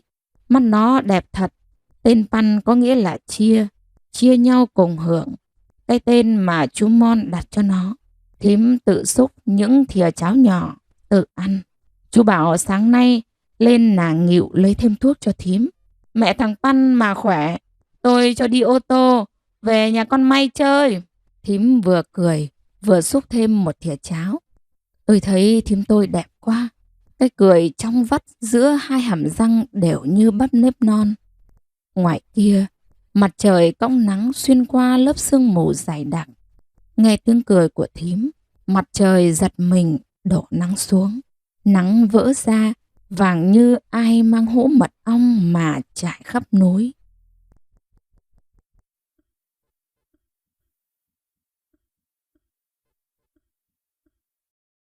Buổi sáng trên bàn tôi như một bức tranh thủy mặc, men theo triền núi, những chùm ban dịu dàng, trắng ngần, âm áp sức sống, đang chen nhau khoe trọn vẹn cái tinh khôi với trời đất. Như thể không có mùa sau nữa cũng cam lòng. Tiếng chim lăn trọn trên cao, những tháng đầu năm với mềm mại của cỏ, ấm áp của nắng, xốp mềm của đất, những mái nhà dựa lưng vào núi, chờ những vệt nắng lấp ló quét qua bản, làm những ngôi nhà sáng lên rờ rỡ. Thím Dong khỏe hơn, hòn đá to đè nặng trong lòng thím được đẩy xa, khiến những cơn đau dịu bớt. Tôi men theo con đường mảnh như sợi lanh quấn quanh cổ núi, về với êm ải tôi. Con suối sắp hết thời gian ngủ đông, chỉ đợi cơn mưa đầu mùa là lại đầy nước, cho êm giặt váy, cho đứa gái rửa gót chân, cho lũ cá tung tăng thỏa thích, cho cả những vạt rêu mướt xanh mỗi chiều em lấy về làm nộm hay nấu canh ngọt lịm. Dòng suối của tôi đấy, dòng suối nhỏ với biết bao kỷ niệm, Những lần theo Bu ra sông Luộc, qua cánh đồng thông thóc gió, tôi lại thảng thốt và nhớ đến quay quắt dòng suối nhỏ bạn tôi. Dòng suối mà quả tim của đứa gái 16 tuổi 7 tháng đã từng bỏng rát. May, sao lại bỏ học? Sao lại bỏ học lấy chồng? Không tiếc à? Ngày mai em về xuôi rồi. Những lời anh nói chiều nay cũng như cây măng đắng đâm vào gan ruột nhau thôi. Em với anh như hai người say lội ngược dòng tìm đầu sông thôi. Hòn đá to, mỗi chiều đi học về, có khi tôi gục xuống ấy vì đói lả. Hòn đá ấy cũng là chỗ nấp của bọn thằng Sành, thằng Trá, thằng Dính, hay núp rình những đứa gái tắm tiên. Người già nói, làm thằng trai mà cái đầu phải cúi như đầu con dúi đào hang thế. Để nhìn đứa gái tắm thì cũng như con dơi trong hang tối, không nên người đâu. Mặc kệ lời người già nói, chúng nó vẫn lén lút rình những đứa gái bản tắm tiên. Người Thái tắm sẽ khéo léo cuộn váy lên, nước đến đâu cuốn đến đó. Lúc lên bờ thì váy cũng được thả xuống gọn gàng. Êm dậy bao nhiêu lần thế, tôi chẳng nghe. Đi học vừa về đến bờ suối, khi chắc chắn không có thằng trai nào quanh quẩn ở đây, tôi lột váy vứt lên hòn đá to, chạy ào xuống dòng nước mát lịm như một liều thuốc tiên. Các chị tôi cười rúc xích, êm nghiêm khắc, không hài lòng. Mày làm thế có giống đứa gái không hả mày? Con gái bước nhẹ trên sàn, gót chân khuất hờ dưới gấu váy dài. Khi ngồi hai chân đưa về một phía. Ây da, đang nóng mà đợi cuộn như thế thì bao giờ xong? Cứ cuốn để trên hòn đá cho nhanh. Lời êm nói tôi bỏ ngoài tai, như con chuột đào hang bỏ đất ra khỏi tổ. Hòn đá to, khi trời xuống, nhìn xuống nơi mà bộ đội phong gọi là thị trấn, tôi thấy một khoảng sáng mênh mông, như thể cả bản đem cốm non mà vãi cả xuống ấy. Khoảng sáng mà tôi khao khát được đặt chân đến. Khoảng sáng mà ông chú tôi nói, tay chân con vợ đặt xuống ấy một ngày thì thấy thằng chồng mình không còn khỏe nữa. Cái chân thằng chồng đặt xuống ấy một ngày thì thấy con vợ mình không còn đẹp nữa. Vì dưới ấy khi đàn bà về thì thấy nhiều thằng trai tốt hơn chồng mình. Thế là thành con vợ hư. Mày xuống ấy rồi cũng quên cách thắt cặp váy, quên cách nhóm lửa thôi. Người già nói thế, biết thế, không cãi. Con đường sống trâu mấp mô, lầm bụi khi trời nắng, trơn như đổ mỡ khi trời mưa. 5 tuổi tôi lếch thếch theo chị xuống núi để tìm con chữ. Những mùa đông hun hút gió làm bàn tay chị em tôi đỏ lựng vì lạnh, chân trần nứt nẻ, rớm máu, bỏng rát. Tôi ham học lắm, vì đi học được nhìn cô giáo người Kinh. Căn nhà của tôi nhỏ nhoi, lối vào nhao nhác cỏ dại, hòn đá như lưng con trâu vẫn nhẫn nại chịu đựng bao mùa mưa nắng. Những đêm trăng lên muộn, lọt những tia sáng ngả xanh như lúa non. Gió rít lên khe khẽ, trăng sáng thì trời lạnh thế mà đêm nào tiếng khèn vụng dại cũng xé xương mà len vào căn buồng nhỏ của tôi. Tôi tắt đèn, lấy thêm một cái cây chống vào cửa. Tiếng vụng dại mà da diết cứ quanh quẩn mãi, như cào vào con tim bỏng rát của đứa gái 15 tuổi. Tiếng đàn tràn vào tai tôi như suối chảy, tiếng gõ móng ngựa lộp cộp. Đã có lần chân tôi ngập ngừng, định bước ra cửa, nhưng sao cứ run lên. Đã định ra bảo người ấy về thôi, đứng lâu thế có khi lại ốm. Nhưng ra cửa lại chống thêm một cây vào cửa. Tiếng bước chân ngựa ngập ngừng xoáy vào đêm, bước từng bước lên 9 bậc cầu thang cũ kỹ. Có lần nhớ ải quá, tôi đã mong cái thang gãy ra, lúc ấy ải tôi sẽ về. Qua phai cốc, không còn bà nội ngồi sưởi ấm, tim tôi nhói lên đau buốt. Ải nhìn tôi ánh mắt âu yếm, tôi muốn rúc vào lòng ải như một con gấu con. Êm mừng khi biết thím đã khỏe hơn. Chuyện thằng Păn tôi không nói với êm ải. Mâm cơm ấm áp, lửa bắt lên má êm đỏ au. Êm hỏi thăm Bu, hỏi con Hến biết làm gì rồi. Tôi nói nó đã biết đi và biết nói. mắt êm rạng rỡ. Bữa cơm có thịt sấy, cá nướng và một đĩa măng đắng. Tôi thèm quá, thèm mà cứ ngồi nhìn. Măng đắng luộc chấm mẻ, món mà bà nội vẫn hay gắp, nhường những miếng thức ăn ít ỏi cho cháu. Tôi bảo, con cũng thích ăn, để nhường thức ăn cho bà nội. Cay đắng đến gai người, đắng như thân phận của những người phụ nữ, như bà tôi, em tôi, các thím tôi.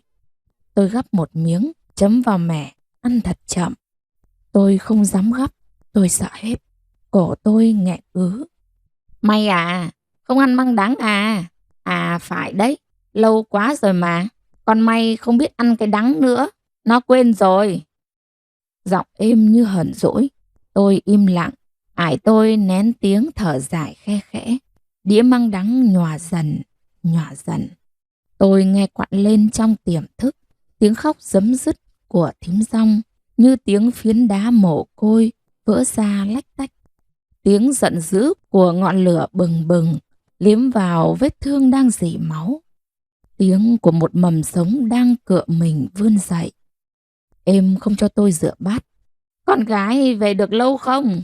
À, có về được lâu, cũng không nên về đâu. Đàn bà bỏ đứa con ở nhà mà đi lâu thế, thì không nên người tốt đâu. Mẹ chồng quý như thế, phải biết làm đúng đấy. Mày lớn quá, tao không nói nổi mày nữa rồi. Mày cứ ngủ, mà để mẹ chồng bế con cả đêm. Mày cứ ngủ cả đêm thế à mày? Mày thành đứa gái hư từ bao giờ thế mày? Rồi mày quên hết cả những lời em dạy mày. Em nói như tôi là đứa gái hư, đang cố quên đi cái lễ nghĩa mà một người gái phải có khi lấy chồng. Tôi không biết phải giãi bày hay thanh minh thế nào cho em hiểu. Tại sao em không nghĩ con gái em cũng cần được yêu thương? Em lạ thế chứ? Con may về, ải mày sẽ xuống chơi sau. Xuống để nói với người ta rằng con mình dại dột. Dạy mãi mà cứ như đầu con dê buộc trong góc chuồng tối thế đấy. Tôi nhìn em, mái tóc đã bạc, những nếp nhăn xô nhau hai bên khóe mắt. Một nỗi sợ hãi len vào trong tôi day dứt. Ải nhìn tôi, như không tin con gái mình lại như lời em nó nói. Chắc em nó nói quá lên thế thôi chứ. Đứa gái của ải biết học cao nhất bản, biết việc nương, việc nhà, biết cả cái lý lẽ nữa mà. Em đứng dậy, đổ rau vào chảo cám lợn. Tôi ngoáy cho đều lên. Mày vẫn còn nhớ cách ngoáy chảo cám đấy à? Tưởng mày tối nào cũng ngủ trước cả mẹ chồng mà quên rồi chứ.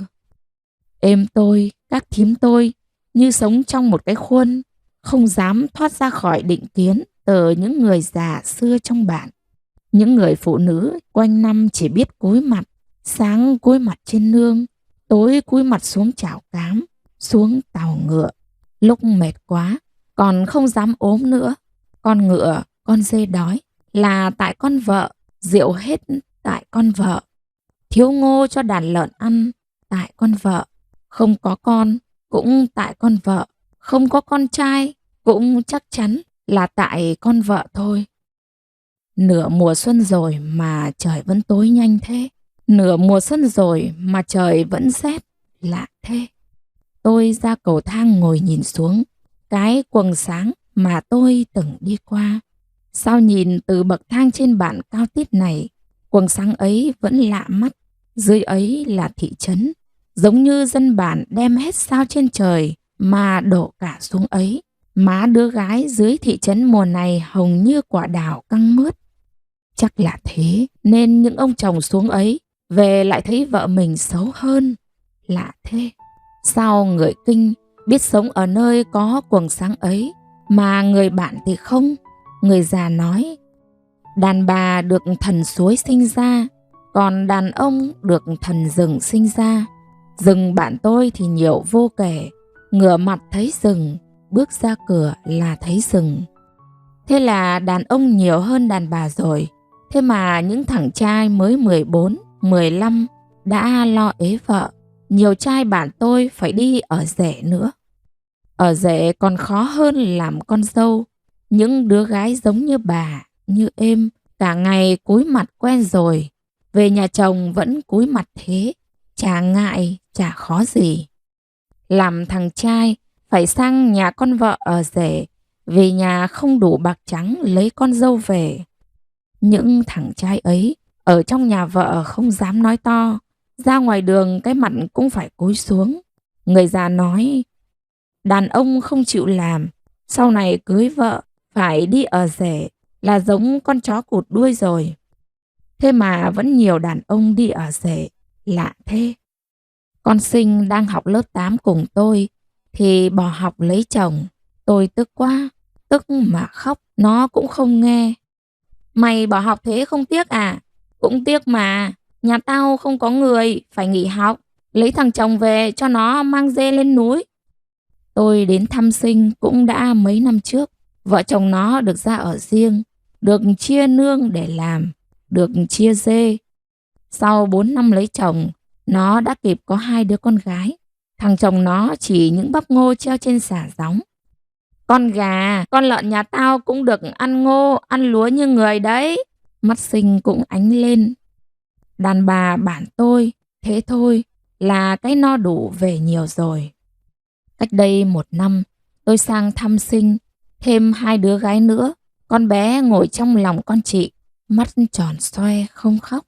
Tôi hỏi, Ải đâu? Con lớn chỉ lên cái áo bám bụi sát vách. Em bảo Ải đi lấy em trai về. Tim tôi như bị bàn tay siết chặt. Tôi nhìn Sinh, tay nó cầm cái muôi gỗ đã mòn vẹt một nửa, tóc xù ngoài mép khăn, chẳng mở miệng được. Khói quấn quýt trong nhà không có lối thoát, làm 2 đứa cùng cay mắt. Tôi bước ra, đi như chạy trốn. Tôi trở vào nhà, vào gian buồng bé xíu của tôi. Gian buồng vẫn được êm dọn sạch sẽ. Tôi nằm xuống sát êm, nghe hơi ấm phả ra từ tấm thân của một thuở âm áp sức sống. Tôi kể cho êm nghe về bu tôi, về bà ngoại, về các cậu, các mợ. Ai cũng thương con hết. Tôi không kể có vợ cả của chồng tôi tìm đến tận nhà. Ây da, mày kể thế, biết thế, không được để những cái thương, cái tốt của người bỏ mình mà đi đấy. Mày biết đặt cái lưng xuống giường ngủ chưa? Từ khi nào thế hả cái đứa gái hư này? Ở nhà với êm, chưa bao giờ chị em tôi được phép ngủ trưa. Những người đàn bà lên nương, buổi trưa không về. Những đứa trẻ con buổi trưa không được phép ngủ. Làm gì cũng được, làm thân đứa gái mà ngủ trưa. Sau này có chồng, buổi trưa cũng ngủ, thì còn là đứa con gái nữa không? Buổi trưa không lên nương, thì lấy rau lợn, giặt váy áo ngoài suối. Hay không có việc gì làm, thì chạy sang nhà nhau, khoe hôm nay mới mua túi muối, mua được cuộn chỉ thêu. Tôi ôm lấy thân êm, ánh trăng hắt khoảng sáng mờ mờ. Mắt tôi chạm khúc gỗ khoét sống ruột, kê sát cửa buồng. Người trong bản thường chuẩn bị cho sự ra đi của mình trước như thế. Tim tôi nhói lên, như có mũi kim khoan sâu một lỗ. Tôi nhớ bu tôi, nhớ mùi trầu thuốc cũng ấm như thế này. 2 người đàn bà mà tôi yêu thương như là máu thịt. Nắng trên bản hình như tinh khôi hơn những nơi khác thì phải. Tôi dậy đã thấy Ải cầm cái mẹt nhỏ, đeo bao dao và cây gậy đứng trên cầu thang. Ải, cho con đi. Ải định đi một mình đấy à? Ải tìm trứng kiến để nấu xôi cho đứa gái ăn, sợ nó quên mất mùi rừng. Tối qua lúc ăn cơm, em bảo thế. Hôm nay trời nắng to đấy. Tôi vội vàng vệ sinh cá nhân rồi cầm một nắm xôi chạy theo Ải.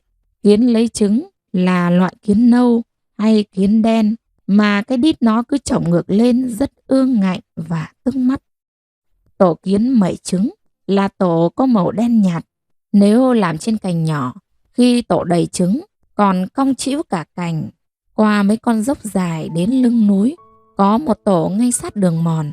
Ải chặt khẽ cái tổ xuống, lấy dao rạch một đường. Kiến túa ra, những cái đít cong tớn lên đầy vẻ giận dữ và khiêu khích. Ải bắc một cành cây cho kiến bò ngược lên. Ải bảo cho chúng xây tổ mới trên ấy. Vừa gõ khẽ vào cành có tổ kiến trong mẹt, vừa cho những cành lá nhỏ để kiến bò lên. Những con kiến hấp tấp trước khi bò ra ngoài, ôm theo một quả trứng. Trời càng nắng to, kiến bò ra ngoài càng nhanh. Trời mát, kiến bò chậm, có khi ăn gần hết trứng. Một chiếc khăn mỏng được trải lên mặt trứng, lấy nốt những mẩu lá cây còn sót lại. Trứng trắng như một bát gạo căng nhức, no nê. Trứng kiến lấy vào đầu tháng 3 và những ngày nắng. Xôi đổ chín thơm, trứng kiến cũng xào với mỡ lợn, cho vào đảo đều với xôi. Mùi thơm dậy lên, ăn một miếng, ngậy ngậy, béo béo mà không ngán. Tiếng nổ lép bép, cái ngọt cái bùi ở trong miệng mấy ngày chẳng chịu bỏ đi. Trứng kiến còn làm bánh, xào hay cuốn lá cây vả chấm mắc khén, ớt. Hai cha con men theo con đường quàng vào cổ nối để về nhà. Tôi như bị bỏ bùa mê trong miền ký ức ngọt lịm những ngày thơ ấu. Dưới chân hun hút kia, những mái nhà bàng bạc, nhỏ bé. Tôi đang giữa lưng chừng núi. Con đường mảnh như cái khăn quàng cổ bị hai con dê trong sách của cô giáo người Kinh húc nhau đâm vỡ một miếng dài. Cỏ dưới lũng non mởn, những nương ngô xanh mướt, ấm no. Trong cái túi đeo ngang người có một nắm xôi nếp trứng kiến gói trong lá dong mà em gửi cho Bu và con hến. Miếng thịt sấy cho chồng tôi, cả thương yêu của em, làm tôi thấy nặng trĩu bước chân. Tôi đi như chạy, để tiếng khóc chưa kịp vỡ xa. Sau lưng tôi xa lắm, phải ngửa mặt lên, tôi mới thấy khói vấn vít bay lên từ những mái nhà dựa lưng vào núi, lẫn trong những tán cây rậm rịt. Con chim mải miết xải đôi cánh nhỏ xíu, bay qua những đỉnh núi cao vút.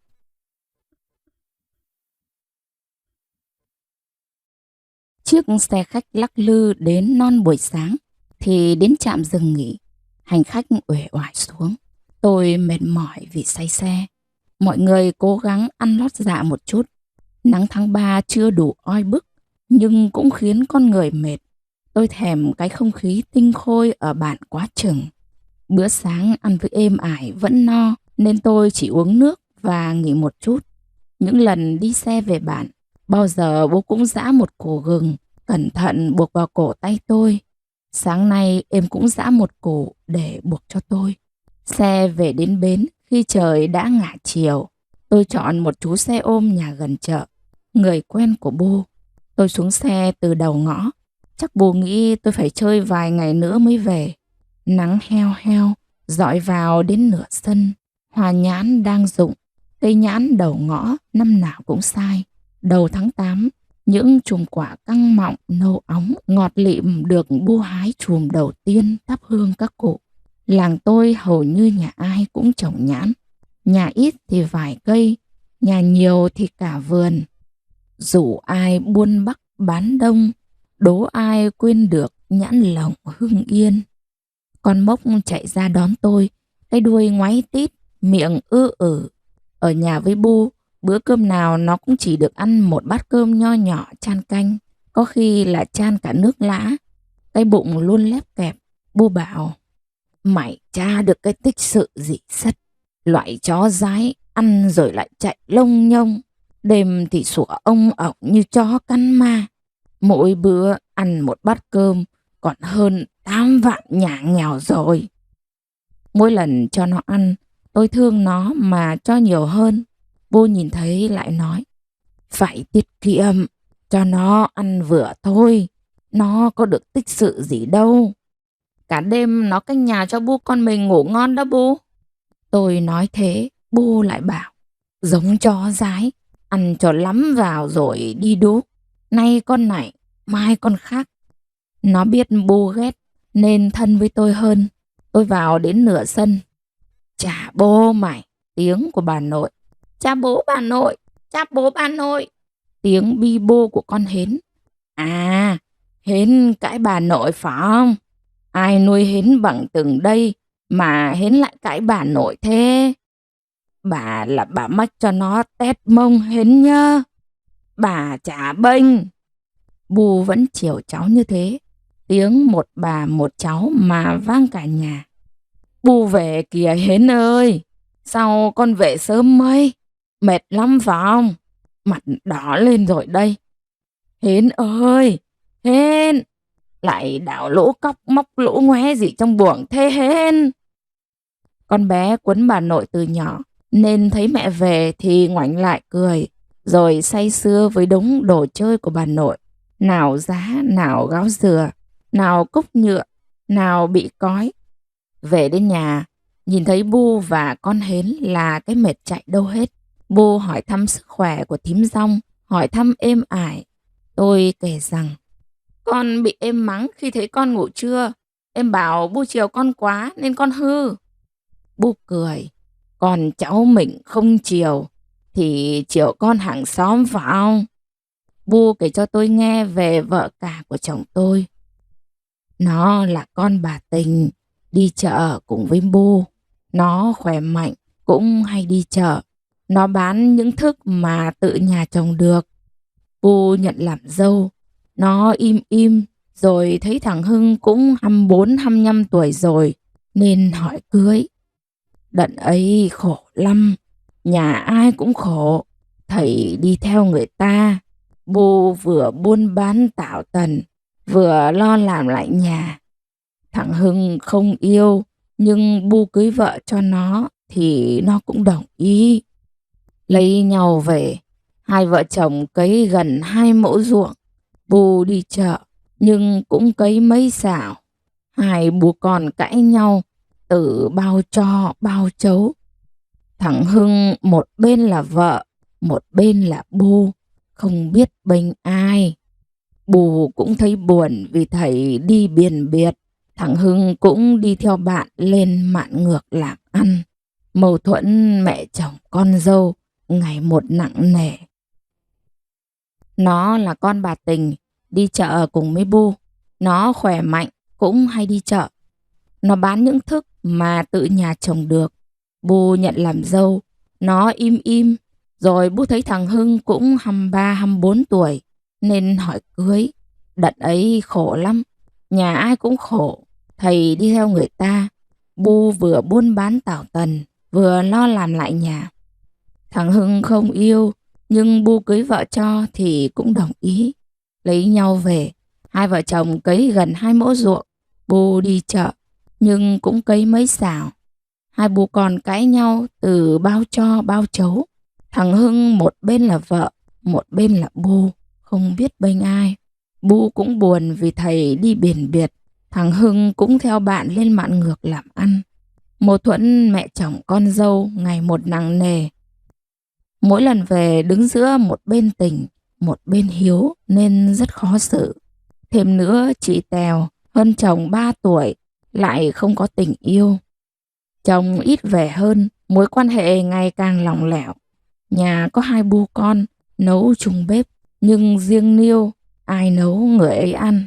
Nó nấu xong là hót sạch cho để dồn bón lúa. Có hôm nó chưa kịp hốt, Bu nấu sau là nó nói Bu lấy hết tro của nó. Nó đi làm đồng mà mặc áo sạch sẽ, lại đi dép. Người làng đồn thổi đến tai Bu rằng nhiều bận gặp chị Tèo với người đàn ông lạ trong ruộng ngô đi ra, tóc tai bù xù. Có lúc gặp trong ruộng dâu đi ra. Nhà mình có nuôi tầm đâu mà vào ruộng dâu. Ngày nào cũng ra đồng mà lúa ngập cỏ. Rồi nó biết đi chơi tối, có khi là thâu đêm. Hỏi thì nói đi nhà bạn chơi rồi ngủ với bạn. Hỏi bạn ở đâu, bạn nào thì nó im, khi thì nó gắt lên. Rồi nó có chữa, chồng đi vài tháng mà lại có chữa. Bu nghi ngờ nhưng vẫn chăm sóc nó. Thằng Hưng biết nó có chữa thì có về cũng ngủ riêng. Hai đứa cả ngày chẳng nói với nhau câu nào. Chị sinh con trai đầu lòng khi chồng không có nhà. Khi chồng về nghi ngờ đứa bé không phải con mình thì chị cũng thừa nhận. Chưa kịp đợi Bu sang nói chuyện với bố mẹ chị thì chị mang hết đồ dùng và bế con đi. Trong một ngày Bu đi chợ vắng nhà, chị cũng kịp gọi người vào bán hết tóc của Bu và cả của chị rồi mới đi. Chị vẫn thỉnh thoảng dắp mặt Bu ở chợ. Bu cũng không nói gì nữa. Rồi một buổi chợ, Bu nghe náo loạn một góc. Chị bị túm tóc, bị tát, bị đá. Còn đi láo tuét kia, có chồng rồi mà dụ dỗ chồng bà cho mày chết. Chị bầm dập ê chề và tủi nhục. Chị bị nhà đẻ từ mặt. Chị bế thằng Long chưa tròn tuổi về quỳ xuống mà xin Bu cưu mang. Bu và chị lại lặng lẽ sống bên nhau. Bu chăm đứa cháu không phải là máu thịt nhà mình. Nhưng người chồng không đủ bao dung để tha thứ cho người đàn bà lầm lỡ. Không đủ tình thương dành cho đứa trẻ không phải con mình. Chị một lần nữa ôm con ra khỏi nhà. Mấy chục năm, Bu không biết chị làm gì, sống ở đâu. Có người nói chị lấy chồng mới.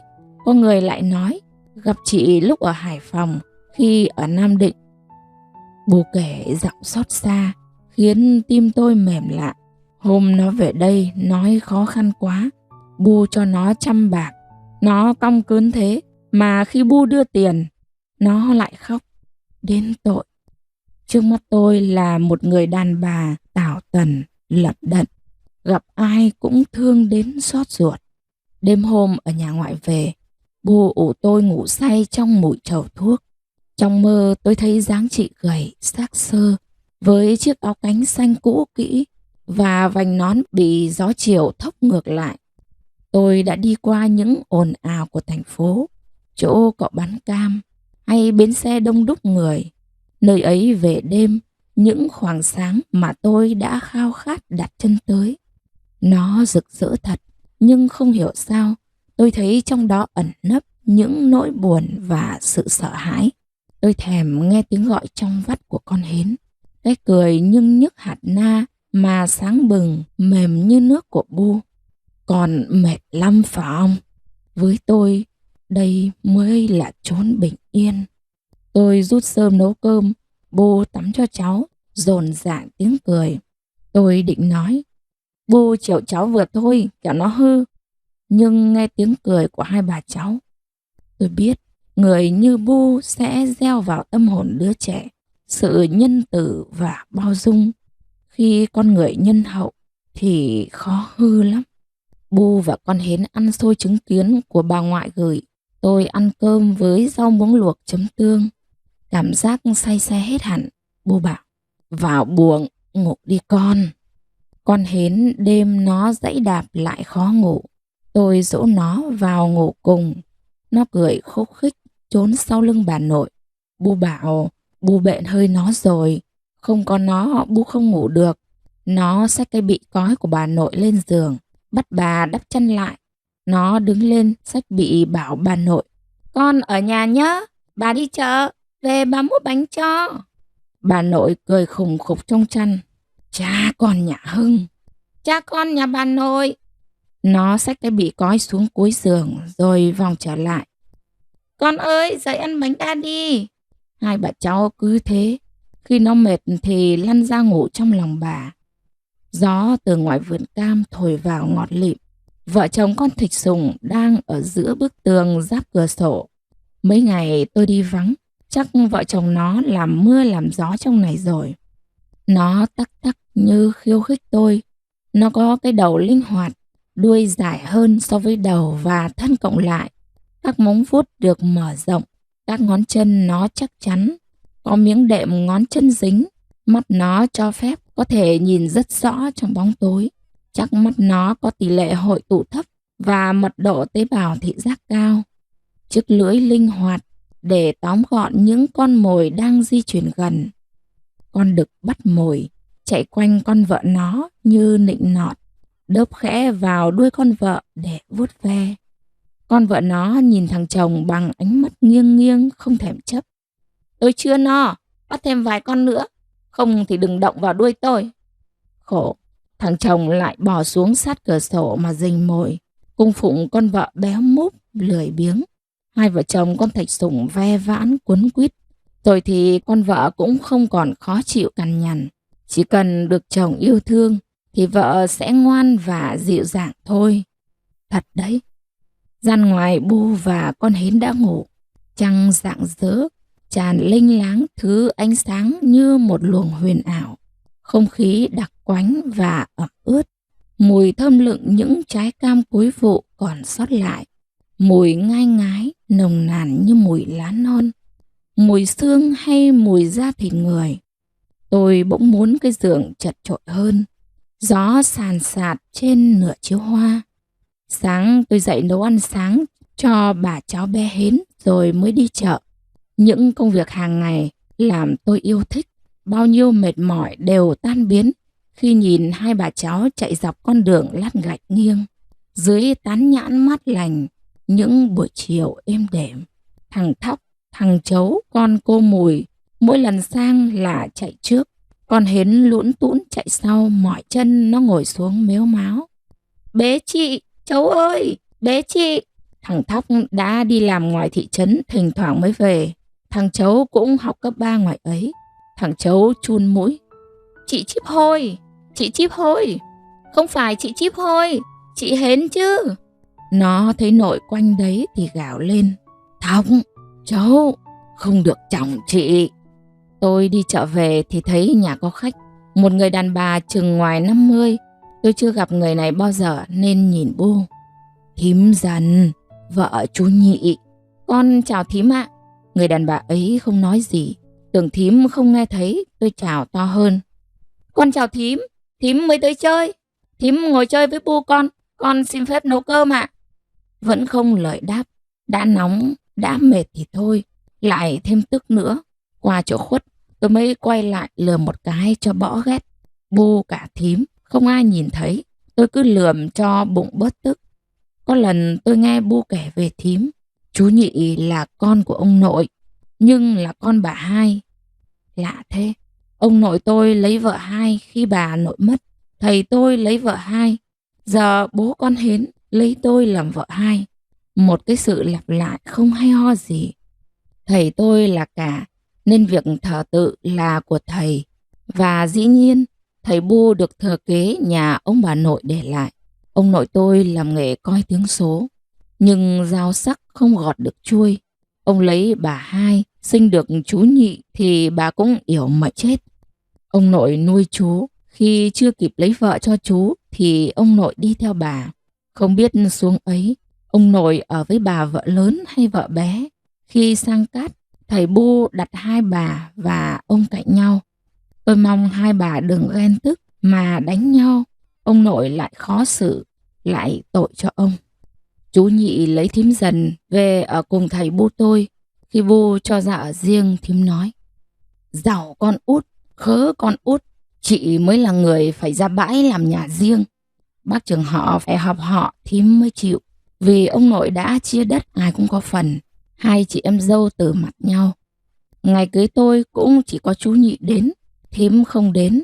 Bu rất ít khi nhắc đến thím. Tôi cũng không dám hỏi thím sang làm gì mà tỏ vẻ khó chịu thế. Tôi đang nấu ăn mà thím cứ ở ngoài sân mà xa xả nói với Bu: mà bá cũng phải rèn giũa con vợ Hưng cho nó quen đi. Nó còn trẻ, bá cất nhắc việc nọ việc kia cho nó quen tay, như ngày xưa bá rèn em ấy. Để nó nhông nhống chơi rồi hư như con cái tèo thì khốn khổ khốn nạn. Cái thư liền bà mà đưa đến gào sòng chẳng biết tát làm sao, đưa cái mạ chả biết cắm thế nào. Thư ấy đáng để hôm ăn thịt. Làm dâu trưởng rồi liệu mà đẻ con trai, chứ giặt ngao sò chị tổ đái lở đầu hè. Chị về làm dâu Bu chị là sướng đấy. Nhà ngói cây mít chính trện rồi, Bu chị có chửi cũng là cái phúc nhà chị đấy. Liệu mà ép mình ép xác cho quen đi. Người vùng cao cái đầu tối lắm. Chị là dâu cả, rồi ra nhà còn có nhiều việc trọng, lại thổi cơm niêu chẳng chín, cầm cái chổi không nên, thì liệu người làng người nước, người ta có khỏi đào ông bới cha Bu chị lên không? Người vùng cao tối dạ, nhưng cháu cũng biết việc nhà, biết đi chợ và biết nghe lời Bu cháu đấy ý mà. Chị cãi thím đấy phải không? Làm dâu khổ đến chết, cũng phải cắn răng mà chịu. Khi người ta đã nhất định chịu thì khổ thế nào mà không chịu được. Tôi lượm cái bát trên tay mà nghĩ ấy là thím. Thím sang mượn tiền Bu tôi để sắm cái lễ hỏi vợ cho con trai. Nhìn cái môi mỏng như lá lúa trời mưa, cứ vén sang hai bên mà hứa hẹn. Em giật nong ba, xong là em trả ngay. Dâu hiền lại gặp mẹ hiền, áo rách tám túm cũng liền như xưa. Hay thật, thím nói đầu người vùng cao tối lắm. Sao cái đầu thím sáng mà phải sang vay tiền Bu tôi? Thím vồn vã, thím thân mật, Cứ như hai chị em dâu chưa từng có xô xát đến từ mặt nhau cả bao nhiêu năm trời. Thím hẵng chọn được đứa con dâu như con cái may nhà tôi là phúc nhà ta cũng lớn bằng cái đình rồi. Chị cứ bênh nó, rồi ra lại khổ chữa biết chừng. Em là em cứ phải dậy từ thuở bơ vơ mới về. Bố tôi bế con Hến, con dọn cơm mải, để thím ăn xong còn về, chẳng nhà thím nhiều việc lắm. Tôi nhìn thím im lặng mà nghĩ trong bụng, còn xin lỗi thím, vì trong bụng con đang thoải mái khi thím bị bu con đuổi khéo. Người vùng cao hay nghĩ thật cái bụng thôi. Chiều đổ chậm chạp, những ánh nắng còn sót lại, làm vườn cam óng ánh như những viên ngọc vương vãi khắp vườn. Tiếng cười trong vắt của con tôi như ngọn gió tạt ngang một sâm sẫm chiều. Tiếng bỏ mẹ thong thả gọi con trên đường làng. Tiếng ông Thứ: hay là mình dọn về ở với tớ một nhà cho vui. Tôi không nghe tiếng chao chát của bà tới, chắc bà đang lòn lẻn cười. Tiếng gà gọi ngày rạch những vệt dài âm thanh, sắc như cầu vồng cong vút chạy dọc xóm. Tôi giật mình tỉnh giấc. Chồng và thầy tôi vừa về tối qua, để hôm nay đám cưới con trai chú Nhị bên Tam Đa. Hôm nay tôi không đi chợ, tôi nằm im, không cụng cựa, nhâm nhi cảm giác êm đềm mà tôi đã tìm kiếm mấy năm. Con Hến như một buổi sáng trong trẻo gọi yêu thương ấm áp trở về. Tối qua nhìn nó cười, nó hỏi bố nó đủ chuyện trên trời dưới bể. Bố nó cụi cái cằm vào bụng nó. Nó kể: ở nhà mình có con gà đẻ trứng cho con ăn. Bỗng nó mếu máo kể chuyện con gà trong nước nở. Mấy ngày trước tôi đi chợ về sớm, đang nấu cơm nó đòi ăn trứng. Bà nội bảo gà chưa đẻ. Hến ta ra ngoài trèo lên ổ con gà mái đang ấp, rất lịch sự. Nó khoanh tay kể lể: chị Hến muốn ăn trứng, chị xin gà một quả nha. Gà mẹ xù lông mổ vào đầu Hến. Hến òa lên khóc. Bà nội chạy ra, Hến hờn mãi không nín. Bố tủm tỉm cười, hứa mai chặt cánh con gà. Nó bảo: chặt cái mồm con gà cắn con. Bố nó hứa, nó cười híp mắt. Nó ôm khư khư con búp bê biết nhắm mắt khi đặt nằm. Bao nhiêu hờn giận trong lòng tôi tan biến hết rồi. Cả nhà ngồi ăn sáng. Tôi yêu thương bao nhiêu cái không khí gia đình ấm áp thế này. Ông nội lâu lắm mới về, nhưng con Hến cũng không lạ. Nó ngồi ngoan, tự xúc ăn. Ăn sáng xong cả nhà đi đám cưới con nhà chú Thím. Dạp cưới được trăng xung quanh bằng vỏ chăn hoa đào, vỏ chăn con công và những tấm di đô nối vào nhau. Nhìn từ xa hệt như cái áo vá khổng lồ. Bàn ghế được thanh niên mượn của cả xóm từ chiều tối qua. Phía trên đầu dạp là tấm di đô xanh được dán đôi chim bổ câu bằng giấy trắng. Cặp chữ lồng tên cô dâu chú rể bên dưới, nhìn vui mắt. Trên bàn ngay dưới bức phông trang trọng ấy có một gói bánh quy hương thảo, một bao thuốc lá du lịch, một kẹo hoa hồng. Dưới bếp tiếng cười nói râm ran, những người sang giúp nấu cỗ, mùi hành hoa thơm phức, mùi chả xiên nướng than hoa mỡ cháy, mùi xôi nếp, lẫn cả mùi phù sa ngái hăng, gió phộc phạch ngoài bãi bồi thổi vào. Ngọn đèn Hoa Kỳ cháy rom đến rạng ngày, âm ấp tình làng nghĩa xóm ấm áp thân thương lạ. Quê tôi là những củ khoai đất bãi, nhiều bột, bở như đỗ, tắc cổ, dỡ về để lâu ngọt như mật. Quê tôi là những quả trứng vịt thả đồng béo ngẫn, trứng gà tãi rơm thơm ngậy. Đài quay băng sập sình, con Hến đặt tay trong lòng tay bố nó mà kéo đi khắp dạp cưới. Cô dâu cùng huyện, nhưng ở xã Minh Tân. Khoảng 9 giờ sáng, đoàn rước dâu về tới nhà. Chú rể cao, da hơi ngăm ngăm, ria mép xanh mượt, nụ cười duyên và tươi với chiếc răng khểnh. Cô dâu mặc áo dài trắng, khăn voan đỏ trùm lên vai, đi dép nhựa xanh, tay ôm bó hoa lay ơn màu hồng, e lệ đi sát chú rể. Tiếng pháo tép nổ giòn mỏi cả tai. Lũ trẻ đợi pháo nổ hết xúm vào, xem có quả nào chưa kịp nổ mà rơi xuống không. Thím dần ra đón con dâu, tay cầm nón đội lên đầu, tay dắt cô dâu qua cửa nhà vào buồng cưới. Buồng được che di đô, giường rẻ quạt, chăn nhung in hình hoa hồng to đỏ rực. Cô dâu đặt hoa vào giường rồi cùng chú rể ra ngoài thắp hương gia tiên. Các cụ bà nhai trầu bỏm bẻm nhìn cô dâu. Một bà thì thào: cái đít như cái danh thế kia thì mắn đẻ phải biết các bà ạ. Các cụ ông rít điếu bát sòng sọc vui tai. Thím dần nhìn tôi cười. Tôi chẳng thấy thím đáng ghét như hôm sang nhà tôi nữa. Mong cho thím hiền lành như bu tôi, để con dâu thím không phải khổ. Tôi vừa tiếp nước các cụ, vừa trả lời những câu hỏi. Bầy là con nhà ai? Ở đâu? Thắp hương gia tiên xong, chú rể và cô dâu vào buồng.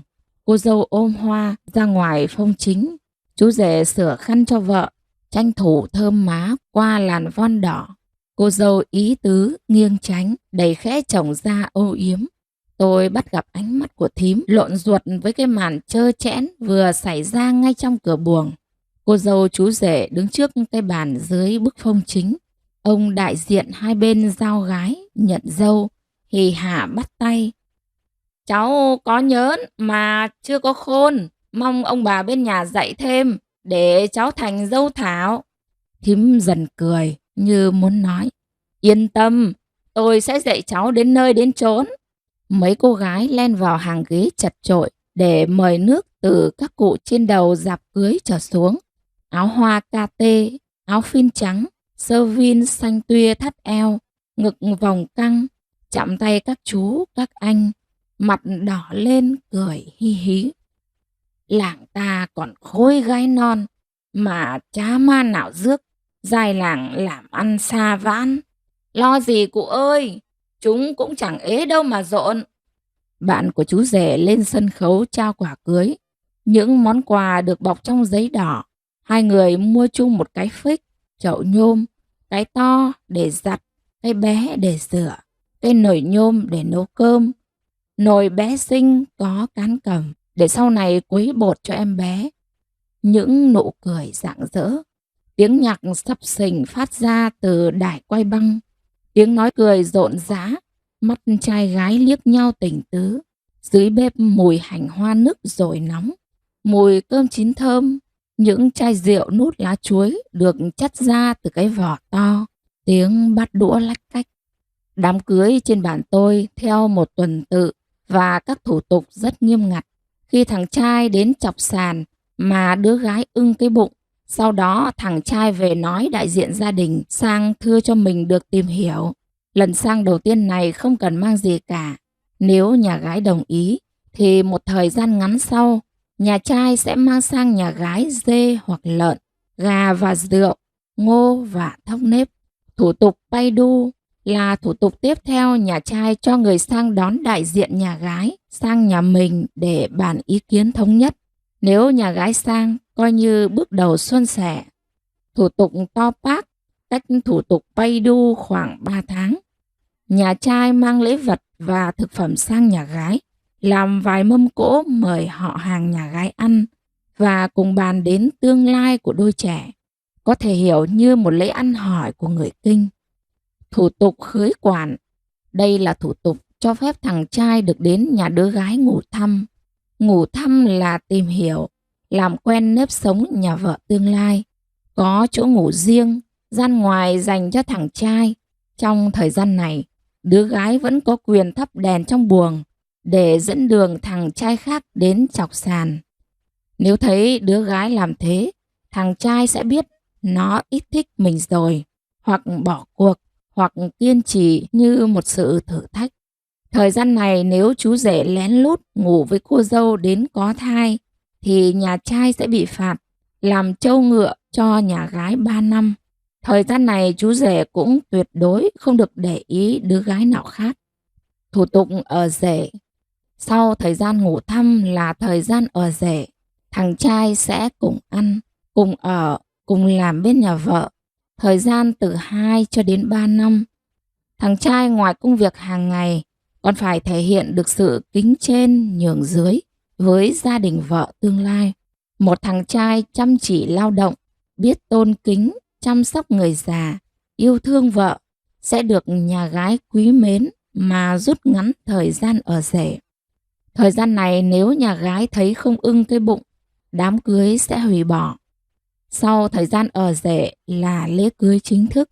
Bên nhà trai đón dâu, đứa gái là con dâu trong gia đình, chịu trách nhiệm chăm lo cho gia đình chồng, sinh con, đẻ cái, và hàng ngày cúi mặt trên nương, hàng đêm cúi mặt xuống chảo cám. Quà tặng của nhà tôi dành cho đám cưới nhà chú Nhị thím Dần là một con lợn mà hàng ngày tôi vẹo sườn xách cám chăm chút. Bu bảo nhà thím cũng vất vả. Ý bu là thế, con xem được thì bu cho hàng rát sang bắt về bên ấy làm cỗ. Anh em hiếu thuận thảo hiền, đừng vì đồng tiền mà mất lòng nhau. Anh em ăn ở thuận hòa, ăn ở chênh lệch, người ta chê cười. Hôm trước thím hỏi vay 100 bạc, thôi bố nghĩ cũng cho thím con ạ. Thôi thì ta cứ vậy, thà bất nhược là trước hết. Bù thì chỉ thế, cái gì cũng trước. Cả nhà tôi chào chú thím để về. Thím đưa miếng thịt gói xôi cho tôi nhất định không lấy. Thím hôm nay mất hẳn cái trao chát hôm sang nhà tôi mượn tiền. Em cứ cầm cho thím vừa lòng. Thím dúi vào tay tôi mà khẩn khoản. Con chỉ xin cái oản cho con hến thôi. Thím cứ tần ngần nhìn bu tôi. Bu đặt tay lên vai thím. Ngày nào con cái may nhà tôi nó chẳng đi chợ. Thím đem áp chảo mà ăn dần. Gà nhà tôi khôi ra đấy. Thế bác với hai cháu về nhá. Thím còn nựng nịu con hến nữa. Cả khen. Còn cái mày biết đi chợ, ba cũng đỡ vất vả. Giá hôm sang nhà tôi, thím cũng hiền như thế này, tôi đã chẳng lườm oan cái bát nhà tôi. Qua nhà bà ngoại, cả nhà rẽ vào thăm bà. Bà ngoại nhìn thấy tôi, bu quay sang cánh đồng thông thốc gió chiều, tránh cái nhìn xót xa của ngoại. Ngoại ôm con hến mà hít hà mái tóc tơ của nó. Ngôi nhà của ngoại thơm sực mùi cỏ. Tôi dắt con ra vườn của ngoại, hít no nê cái hương hoa cỏ ngọt lịm như mật. Cả nhà chào ngoại để về, tôi ôm ngoại, hít cái hơi cỏ mềm mại, ấm ấm. Một điều nhịn là 9 điều lành, con biết chưa? Ngoại lần túi áo nâu, ngoại cho đồng bạc, mai ăn bánh đốt. Con có tiền đây này, ngoại thấy không? Tôi đút sâu vào túi áo nâu của ngoại một tờ 5.000. Ngoại nhìn tôi, một cái nhìn yên bình. Bu kể rằng, từ ngày bu lấy thầy, ngoại giận, không bao giờ nhận bất cứ sự giúp đỡ nào của bu. Lòng tôi quặn lên, ngoái nhìn dáng ngoại tôi gầy hanh hao trong nắng. Sâu hun hút trên cánh đồng mênh mang hoa vàng, 4 mùa thông thốc gió. Cả nhà về tới nhà cũng đã non chiều. Thầy lúi húi ngoài vườn cam, bu chơi với cháu. Bố con hến sửa lại chuồng gà bị dột. Tôi tưới rau và vườn hoa nhỏ của tôi. Nắng tắt hẳn, tôi mới nấu cơm. Lửa khẽ reo liếm vào những sợi rơm vàng thơm. Khói đưa tàn leo lên cột gỗ đen nhức nhối, lẫn vào chùm bồ hóng lơ lửng. Bữa tối yên bình, rộn tiếng cười quanh mâm cơm nhỏ. Con hến chạy quanh ông bà nội. Nó trốn sau lưng bà khi bố nó dỗ nó vào ngủ cùng. Lâu lắm chiếc giường tôi nằm mới thấy chật hơn. Nửa chăn lạnh được chồng tôi ủ ấm. Gió ngoài kia lạ lơi, quấn vào ánh trăng đầu tháng. Soi rõ những mầm xanh đang cựa mình, tỏa mùi hương ướt mềm cả đêm. Thời gian trôi nhanh như viên mỡ thả vào chảo nước nóng. Tôi làm dâu của bố đã vừa tròn 5 năm. Con hến 3 tuổi, ngoan ngoãn và biết đủ mọi thứ. Một chiều hè nắng như đổ lửa, thầy tôi về nhà. Mai mang con hến đi cùng thầy ngược một chuyến. Có việc gì mà phải mang cả con hến theo? Bu sửng sốt. Thằng Hưng nó đang ốm. Cả đêm dài tôi không ngủ. Chiều hôm sau tôi lên đến nhà mẹ hai. Mẹ chỉ nói, mai để con Hến ở nhà, mẹ trông cho. Mẹ đưa cho tôi tờ giấy viết địa chỉ nơi bố con Hến đang làm. Sáng khi con Hến vẫn còn ngủ, tôi đã ra xe lên chỗ chồng. Công trường là một nơi khá xa đường quốc lộ.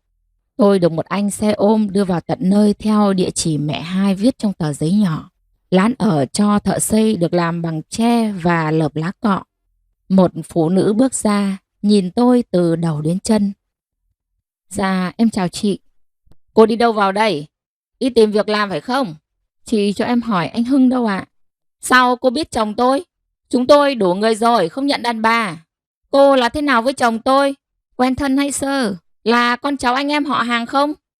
Dạ không ạ. Tai tôi ù lên. Người đàn bà đứng trước mặt tôi vừa tự xưng là vợ của chồng tôi.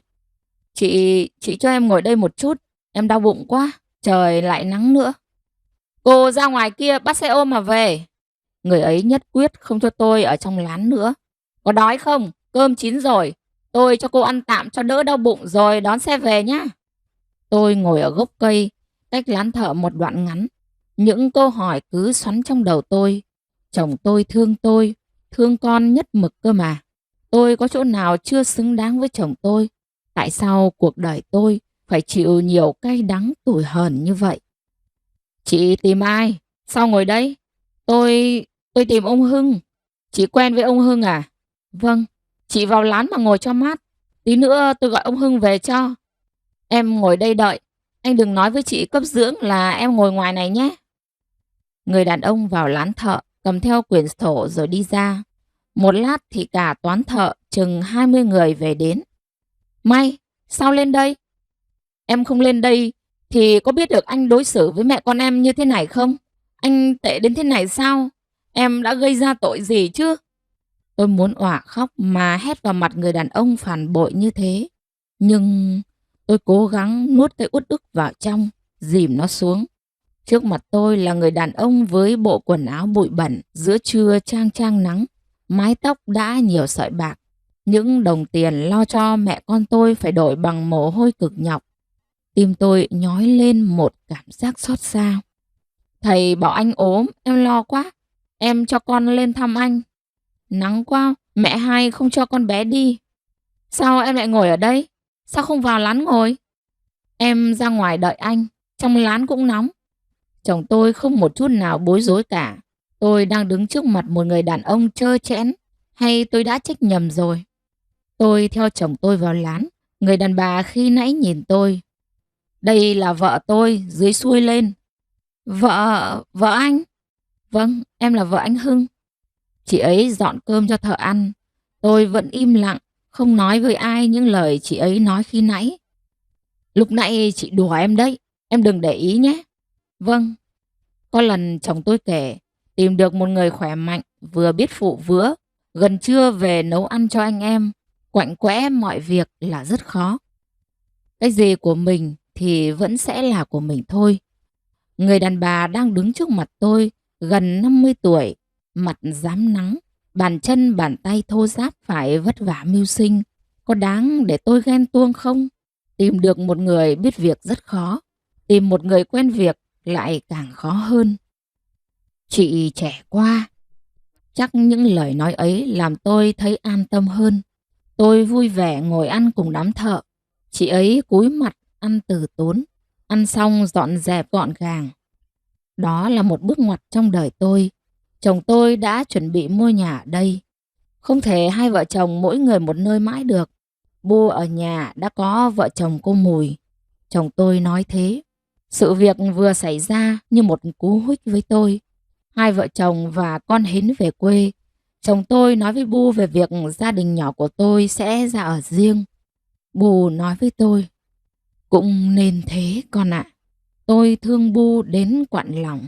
Một tháng sau tôi để Bu ở quê để lên Lào Cai ở riêng. Em ải của tôi cũng vào miền Trung sống. Vì những vết thương của ải không chịu được mùa đông khắc nghiệt ở xứ Bắc. Đã đến lúc bản thân tôi phải tự mình bươn trải lo cuộc sống. Trước ngày đi một tuần, tôi sang ngủ với bà ngoại. Bà dặn tôi đủ mọi điều. một điều nhịn là 9 điều lành. Con biết chưa? Chồng như cái giỏ, vợ như cái hòm. Phải biết thu quén trong nhà, trong ngoài quạnh quẽ. Tôi hít thật sâu cái mùi hương cỏ của ngoại để mặc những giọt nước mắt vỡ ra lạnh ngắt. Sáng hôm sau tôi chào bà để về. Bà ngoại ôm tôi, tay lại lần túi áo nâu. Bà cho đồng bạc, đi đường mà uống nước. Tôi biết bà sẽ không nhận, nên tôi để dưới gối của bà 10.000. Tôi cúi đầu chào bà, thương lắm. Căn nhà nhỏ của ngoại, căn nhà cạnh bãi bồi nở vàng một khoảng hoa cúc dại. Bà ơi, bà đừng giận bu con nữa nhé. Tôi đi thật nhanh. Tôi biết đêm ấy bà sẽ khó ngủ. Đi khuất bóng ngoại tôi mới dừng lại, nhìn luống hoa vàng chen lẫn nhao nhác cỏ. Có một bông hoa vẫn ướt đẫm sương đêm. Sáng mai đã đến ngày rồi hử? Trong mây. Bu quấn lấy cháu cả ngày. Hên lên rừng đây, tội hên qua. Trên ấy gần trường gần chợ, Bu cứ làm như là đi cày ấy. Chồng tôi gắt lên, tôi chẳng biết nói gì với Bu cả. Mai tôi phải xa Bu, xa căn nhà ngập tràn yêu thương.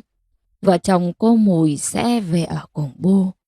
Tôi thương những buổi sáng tiếng gà mổ nhau chí chóe, tiếng lợn rít đòi ăn. Thương bể nước mưa dưới gốc cau, cái gáo dừa 1 tháng vài đêm bị tôi vứt chỏng chơ dưới đất. Hàng tóc tiên nhỏ xíu đã đẻ khóm to xòa hai bên, con đường lát gạch nghiêng mát rượi. Tiếng bà tới, bà toàn, mỗi chiều cầm quạt mo, tay bế cháu sang ngồi ăn trầu với Bu tôi. Căn buồng nhỏ vợ chồng con Thạch Sùng, con Nhện ôm bọc trứng. Những đêm tôi nằm một nửa giường, giờ lại miền ký ức từ khi biết lẫm chẫm theo chị bước chân trần trên con đường nhỏ gập ghềnh Sống Châu đi tìm con chữ. Tôi mê cô giáo người Kinh nên khao khát đi học. Những năm tháng tuổi thơ cực nhọc, lớp 3 được học cùng các bạn người Kinh. Ải thỉnh thoảng mới về, mặc quân phục và đeo bao da có súng bên hông. Cô Lê Thị Phấn chủ nhiệm. Tôi bé xíu, đen nhẻm. Cậy có Ải là bộ đội nên hay bắt nạt các bạn. Thỉnh thoảng nghỉ phép Ải về hay đưa con út là tôi đến lớp. Cô Phấn mặc áo trắng, quần lụa, tóc dài, da trắng, mắt lá răm. Cô dắt tay tôi dọc hành lang dãy lớp học, nhìn Ải bằng cặp mắt ướt như mắt con nai. Ải tôi cười. Lúc ấy tôi lấy làm hãnh diện lắm. Các bạn chạy sau, bạn nào mà tôi không thích là tôi dọa. Mai tôi bảo bố tớ mang súng đi bắn bạn. Lũ bạn run nhong nhóc. Vì được cô Phấn quan tâm nên tôi học khá hơn các bạn. Trong lớp có bạn Nguyễn Thu Huyền, mẹ làm cấp dưỡng, nấu cơm cho công nhân cạnh trường học. Chiều nào bạn cũng mang cho tôi một miếng trái chảo vàng ươm, giòn và ngon. Mỗi lần Ải về, mang về phong lương khô 701 và 702. Tôi chỉ nghe Ải nói thế. Phần tôi không ăn mà mang đến lớp. Đổi một cái lương khô, lấy 3 cái ngòi bút lá tre, phần bụng phình ra để đựng mực. Mẹ bạn Tuyết bán cửa hàng nên ngòi bút của bạn viết rất đẹp, không gai. Bản thân mình cũng không giỏi giang gì, nhưng cậy có cô bênh nên tôi hay bắt nạt các bạn. Bạn nào không nghe, tôi dọa. Mai tôi bảo bố tớ mang súng lên bắn. Bản chất xấu xa được manh nha như thế. Bạn Phạm Thị Lan nhút nhát và học dốt. Một buổi trưa chang chang nắng, bạn đến lớp sớm. Tôi tháo nắp lọ mực của bạn. Bạn hỏi: May, sao bạn lấy nắp lọ mực của tớ? Vì bạn học dốt nên tớ ghét bạn. Tôi một mình đội nắng, mang nắp lọ mực của Lan ra ao bèo, cách lớp học chừng 500 mét, vứt nắp lọ mực của bạn xuống ao. Tôi sợ vứt gần bạn sẽ nhặt lại. Hôm sau tôi sốt, cô Phấn và các bạn đến thăm, cả Lan cũng đến. Sau này tôi không gặp lại Lan nên vẫn canh cánh trong lòng một lời xin lỗi. Lớp 4 của tôi, cô Phạm Thị Sơn chủ nhiệm. Tôi vẫn đen nhẻm và còi cọc như vậy, nhưng ham học lắm. Cô giáo thường quý mến những bạn học giỏi. Tôi bé xíu nên chẳng làm lớp trưởng. làm lớp phó thôi. Có một buổi chiều cô đang dạy thì có việc gì đó phải ra ngoài. Cô dặn lại, lớp trưởng và lớp phó quản lý lớp nhé. Cô đi lâu quá, tôi lên bàn gỗ lấy thước kẻ gõ. Các bạn đứng lên. Cả lớp đứng lên. Các bạn ngồi xuống. Cả lớp lại ngồi. Tôi đọc chậm và nhanh dần lên. Chỉ có bạn Lệ bị khuyết tật ở chân nên được miễn. Cả lớp nhìn tôi bằng ánh mắt căm thù. Ngồi bàn 4 ngăn, tôi lấy phấn kẻ để chia ngăn. Bạn sơ ý chạm tay qua vạch là tôi vụt. Sau này họp lớp có bạn bảo, lúc ấy tao mỏi chân muốn rụng rời, chỉ muốn thoi cho mày một phát vào mặt, nhưng sợ bố mày mang súng ra bắn. Ai chẳng biết được những trò ấy của tôi, nếu biết chắc nát mông với ải. Những năm tháng học trò cứ êm đềm trôi qua, bao nhiêu khó khăn hẳn lên vai êm tôi. Tôi luôn cố gắng học hỏi để mong phía trước có một tương lai tươi sáng. Những lời dạy của cô giáo, của êm, của ải, của những người lớn tuổi làm tôi thấy việc học là điều duy nhất để cuộc sống bớt khó hơn. Lớp 9, một năm học cuối cấp 2 với đầy ắp kỷ niệm. Tôi chính thức được chọn vào lớp bồi dưỡng học chuyên đề, tham dự các kỳ thi tuyển chọn học sinh giỏi của trường, của huyện và của tỉnh. Tôi chọn học chuyên văn, khi thầy dạy toán cũng khuyến khích tôi học toán. Thắng, cậu bạn cùng lớp có năng khiếu về toán. Hai đứa đi học chuyên một tuần một buổi vào chiều thứ năm. Một tuần một buổi, hai đứa đi bộ 5 cây số đến lớp.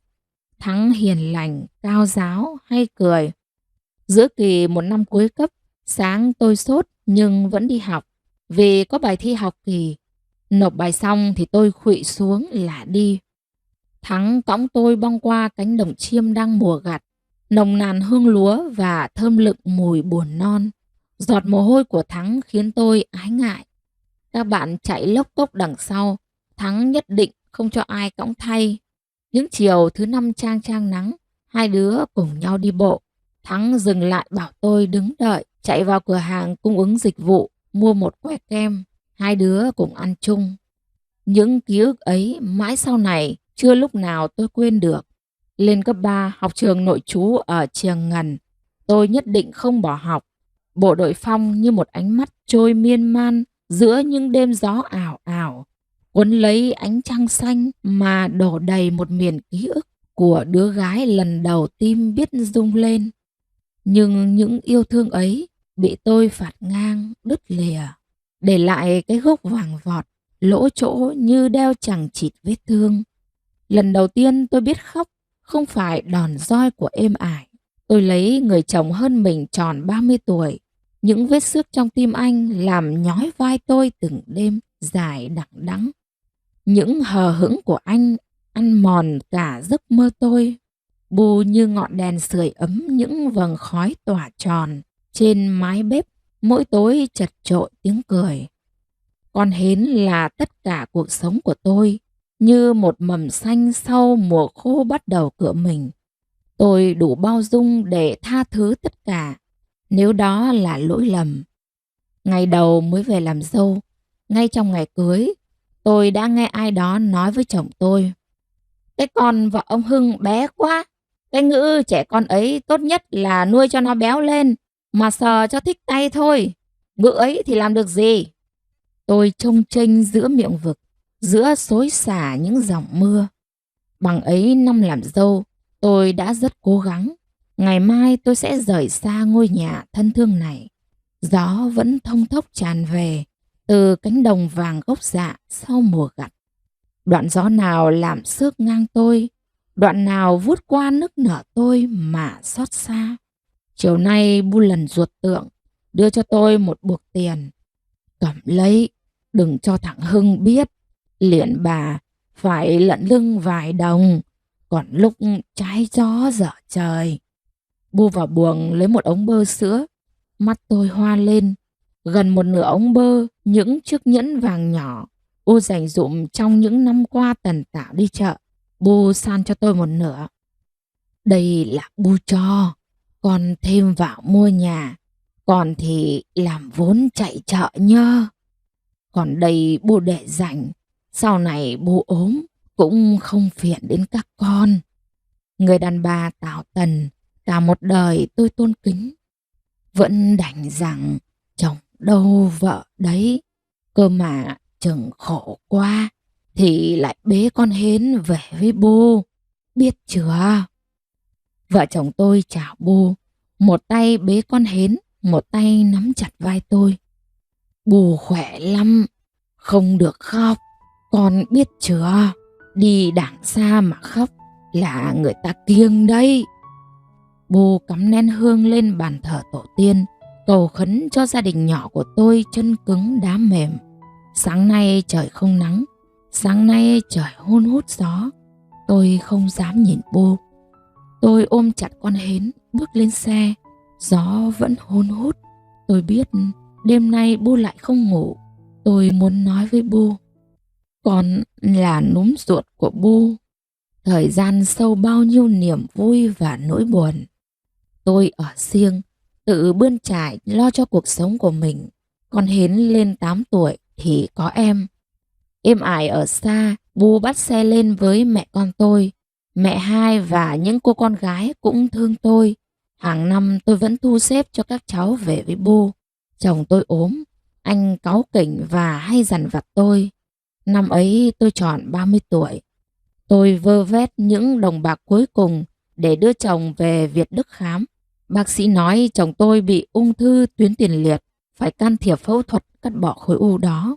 Phẫu thuật về chồng tôi như biến thành một con người khác. Mỗi đêm dài dằng dặc trong căn nhà trống hơ hoắc. Chồng tôi lăn qua lăn lại, đập chân xuống chiếu như hờn trách. Tôi bỏ con nằm đó khẽ quảng qua nằm cạnh chồng. Anh già rồi quá phải không? Anh không thể. Tôi dịu dàng để anh không gượng gạo, lùa tay vào tìm những chỗ được yêu thương, giúp chồng không quá nôn nao, giúp chồng thấy rằng tôi đang cười vì hạnh phúc. Tôi nhẹ nhàng xoa dịu những mệt mỏi trên thân thể chồng, làm cho anh tin rằng anh vẫn đủ sức để hái, để tận hưởng những búp non mới nhú trên cây cổ thụ. Tôi cắn răng mặc cho những vết roi ngang dọc trên lưng trần. Người đàn ông của tôi như con gà trống muốn gáy, nhưng lại bị sợi lanh buộc ngang cổ, biết phải làm sao. Tôi có khổ cũng đâu thấm tháp gì. Nếu những vết roi kia làm lòng kiêu hãnh của chồng tôi không bị xúc phạm, thì hẳn người vợ như tôi cũng nên làm. Đêm đằng đẵng, nát nhàu như đũng quần của người đàn bà. Khi nguy cơ phải bán nhà để có tiền chữa bệnh cho chồng, tôi gửi hai con cho mẹ hai để vào miền Trung, chỗ êm ải tôi ở.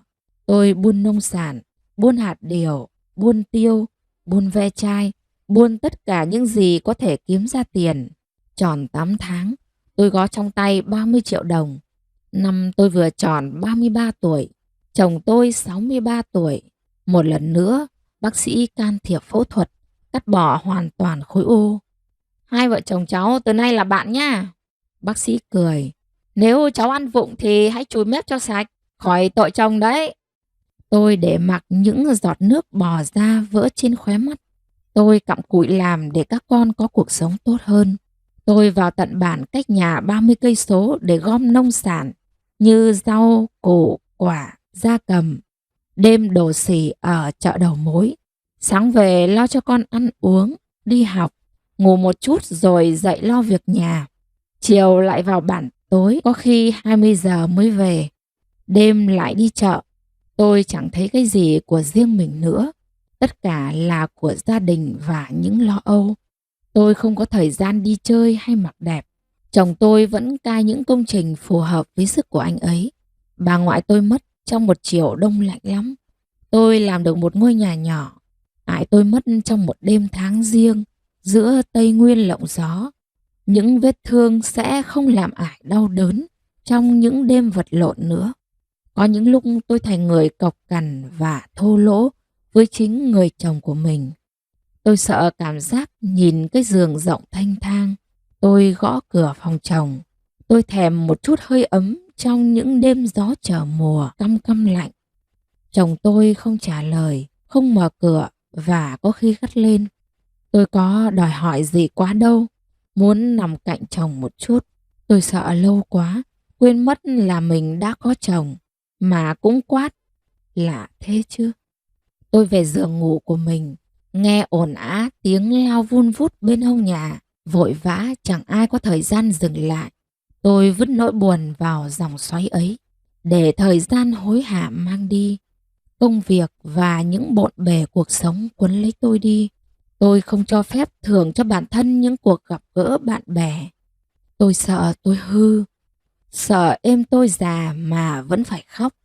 Những thăng trầm của cuộc đời sẽ bình yên nếu ta coi đó là hạnh phúc. Những vết thương cả về thể xác lẫn tinh thần được hai con khéo léo khâu lại. Chồng tôi trở nên hiền lành, thầy tôi mất, chỉ còn Bu. Tôi lại tảo tần với những đêm mưu sinh nơi chợ đầu mối. Hôm nay con gái lớn đã yên bệ ra thất, con trai nhỏ cũng sắp ra trường. Bu tôi tuổi đã tròn trăm, lúc nhớ lúc quên, nhưng thấy tôi là hỏi: còn cái mày hở? Tôi nắm bàn tay gầy áp vào má mình. Bù vẫn khỏe đấy Như. Chơi với bù một ngày thôi, về còn nhà cửa. Giữa bộn bề cuộc sống, tôi vẫn yêu thương lắm cuộc đời này. Khổ quá thì bế con về với bố nhá, biết chưa? Gió vẫn thổi, nhưng lặng gió, ánh nắng sẽ ngập tràn. Tôi thấy nắng thơm, gió thơm, dòng sông thơm, và Bu tôi nồng nàn một kiếp người thơm thảo.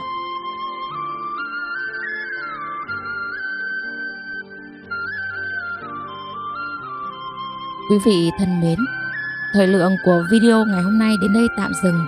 Quý vị cùng bớt chút thời gian vàng ngọc để nhấn nút yêu thích, chia sẻ và đăng ký kênh để ủng hộ và cũng là động lực giúp cho đội ngũ ban biên tập có nhiều video hay, bổ ích hơn nữa. Còn bây giờ xin chào và hẹn gặp lại quý vị ở các video tiếp theo trên kênh Lúa Vàng.